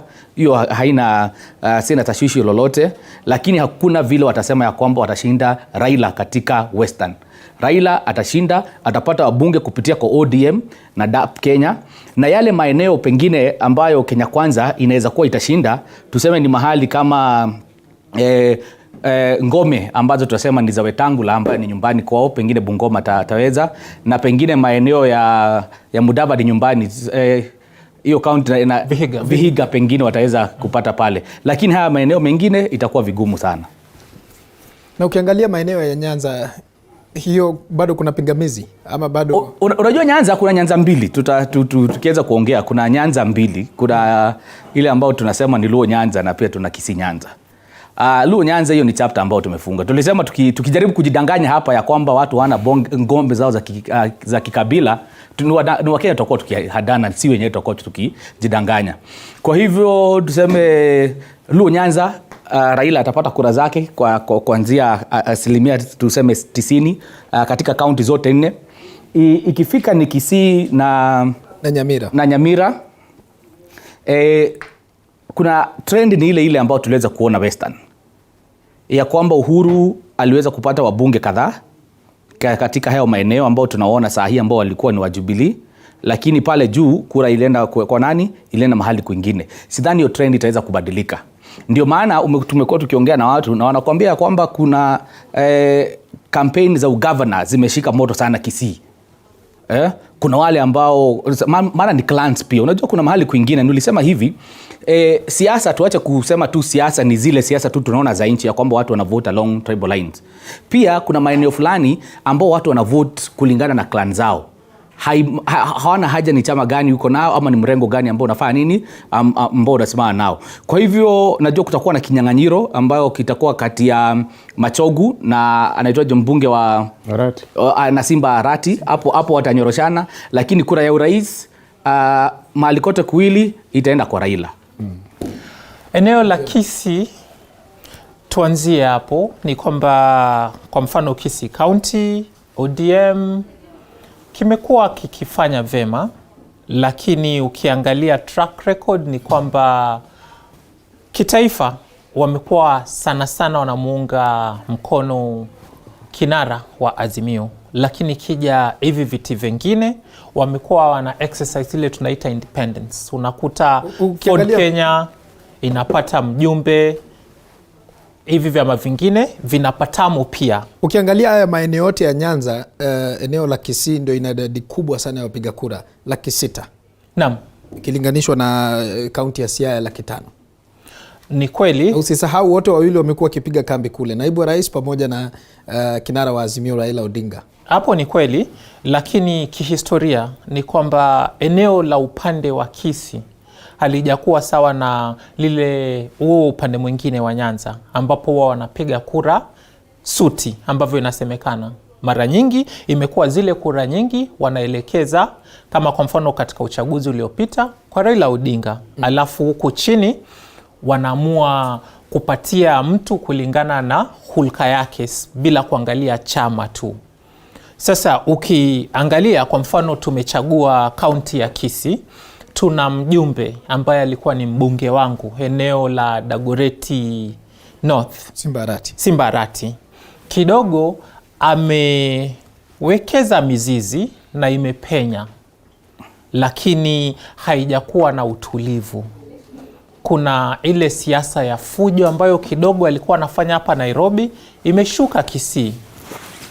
Isipokuwa wakati huu tunaona kwamba yeye kidogo wafuasi wake ndo wamekuwa wanapokea ile fujo. Kwa mfano siku 2 zimepita gari lake lilichomwa. Sasa ikifikia mahali ambapo sasa tunaingiza hisia kwenye siasa, ina maana kwamba tunaweza tukacha kufuata trends ambavyo zimekuwa hapo awali, tufuate vigezo tofauti. Kwa hiyo pale ambapo tungetegemea kwamba kitaifa huwa ili eneo linampigia huyu kinara wa Azimio, wanaweza wakaamua wakati huu kupiga kura kutumia misingi mingine. Lakini tusisahau kwamba eneo la Nyanza sio Wajaluo tu na Wakisii, kuna Wakuria pia ambao wana kura za kutosha, ndio kwenye kapu waziwezi zikatosha kumweka governor kaunti ya Migori, na wao mara nyingi ukiangalia wamepiga kura kuunga wale ambao wako kwenye serikali. Sasa wakati huu tuna huyu mnyama ambaye hauna uhakika kama ni ndege ama ni wajua, as in half government half opposition. Kwa hiyo kuna hizo kura nyingi tu kutoka eneo la Kuria ambazo mbeleni zimeelekezwa kwa pamoja kumuunga mkono ambaye yuko kwenye serikali. Kwa mfano wakati uliopita walimpa Uhuru Kenyatta. Wakati huu wameshawishika sana kuegemea upande wa Kenya Kwanza. Lakini kwa kuwa kuna ile siasa ya kaunti ya Migori kwamba wana ma-MCA ambao watataka kukaa kwenye bunge la kaunti ya Migori, wana women representative ambaye anatafuta kuwakilisha Migori kwenye bunge la kitaifa. Hizo hesabu lazima tupige kisawasawa. Lakini ambavyo imetajwa ni kuwa eneo la Nyanza Raila hajatishiwa kulipoteza. Tusikilize kauli kutoka kwa Meshack. Hili swala la kaunti mbili, kaunti ya Kisii na kaunti ya Nyamira, kidogo imeleta utatanishi hapa. Kwangu mimi naona kwamba Kisii na Nyamira kwa wakati huu watapigia Raila kura kabisa zaidi ya hapo awali, kwa sababu unapotembea huko unaona wave. Asilimia kama ngapi hivi, kwa sababu ni wenyewe ambayo inaongoza kwa kura zaidi maeneo ya Nyanza? 80% na watapigia Raila Odinga kura, kwa sababu ukiangalia historia utakuta wamekuwa wakipigia Raila kura, hata ingawaje Jubilee katika uchaguzi uliopita waliweza kupata wabunge wengi kwa eneo hilo. Kura ya urais bado Raila alikuwa na nyingi, but sasa hivi naona kwamba siasa ambazo zinaendelea pale chini kwa ugavana si kuhusu Raila na Ruto, ni kuhusu Arati na wale wenzake ambao wanang'ang'ania kiti cha ugavana, ambacho kiundani sana wako na mambo ya clans. The Kisii community wako na clans 2 ambao ni kubwa sana. Hii clan ya the chache and then kuna clan ya Kitutu. Arati anatoka katika hii clan ya Kitutu kwenye akina Onyonka na wengine wanatoka. Alafu akina Ongeri na current governor Ongwae na wengine wanatoka upande ile. Sasa ile vurugu inatokea kwamba kila clan wanataka kuretain governorship. Hiyo ndio sababu hata ingawaje Arati yako katika ODM pamoja na Ongwae, but Ongwae kidogo inaonekana haja support sana waniaji wa Arati, ila anapiga debe si open, but angetaka ugavana iweze kubaki katika clan yao, ambayo mwenye anatafuta hiyo ni Obure na Ongeri. So hiyo siasa has nothing to do with kura ya Raila Odinga versus kura ya William Ruto. Hapo naona kwamba wakati Arati, Obure, Ongeri watatafuta wafuasi wao wote waunganishe pamoja hapa juu kwa kura ya Raila atapata 80, na kama Nthumbi yako na another different statistic atatuambia tu. Nthumbi, umemsikiliza Meshack akisema kwamba siasa za maeneo hayo Kisii na Nyamira haihusiani na vigogo ama wagombeaji wa urais. Nikubalishe niongee kwa swala, I go deeper on numbers kwa sababu mimi ni mtu wa hesabu. Na tuangalie katika zile results za 2017 ndio tusidanganye wa Kenya. Eneo la Kisii lilipatia Uhuru Kenyatta 43% na Raila Odinga 55%. Hiyo ni Kisii. Eneo la Nyamira likapatia Uhuru 52% na Raila 46%. So hiyo pande ambayo si Luo Nyanza haijawahi kuwa ngome ya Raila. Imekuwa 50-50 katika uchaguzi uliopita, kwa sababu hizi ni namba za uchaguzi ambazo Kirobi kidogo tu. Manake akienda sana tutapotosha umma. Takwimu anazozitumia ni za uchaguzi ambao ulifutiliwa mbali na Supreme Court. Sikiza Kirobi, ni muhimu tufuate record. Tafadhali. Kwa uchaguzi ulifutiliwa mbali. Nikubalishe niongee. Ni kusema tu. Sawa. Nikubalishe niongee. Mpe nafasi ya. Kama unataka kudefend Raila Odinga, nafasi yako itakuja basi. Wacha mimi ni focus kwa numbers. Tumeelewana? Na kwa hivyo siasa hazihusiani na vigogo wawili. Naibu wa rais. Vile nasema Luo Nyanza imepigia Raila kura 97%. Hiyo hatubishani. Lakini Nyamira na Kisii zimekuwa ngome za 50-50, hazijakuwa ngome za Raila.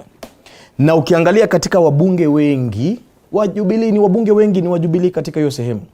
Kwa hivyo it goes without saying, na mimi nimesema numbers. Ukiangalia katika tofauti ya uchaguzi, Uhuru alikuwa na 10% zaidi ya Raila. Wacha niseme kitu. Kama Uhuru alishinda Raila na 10%, inamaanisha Ruto ambaye ni mwana siasa ambaye amenawiri kuliko Uhuru, basi tofauti itakuwa 20% na. Is it simple? Ukiangalia kubobea kwa siasa na ile ambayo tunasema political maturity, umeelewa? Kama Uhuru alishinda Raila na Ruto, je? Ukiangalia umaarufu ni kama sasa wewe unaangalia Ronaldo pale na Messi pale, alafu unampatia mtu ambaye abobei. Umeelewa? So tunasema na tunaangalia statistics. Wacha nikupeleke mahali pengine. Ukiangalia Vihiga, Bungoma, Busia, maeneo hiyo Trans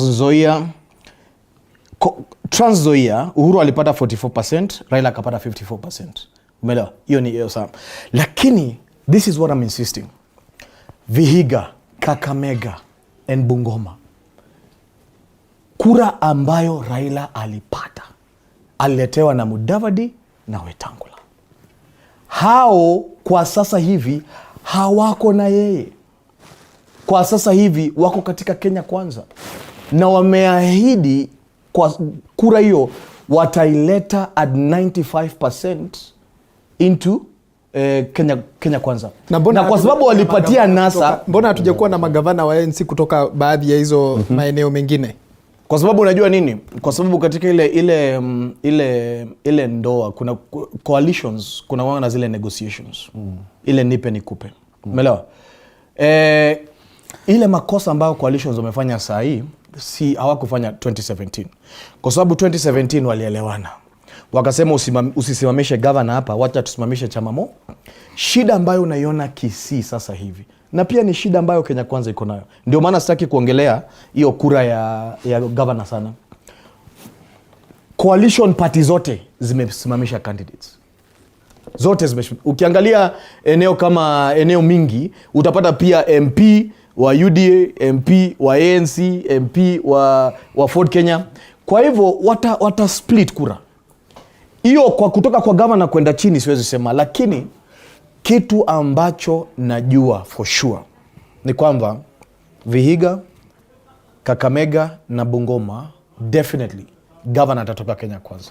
Na kura ya uraisi ambayo Mudavadi na Wetangula walileta katika ile basket ya NASA, kwa sasa hivi iko katika basket ya Kenya Kwanza. Wacha niseme juu ya Nairobi nikifunga. Hatujafika Nairobi. No, unajua mimi niko na uhuru wa kuongea mahali popote. Wacha ongee kwanza. Uhuru sio nini ndugu yangu niko na shida. Turudi hapo Kisii. Anakuwa bully na dictator.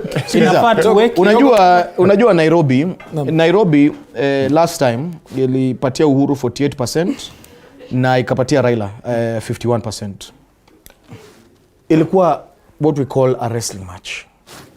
Kwa sasa hivi ukiangalia mambo ambayo yamekumba Nairobi, ni mambo ambayo ni mambo mzito sana, na ni mambo ambayo chairman wa Azimio ameweza kuleta tatanishi kubwa sana.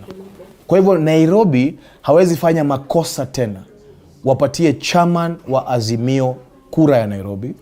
Kura ya Nairobi, kwa sababu ya yale mambo Nairobi imepitia, itaingia katika Kenya Kwanza. Unajua tunafanya katika mjadala, tunafanya we do analysis based on what has transpired.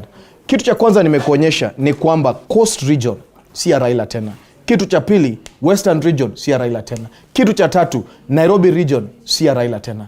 Na nimekuambia kwamba kura ya Mount Kenya 100% itakuwa ya Kenya Kwanza. Wakili atadhibitisha hilo iwapo itawezekana. Unajua kuna kitu kimoja napenda kuhusu Nthumbi. Wakili Mwirigi, kuna hili swala la chama cha Jubilee kuhusika katika kutoa viongozi katika maeneo ya Kisii na maeneo ya Nyamira. Ni swala ambalo limezingira mazungumzo haya. Na ukiangalia kwa sasa, je, watu wana imani na mwelekeo wa Rais Uhuru Kenyatta? Uhuru Kenyatta bado ana 2017. Uhuru Kenyatta ana ushawishi kwa wale ambao wanamwamini. Kile ambacho utapata ni kwamba kunayo idadi kidogo ambayo imekuwa ikijaribu kupreach your hate towards him, ambao tunaita ni camp ya kina Nthumbi hapo, ili waweze kuonyesha venye 100% ya Mount Kenya, as if sisi hatuko kwa hiyo 100% na tunatoka kama katika mlima Kenya, hatuko pale. Nikupe example rahisi sana. Kulikuwa na by election ambao tuliweza kuifanya hapa Kiambaa. Tukafanya by election nyingine Muguga. Ilikuwa tu juzi. Kwa hizo idadi ilikuwa ni almost 50-50. Kitu ilikuwa rahisi sana. The entire camp ambayo ilikuwa ni ya Kenya Kwanza, ulipata inatoaje kina Rigathi walikuwa wanajaribu kushindana na kule nani wataweka posta kule. Wote walikita mizi, walikuwa kule for the entire period. Lakini tuliona yule Kareni Njama ambaye alikuwa amesimama na Jubilee aliweza kushindwa na kwa Anjiko na kura 500 peke yake. Nilikuwa hiyo Tallying Center. Alishindwa na kura 500. Kwenda Mogoga pale Jubilee kaweza kushinda, walikuwa wanasema Jubilee ni chama ambacho kimekufa.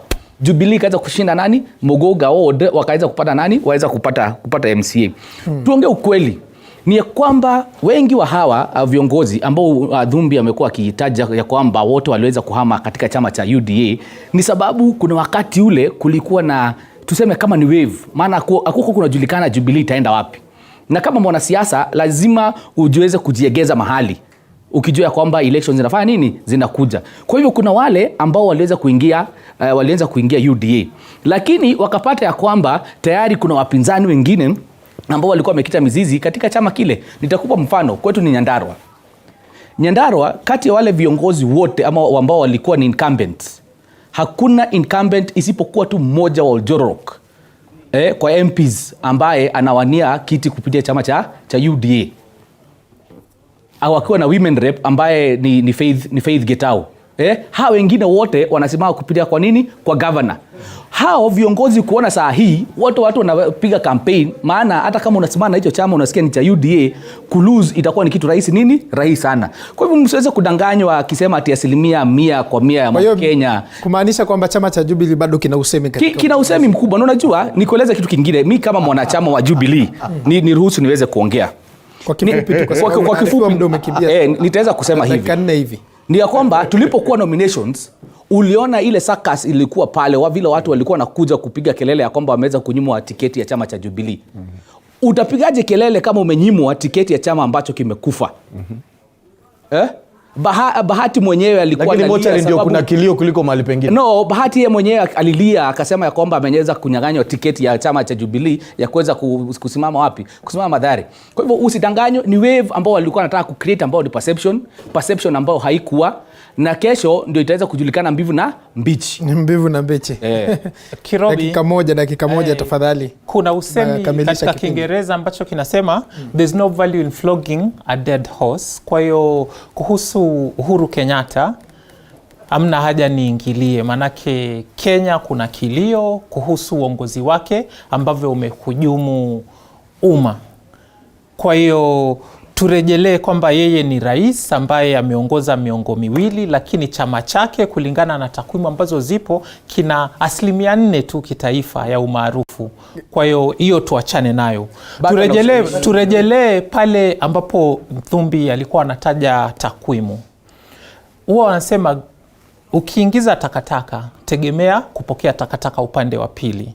Kwamba tukitumia takwimu za uchaguzi ambao ulikuwa nullified, Supreme Court ilisema ilikuwa invalid, null and void, basi utapata analysis ambayo haifai. Ambacho tumekuwa tunajaribu kufanya hapa ni projection ya tunakoelekea. Na itakuwa ni makosa kuambia Wakenya kwamba Matiang'i baada ya utendakazi wake wote huu hana ushawishi Kisii, kwamba Governor Ongwae baada ya kutumikia hatamu 2 hana ushawishi. Wacha nisikilize kauli ya mwisho tu. Meshack Odede. Ningesema tu jambo moja, sitaki kufungua maneno mengine. Kenya Kwanza na ndugu Nthumbi wanafaa kujua kwamba Ruto hajawahi wania urais hata ndio mara ya kwanza. Hii ndio mara ya kwanza. Kwa hivyo hawana statistics yeyote kutumia kuhusu William Ruto. Every statistics anatumia ni za Uhuru Kenyatta. Na hauwezi kuniambia kwamba Uhuru Kenyatta na William Ruto ni mtu mmoja, ambapo kama mtu fulani alipiga kura Kisii tu Uhuru Kenyatta inamaanisha alipigia William Ruto. Ni uongo kabisa. Haiwezekani. So wacha Ruto aingie kwa hii kinyang'anyiro, baadaye tutaweza kuona kwamba Ruto ana ushawishi kiasi gani. Sasa hivi wale tunaweza sema ushawishi wao ni akina Musalia na akina naambiwa kwamba muda umekamilika kwa sababu sikiza, ningependa kuambia sekunde tu ya kuhesabu tafadhali. Kama anasema basi naibu wa rais ana ushawishi na wanatuambia Martha anawapatia ushawishi, basi wanamaanisha wanadharau Martha. Alafu ningependa kusema kwa huyu ndugu yangu, uchaguzi ambao ulipelekwa kotini, judges walisema kwamba dissenting judges, this is what nikifungwa tu, walisema which petition the Supreme Court fails to prove claims that the poll has been rigged. Hakukuwa na uchaguzi ambao uliibiwa, shida ilikuwa shida ya network katika Kiemskit. Kumalizia, Raila amepoteza ngome zake, Ruto amechukua ngome, rais mtarajiwa. Asanteni sana wageni wangu kwa kufika studioni. Natumai tungekuwa na muda zaidi tuendelee kuchanganua, tujue idadi ya wapiga kura iko namna gani na mwelekeo wa Kenya ni upi. Kumbuka mtazamaji, kufikia hapo mie sina la ziada, na arifiwa kwamba muda umekimbia zaidi. Tungekuwa na muda tungezidi kuchanganua na kupambanua kwa undani zaidi, lakini usiende mbali, zidi kutegea TV47. Bado tungali na muda. Siku ya kesho Wakenya watakuwa wanatekeleza haki yao ya kikatiba ya kupiga kura tunapoelekea katika uchaguzi mkuu wa Agosti tarehe 9. Kufikia hapo sina la ziada. Nimekuwa mtangazaji wako Paul Kirobi na kutakia jioni njema. Asante sana.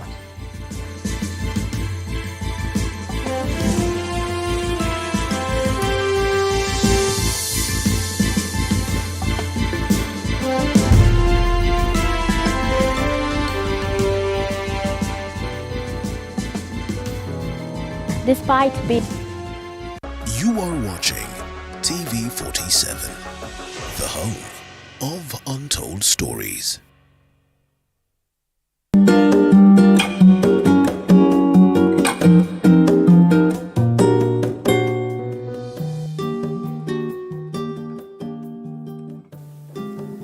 Naam, jina langu ni Wambugo Yusuf.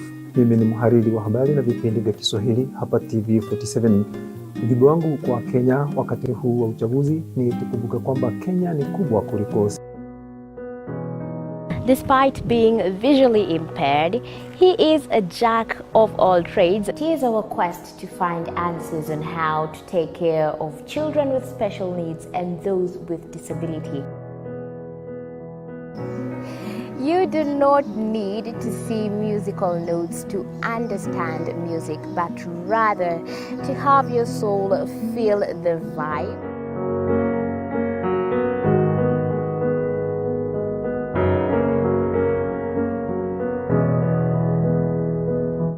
Actually, for us to make a wheelchair, we have to take measurements of the user. After doing my assessment, I get to know the parent.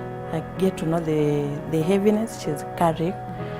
Disability comes at different stages of life.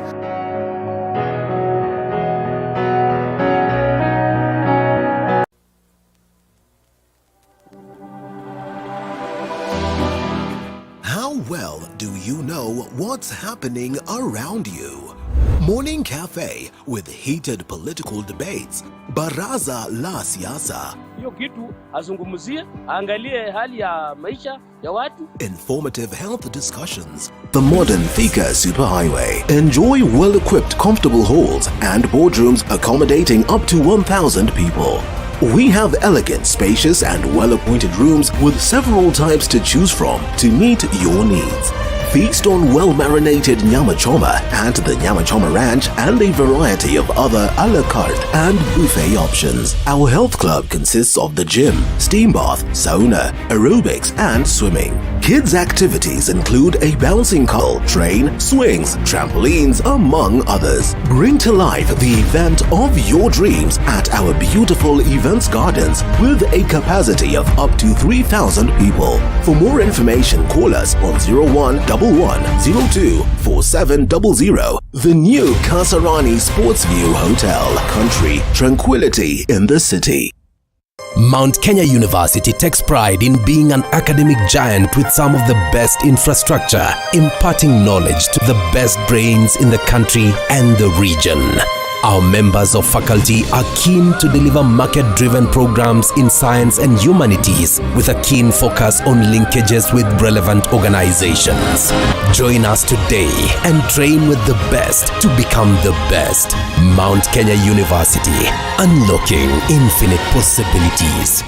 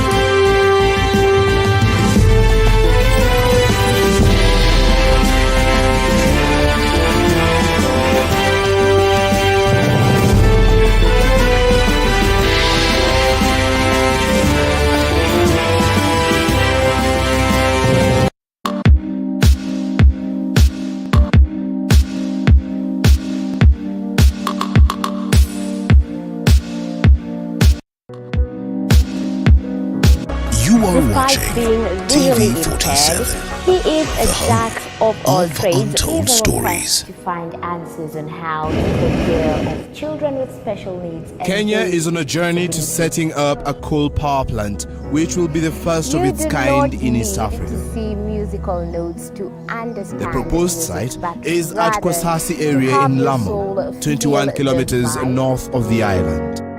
This project, however, sparks varied opinions.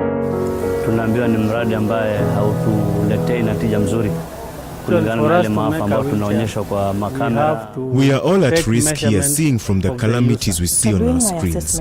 We are beseeching our fellows who have the same opinion that if this project does not bring any profits and instead brings destructions and bad luck, we don't want anything to do with this project. We are ready to join. Despite being visually impaired, he is a jack of all trades. It is our quest to find answers on how to take care of children with special needs and those with disability. You do not need to see musical notes to understand music, but rather to have your soul feel the vibe. The race to shut them down.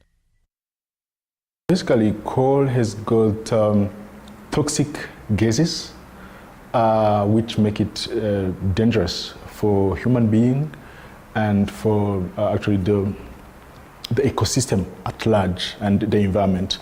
So it has got some of those gases include carbon dioxide, nitrous oxide, sulfur and mercury, and arsenic. All those are toxic gases that have impact on human health. On your way to Kwasasi village, you come across abandoned structures. Most residents here have relocated to other places. Some of those who are still living here are worried of the effects that may come with the development. I hear. Despite being visually impaired, he is a jack of all trades. It is our quest to find answers on how to take care of children with special needs and those with disability. You do not need to see musical notes to understand music, but rather to have your soul feel the vibe.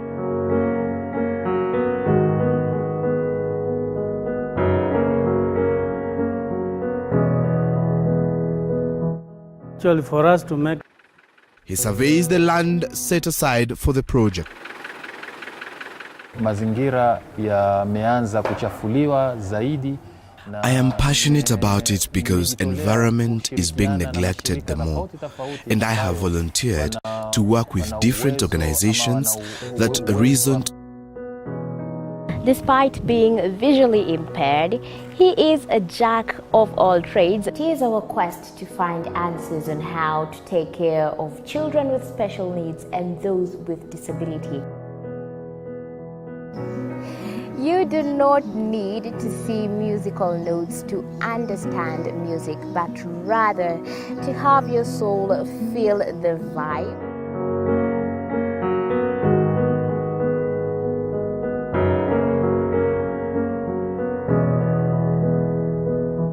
Actually, for us to make a wheelchair, we have to take measurements of the user. After doing my assessment, I get to know the parent, I get to know the heaviness she's carrying. Disability comes at different stages of life.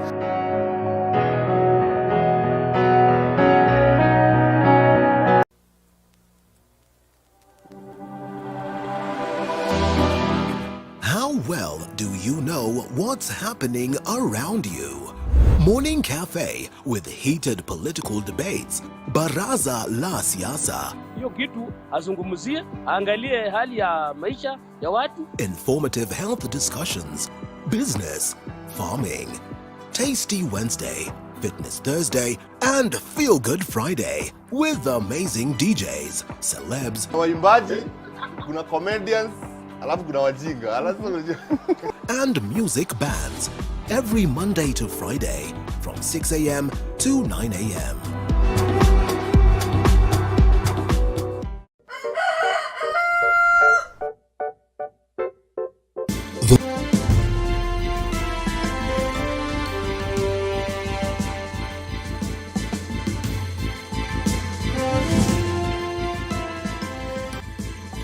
All right, a very good afternoon to you, and thank you so much for choosing TV47 to inform you in this edition of Kenya Decides, the extended wall-to-wall coverage of the 2022 general election on this election eve, we have you sorted and covered in terms of news, reviews, analysis, interview, all spread across all this period of election time and even after the election time if need be.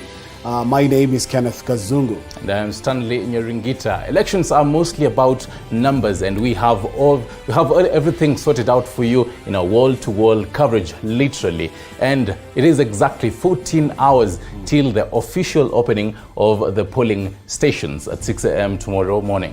Of course, we have a network of reporters scattered across the country, ready and fired up to give you the latest up-to-the-minute updates of what is going on in the country right now. And today being the election eve, a lot of activities are going on in the counties. So what is happening right now is the distribution of election materials. We have the distribution of ballot papers and ballot boxes across all the 47 counties going on as we speak now. And also in the course of the broadcast, we'll be having discussions on the exercise so far, because Stanley, we have had instances where some ballot papers belonging to some counties have been found in another counties. Indeed. Some ballot papers in some counties have been destroyed. In Chuka University, for example. Yes. Later on with my panelists, we'll be trying to understand what that means and what the IEBC can do, considering the fact that we're just 14 hours away from the official opening of polling stations. So without further ado, let us now take you straight away to our network of reporters to fill us in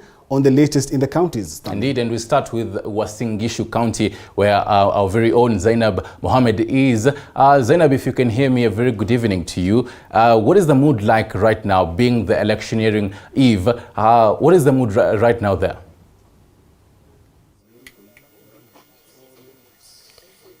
Good evening, Stanley. Indeed, we are in Uasin Gishu County, particularly in Kosachei Primary School in Sugoi area, where the Deputy President and UDA presidential candidate Dr. William Ruto will be voting right here in Kosachei Primary School. If my camera person could just zoom into the registry so we could have a look at the voter registry. As you can see, the Deputy President is voter number 491, followed by his wife, voter 493, and his daughter June, who's voter 489. This particular polling station is in Tarbo constituency, which has about 120,000 voters, and the DP will be one of the voters who will be voting or casting his vote here tomorrow. The information that we have also received is that the DP will be here at around between 6 and 9 a.m. in the morning, so we'll definitely be following that closely so that we can show you one of the presidential candidates who's crucial in this election as he exercises his democratic rights. Also with me here are some of the residents of Sugoi area who are very excited hours to the ballot, and they're extremely excited to the fact that one of their own is in the presidential race and will be in the ballot tomorrow. So if I could just speak to a few of them to get their views, their expectations, and some of the things they hope tomorrow will be like. Habari yako mwalimu, karibu katika runinga ya TV47. Utaanza kwa kunieleza majina yako na unieleze jinsi unajihisi kuwa mmoja wenu atakuwa katika kinyang'anyiro cha urais hapo kesho. Kwa majina anaitwa mwalimu Samson Rono kutoka eneo hili, mkazi wa eneo hili la Kosachei. Tuange kabisa, tayari kabisa kwa hamu na gamu, kama si hamu na gamamu, kujibwaga debeni hapo kesho asubuhi, alfajiri mbichi au kipenda alfajiri ya Musa. Matarajio yako kesho ni yapi? Tunatarajia mema au tunatarajia mazuri, kwa sababu kulingana na hali ya hewa mambo yamekuwa mazuri kwa naibu wa rais, na tunatarajia matokeo mazuri. Tunatarajia kuwa ataibuka na ushindi. Maandalizi hapa yamekuwa vipi? Maandalizi hapa Kosachei yamekuwa ni mema, yamekuwa ni mazuri jinsi unavyoona. Hata wenyeji wamo hapa, wamo ange kabisa, wako tayari. Naam, tutaongea na mwingine hapa ambaye pia ni mkaazi wa eneo hili na tuweze kusikia pia matarajio yake ni yapi. Habari yako, unaitwa nani? Mzuri sana. Mimi naitwa Joshua Senari, ambaye mimi ni mlinzi hapa, kuchunga hapa, ambaye mwaka mingi nimekaa hapa na nataka amani. Amani nataka. Hatutaki burugo. Hapa Kosachei kwa yote tunataka amani. ambaye sisi wakaacha hapa tunataka amani. Hatutaki furuku. Amani peke yake. Asante. Unajihisi vipi kuwa mmoja wenu yuko katika kinyang'anyiro cha urais? Tunaishi kawaida. Ambaye unajua kawaida hata kama yuko vile vile ni Mungu mnakaa. Mnakaa maisha tu vile. Hata kama yuko na lot kidogo bora tuko maisha. Na hiyo Mungu atasaidia sisi wakati mwingine. Sawa sawa, vile vile tutaweza kuongea na mwingine. Kama unavyoona wengi hapa wanatabasamu na wana furaha kutokana na mmoja wao kuwa katika kinyang'anyiro cha urais. Habari yako kaka? Mzuri sana. Kesho unatarajia yapi? Utaanza kwanza kuniambia majina yako, kisha uniambie matarajio yako ya kesho ni yapi? Mimi naitwa Shadrack Protichir. Mimi ni mkazi wa Kosache. Tunafurahi kesho tunapo vote for our 5th president, His Excellency William Samoei Ruto. Na tunakuja wote tunapika block 50+1. Yeah, so excited. Yeah. Unajihisi aje kwamba Daktari William Ruto ni wa kutoka hapa na yuko katika kinyang'anyiro cha urais? Nasikia mzuri sana. Tunapopitisha kesho Mheshimiwa Rais William Samoei Ruto. Tuko na matarajio mingi sana kwa sisi wenyewe kama community and the whole Kenya. Yeah. Thank you so much. Those are some of the views of the residents here. As you can see, many are excited. Many cannot wait for the elections tomorrow, and many are smiling because they are sure that one of their own might or has a chance to be the next president come tomorrow. Apart from that, things here are quite slow.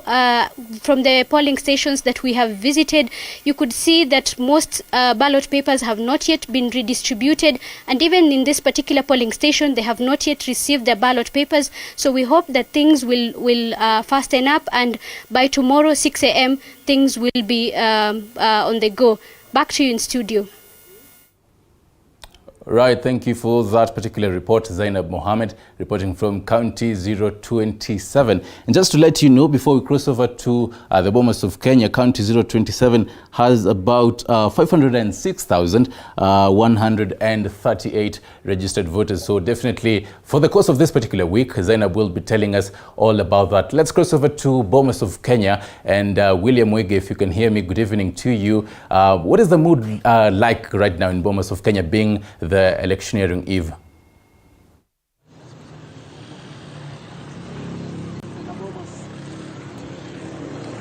Yes, quite a handful of activities here at the Bomas of Kenya.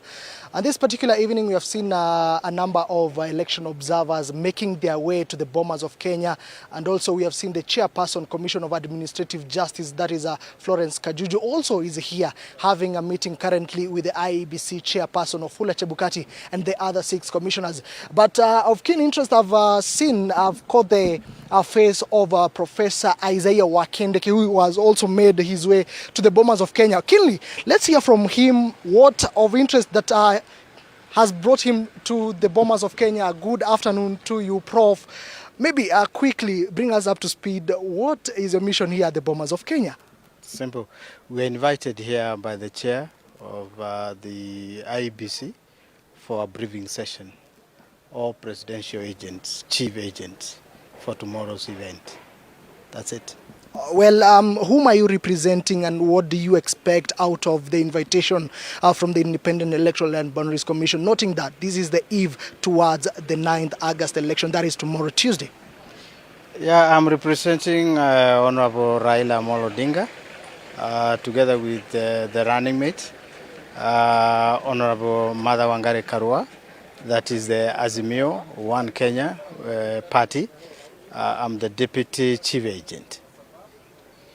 So what I expect at least to be equipped to do my job better as a chief agent. Yes. Yeah. Maybe as the chief agent for Raila Odede and also his running mate Mother Karua, so far with the election preparations, what are your expectations? My expectations is that everything will run well, just as stipulated in law, and we have no doubt that everything will go well. And at this point, I can say we look forward to the win of the 5th That's how we call our candidate, popularly known as the fifth, and eventually the swearing in. Okay, thank you for your time, Professor. We'll continue engaging you in our subsequent bulletin as you proceed to your meeting. Well, that is Professor Isaiah Wakindiki, who is Chief Agent for Raila Amolo Odinga. But quickly, Eric, if you will allow me, on this particular side on my left is where the particular meeting whereby the IEBC Chair Wafula Chebukati is having with a number of election observers. Among them also is the Chairperson Commissioner of Administrative Justice, that is Florence Kajuju. But also keenly outside here we have set camp waiting for the Chairperson of Wafula Chebukati to address the media. Remember, they have been holding daily briefings to the media to update the country and the world at large in concern to the preparations that they have been making and that they are making towards the election. And on my right, that is where the media center is currently. As you can see, a handful of journalists are waiting for the Chairperson of Wafula Chebukati. Any moment from now, we're expecting Wafula Chebukati to come and address the media. Remember, it is the local and also the international media. And also, we TV47 have set camp here. Keenly, Eric, what we'll be looking, and also some of the questions that we will be expecting Wafula Chebukati to answer or also to make an address to is concerning the distribution of election materials, among them ballot papers, because we understand in some of the areas this particular important exercise has been affected. Among some of the counties is Kirinyaga, Tharaka Nithi, and also Kakamega County. That is, those are some of the questions that we'll be putting towards Wafula Chebukati to be able to address, and also the commission to be able to address to the country and also to the nation, to the world at large ahead of the 9th poll, which is tomorrow. For now, there's nothing much from me, Mwirigi William. I'll take it back to you, Eric, but we are still here, boots on ground, all hands on deck, to ensure that you get detail by detail from the bombers of Kenya. Back to you, Eric. Right, thank you for that particular report. Mwirigi William reporting from Bomas of Kenya, which is basically the nerve center for everything happening, and we'll definitely be getting in touch with Mwirigi William later on and even later tomorrow, even as the polling stations open tomorrow. Let's cross over to Sambweni constituency, which is in Kwale County, where very own Betty Mwakideu is. Betty, good evening. What is happening in Kwale County right now?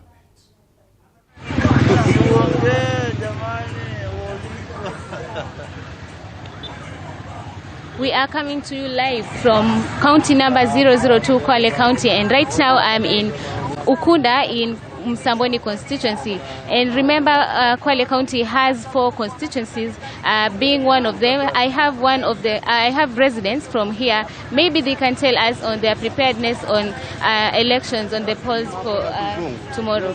Maybe tueleze jina lako na umejipanga vipi kwa siku ya uchaguzi ambayo ni kesho.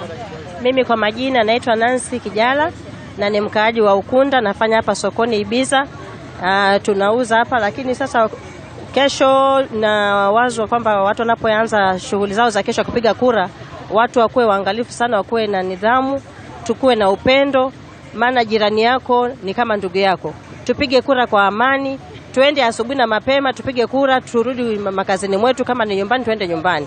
Na yule tutakayemchagua tuna imani ya kwamba atatutengezea. Kama hapa Ibiza hatuna choo, hatuna chandarua, nafikiri yule ambaye tutakayemchagua atatuangalia vizuri, atuwekee hiyo choo na atuwekee na hiyo chandarua. Umejitayarisha vipi? Labda ulienda ukaangalia jina lako kwenye ile list ambayo imebandikwa kwenye vituo vya kupiga kura. Labda umeenda ukahakikisha kwamba jina lako liko katika orodha hiyo. Naam, nilienda nikahakikisha jina langu liko, nisharudi hata mara 2, nikaambiwa liko. Kwa hivyo kesho sina wasiwasi. Mimi naenda kupiga kura. Kila mmoja naimiza wa Kenya wote waende wapige kura, kwa sababu usipopiga kura yule ambaye unamhitaji hataweza kupita. Lazima upige kura ndio yule unayemtaka aweze kupita. Ni hayo tu. Asante. Labda kama dadi utakuja utuambie umejitayarisha vipi katika uchaguzi huu, labda umeenda kuhakikisha kwamba jina lako lipo ama bado hujafanya hivi? Nilienda katika kituo nilichojiandikisha. Tuanze na jina lako. Kwanza kwa jina naitwa Carlos, mkazi wa hapa Ukunda. Mkazi wa hapa Ukunda. Nilienda kwenye kituo chenye nilijiandikisha, nikahakikisha kwamba kweli jina langu lipo kwenye sajili. Na hapo ndipo nikaridhika wazi kwamba siku hiyo tuliyokuwa tunaigoja kwa muda ikiwadia, niko mmoja wao wa wale ambao watakao jishughulisha na shughuli ya kitaifa ambayo ni kudhihirisha uzalendo kama Mkenya. Uzalendo wangu ni kwa kupiga kura kwa kuwa ni haki yangu. Asante. Na labda kama tutatupatia maoni yako, tuambie wewe binafsi umejitayarisha vipi kama mpiga kura wa hapa Kwale? Mimi kwa majina naitwa Beverly Sarange Mose, ni mwanabiashara wa hapa Ibiza Market. Mimi nimestayarisha vizuri, kesho naenda kupiga kura na naomba wananchi wote kila mtu aende apige kura yake na mchague yule ambaye anamtaka yeye. Alafu naomba yule ambaye atachaguliwa na yule ambaye atakuwa ndio mshindi, wananchi wote waamue yeye awe ndio mshindi, alafu amani ya Kenya iwe. Habari zenu. That's it. Maybe you have heard from residents here. We'll continue to delve in and also get some views from other counties. Remember, in Kwale County there are 4 constituencies. That is Kinango constituency, Msambweni constituency, Lungalunga, and also Matuga constituency. From here, I will be continuing to update you of the incidents that maybe we'll get from here. But for now, back to you, Stanley. Right, thank you for that particular report, Betty Mwakideu in Kwale County, County 002. Let's cross over to County 020, Kirinyaga County, where Nicholas Mbai is. Nicholas, it is the eve of the elections, some few hours to the elections. What is the mood right now in Kirinyaga County?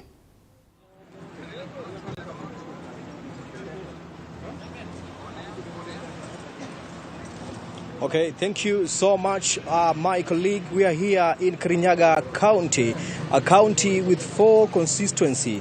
That is county number 20. Kirinyaga County, a total of 376,137 registered voters. It is the county where Martha Karua, Azimio presidential running mate, comes from. And also an interesting county where we have a big race between Anne Waiguru of UDA and Purity Grishi, an independent candidate for the Kirinyaga governorship or gubernatorial.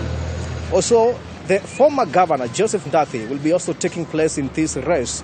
And here today, we have transferred to exactly 4 constituencies. That is all of them, including Gishugu, where Martha Karua comes from. The interesting part of it is we are at the border between Mwea.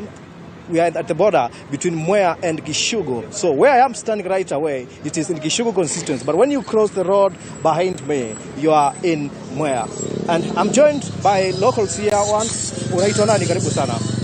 Kwa majina ni Paul Kariuki Moshera. Paul Kariuki, uchaguzi umefika. Umejiandaa vipi kwa kwenu?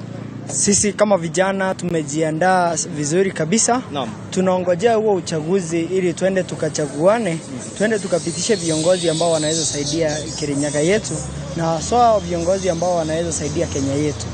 Na sisi kama vijana, mimi kama kiongozi wao wa Nyangate Youth Forum, tumeamua kama vijana hatutaruhusu kutumika vibaya kwa huu uchaguzi na viongozi ambao wanatutumia hapa, wanachukua vijana wanawaripa ili waende wakaeneze chuki, waende wakapigane ili hali watoto wao hawapo. Sisi kama vijana tumeamua hatuwezi ruhusu jambo kama hilo kufanyika.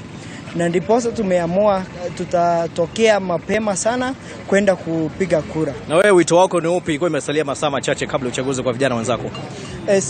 Mimi wito wangu kwa vijana hapa Kirinyaga na Kenya mzima ni kuwasihi kwa heshima. Tusiitikie kutumika vibaya na viongozi, kwa sababu hawa viongozi ambao wanatutumia kwenda kurusha mawe, kutoa rapsha, hao watoto wao hapatikani katika ghasia ambazo zinazuka baada ya uchaguzi. Thank you so much. I'm also joined here by a resident of Gishugu, who is also a mechanic, and I joined him where he's working. Karibu sana, unaitwa nani? Naitwa Sakari Jiraini. Sakari, uchaguzi umesalia masaa machache. Wewe kama mwenyeji wa Gishugu hapa, naona kumpakani kati ya Gishugu na eneo lingine, unasemaje? Atina uko mpakani wa Gishugu na Mwea. Wewe kama mwananchi wa hapo, unahisi vipi uchaguzi umefika? Tunahisi vizuri sana na tuko tayari kabisa. Yes. Tunasema tuamke mapema, tufanye kura, turudi kasi. Wewe tayari ushaamua utapigia kura nani? Tuambie ni nani, lakini ushaamua na imekuaje, nini umeangazia kuamua? Tushaamua.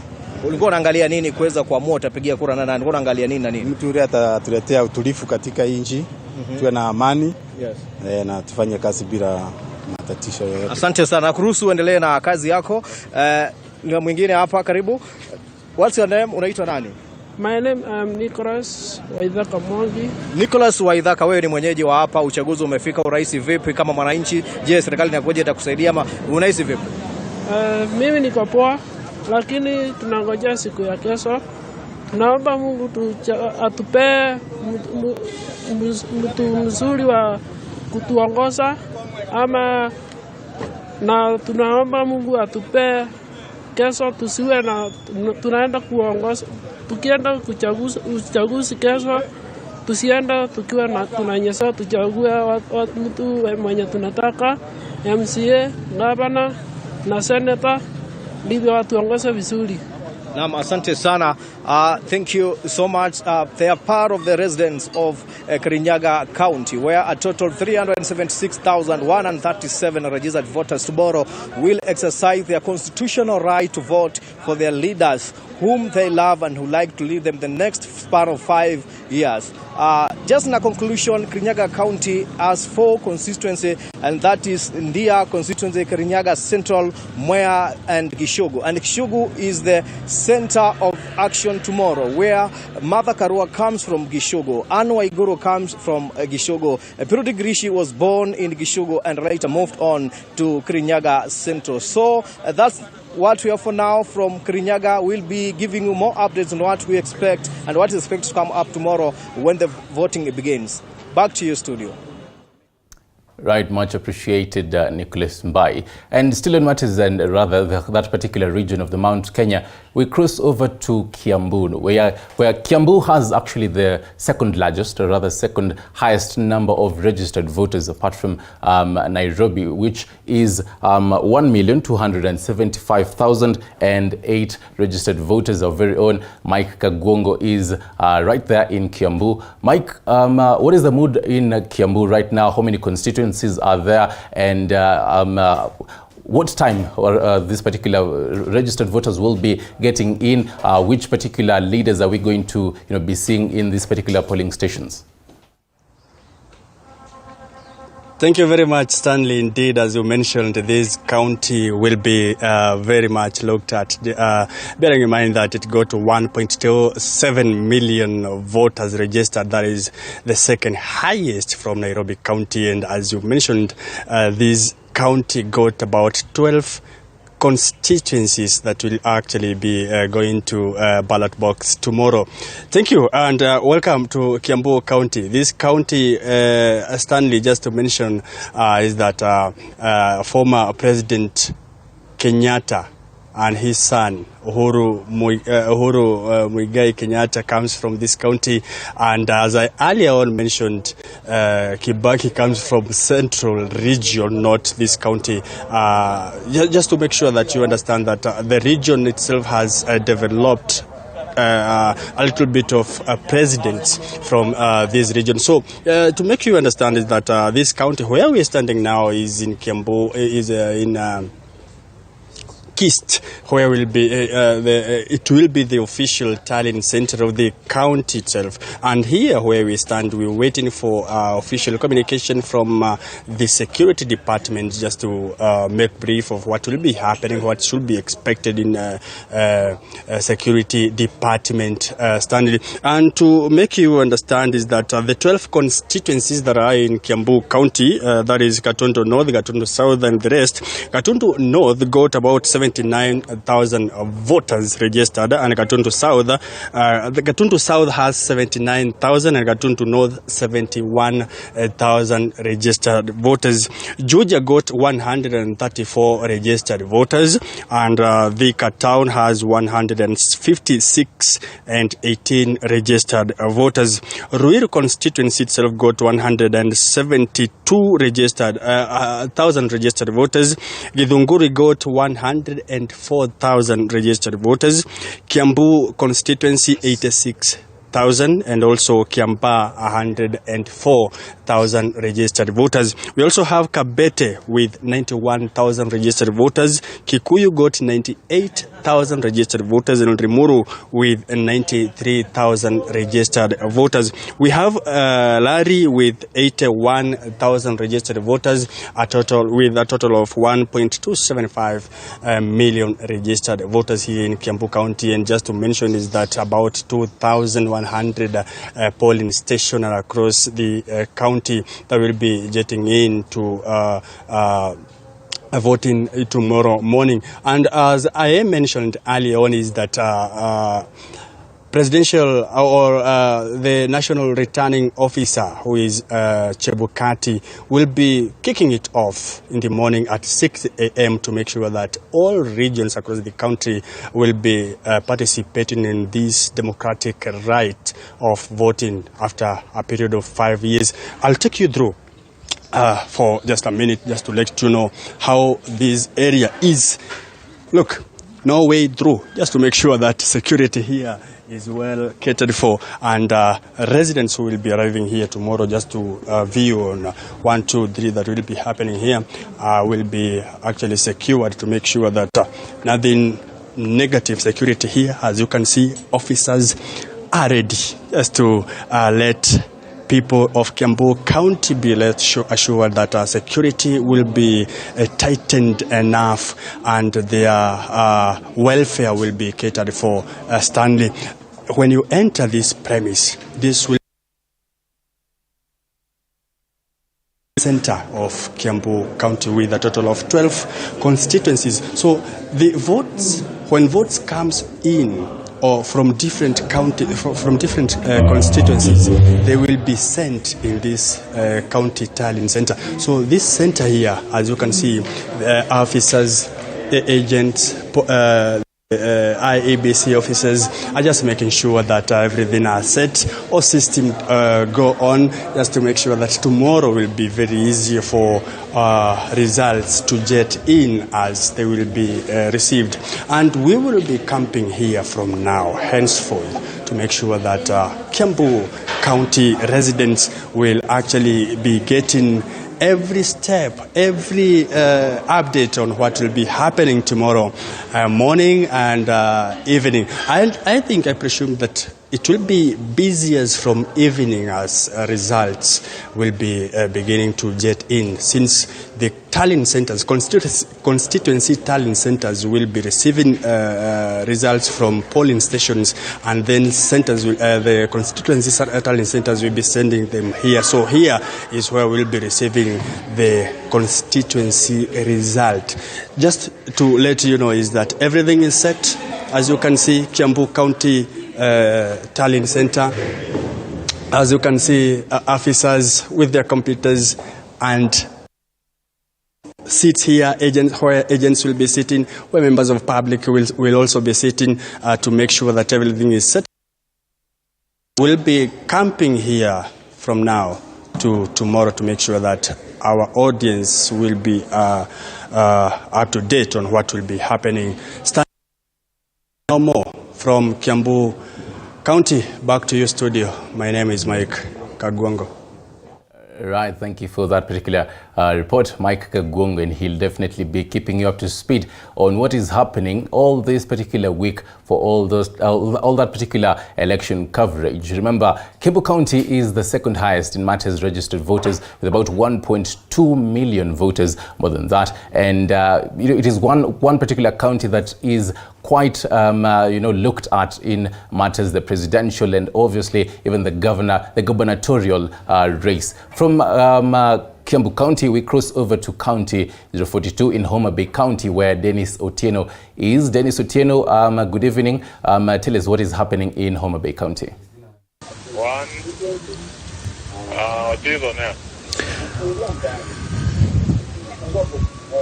Well, thank you very much, Stanley Nyerigeti. Like you've correctly said it, we are at Homa Bay County, which is county number 043.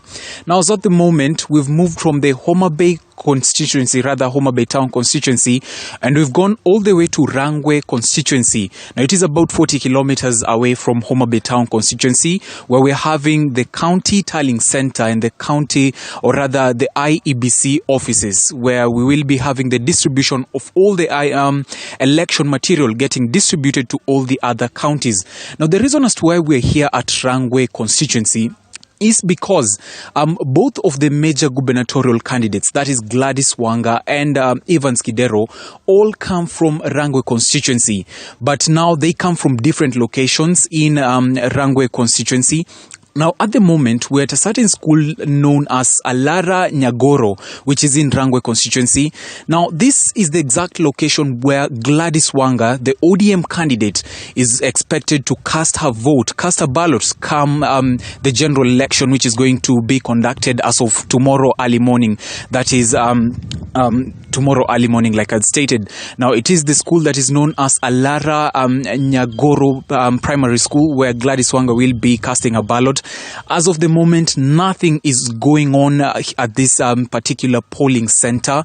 The only kind of activity that we've gotten to see is a number of voters, just a few of them, who are right behind me from a distance, and they're trying to verify if their name is on the list. There is basically a document that has been put on a notice board, and those are some of the voters who will be coming in and checking if their name is on the ballot list.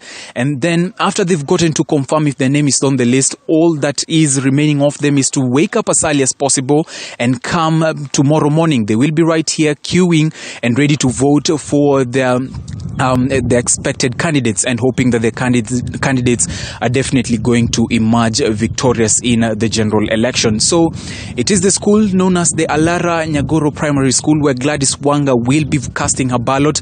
Well, a few reports indicate that she was supposed to be around this place a few minutes away from now. Well, we've waited and waited for Gladys Wanga, but she's not yet shown up. So we're still pitching camp over here. Some of the classrooms here at the Alara Nyagoro Primary School is as some of the classes are where the ballots are going to be cast and the votes are going to be cast. So it is an empty ground as of now, but expect it is going to be a ground full of activity when the general election kicks off. That is tomorrow morning. But as of now, no IEBC official has yet shown himself or herself at this specific polling center. Well, earlier on, we had a briefing by the IEBC officials who stated that they were going to, distribute the ballot materials to all the constituencies from the Homa Bay Town constituency. The exercise was supposed to kick off at 1 p.m., but it has taken such a long time. We're yet to see any IEBC official setting foot at the Alara Nyagoro Primary School. So it is a situation where we're keeping a keen eye and, our eye wide open and getting to see what will traverse in the next few hours. If we're going to see the IEBC official getting to set foot here and getting to, prepare and align everything so that they're going to be conducting a smooth and fair and credible general election come tomorrow morning. Now, back to you in studio, and Stanley Nyarigeti, like I've put it, we will be definitely following up on the story. We're pitching camp right here in Rangwe constituency. Remember, two strong candidates vying for the gubernatorial seat in Homa Bay County. That is Gladys Wanga, who is vying for the seat on an ODM party ticket, and Evans Kidero, the former Nairobi governor, who was also part of the ODM party, but after a short while, Kidero parted ways with the ODM party because after he got to realize that ODM had given the bid to his opponent, that is Gladys Wanga, to get to vie for the gubernatorial bid on the ODM ticket. So Evans Kidero will be vying for the seat as an independent candidate. We'll also be keeping an eye on the senatorial seat, the county assembly seat, as well as the member of parliament seat. These are definitely seats that we will be looking at, and we'll be seeing who is going to emerge victorious. So as of now, we are yet to see if any IEBC official is going to set foot over here with the ballot material and get to prepare themselves before the general election kicks off. Now with that, Stanley Nyarigiti, I take it back to you in studio. Indeed, Dennis Nthumbi right there in Homa Bay County, specifically in Rangwe constituency, which has about 58,886 registered voters. And definitely Dennis Nthumbi will be keeping up to speed on what is happening in that particular county in our basically this particular election coverage. We're taking a short break right here at Kenya Decides. See you in a bit.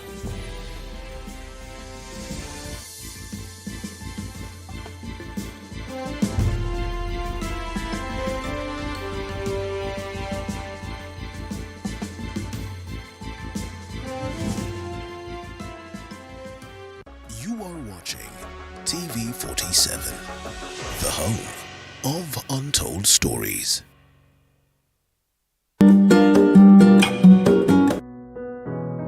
Despite being visually impaired, he is a jack of all trades. Here's our quest to find answers on how to take care of children with special needs and those with disability.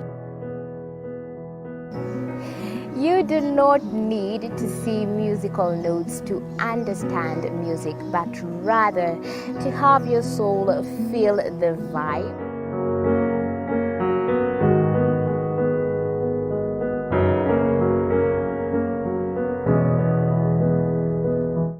Actually, for us to make a wheelchair, we have to take measurements of the user. After doing my assessment, I get to know the parent, I get to know the heaviness she's carrying. Disability comes at different stages of life.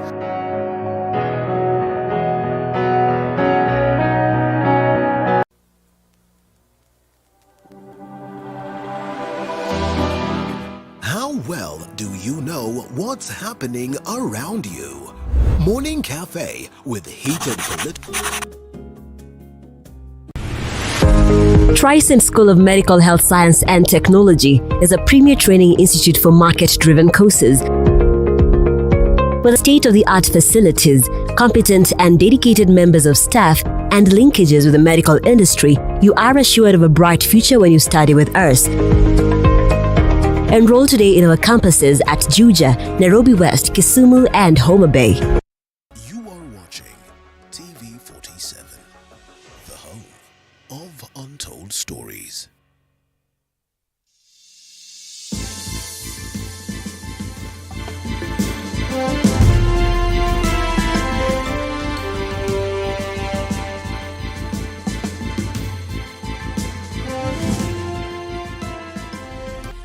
Right, thank you for staying with us right here at Kenya Decides, and we continue with our election coverage in different counties in this particular country, and we cross over to County 001 where Petronilla Gorin is stationed. Petronilla, good evening, and what is happening in Mombasa right now? What is the mood, this being the eve of the electioneering day?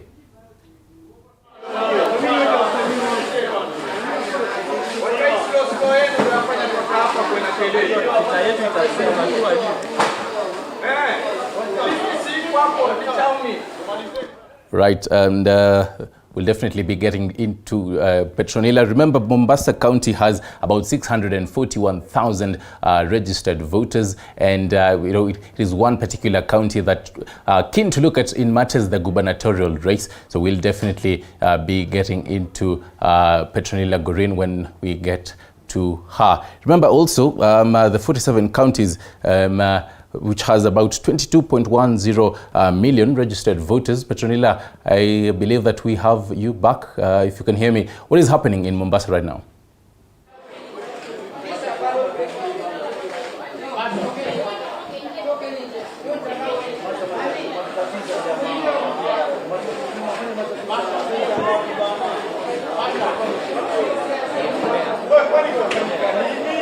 Thank you very much, Stanley, from our Nairobi studios. As you have stated, we are live from Mombasa County, where at the moment we are at the Mvita Constituency Tallying Center here at Alidina Visram High School, where the verification process of verification of ballot papers has already been completed, and the dispatching process has now begun.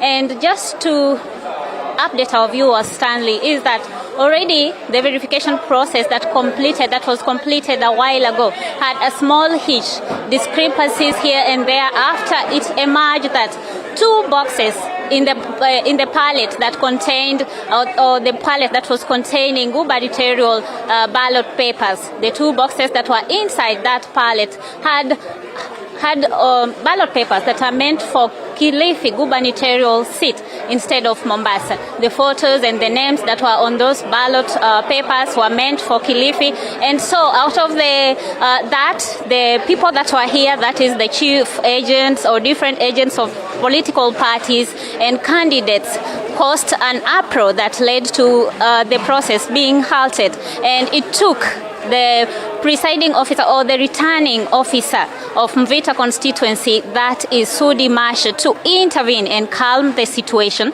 to enable the process to continue. The Mvita returning officer, Masha, confirmed or assured the candidates and other people that were here that the process will be handled, the process will be sorted, because according to him, it seems like the process was because of the packaging issue from abroad. He says they were opening the pallet for the first time, and so he believes that he has assured the residents and the electorates to give him room, or to give IEBC room to be able to rectify that, and they are sure that they'll be able to conduct a free, fair and credible election tomorrow. And so just to also note that the ballot box had 56 boxes, but the 2 were found to be having the discrepancies. However, the rest, the 54, were not opened. So it's a process that we are still waiting to see how it will be sorted. But we did speak to Masha and spoke to journalists earlier on, and he had this to say. Let's listen in. Limekwenda taratibu, limeenda vizuri. Tumepata tu changamoto moja ambayo kwamba kumekuwa na ballot papers ambazo hazikuwa za hapa, tumezipata ziko hapa za Kilifi, tuseme kwa ufupi. Na kama nilivyotangulia kusema, hilo ni swala ambalo limo ndani ya uwezo wetu. Ndio maana tumefanya hilo zoezi mapema ili tuwe na muda wa kuweza kurekebisha hiyo hali. So tunavyozungumza ni kwamba tayari tushawasiliana na vitengo husika, na hilo swala linafanywa kazi.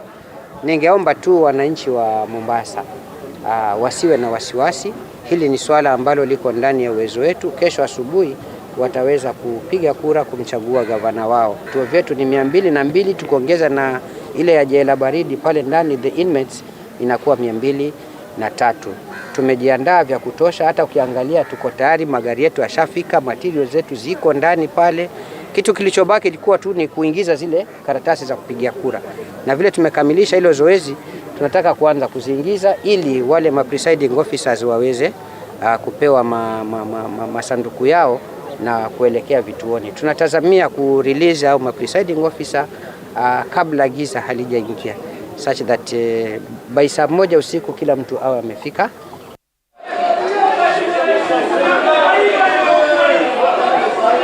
Yes, so Stanley, that is just an update of what is happening here in Vita constituency tallying center. And at the moment, as I said earlier, the dispatch process of electoral materials, ballot papers, ballot boxes and other materials is ongoing, and they're transferring these materials to different polling stations in this county and in this constituency. And that is about 203 polling stations, including 1 polling station that will be at Kingorani prisons, well known as the Jela Baridi. So those about 203 constituencies is where all these materials are expected to be there by 7 p.m.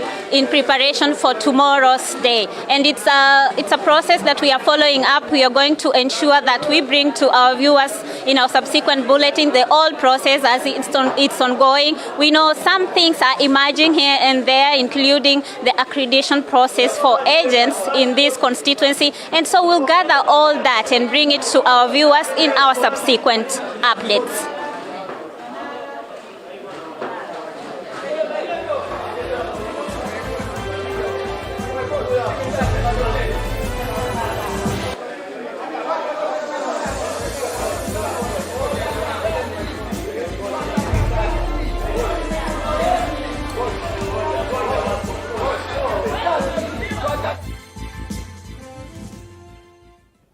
Right, so that is the process of distributing those particular materials, electoral materials in Mombasa County, and definitely Petronila Green will be keeping us up to speed on what is happening there, and obviously those particular things that have happened. Remember, after this particular, at the end of around 6 p.m. there, Ken Kazung will be having 2 layers to discuss all these particular updates. What does this really mean, for the voters, even for the candidates?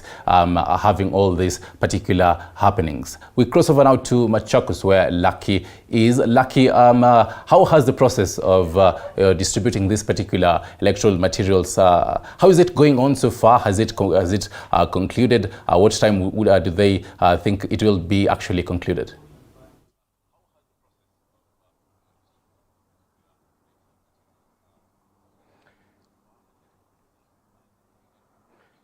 Thank you so much, Nyaregita, from the other side of our studio. We are coming you live from Machakos County, number 116, where the whole process has begun since in the morning. We find that the ballot papers were being dispatched at the constituency level at Machakos town, and we find that they are being collected this evening to be taken to the various polling stations. And here, as we have stood here, we find that this is the place where the favorite competitor, that is Nzioka Waita of Chama cha Uzalendo under Azimio la Umoja One coalition, who will be voting from here and Manyani Primary School tomorrow. And this is a worthy competitor to the governor from the other candidate from the other party, that is Wiper. I'm talking about Wavinya Ndeti, who are going to face off tomorrow. And as I can give you the numbers of the constitution, because we find that Machakos County has 7 constituencies, and the leading constituency is Masinga with 68,879. We have Yatta constituency, which has 82,397 registered voters, and we have Kangundo, which has 60,772. We have Matungulu, Machakos town, with 117,367,000 registered voters. Mavoko, 132,163 registered voters, and Kadhiani, which has 60,224 voters, and Mwala has 89,898 registered voters that will be going to the ballot tomorrow as from the directive of the IEBC, which say that the polling station will be open at exactly 6 a.m. tomorrow until 6 p.m. in the evening. So the whole process, Nyarigita, here in Machakos, we are going to look at the competition is about over 23 candidates who are eyeing the top seat. I'm talking about 5 governors who are eyeing the gubernatorial race. That you find that we have Francis Maleti, or from the other day we find that he dropped his ambition, he shelled down his bid and joined Wavinya Ndeti. Remember, Francis Maleti was from the Maendeleo Chap party, but we find that he dropped his bid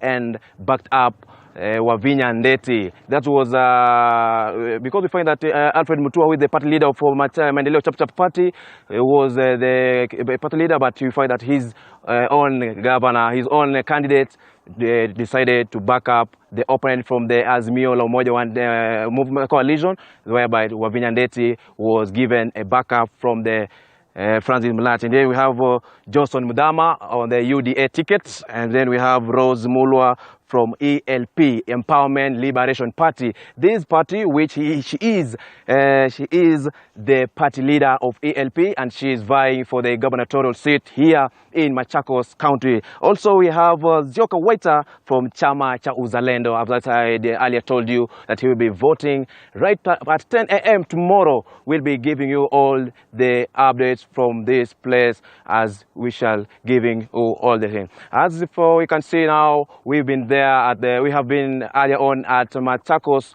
town constituency, where all the ballot papers have arrived. That is the National Assembly, the senatorial ballot paper, the gubernatorial ballot paper, that all that have already arrived, and they will be dispatched this evening. So we shall be pitching tent here to make sure that we give you all the details. Back to you, Stanley Nyaregita. I'm Lakeriano from Machakos County.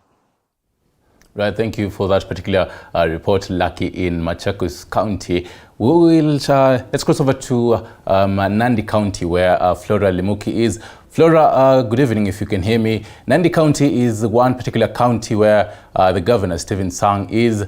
Do we know what time Stephen Sang will be voting tomorrow? Also, the electoral process, has it concluded? And what time are we expecting to see it conclude? In the next few hours, the country will be holding the general election. And the race here in Nandi County is quite tight, the gubernatorial race being between the two top contenders, that is Stephen Sang, who is a sitting governor, and former Governor Cleophas Lagat. Remember, Nandi County is a county with more than 400,000 registered voters by the Independence Electoral and Boundaries Commission.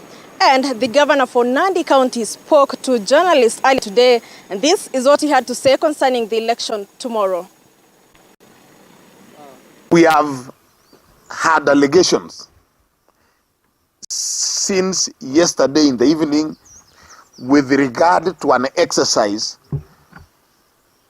where Kazi kwa Vijana program, youth participating in that program, received an SMS asking them to report to duty together carrying their IDs. One, this Kazi kwa Vijana program has been running, or this is not the first time we are having this program. And in each of the days that they have reported to work, they have never been asked for an ID. And therefore, this suspicious SMS from some provincial administration staff, I think a chief in Kapsabet and some assistant chiefs, we are asking the security apparatus in this republic, together with IEBC, to take keen interest. There has been Nandi County Governor Stephen Sang urging his supporters to come out in large numbers and vote him for the second term as the governor for this county. He has also urged his supporters and all the voters in this county to maintain peace before, during and after the elections. Flora Limuki reporting from Nandi County. Right, thank you for that, Flora Limuki. And remember, our reporters are each and every single corner of this particular country, and we'll be keeping up to speed on what is happening in each and every single minute. Those particular numbers, we'll be crunching them for you right here at Kenya Decides and also at Maamuzi 2022. We're taking a short break. When we come back, Ken Kazungu will be having that particular interview that we were telling you about with two lawyers. Let's take that short break. We'll be right back.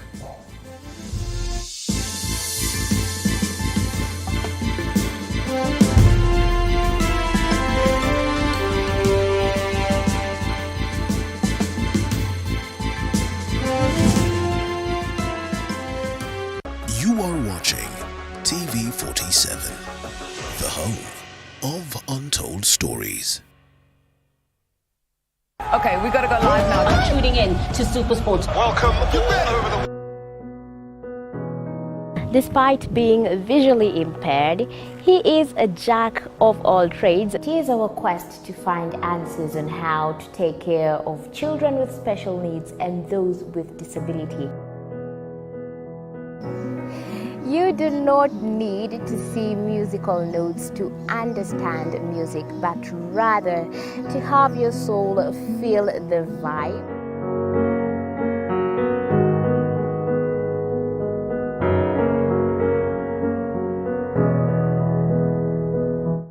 Actually, for us to make a wheelchair, we have to take measurements of the user. After doing my assessment, I get to know the parent. I get to know the heaviness she's carrying. Disability comes at different stages of life.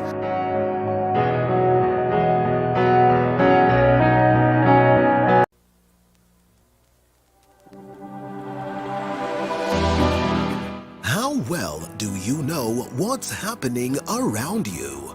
Morning Cafe with heated political debates. Baraza la siasa. Hiyo kitu azungumzie, angalie hali ya maisha ya watu. Informative health discussions. Business, farming.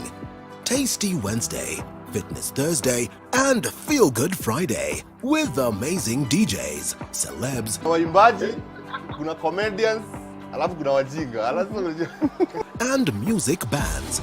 every Monday to Friday from 6 a.m. to 9 a.m.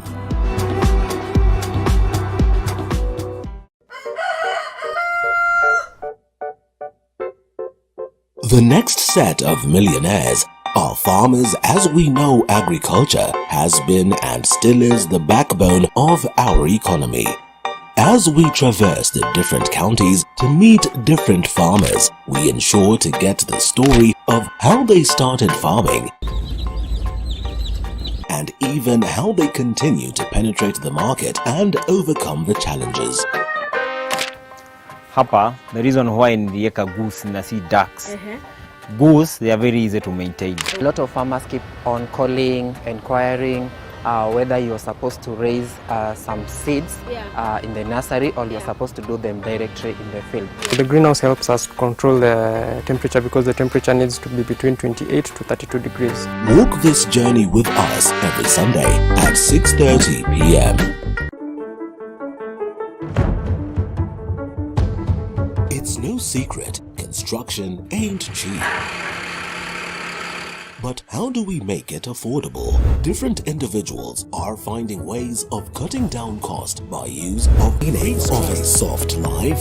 It's living with ease and accessing quality lifestyle while taking a swim. It's taking care of your body in a 5-star gym while you achieve your fitness goals. It's living in a serene and quiet neighborhood. It's about staying in a place with spacious driveways and ample parking. It's about living in a safe and secure environment. It's about convenient shopping. Soft life is living comfortable in affordable and yet an elegant space. It's everything stylish. Here's to introducing Great Rift Apartments, located at the heart of Nakuru City in Kisulisuli Estate, just a few minutes from the Central Business District. Great Rift Apartments, the hub of soft living. You are watching TV47, the home of untold stories.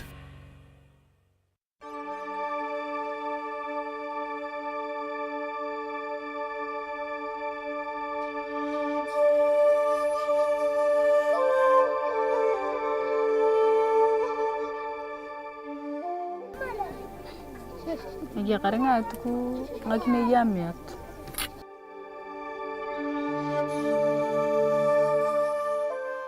Kasang bar nungdanga daun ngatu dai biji dong kan ngawuni. Kaya nana ko pa ni jakat mamkani.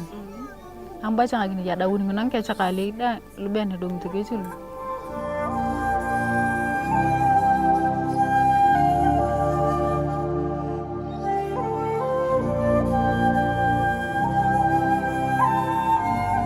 Siro bosang galel tokana pe ni yiji. Eken tokana kito loko. Ni diro bosang galel tokana pe ni yiji. Ni arai dan benyi.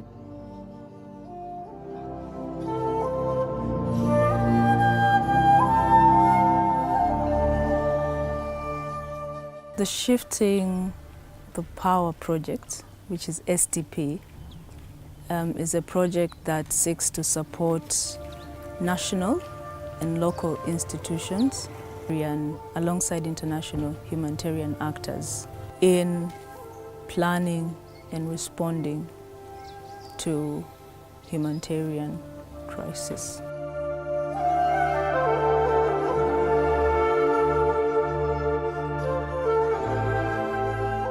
This consortium of Shifting the Power is building capacities of us as NDMA in early response so that we can be able to coordinate early action. The losses that we used to get really reduced. We've been able to sustain animals.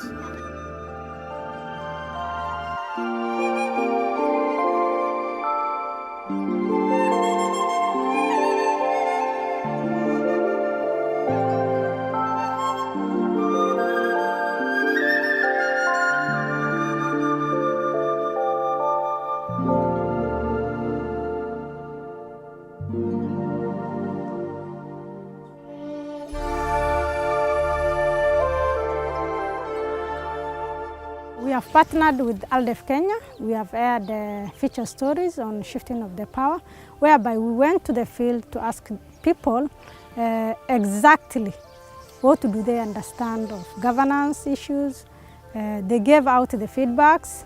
Then through that, now we came and interviewed the government CECs with the governor. After that, now we aired the answers they gave us on concerning the program. ALDEF has done is we're using the Shifting the Power program. They have supported refresher trainings and capacity building to communities that had already gap, which was supported by ECHO. So it was refresher trainings and capacity building, and also reviewing the community disaster management plan. First impact we have seen as an LF, which is a local organization here, is disaster preparedness at the county level and at the community level has greatly improved. Thanks to devolution, because there's immediate response.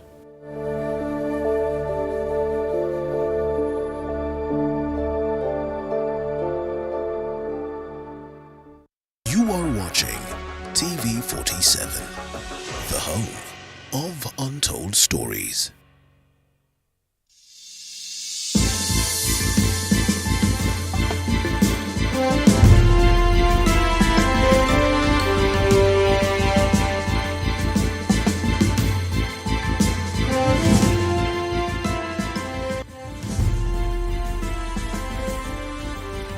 All right, welcome back, and thank you so much for staying with us on this second part of the extended coverage of Kenya Decides 2022. We're just hours, about 13, to the official opening of the polling stations at 6 p.m. On Tuesday, August 9th, the day that everyone has been waiting for. Years have turned to months, months have turned to weeks, weeks to days, and now we're just barely counting down hours. Of course, after that brief from our reporters that are scattered from across the country, today is the eve of the election, and a lot of things are going on within the counties. The main exercise today being, of course, the distribution of election materials to all the 47 counties. We've seen instances where some people have not been very happy about what is going on in the counties. So welcome to this second part, which will inform the part of the basis of the conversation for this 1 hour or so, where we, of course, bringing on board analysts to help us understand what it means, the level of IEBC preparedness. The IEBC has had 5 years to prepare this election after the 2017 shocker at the Supreme Court. Have they learned any lessons? Are we likely to find ourselves back at the Supreme Court? Is the IEBC walking on a legal minefield? And to help me understand all these issues, I'm joined by two lawyers on set this evening, and that is Eliud Ngugi and Nurdin Kagai. Thank you very much, gentlemen, for your time. We don't take it for granted. Karibuni sana. Thank you for having me. Let me start with Eliud, who is on my immediate right. And Eliud, if someone were to ask you, on a scale of 1 to 10, on the level of IEBC preparedness, 10 being the super prepared and 1 being the least prepared, how many would you give them? I think I will give IEBC a 6. Why so? The reason for this is because of what we are actually seeing. There's a lot of disorganization by IEBC. We have issues like today, the election materials which were found in Central Province, and this is something that IEBC should not be doing. These materials should not actually be out in public until tomorrow. There's another issue to do with even the court cases we've had on the nominations and qualifications of the different candidates. There are various candidates who are still in court who have not gotten a chance to actually participate in this election process. And IEBC was supposed to facilitate this process, whereby the nomination processes and even the getting the actual parties and individuals on the ballot list should have been done early enough before the election date, which is tomorrow. So IEBC is not prepared, in my view. All right, Nurdin, you've heard Eliud. How much would you give IEBC on a scale of 1 to 10? I'll give it half, let's say 5. Because first and foremost, There are issues, one, with due diligence when it came to the contract that was awarded, where they say that they don't know, or they didn't know that the company had been indicted in several other countries. That's number one. Number two, there's a lot of confusion, misinformation. You could tell from the joint, they had a joint press the other time where the question was being posed. You could tell different answers for different questions within the commission itself. That is a sign of confusion. I do believe they're not prepared well, and they'll claim that they're not issues of funding. They'll say, "Oh, we get funded late. We've been crying for funds." You know, in the best of realities, this should be a plan for 2027. Like they should be planning for the next election, not the one we're having. We've also been seeing instances of clearing of candidates, where candidates have had questions about clearance. Some are still in court. Today we've seen the Kenya Kwanza or UDA have gone to court about the manual register. IBC was adamant they won't use it, so you ask yourself, and then there's the issue about, one, transparency, and there's the issue of information, because sometimes they don't offer information. You know, for politicians, their duty is to throw in propaganda, but if you don't clear that out, then how are you going to win the populace and their confidence? So at the end of the day, I believe 5 is a good number for them. Yeah. I want to bring in the issue that Wakili here has raised earlier. We've seen ballot papers of Kirinyaga have been found in Kakamega. We've seen ballot papers for Kilifi, in Mombasa, in Kirinyaga, in Tharaka Nithi, I beg your pardon. Some election materials have been destroyed with just 14 hours to the official opening of polling stations across the country. Let me start with Nurdin. If Kenyans see these things happening on the eve of the election, there is a lot of confusion in the distribution of election materials. How are we as Kenyans supposed to process this, considering the fact that we trust the IEBC to deliver the will of the people tomorrow? You know, first and foremost, for those ballot papers to actually be known that this is for a certain area, which means they've been opened, that itself is a problem. That's number one. Then number two, like for the Tharaka Nithi issue, they are saying that vehicle that was transporting the ballot boxes was actually seen, a candidate used it to campaign with it. So that in itself was also another problem. So you ask yourself, is there really going to be fairness? Is it going to be free, fair, credible, and verifiable? Because at the end of the day now, if people had, I'm at 5, like I've said, if someone really wasn't convinced IBC is ready, if you're at 5 like me, now someone's at 1. Because at the end of the day, how are you going to be sure that the results that they actually release or declare are the actual results? So at the end of the day, I believe that the commission, as we see it, like I said, there's a lot of confusion. And these issues of seeing ballot papers from different areas going to certain areas, that means it might be, someone can call in collusion in it and say maybe you're trying to target my background so that I do not get a certain sizable number of votes. But that in itself shows the level of preparedness that it has, and actually the mismanagement of these elections, which they fail to understand that they are using taxpayers' money. And we have to get to a point where they realize that if you misuse that money, you can actually be indicted in court. That is what they need to realize, because they forget that this is not their money, it's taxpayers' money, which is quite expensive, and people really don't have time to go back to a new election at the end of the day. All right, Wakili Eliud, I have been speaking to lawyers, and some of them are telling me that they already prepared petitions. They're just waiting to fill in the names of the petitioners so that they can rush to court after this election, because they feel the IEBC has made very many legal blunders that are likely to have this election nullified as soon as it's completed. I don't know, do you also subscribe to the same school of thought? Have you already also prepared petitions and just waiting for the name so that you can rush them to court?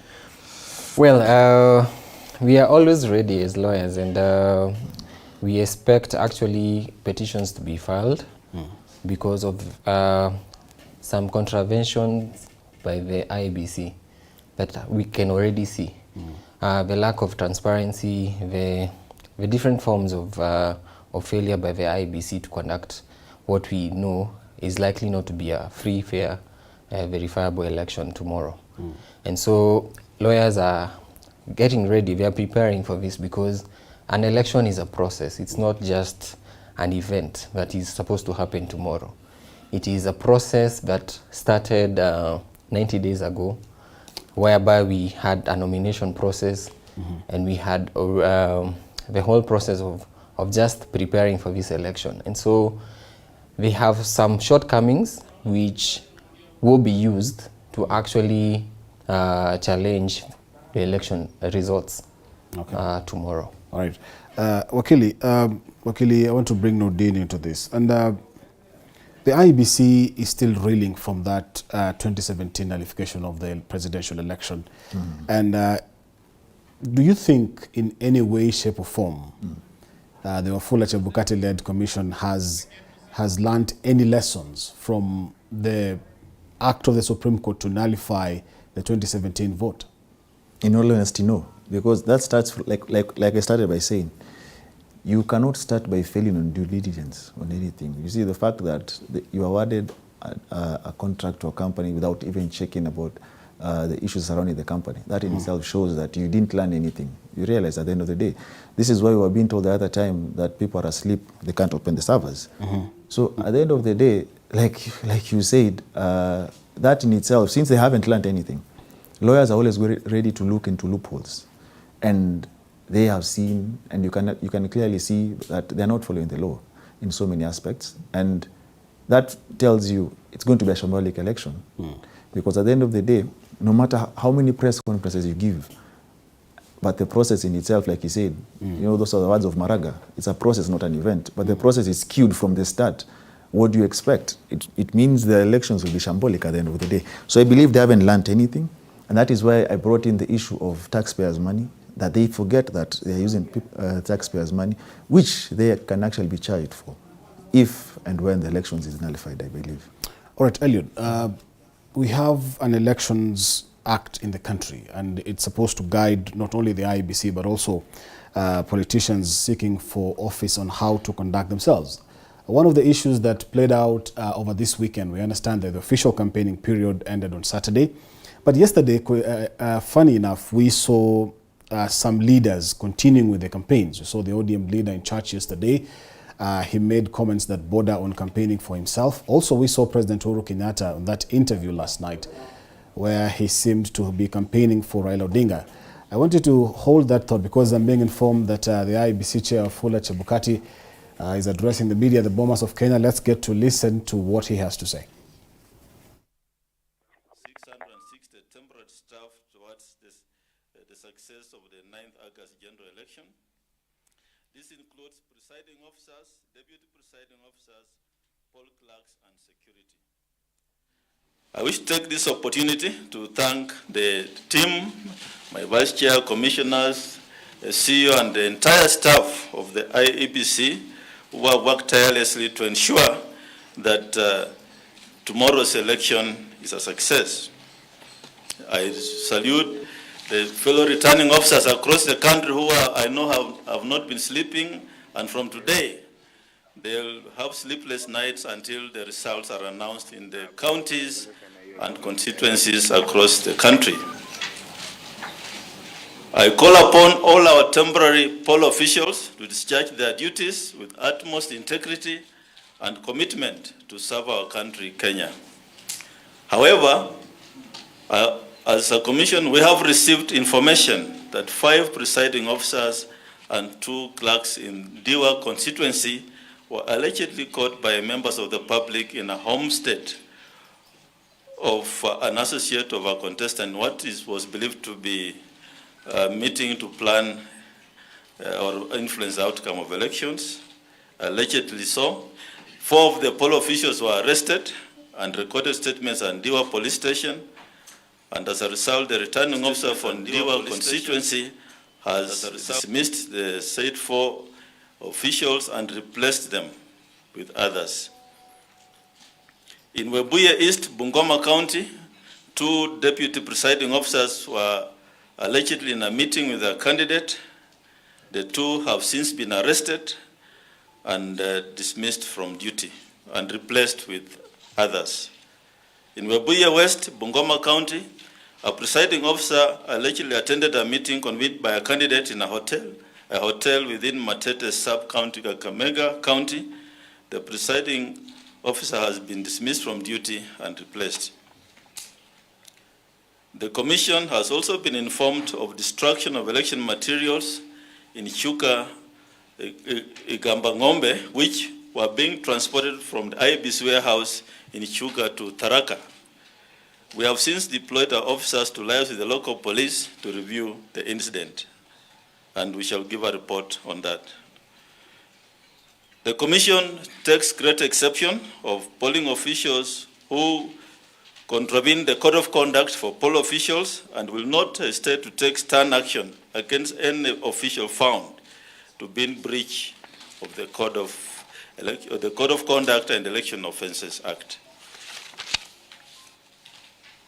On issues of security, the Commission has partnered with the National Police Service, and we have trained and deployed over 150,000 police officers, and we confirm that there will be 2 officers per polling station throughout the country when the polls commence tomorrow. These officers are already being deployed today with the polling officials to the respective polling stations.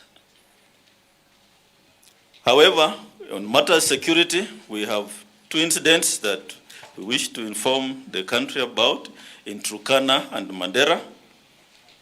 In Turkana County, bandits attacked and burned down homes in a village within Kapedo, Naipeiton ward, and displaced populations expected to vote in 3 polling stations.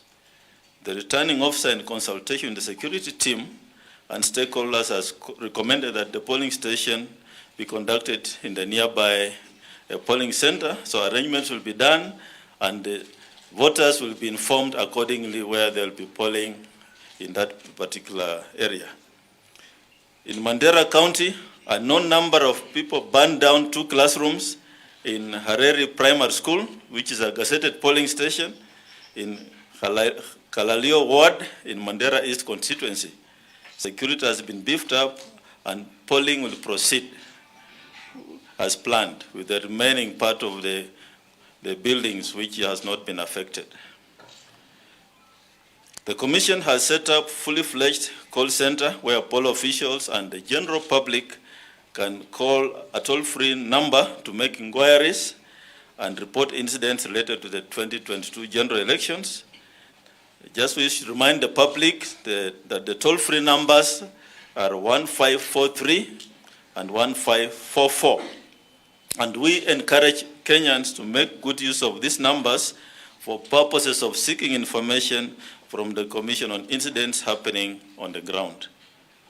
We also have this media center where we give media briefings like we are doing today, and this will continue on a very regular basis as we get into the elections tomorrow.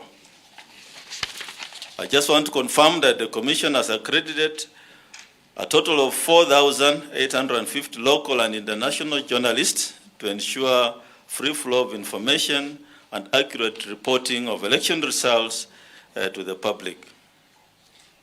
The Commission has already shared with the media, political parties, observers, the secure formats and templates in which results will be shared to enable them integrate with the results transmission system in order to receive, process, tally accurate results as they are received by the Commission. We call upon the media to remain true to their role of providing comprehensive and objective coverage of the elections as possible, especially in relaying or reporting results. The media can, of course, tally results, as we have said, but not declare the winners. I want to say a few things about activities of polling tomorrow. All polling stations will open on 9th August 2022 at 6 a.m. to 5 p.m. Where there's a delay in opening or interruption in voting at a polling station, the presiding officer shall extend hours of polling by the amount of time lost. Voters who will be on the queue at the time of closing, the polling station will be allowed to vote. The Commission will ensure that every registered Kenyan voter gets a chance to exercise their right to vote for their preferred candidate. To achieve this, the Commission has put legal, technological, and administrative structures in place to ensure that all voters have an improved voter experience as they cast their vote. As part of its mandate, the Commission has accredited a total of 120,731 domestic and international observers and monitors, out of which 50,231 are observers, 70,500 are monitors, and they come from 872 organizations. That is 795 domestic observer organizations and 77 international observer organizations. Also want to say something about our results transmission system. The Commission has put in place an election results management framework, ERMF, that provides the workflow of results from the polling station to the constituency and national tallying center in accordance with the Elections Act and regulations. The system allows the presiding officer to open the results transmission system application after the close of polling. The presiding officer shall be able to capture and transmit the image of the A series, that's for presidential 34A series form. In transmitting the results transmission system only sends the A series results form, which has a QR code once. It cannot transmit more than once. Persons authorized to be at the polling station include media, observers, polling station agents who will be allowed to take an image of the original results form 34A. Polling station agents of presidential candidates will be issued with a carbonated copy of the results form 34A.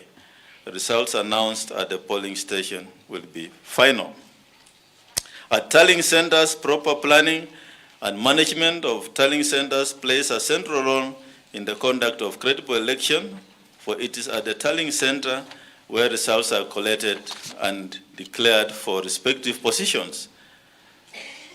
And for strict avoidance of doubt, let me say the following, that the Commission has 3 levels of tallying centers, namely constituency tallying center, county tallying centers, and national tallying center right here at Bomas. So at the polling station, there'll be counting and filling of result forms. At the constituency tallying center, tallying and declaration of the member of National Assembly, member of County Assembly, collation of presidential, gubernatorial, and senatorial, and County Women Assembly, member of Parliament results. So tallying and declaration of member of National Assembly, member of County Assembly is done at constituency, but also at constituency there's collation of presidential results, gubernatorial results, senatorial results, and County Woman member of National Assembly results. At the County Tallying Center, we have the final tallying and declaration of gubernatorial and senatorial and County Woman member of National Assembly, County Woman member of National Assembly results. So those are declared at the County Tallying Center. Then at the National Center is the final tallying and declaration of presidential results from all the polling stations. So let me assure you that at the National Tallying Center, which I'm in charge of as the National Returning Officer, we are ready to undertake this exercise, and we have put everything in place to make it happen. And I just want to thank all who have been involved in these processes, all stakeholders who have worked with us to prepare for this general election. I also want to finally say something to the Kenyan voters. In closing, let us now cast our eyes to focus to the patriotic duty that lies before us, the opportunity to express our voices through the ballot. To this end, I'm calling upon every registered Kenyan voter, both here in Kenya and in the diaspora, to show up to their respective polling stations to exercise their democratic right. At this moment in time, let us draw inspiration from the 2010 Constitution that vests all sovereign power to the people of Kenya, who may exercise it either directly or through their elected representatives. let us collectively rise up and show the world that Kenya is a vibrant democracy. On our part as a commission, we shall ensure that every vote counts, because that we shall ensure to count every vote, because every vote counts. So for Kenyans, this is our time, our moment to make it happen. Before I close this afternoon, we received information from our lawyers in the Court of Appeal that the Court of Appeal has stayed the judgment of the High Court, which directed the Commission to cross out the register as a complementary to the KIMS kits. Remember, the Court of Appeal has directed that we follow the guidelines given by the Court of Appeal in the case of NASA versus EBC, which gave guidelines that the Commission followed as we prepared for this election. And so today the court has stayed the High Court order which directed that in addition to following the guidelines of using the fiscal register as a last resort if the KIMS kits fails, the High Court had directed that we also cross the register at the time of verification. So the Commission shall stand guided by the orders of the Court of Appeal this afternoon, and we have accordingly directed our staff, who had been adequately trained, to now follow the procedure as laid down by the Court of Appeal, that they'll have the fiscal register with them and will only use it if all the KIMS kits fail in that particular polling station. So thank you very much. That's our brief this afternoon. As I said, we shall engage on more briefings as and when any situation arises. Thank you. If you have any questions. Can we have somebody managing these questions? Who is? Good evening, Commission. I wanted to ask, my name is Ivy from Kenyans.co.ke. What measures have you put in place to ensure that the right ballot papers are delivered to the right counties, given the discovery of the Kilifi gubernatorial papers and the Mombasa ballot? Thank you. Wafula Chebukati, they are issuing a press conference there that, of course, is likely to cause a lot of ripples, and its reactions are likely to be far-reaching even as the country prepares to go to the general election in under 14 hours. Nurdin, you've heard what Wafula Chebukati has said. The gubernatorial races in Mombasa, Kakamega, suspended because, of course, of that issue about ballot papers. They've received information that the ballot papers had errors. That is what Wafula Chebukati had to say. I don't know, what are your reactions to that report? You know, it goes back to the clearing of candidates. You know, you do it at so late, where there are court cases, where now that person who supposedly maybe was not supposed to be on the ballot is now there, courtesy of how slow they worked or how late they moved. You see, now that causes anxiety in Mombasa and Kakamega. Also, to play devil's advocate, for the candidates who spent money on agents, that's a double expense. So, you know, you have to wait for when, again, you have to plan your agents. So they get to eat twice for the agents. That's good business for them. But at the end of the day, it doesn't solve the situation. It only brings more tension towards now voting, because now they have to wait for a date. Then we see how we move from there. And that's why I'm saying, we were actually saying from his 6 and 5, we're now at 3. Okay, I'm being informed we have to go back and to get to hear some of the questions that have been posed there and how Wafula Chebukati is likely to respond to them. Let us go back to Bomas of Kenya, and then we'll be back with Wakili Eliud after that. Why are we having the issue of ballot papers, for printing out the ballot papers, mix-up of ballot papers a day before the elections? Yeah, we can deal with that. The logistics, we have mentioned earlier in the week that all logistics have been done, materials are in the constituencies. Today is the day then that the presiding officers put all the materials using the checklist to then go to the respective polling stations. And in the process, they arrange everything in their respective boxes. All the presiding officer, the deputy, the 4 clerks, and 2 police officers then accompany materials to the respective polling stations. This exercise is what's ongoing today. Some areas are vast. They have to leave early to be able to get there on time. Remember, polling starts at 6 in the morning, and these officers then have to stay either at the polling station. In fact, most of them sleep at the polling station waiting for the first voter to come at 6 in the morning. So in arranging those materials and following communication, I think from the CEO is here, they were then instructed to check the contents of what they are carrying.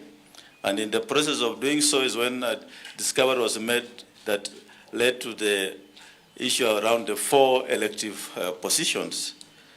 So the issue you are raising about polling materials, all polling materials, strategic materials are accompanied by police officers, and all of them were accompanied. So we talked about Webuye. There was nothing about polling materials found in an individual's house. There was no ballot papers in an individual's house. I don't know where I got that from. The issue of Webuye were clerks meeting, allegedly meeting with a candidate, but there was no issue about materials involved. The issue around Moses Kuri, I'm not privy to that information or whatever it is. I'm not aware, but all I want to say is that all ballot papers are in the respective constituencies. There are no ballot papers anywhere else, and I'm not privy to that information. Maybe unless any of the commissioners has anything to say about that. So we don't have that information. I don't even know whether the DCI is investigating it. We have not been informed as a commission about such investigations. Okay, you can share with us if you have information, and then we can give you feedback. Please, yeah. We can take another assess. Information. Maybe unless any of the errors in please, yeah. Kakamega and Mombasa. We can take another assess. No, information. Maybe unless please. Yes. When did these ballot papers that have errors land in the country? And when did it come to your attention that there are errors about it, and why is the country learning about it only a day to the election? And in addition to that, as a commission, are you concerned that the suspension of the specific elections include media, observers, polling station agents who will be allowed to other elective seats, including the presidency? Okay, can deal with that. Yes. These are 4 elective positions out of the done at constituency 1,800 make it happen 9. 4 out of 1,879. We have had cases where there could be errors. We have had countries postpone elections because of all elections because of issues around issues like ballot papers. But we are talking about 4 positions out of 1,879. Now, the error briefings as and when any situation came out as a result of if you have a mix-up at the printing factory. The commission forwarded the ballot proofings as per the candidate's specifications. And I believe the CEO and team can attest to that. What we have been shown is proper proofings, so ballot proofings were sent to the printers, but the error occurred at the printing factory. And they are going to correct that error. And I think in the course of this week, we shall be able then to announce the earliest possible date when those elections can be held. So it is an error at the printing factory, not at the commission level. I think the concern is at which point did they land in the country, and when did you learn about the error? Because it's only becoming a matter of... Yes, I've mentioned in my briefing that this morning is when ballot papers were opened, and we learned of those errors this particular morning. But on the face of it, the papers were properly marked. If you have been at the warehouse, I don't know whether you've been there, the face of it shows the documentation was properly marked, but on opening the ballot papers, that's when the errors were discovered this morning. Remember, these ballot papers are sealed. They are not supposed to be tampered with. And for purpose of transporting them to the respective polling stations, that exercise in the morning uncovered those errors. We cannot know. I think your case is good, but I expect that Kenyans will turn up to vote for the 5 elective positions, and I believe that should not affect the outcome of, or rather the voter turnout. But we are here tomorrow with you. We shall follow up the proceedings, and we don't preempt Kenya. We should encourage them to turn up and vote for the 5 elective positions instead of casting aspersions on and creating a story around voter turnout. But let's encourage Kenyans. Let's call on every Kenyan to turn up and vote for the other 5 elective positions in those 4 elective areas. My name is George Orido. Mr. Chairman, you mentioned about the ruling and the stay, and you said to that effect that in the manual register will only be referred to should there be a failure of the KIMS gate. Yes. The question is about the failure. Is it a general failure, or when one individual or one voter comes and realizes that their name is not there, but then the manual register is showing that they are there? Maybe just a few cases or a general case. I hope you get my question. I get your question, and we have actually looked at it in previous presses. The voters register in the KIMS kit is exactly the same register which is printed. Everything is the same. So if you are not in the KIMS kit, then you are not in the fiscal register. It's as simple as that. Yeah. So you cannot miss in the KIMS kit and be in the fiscal register, because it's the way you print a document from your what document is the same. Yeah, so we don't expect that you are missing. You are missing the KIMS kit and you are in the fiscal register. What we are saying is, in terms of the Court of Appeal decision that then we followed as a guideline, you turn up to be verified biometrically. If you are not in the biometric, you can't identify biometrically, then you are identified alphanumerically using your ID or passport number. If then you are there, then that's okay. That's fine. But if the KIMS kit fails, and that's the subject you are referring to, then we have another KIMS kit that we shall use. Now, if all the other KIMS kits available fail, then now that's when we resort to the fiscal register. So that is the procedure. And that procedure is there. The registers are printed. They'll be available at the polling station, but they'll be sealed and not be used in the manner then the High Court had directed, that we use it simultaneously with the KIMS kit. Yes. Yeah, my name is O'Brien, and I work with the state broadcaster KBC. 2 questions. How prepared are you to abide by the ruling of the High Court by Justice Mogore for you to include the manual register as part of the voter identification process? And number 2, UDA has gone to court. Were you here when I was making my presser? I've just said the court has already pronounced itself.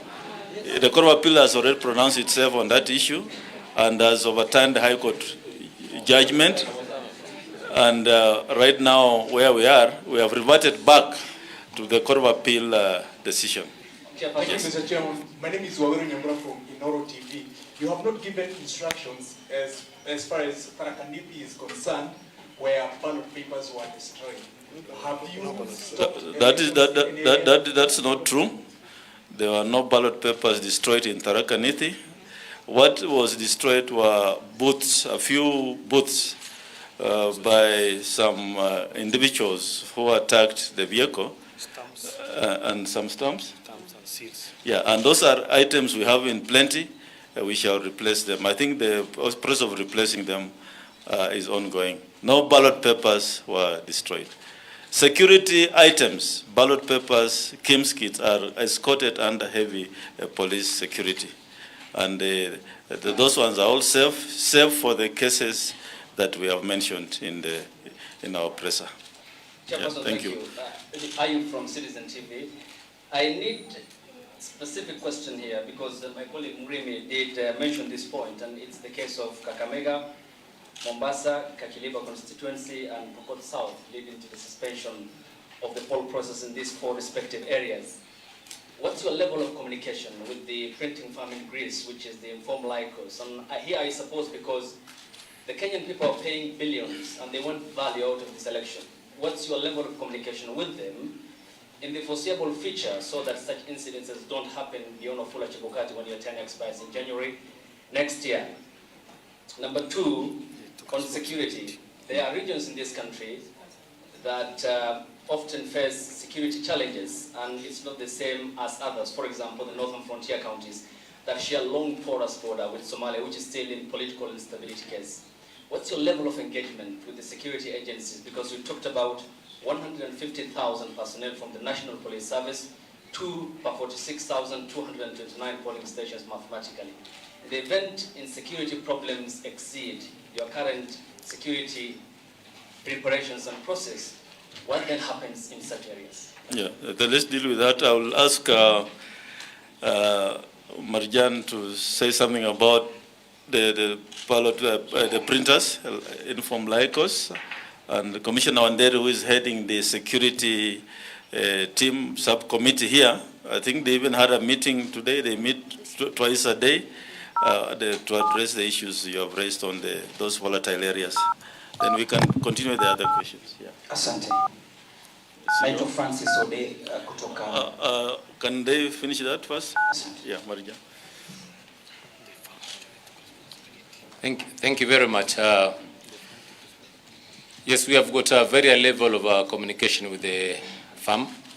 One is we have got the contract implementation committee that is responsible for confirming that technically all our materials are basically okay. The number you're trying to reach is currently busy. We also have another level of communication. The final one actually is between myself and the CEO of the Info Lycos. When this incident basically came to our notice, I also spoke to the CEO of the Info Lycos, and they acknowledged that the error was actually on their side, and that they are going to make good the printing of the ballot paper. So we have got communication at all levels, up to the top level. Thank you very much.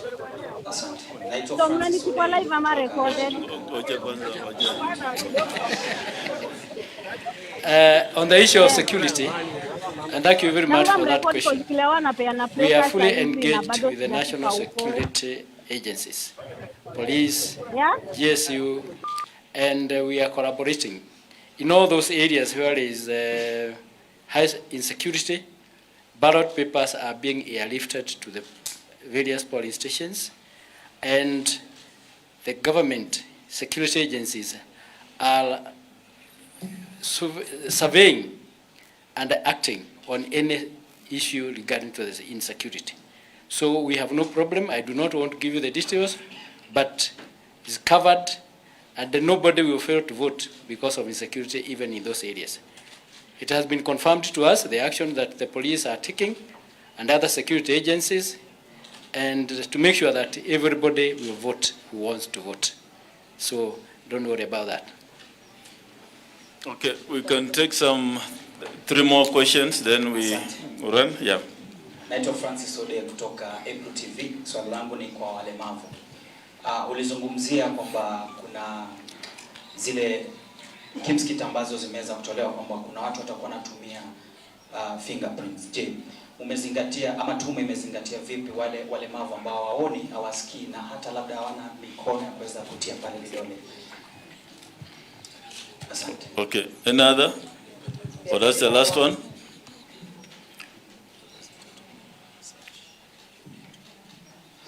I want to ask the same question he has asked on this issue of people with disability, and how is the commission will organize on the platform of people with disability here in Kenya on the voting side. My name is Anthony. Yeah. Thank you, Anthony. Vice Chair, you can deal with that. Yeah. My name is Nicholas Delay from CAS Media Group. Chairman, Mombasa and Kakamega previously during approval had issues, and now you have brought it to our attention that also it has issues that postponing of these elections are coming. Now, Chairman, somebody could be curious that this could be a political play rather than technicalities that you're saying about the printing factories. What would you say of that? That's not true. That is your imagination.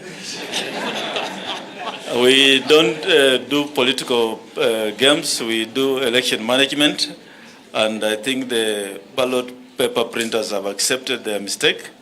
And we shall ensure that the voters in those areas are able to elect the leaders of their choice as soon as possible. So there's no politics involved.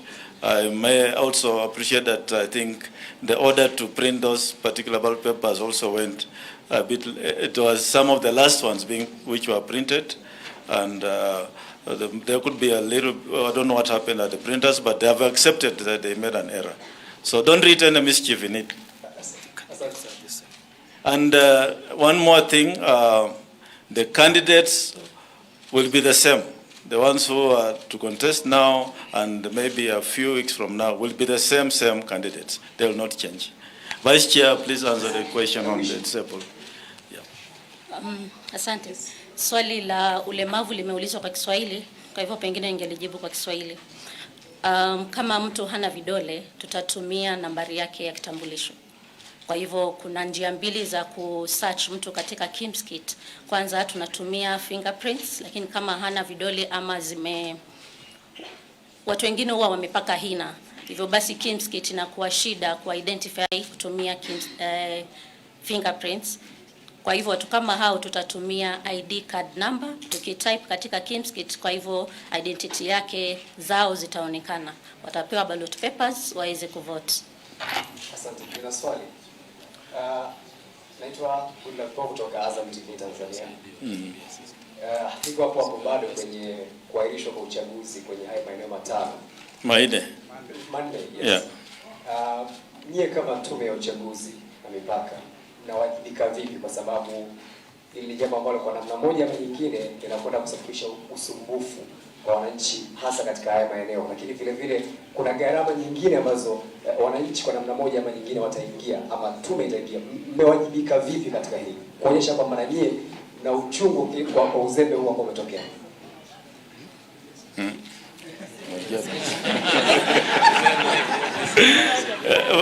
Bwana CEO amesema kuwa shida ilitokea kwa wale ambao wanachapisha makaratasi, si uzembe ya tume, na wamekubali kuwa watagharamia hiyo makaratasi wakichapisha tena mara ya pili.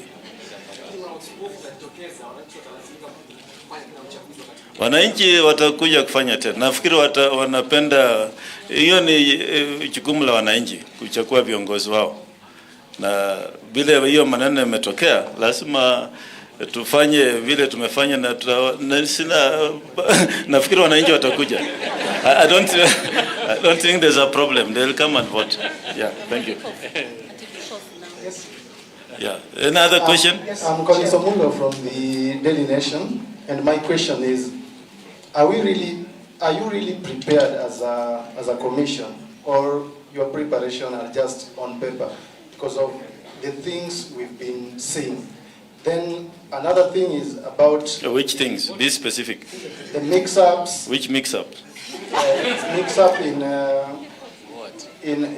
Kakamega. We have explained that. Yes. So, yeah. Are you really prepared, or these are just things you are saying, but on the ground things are different?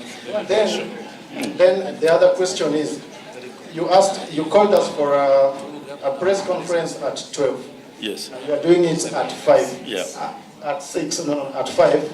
These are the anxieties that the wait times, when we have the long wait times, these are the things that create anxieties and will lead to like Kenyans starting to cook things up in their minds that maybe the commission is up to something.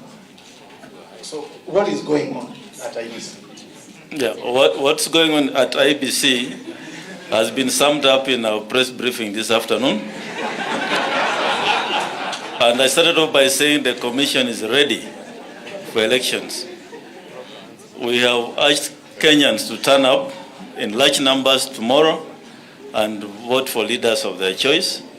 We have also opened up the polling process and encourage media to work with us this journey. I expect that tomorrow the reports will be that Kenyans are swarming polling stations to vote. Your statement, I think I have nothing to say about it. All I want to say is our apologies for not being here at 12 because of many other activities which we were actually waiting for us all over this particular center. But we shall continue engaging the media, and we are committed to ensuring that Kenyans get what they deserve, a free, fair, and credible election. Chairman. Thank you very much. Chairman, Yes. My name is Sarah. I'm on this side. Here. Okay. My name is Sarah from Yes. the South African Broadcasting Corporation. Yes, Sarah. Are you worried that these last-minute hitches may actually affect the confidence by the voters on the process? And I'd also want to know if you have communicated to the candidates in these 4 polling areas, and what was their reaction to the fact that they will not be on the ballot this time, but the election will happen later? We have 47 county election managers, and the county election managers in those respective areas have accordingly communicated to their respective candidates. It is sorry? Are you worried about the confidence of the process by voters concerning these last-minute hitches? Is there any commissioner who wants to answer that question? I'm not worried. It's normal in an operation to have issues like what we went through today. It's normal that papers can be moved up and down. It's normal that what the printers experienced happens is, I believe, human error. Of course, it worries us that we wanted 100% perfect delivery of materials. But this has happened, and we must deal with it. And I believe in the best interest of the country, it will not be appropriate. I mean, we have to own the issue and deal with it, and we shall ensure that the voters in those 4 elective positions get a chance to elect leaders of their choice as soon as possible. So that is our concern, and I believe that they will understand and be able to turn up on the day we shall schedule. Yeah, thank you. Chairman, we have one more question. Repeat from behind here. One more. Is it because of the legal challenges that we experienced? My name is Mwirigi from TV47. My question will be relating to campaigning despite the deadline by IEBC. A good example is of Raila Odinga, whereby attending a church service, alijipigia debe, na pia Rais Uhuru Kenyatta akihutubia vyombo vya habari alionekana kumpigia debe Raila Odinga.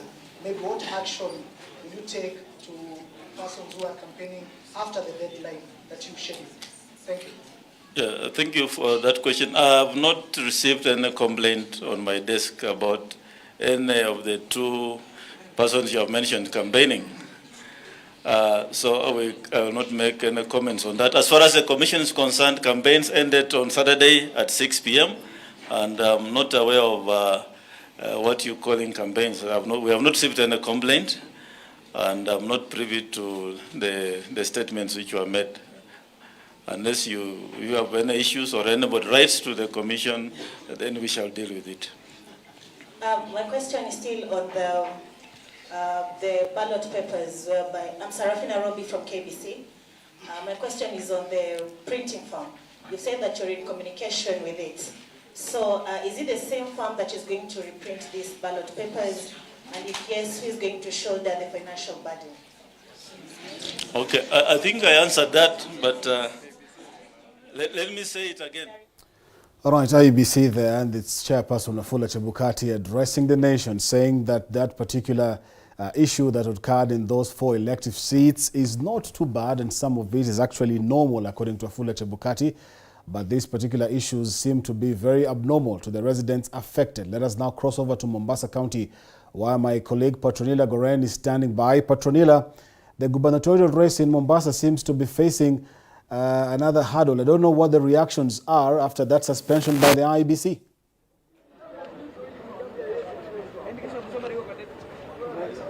Thank you very much, Kazungu, from our studios in Nairobi. And here from Mombasa County, there are mixed reactions following the just announcement by IEBC Chairman Wafula Chebukati that there'll be suspension of the gubernatorial elections here in Mombasa. And Arielon had updated our viewers in regard to a number of constituencies, tallying centers that had ballot papers that had been mixed with different discrepancies. And that was the gubernatorial seat, where a number of ballot papers were in Mombasa that were meant to be in Kilifi. And we understand that that might be one of the errors that Wafula Chebukati has stated there. And therefore, at the moment, I'm with a section of residents here in Mombasa who are ready to give their opinions in regard to that directive of suspension. Asante sana kwa kukubali kuzungumza na runinga ya TV47. Naomba uweze kujitambulisha na kisha utuambie hisia yako ni ipi kutokana na huo uairishaji wa matokeo,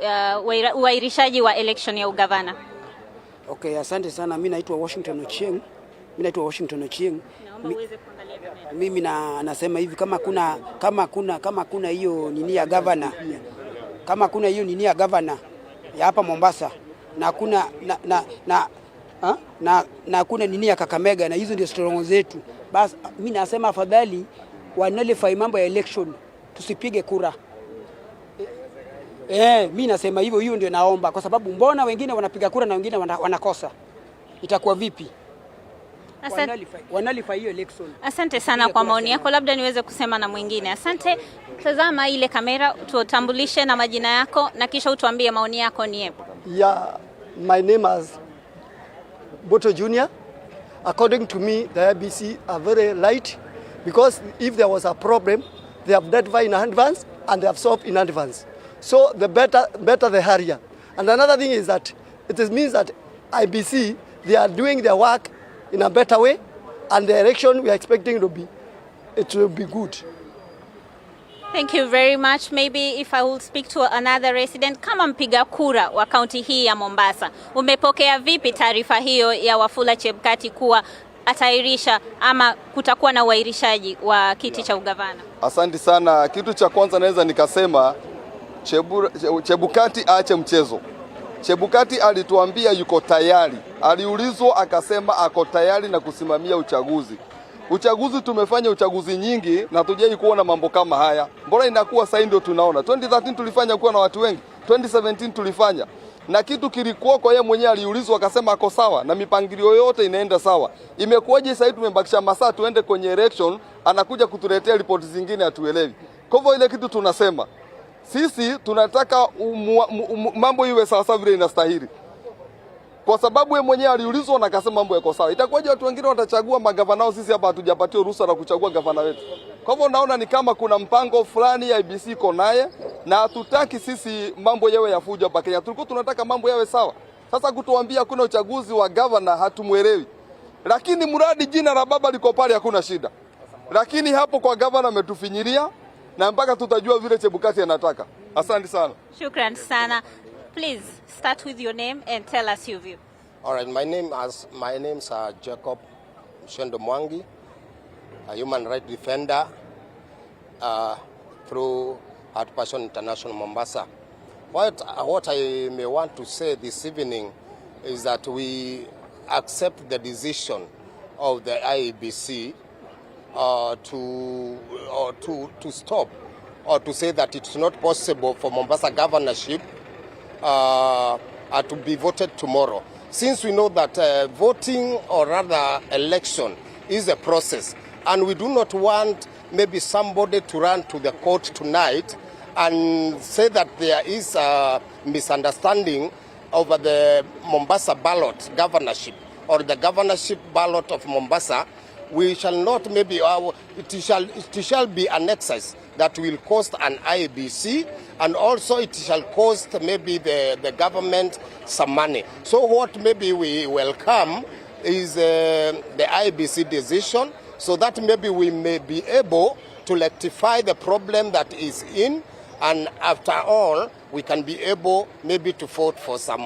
other days. Thank you very much. Labda uweze tu kusema kwa kifupi. Anza na majina yako na hisia zako ni zipi? Kwa majina naitwa Dennis Wasonga. Mimi sijasikia vizuri kwa sababu iweje kwamba ni Kakamega na Mombasa peke yake. Mbona hizi zingine ziko sawa? Kwa hiyo hapo kuna mchezo nadhani inaendelea na ambayo pia haiwezekani kwamba kesho tunaenda kupiga kura alafu kwamba ya governor haiko. Hiyo mimi haijanifurahisha na sijapokea kwa hiyo taarifa kwa uzuri. Asante sana kwa maoni yako. Tanguliza na majina yako. Jina langu ni Daniel Omboa. Ningeomba kusema hivi, mwanzo napongeza Chebukati kwa vile ametuahidi uchaguzi wa huru na haki. Na alituambia wakati huu hataki mambo na kwenda kotini. Ni anafanya juhudi zote ambazo anaweza iwe hakuna mambo na kwenda kotini. Amefanya vizuri sana kusimamisha hiyo uchaguzi kwa sababu endapo tungeendelea na uchaguzi na kuna hizo dosari kidogo ambazo zimepatikana, watu wangeanza kujitayarisha na kwenda kotini na ingekuwa pia ni mvutano hapa na pale. Hivyo tukutaka pia niseme watu wa Mombasa, bado tulikuwa tuna gavana wetu ambaye tunatarajia atakuwa gavana wetu, lakini court process zikaja zikamsimamisha ambaye ni gavana Sonko. Na kwa vile tulikuwa tujajiandaa, nashukuru Mungu sana kwa vile tumepata wakati mzuri sasa wa kutafuta gavana ambao ni wetu ambao tunamhitaji na tupate muda mzuri wa kumarket na kumuuza na tuje tumpigie kura kama tumefanya uamuzi wetu binafsi. Shukran sana kwa maoni yako. So Kazungu, this is a story that we are following closely from Mombasa, and we will be speaking to residents from this county, from different constituencies, and we are going to bring these views or their views, and we also be speaking to candidates that have been vying for this seat, the gubernatorial seat, and we will be summarize that and bring it to our viewers in our subsequent updates of elections 2022. All right, thank you very much, Patronila Goren from Mombasa County. Seems like the coast is not yet clear for Mombasa. But let us go to another county that is affected by this just announced suspension by the IEBC, and that is Kakamega County, where my colleague Violet Auma is also standing by with some residents there. Good evening, Violet. What are the feelings and the mood like in Kakamega after this announcement by the IEBC? Yeah, thank you so much. You're coming to you live from Mumias town, which is Mumias West sub-county. A minute ago, we've just received breaking news from IEBC Chair Wafula Chebukati that gubernatorial elections will not be conducted here in Kakamega County because of the mix-up that we have seen earlier on. We had ballot papers from Kirinyaga County that were brought here in Kakamega County, and of course there was a mix-up, of course, also with the printing issues. And so Wafula Chebukati has just announced that there will be no elections for gubernatorial race here in Kakamega County, but also here in Mumias West and Mumias Northward, they will not conduct MCA elections because one of the candidates also died, and so they had called off the elections at Mumias Northward, where I am right now. So let me just bring in locals. What is their take on the same? I mean, let me just get some reactions from the locals. Wamesema kwamba uchaguzi wa ugavana umefutiliwa mbali kwa sababu kulikuwa na makaratasi yalikuwa na matatizo kidogo. Kwako wewe kama mkazi ulikuwa umejiandaa katika hizi kura? Kwa majina ni Regan. Na kusema kweli kwamba we are very disappointed as a county because IEBC had a lot of time to prepare for these elections. Some of us have traveled from far so as to come and cast our votes. That means this is a very big setback to us, and we are really disappointed. I wish IEBC could have made earlier arrangements mapema so that wajue kwamba kuna shida na waweze kuitatua kabla ya siku kama hii ya leo, ndio waweze kuambia wakazi wa Kakamega kwamba they have suspended the gubernatorial elections in this county. Okay. We are really disappointed in them. Okay. Yeah. Let me bring in some locals kindly. Songa hapa kidogo kama. Yeah, my names are Michael Amanya. This issue of cancelling the election about the governors, we are disappointed. Now, IEBC, maybe I can say they have something behind this. How can papers from Kirinyaga to come to Kakamega and Kakamega go to Kirinyaga? So there's something behind which they should tell us. They should tell Wananchi to know what's inside. Because if this Kakamega and Kirinyaga has come out, what about other counties? What about the presidential candidates? Maybe some papers you will find then. These are like Mumias here. Maybe you get the presidential papers of Mumias sub-county may be to be found Siaya. So kama wakazi wa Mumias tumeghadhabishwa na hili jambo, na watu wengi by the way walikuwa wamejipanga kupiga kura.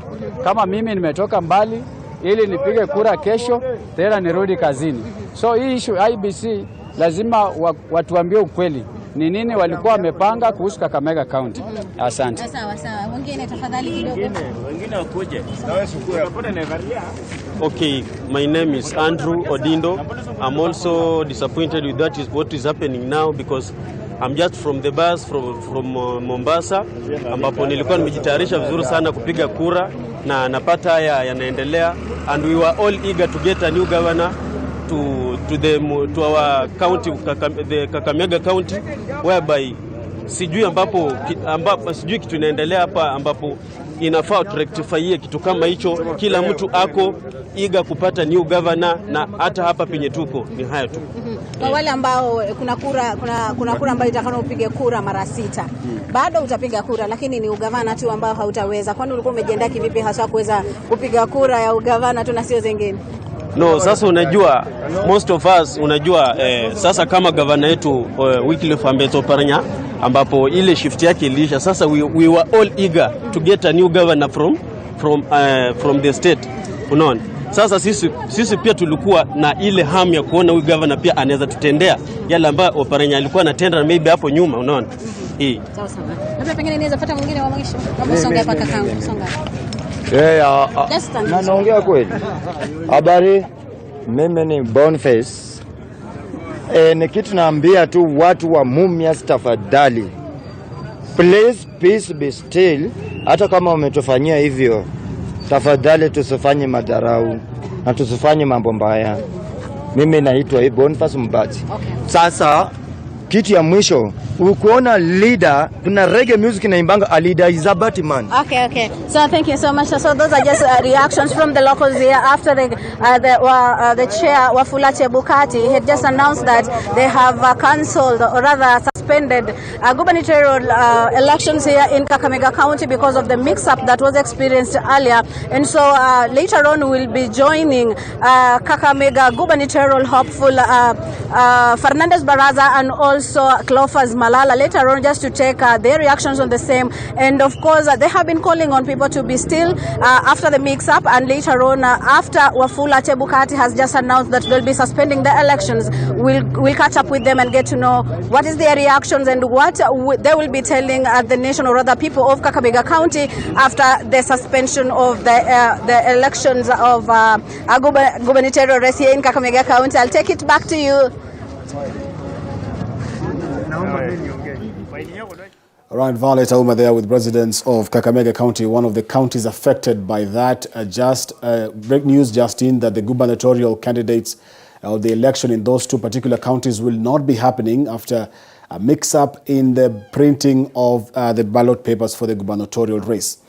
Other counties also affected in this particular suspension by the IBC, including Kacheliba and Pokot South, and the reactions have extended outside in the neighboring counties like in Bomet County, where my colleague Chepto Boit is standing by. Good evening, Boit, Chepto.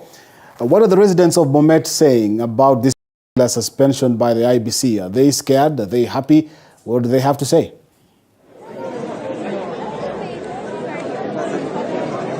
Good evening, Kenneth Kazungu, coming to you from county number 036 county, that is Bomet County, where we've been here.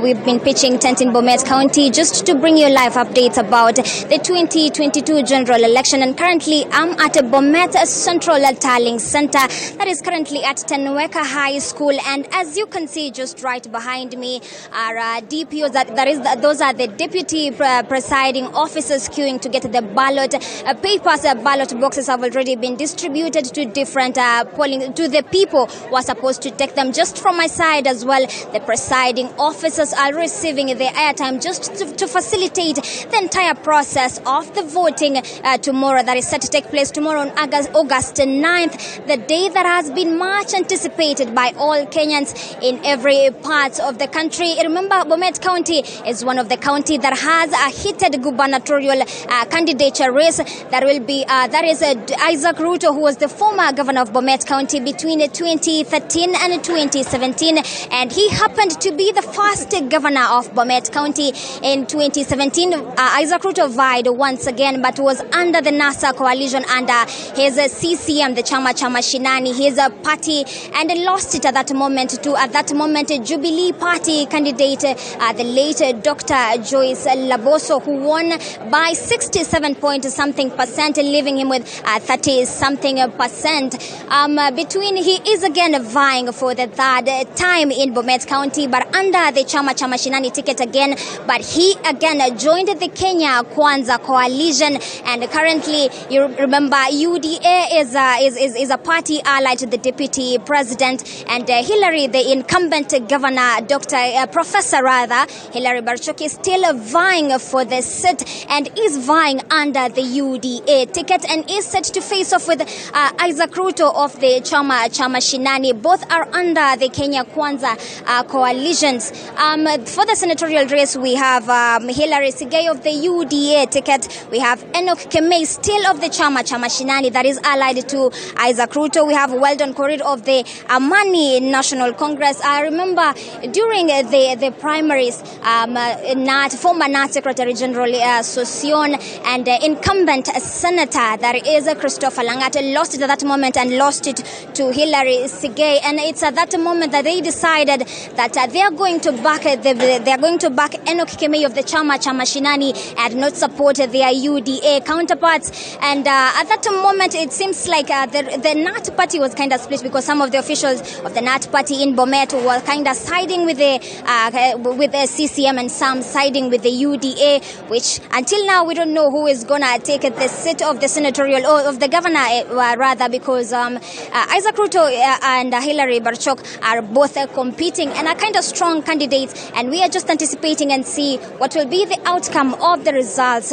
tomorrow. We have 9 candidates for the woman representative position. Remember, Lynette Chepkorir, famously known as Toto, won the UDA primaries. A simple young 24-year-old beat all odds and emerged the winner on the UDA primaries, and who was facing off with a lot of people. Remember, the incumbent woman representative, that is Joyce Korir, shifted her bid and decided to vie for the Bomet East Member of Parliament seat, and at that moment she also lost it to another candidate, and she has been supporting the UDA ticket currently and has been on UDA campaigns. The woman representative positions, as I said earlier on, has 9 candidates. Those are Lynette Chepkorir, that are of the UDA party. We have Alice Milgo, a former high school principal as well as a nominated senator, who is vying under the Chama Shinani ticket. We have Susan Korir of the ODM party. We also have Helen Taplelei of Wiper. We have Susan. We have the independent candidates are Susan, Viola Chirono, Beatrice Chebamui, and we have Florence. And we also have Jessica Arono of the Amani National Congress. Bomet County has a total of 376 roughly estimated registered voters who are expected to be going to cast their vote tomorrow. In 2017, Bomet had close to, or rather more than 322,000 registered voters who exercised their right then, and at that moment I think in 2017 close to 260,000 cast their votes and decided who was going to shape the county at that moment. But in this race today, they are expected to get the ballot tomorrow and cast their vote and decide who is the governor, who is the senator, who is the presidential candidate, who is the woman representative, who is going to steer the county towards good governance, towards water sanitation, good sanitation in Bomet County, and everything that pertains to everything that is that the residents are anticipating that will be changed in the county. Remember, Isaac Ruto has been boasting about a plant or about growing Longisa Hospital, while Hilary Barchok, we are set to see, they say, according to them, that he has nothing to be remembered about, which Hilary Barchok says it's a lie, and he has done a lot for the county. Still, here where I am, it's still the DPOs receiving the ballot papers, which will be arriving at a different polling station anytime from now. And the polling stations, remember, they will be opened tomorrow at 6 a.m. So we will be there at 4 a.m. or rather 5, and we know there will be long queues just before the exercise starts, and we'll run all the way. It's a 12-hour exercise, and we'll run until 6 p.m. in the evening, where the counting of the votes will start immediately, and the media has been allowed already by the national chairman of the IEBC, that is Wafula Chebukati, to access the results, and we will be giving you these live updates from different parts of the county. Remember, Bomet County has 5 constituencies, that is Soti constituency, Bomet East constituency, Bomet Central constituency, Konoin, and Bomet Central. Those are the 5 constituencies in Bomet County, with Sotik boasting of the highest registered voters in the country. From here in Bomet County, back to you, Kenneth Kazungu in studio. All right, thank you very much, to Boit in Bomet there. We want to continue with our conversation right here in studio, and I want to bring aboard Wakili Eliud Ngugi. You heard Wafula Chebukati saying 4 out of 1,879 elective seats is not bad enough.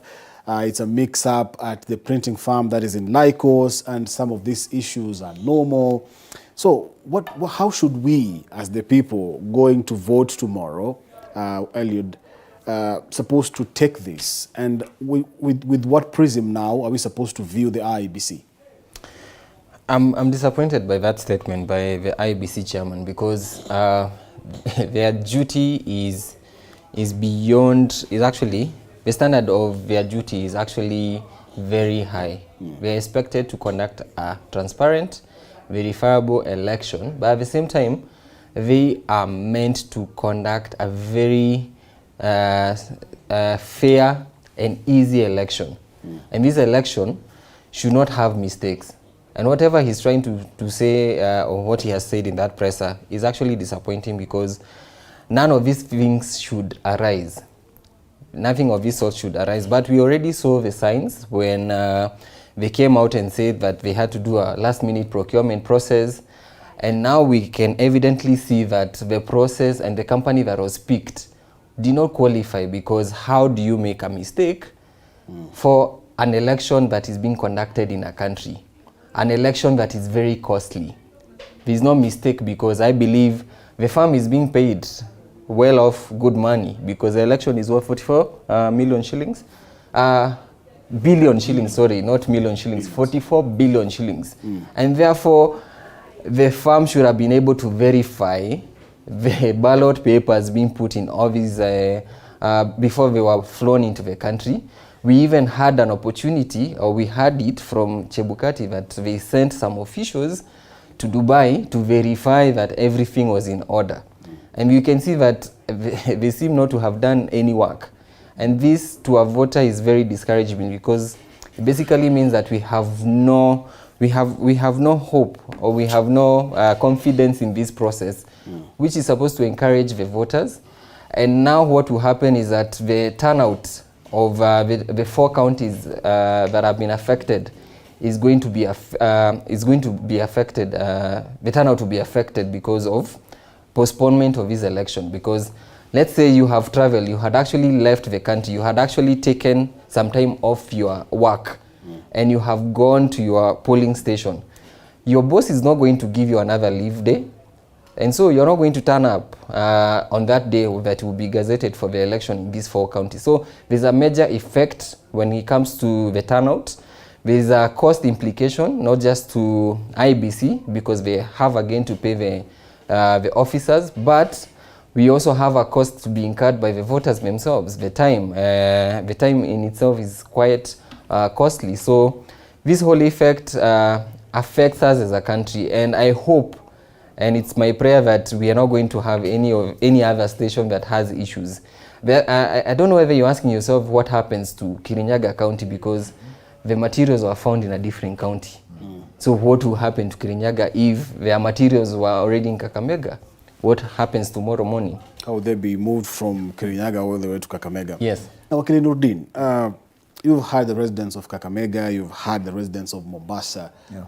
If by any chance you happen right now to be Wafula Chebukati's advisor, what would you advise him to do? Because right now, as you say, you had given them a 5 out of 10 and now it has gone down to 3. So what would you advise him to do so that at least the public confidence can look like it's rising? First and foremost, at this juncture, there's nothing you can advise him to do. The confidence level is at the tail end. You see, it's done and dusted. And I would like to say this. You see, if confusion was a commission, it would be IBC. Because in the manner they have run this election, it goes back to 2017 lessons. They didn't learn that it is a process.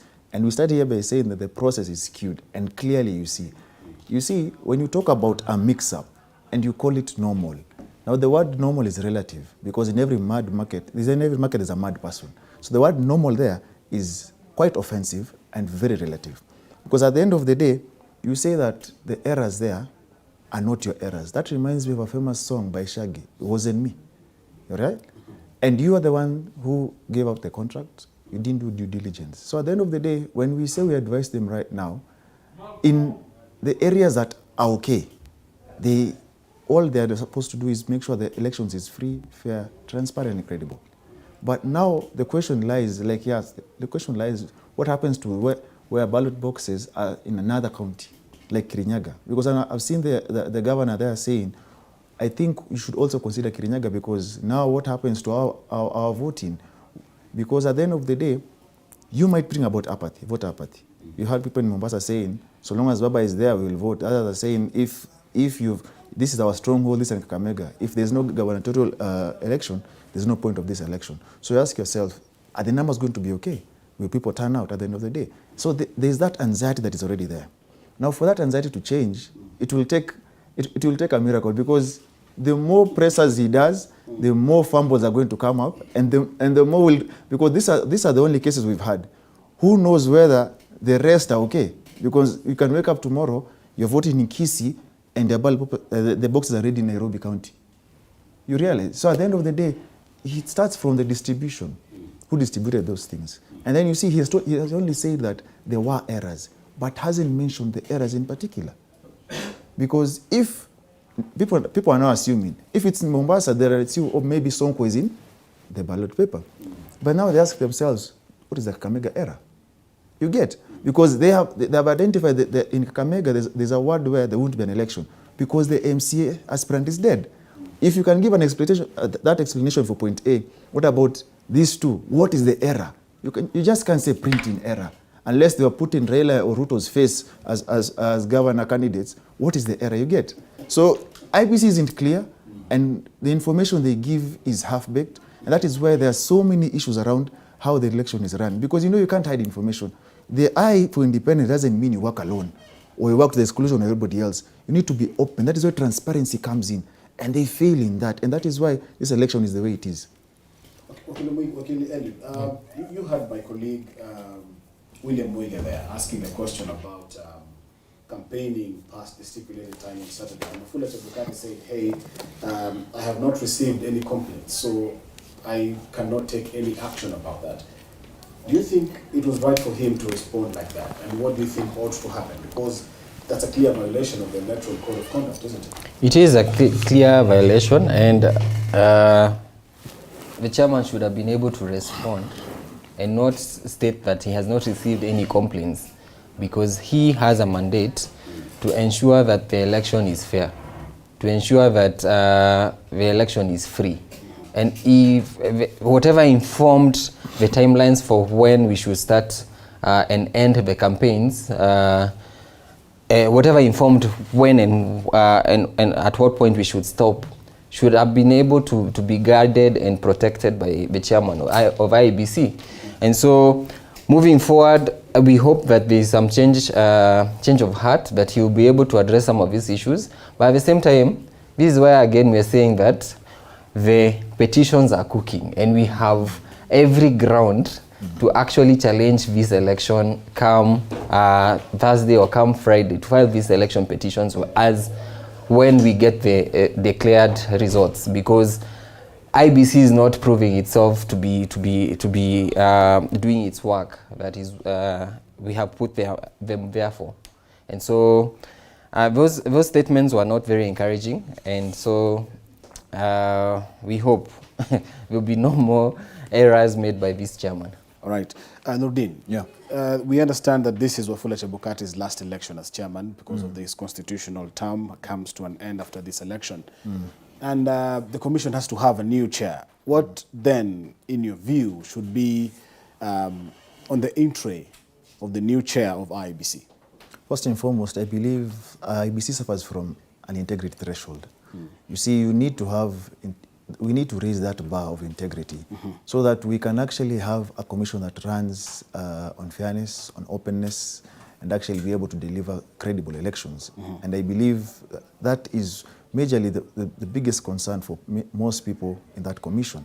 Because at the end of the day, now as he leaves, discussing, as you were showing the county reactions, we had Kivuitu who came in, had a bundle in election in 2007. Isaac Hassan came in, did the same thing. Chebukati 2017 now, and nothing happens. You realize, and that is taxpayers' money at the end of the day. So I believe the day we put people to question and they answer on how they use public funds, that is when we'll run away from these issues of people just having, it's like they've organized an election that they want nullified. It's like you go into a classroom to fail because you just feel like failing because you want to repeat that class. You get, because it is quite shambolic, and from him, you can tell, from him in not giving direct answers and asking whoever wants to answer can answer that. It shows more or less like it's a joke. The election is more or less like a joke, and to the best of my knowledge, Kenyans really need to move on with their lives, because we have been in a campaign season for 9 years. This entire administration has been a campaign period. So today should be more or less where people are just waiting to wake up, vote, and move on with their lives. The others, of course, were saying that the campaigns for the 2027 election will start on Sunday. Oh, of course. Let us take a break, a commercial break. When we come back, we'll be picking the mind of Wakili Eliud here on whether Bangla's quote-of-quote of election process should be surcharged. Do you want to stick around for that? Let's take this short break.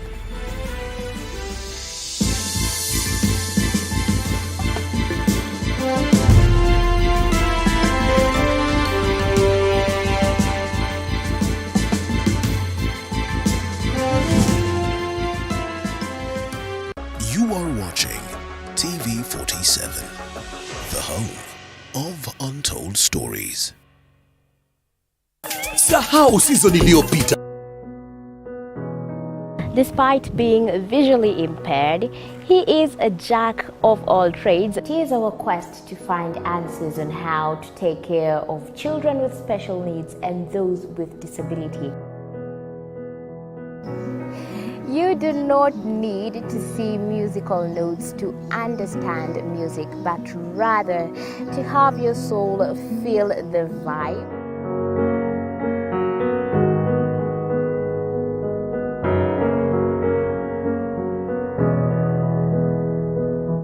Actually, for us to make a wheelchair, we have to take measurements of the user. After doing my assessment, I get to know the parent. I get to know the heaviness she's carrying. Disability comes at different stages of life.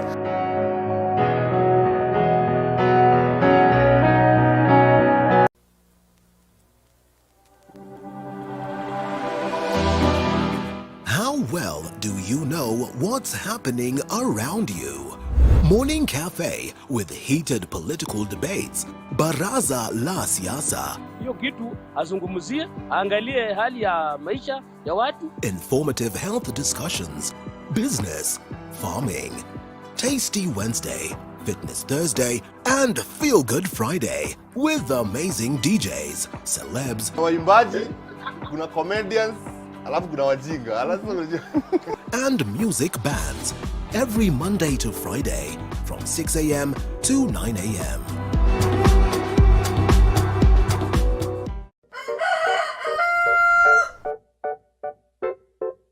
The next set of millionaires are farmers. As we know, agriculture has been and still is the backbone of our economy.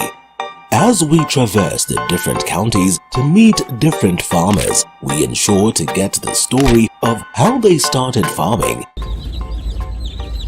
and even how they continue to penetrate the market and overcome the challenges. Hapa, the reason why nilieka goose na si ducks. Goose, they are very easy to maintain. A lot of farmers keep on calling, inquiring whether you're supposed to raise some seeds in the nursery or you're supposed to do them directly in the field. The greenhouse helps us control the temperature because the temperature needs to be between 28 to 32 degrees. Walk this journey with us every Sunday at 6:30 p.m. It's no secret, construction ain't cheap. But how do we make it affordable? Different individuals are finding ways of cutting down cost by use of pre-stressed slabs other than reinforced concrete, recycling plastics to make pavers. The brick is stronger, it's cheaper, and it's lighter. And recycling wastewater in your household. What happens to my waste from the washroom, the solid waste? All that can break down. Those are just but a few. Every Tuesday at 7:30 p.m. we talk construction.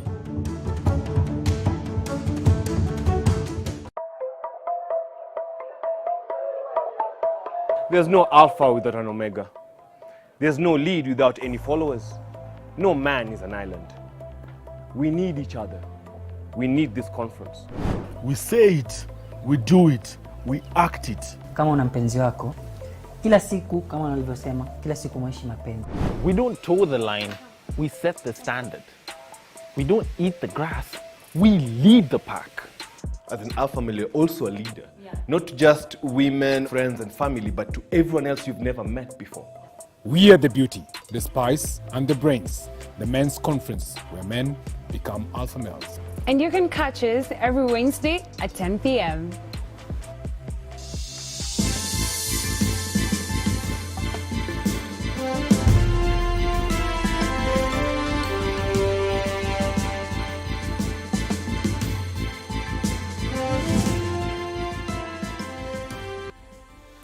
All right, welcome back. And if you're just joining us, this is Kenya Decides, our extended wall-to-wall coverage of the 2022 general election. We are coming back on the air with my analysts, Eliud Ngugi and Udin Kagai, who are lawyers. And before we went to the break, we were discussing why really and what ails the IEBC and why we cannot have elections without issues in our country. And I now want to go to Wakili Eliud Ngugi. And Wakili, Nurdin here was saying that people who do not do their job as per required, they should actually be surcharged for instances like a bungled election. If the election has to be nullified, then we're supposed to come and tell them that they're supposed to pay that bill because they did not do their jobs as they were required. Do you also subscribe to the same school of thought? I subscribe to the same school of thought because we apply it in our businesses. The same school of thought is applied in other institutions whereby if you fail to do your duty or if there's loss of income or there's, you cannot account for the finances of an institution, you are supposed to actually pay back. You're even taken to court for that. Why can't we also apply the same with our commissioners, with even our leaders in government, governors and senators? Because this would actually maybe allow them to be to actually be credible in whatever they do and to have a certain fear to deliver as per their mandate. Otherwise, we'll be in a position whereby you come and as your term ends, you do not care how you conduct yourself, and this leads to loss of the common mwananchi's money, the money that we pay, our taxes. And so this should be applied all around, not just in our institutions, but also even in government. And so I was actually even mentioning to you that if only in the BBI judgment we had that prayer whereby they had requested that the parties who went for this whole process of trying to come up with this document were made to pay the costs, then this would have been a very good authority to actually any other government, state authority or employee of the government to make sure that they pay whenever they fail or they misuse public resources. Yeah. Nurdin, there are those, including Wakili Ngugi here, who feel like Chebukati finds himself in a fatalistic situation, that whether he delivers a credible election or not, he will still be vilified. He will still find himself in the corridors of justice and the possibility of it being nullified, maybe on technicalities. Do you also feel like he's in that scenario, in that space where he knows that irrespective of what he does, it will end up the same way?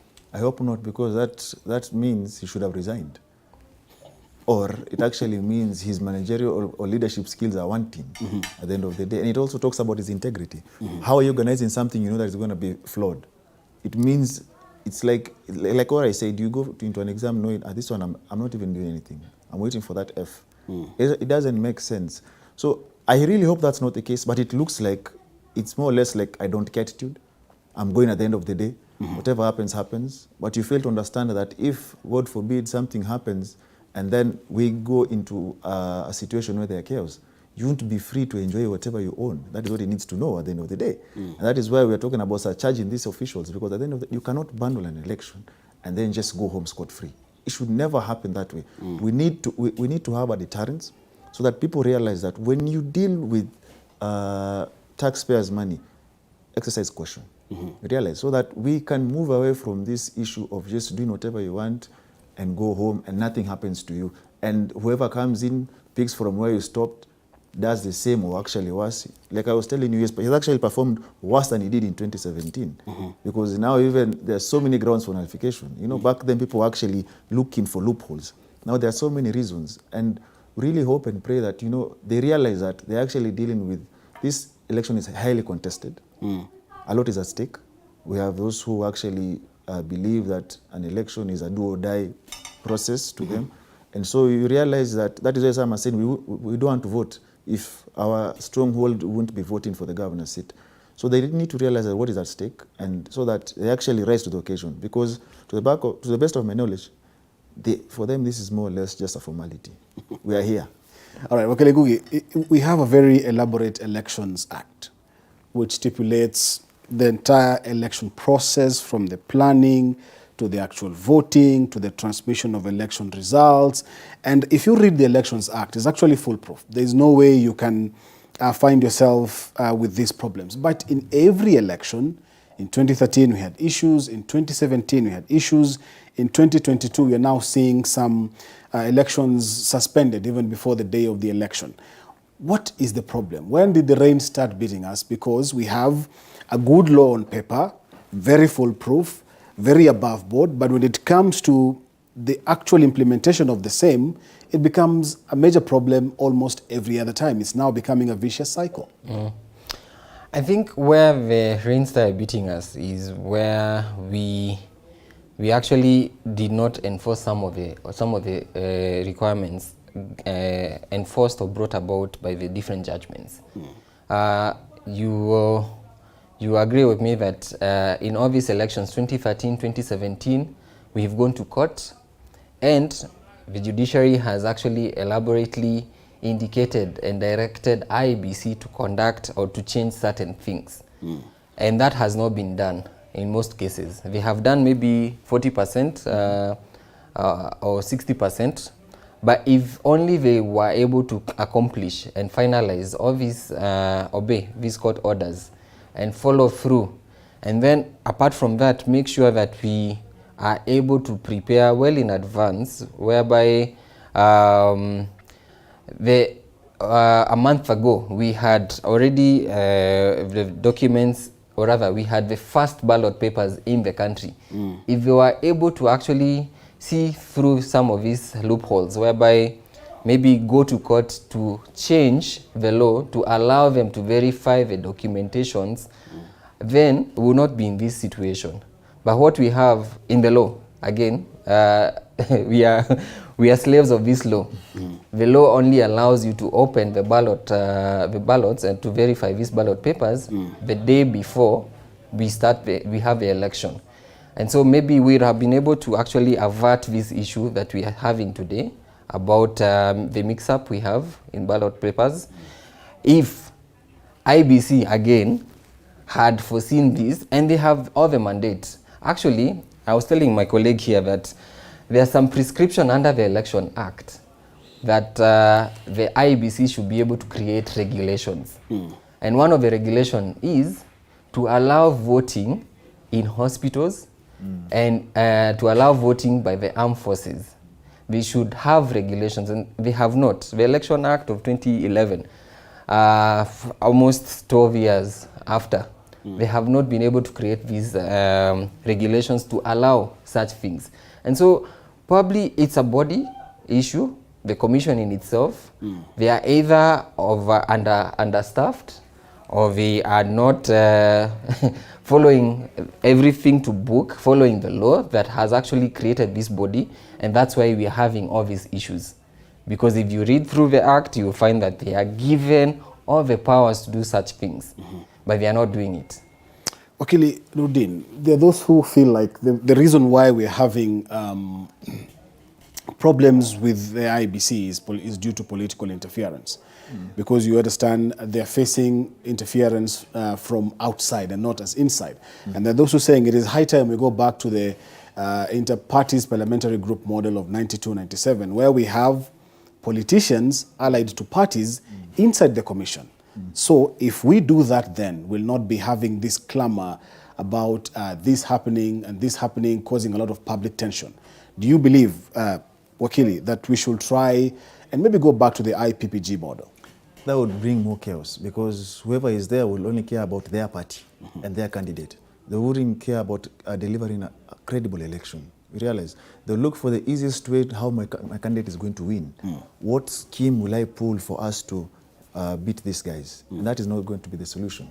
I believe that IBC, like we said, you see, IBC needs to realize that it has a duty. First and foremost, it starts from there. And the duty is to deliver. You know, that vote that someone is supposed to cast is a right. That's what they forget. And if you curtail that right, that is an offense at the end of the day. So it's like they are doing us a favor. That is the problem, because they fail to rise to the occasion and realize that they are actually doing public service to the people.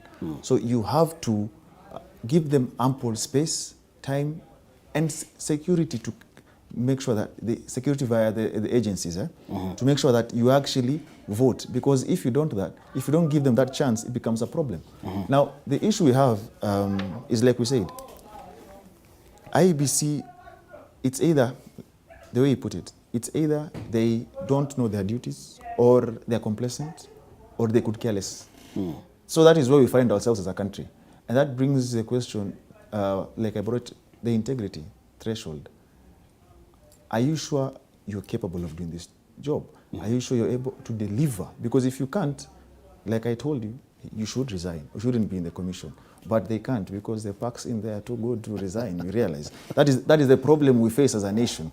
And that is why we end up having this expensive, because you see, we have one of the most expensive elections in this world. Something for another date that we have to discuss. That's a whole different topic, because that is another Pandora's box. Oh, I said the word. Anyway, so at the end of the day, we have a lot to do. We have an Election Offences Act, which really isn't followed to the latter. And we've just seen Chebukati say, I have not seen any complaint. You are the watchdog, technically. If you see person X as a candidate doing an offense, you have to go to the act and see, what does that prescribe? What is the punishment? You get. But because you either fear or because you're complacent, you will act and run amok and behave that you're blind to certain things. And that is why I keep bringing about the issue of integrity.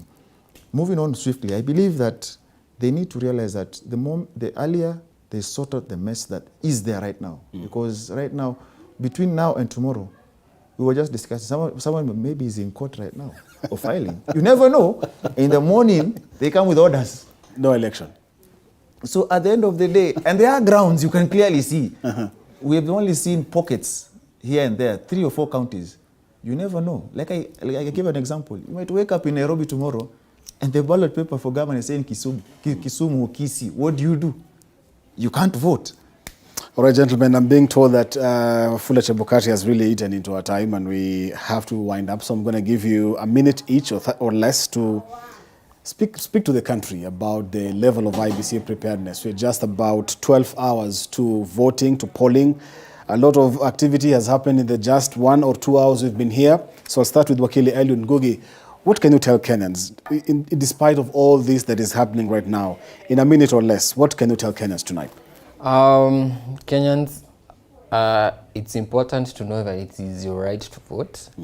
So show up tomorrow morning and actually cast your vote, because it is your constitutional right to actually elect and employ a new president, a new governor, a new MCA, women rep and MP to come and represent you. That is one. You need to remember that. Number two, that Kenyans need to be calm. We have seen what has happened in the past. We don't want this to repeat. We need to be calm and we need to conduct ourselves. If you have no business being in a polling station after voting, go home and wait for the results. And whoever who becomes a winner, we have another chance 5 years from now to actually elect another leader. All right, Wakili Mwirigi, your final thoughts tonight. I believe that peace is wanted, dead or alive. That is the most important thing, because we have neighbors who we should learn from. If you disregard peace, then you know the price for war. And I believe you should wake up tomorrow, exercise your civic right, that is voting, put an X or a tick on your preferred candidate. And after that, make sure you leave the polling station, go home. I saw something that the president was telling the guys from Kisumu the other day. Once you vote, go home, buy meat, if you can afford, sit and await for the results. Because the more you stay there, guarding votes will only bring tension. And so I believe we need to exercise our right and go home and await for results and avoid violence, because the neighbor you want to turn on is the one you've lived for the past 5 years with at the end of the day. Thank you very much. Well put. Thank you very much, gentlemen. I wish we could have more time to discuss about the IBC level of preparedness. We're just 12 hours to the official start of the voting process in the country. Thank you very much, Nthumbi and Nordin Kagai, who are advocates of the High Court, for gracing us with your presence and your insights this night. Don't take it for granted. At this particular point in time, I want to hand it over to our Swahili team.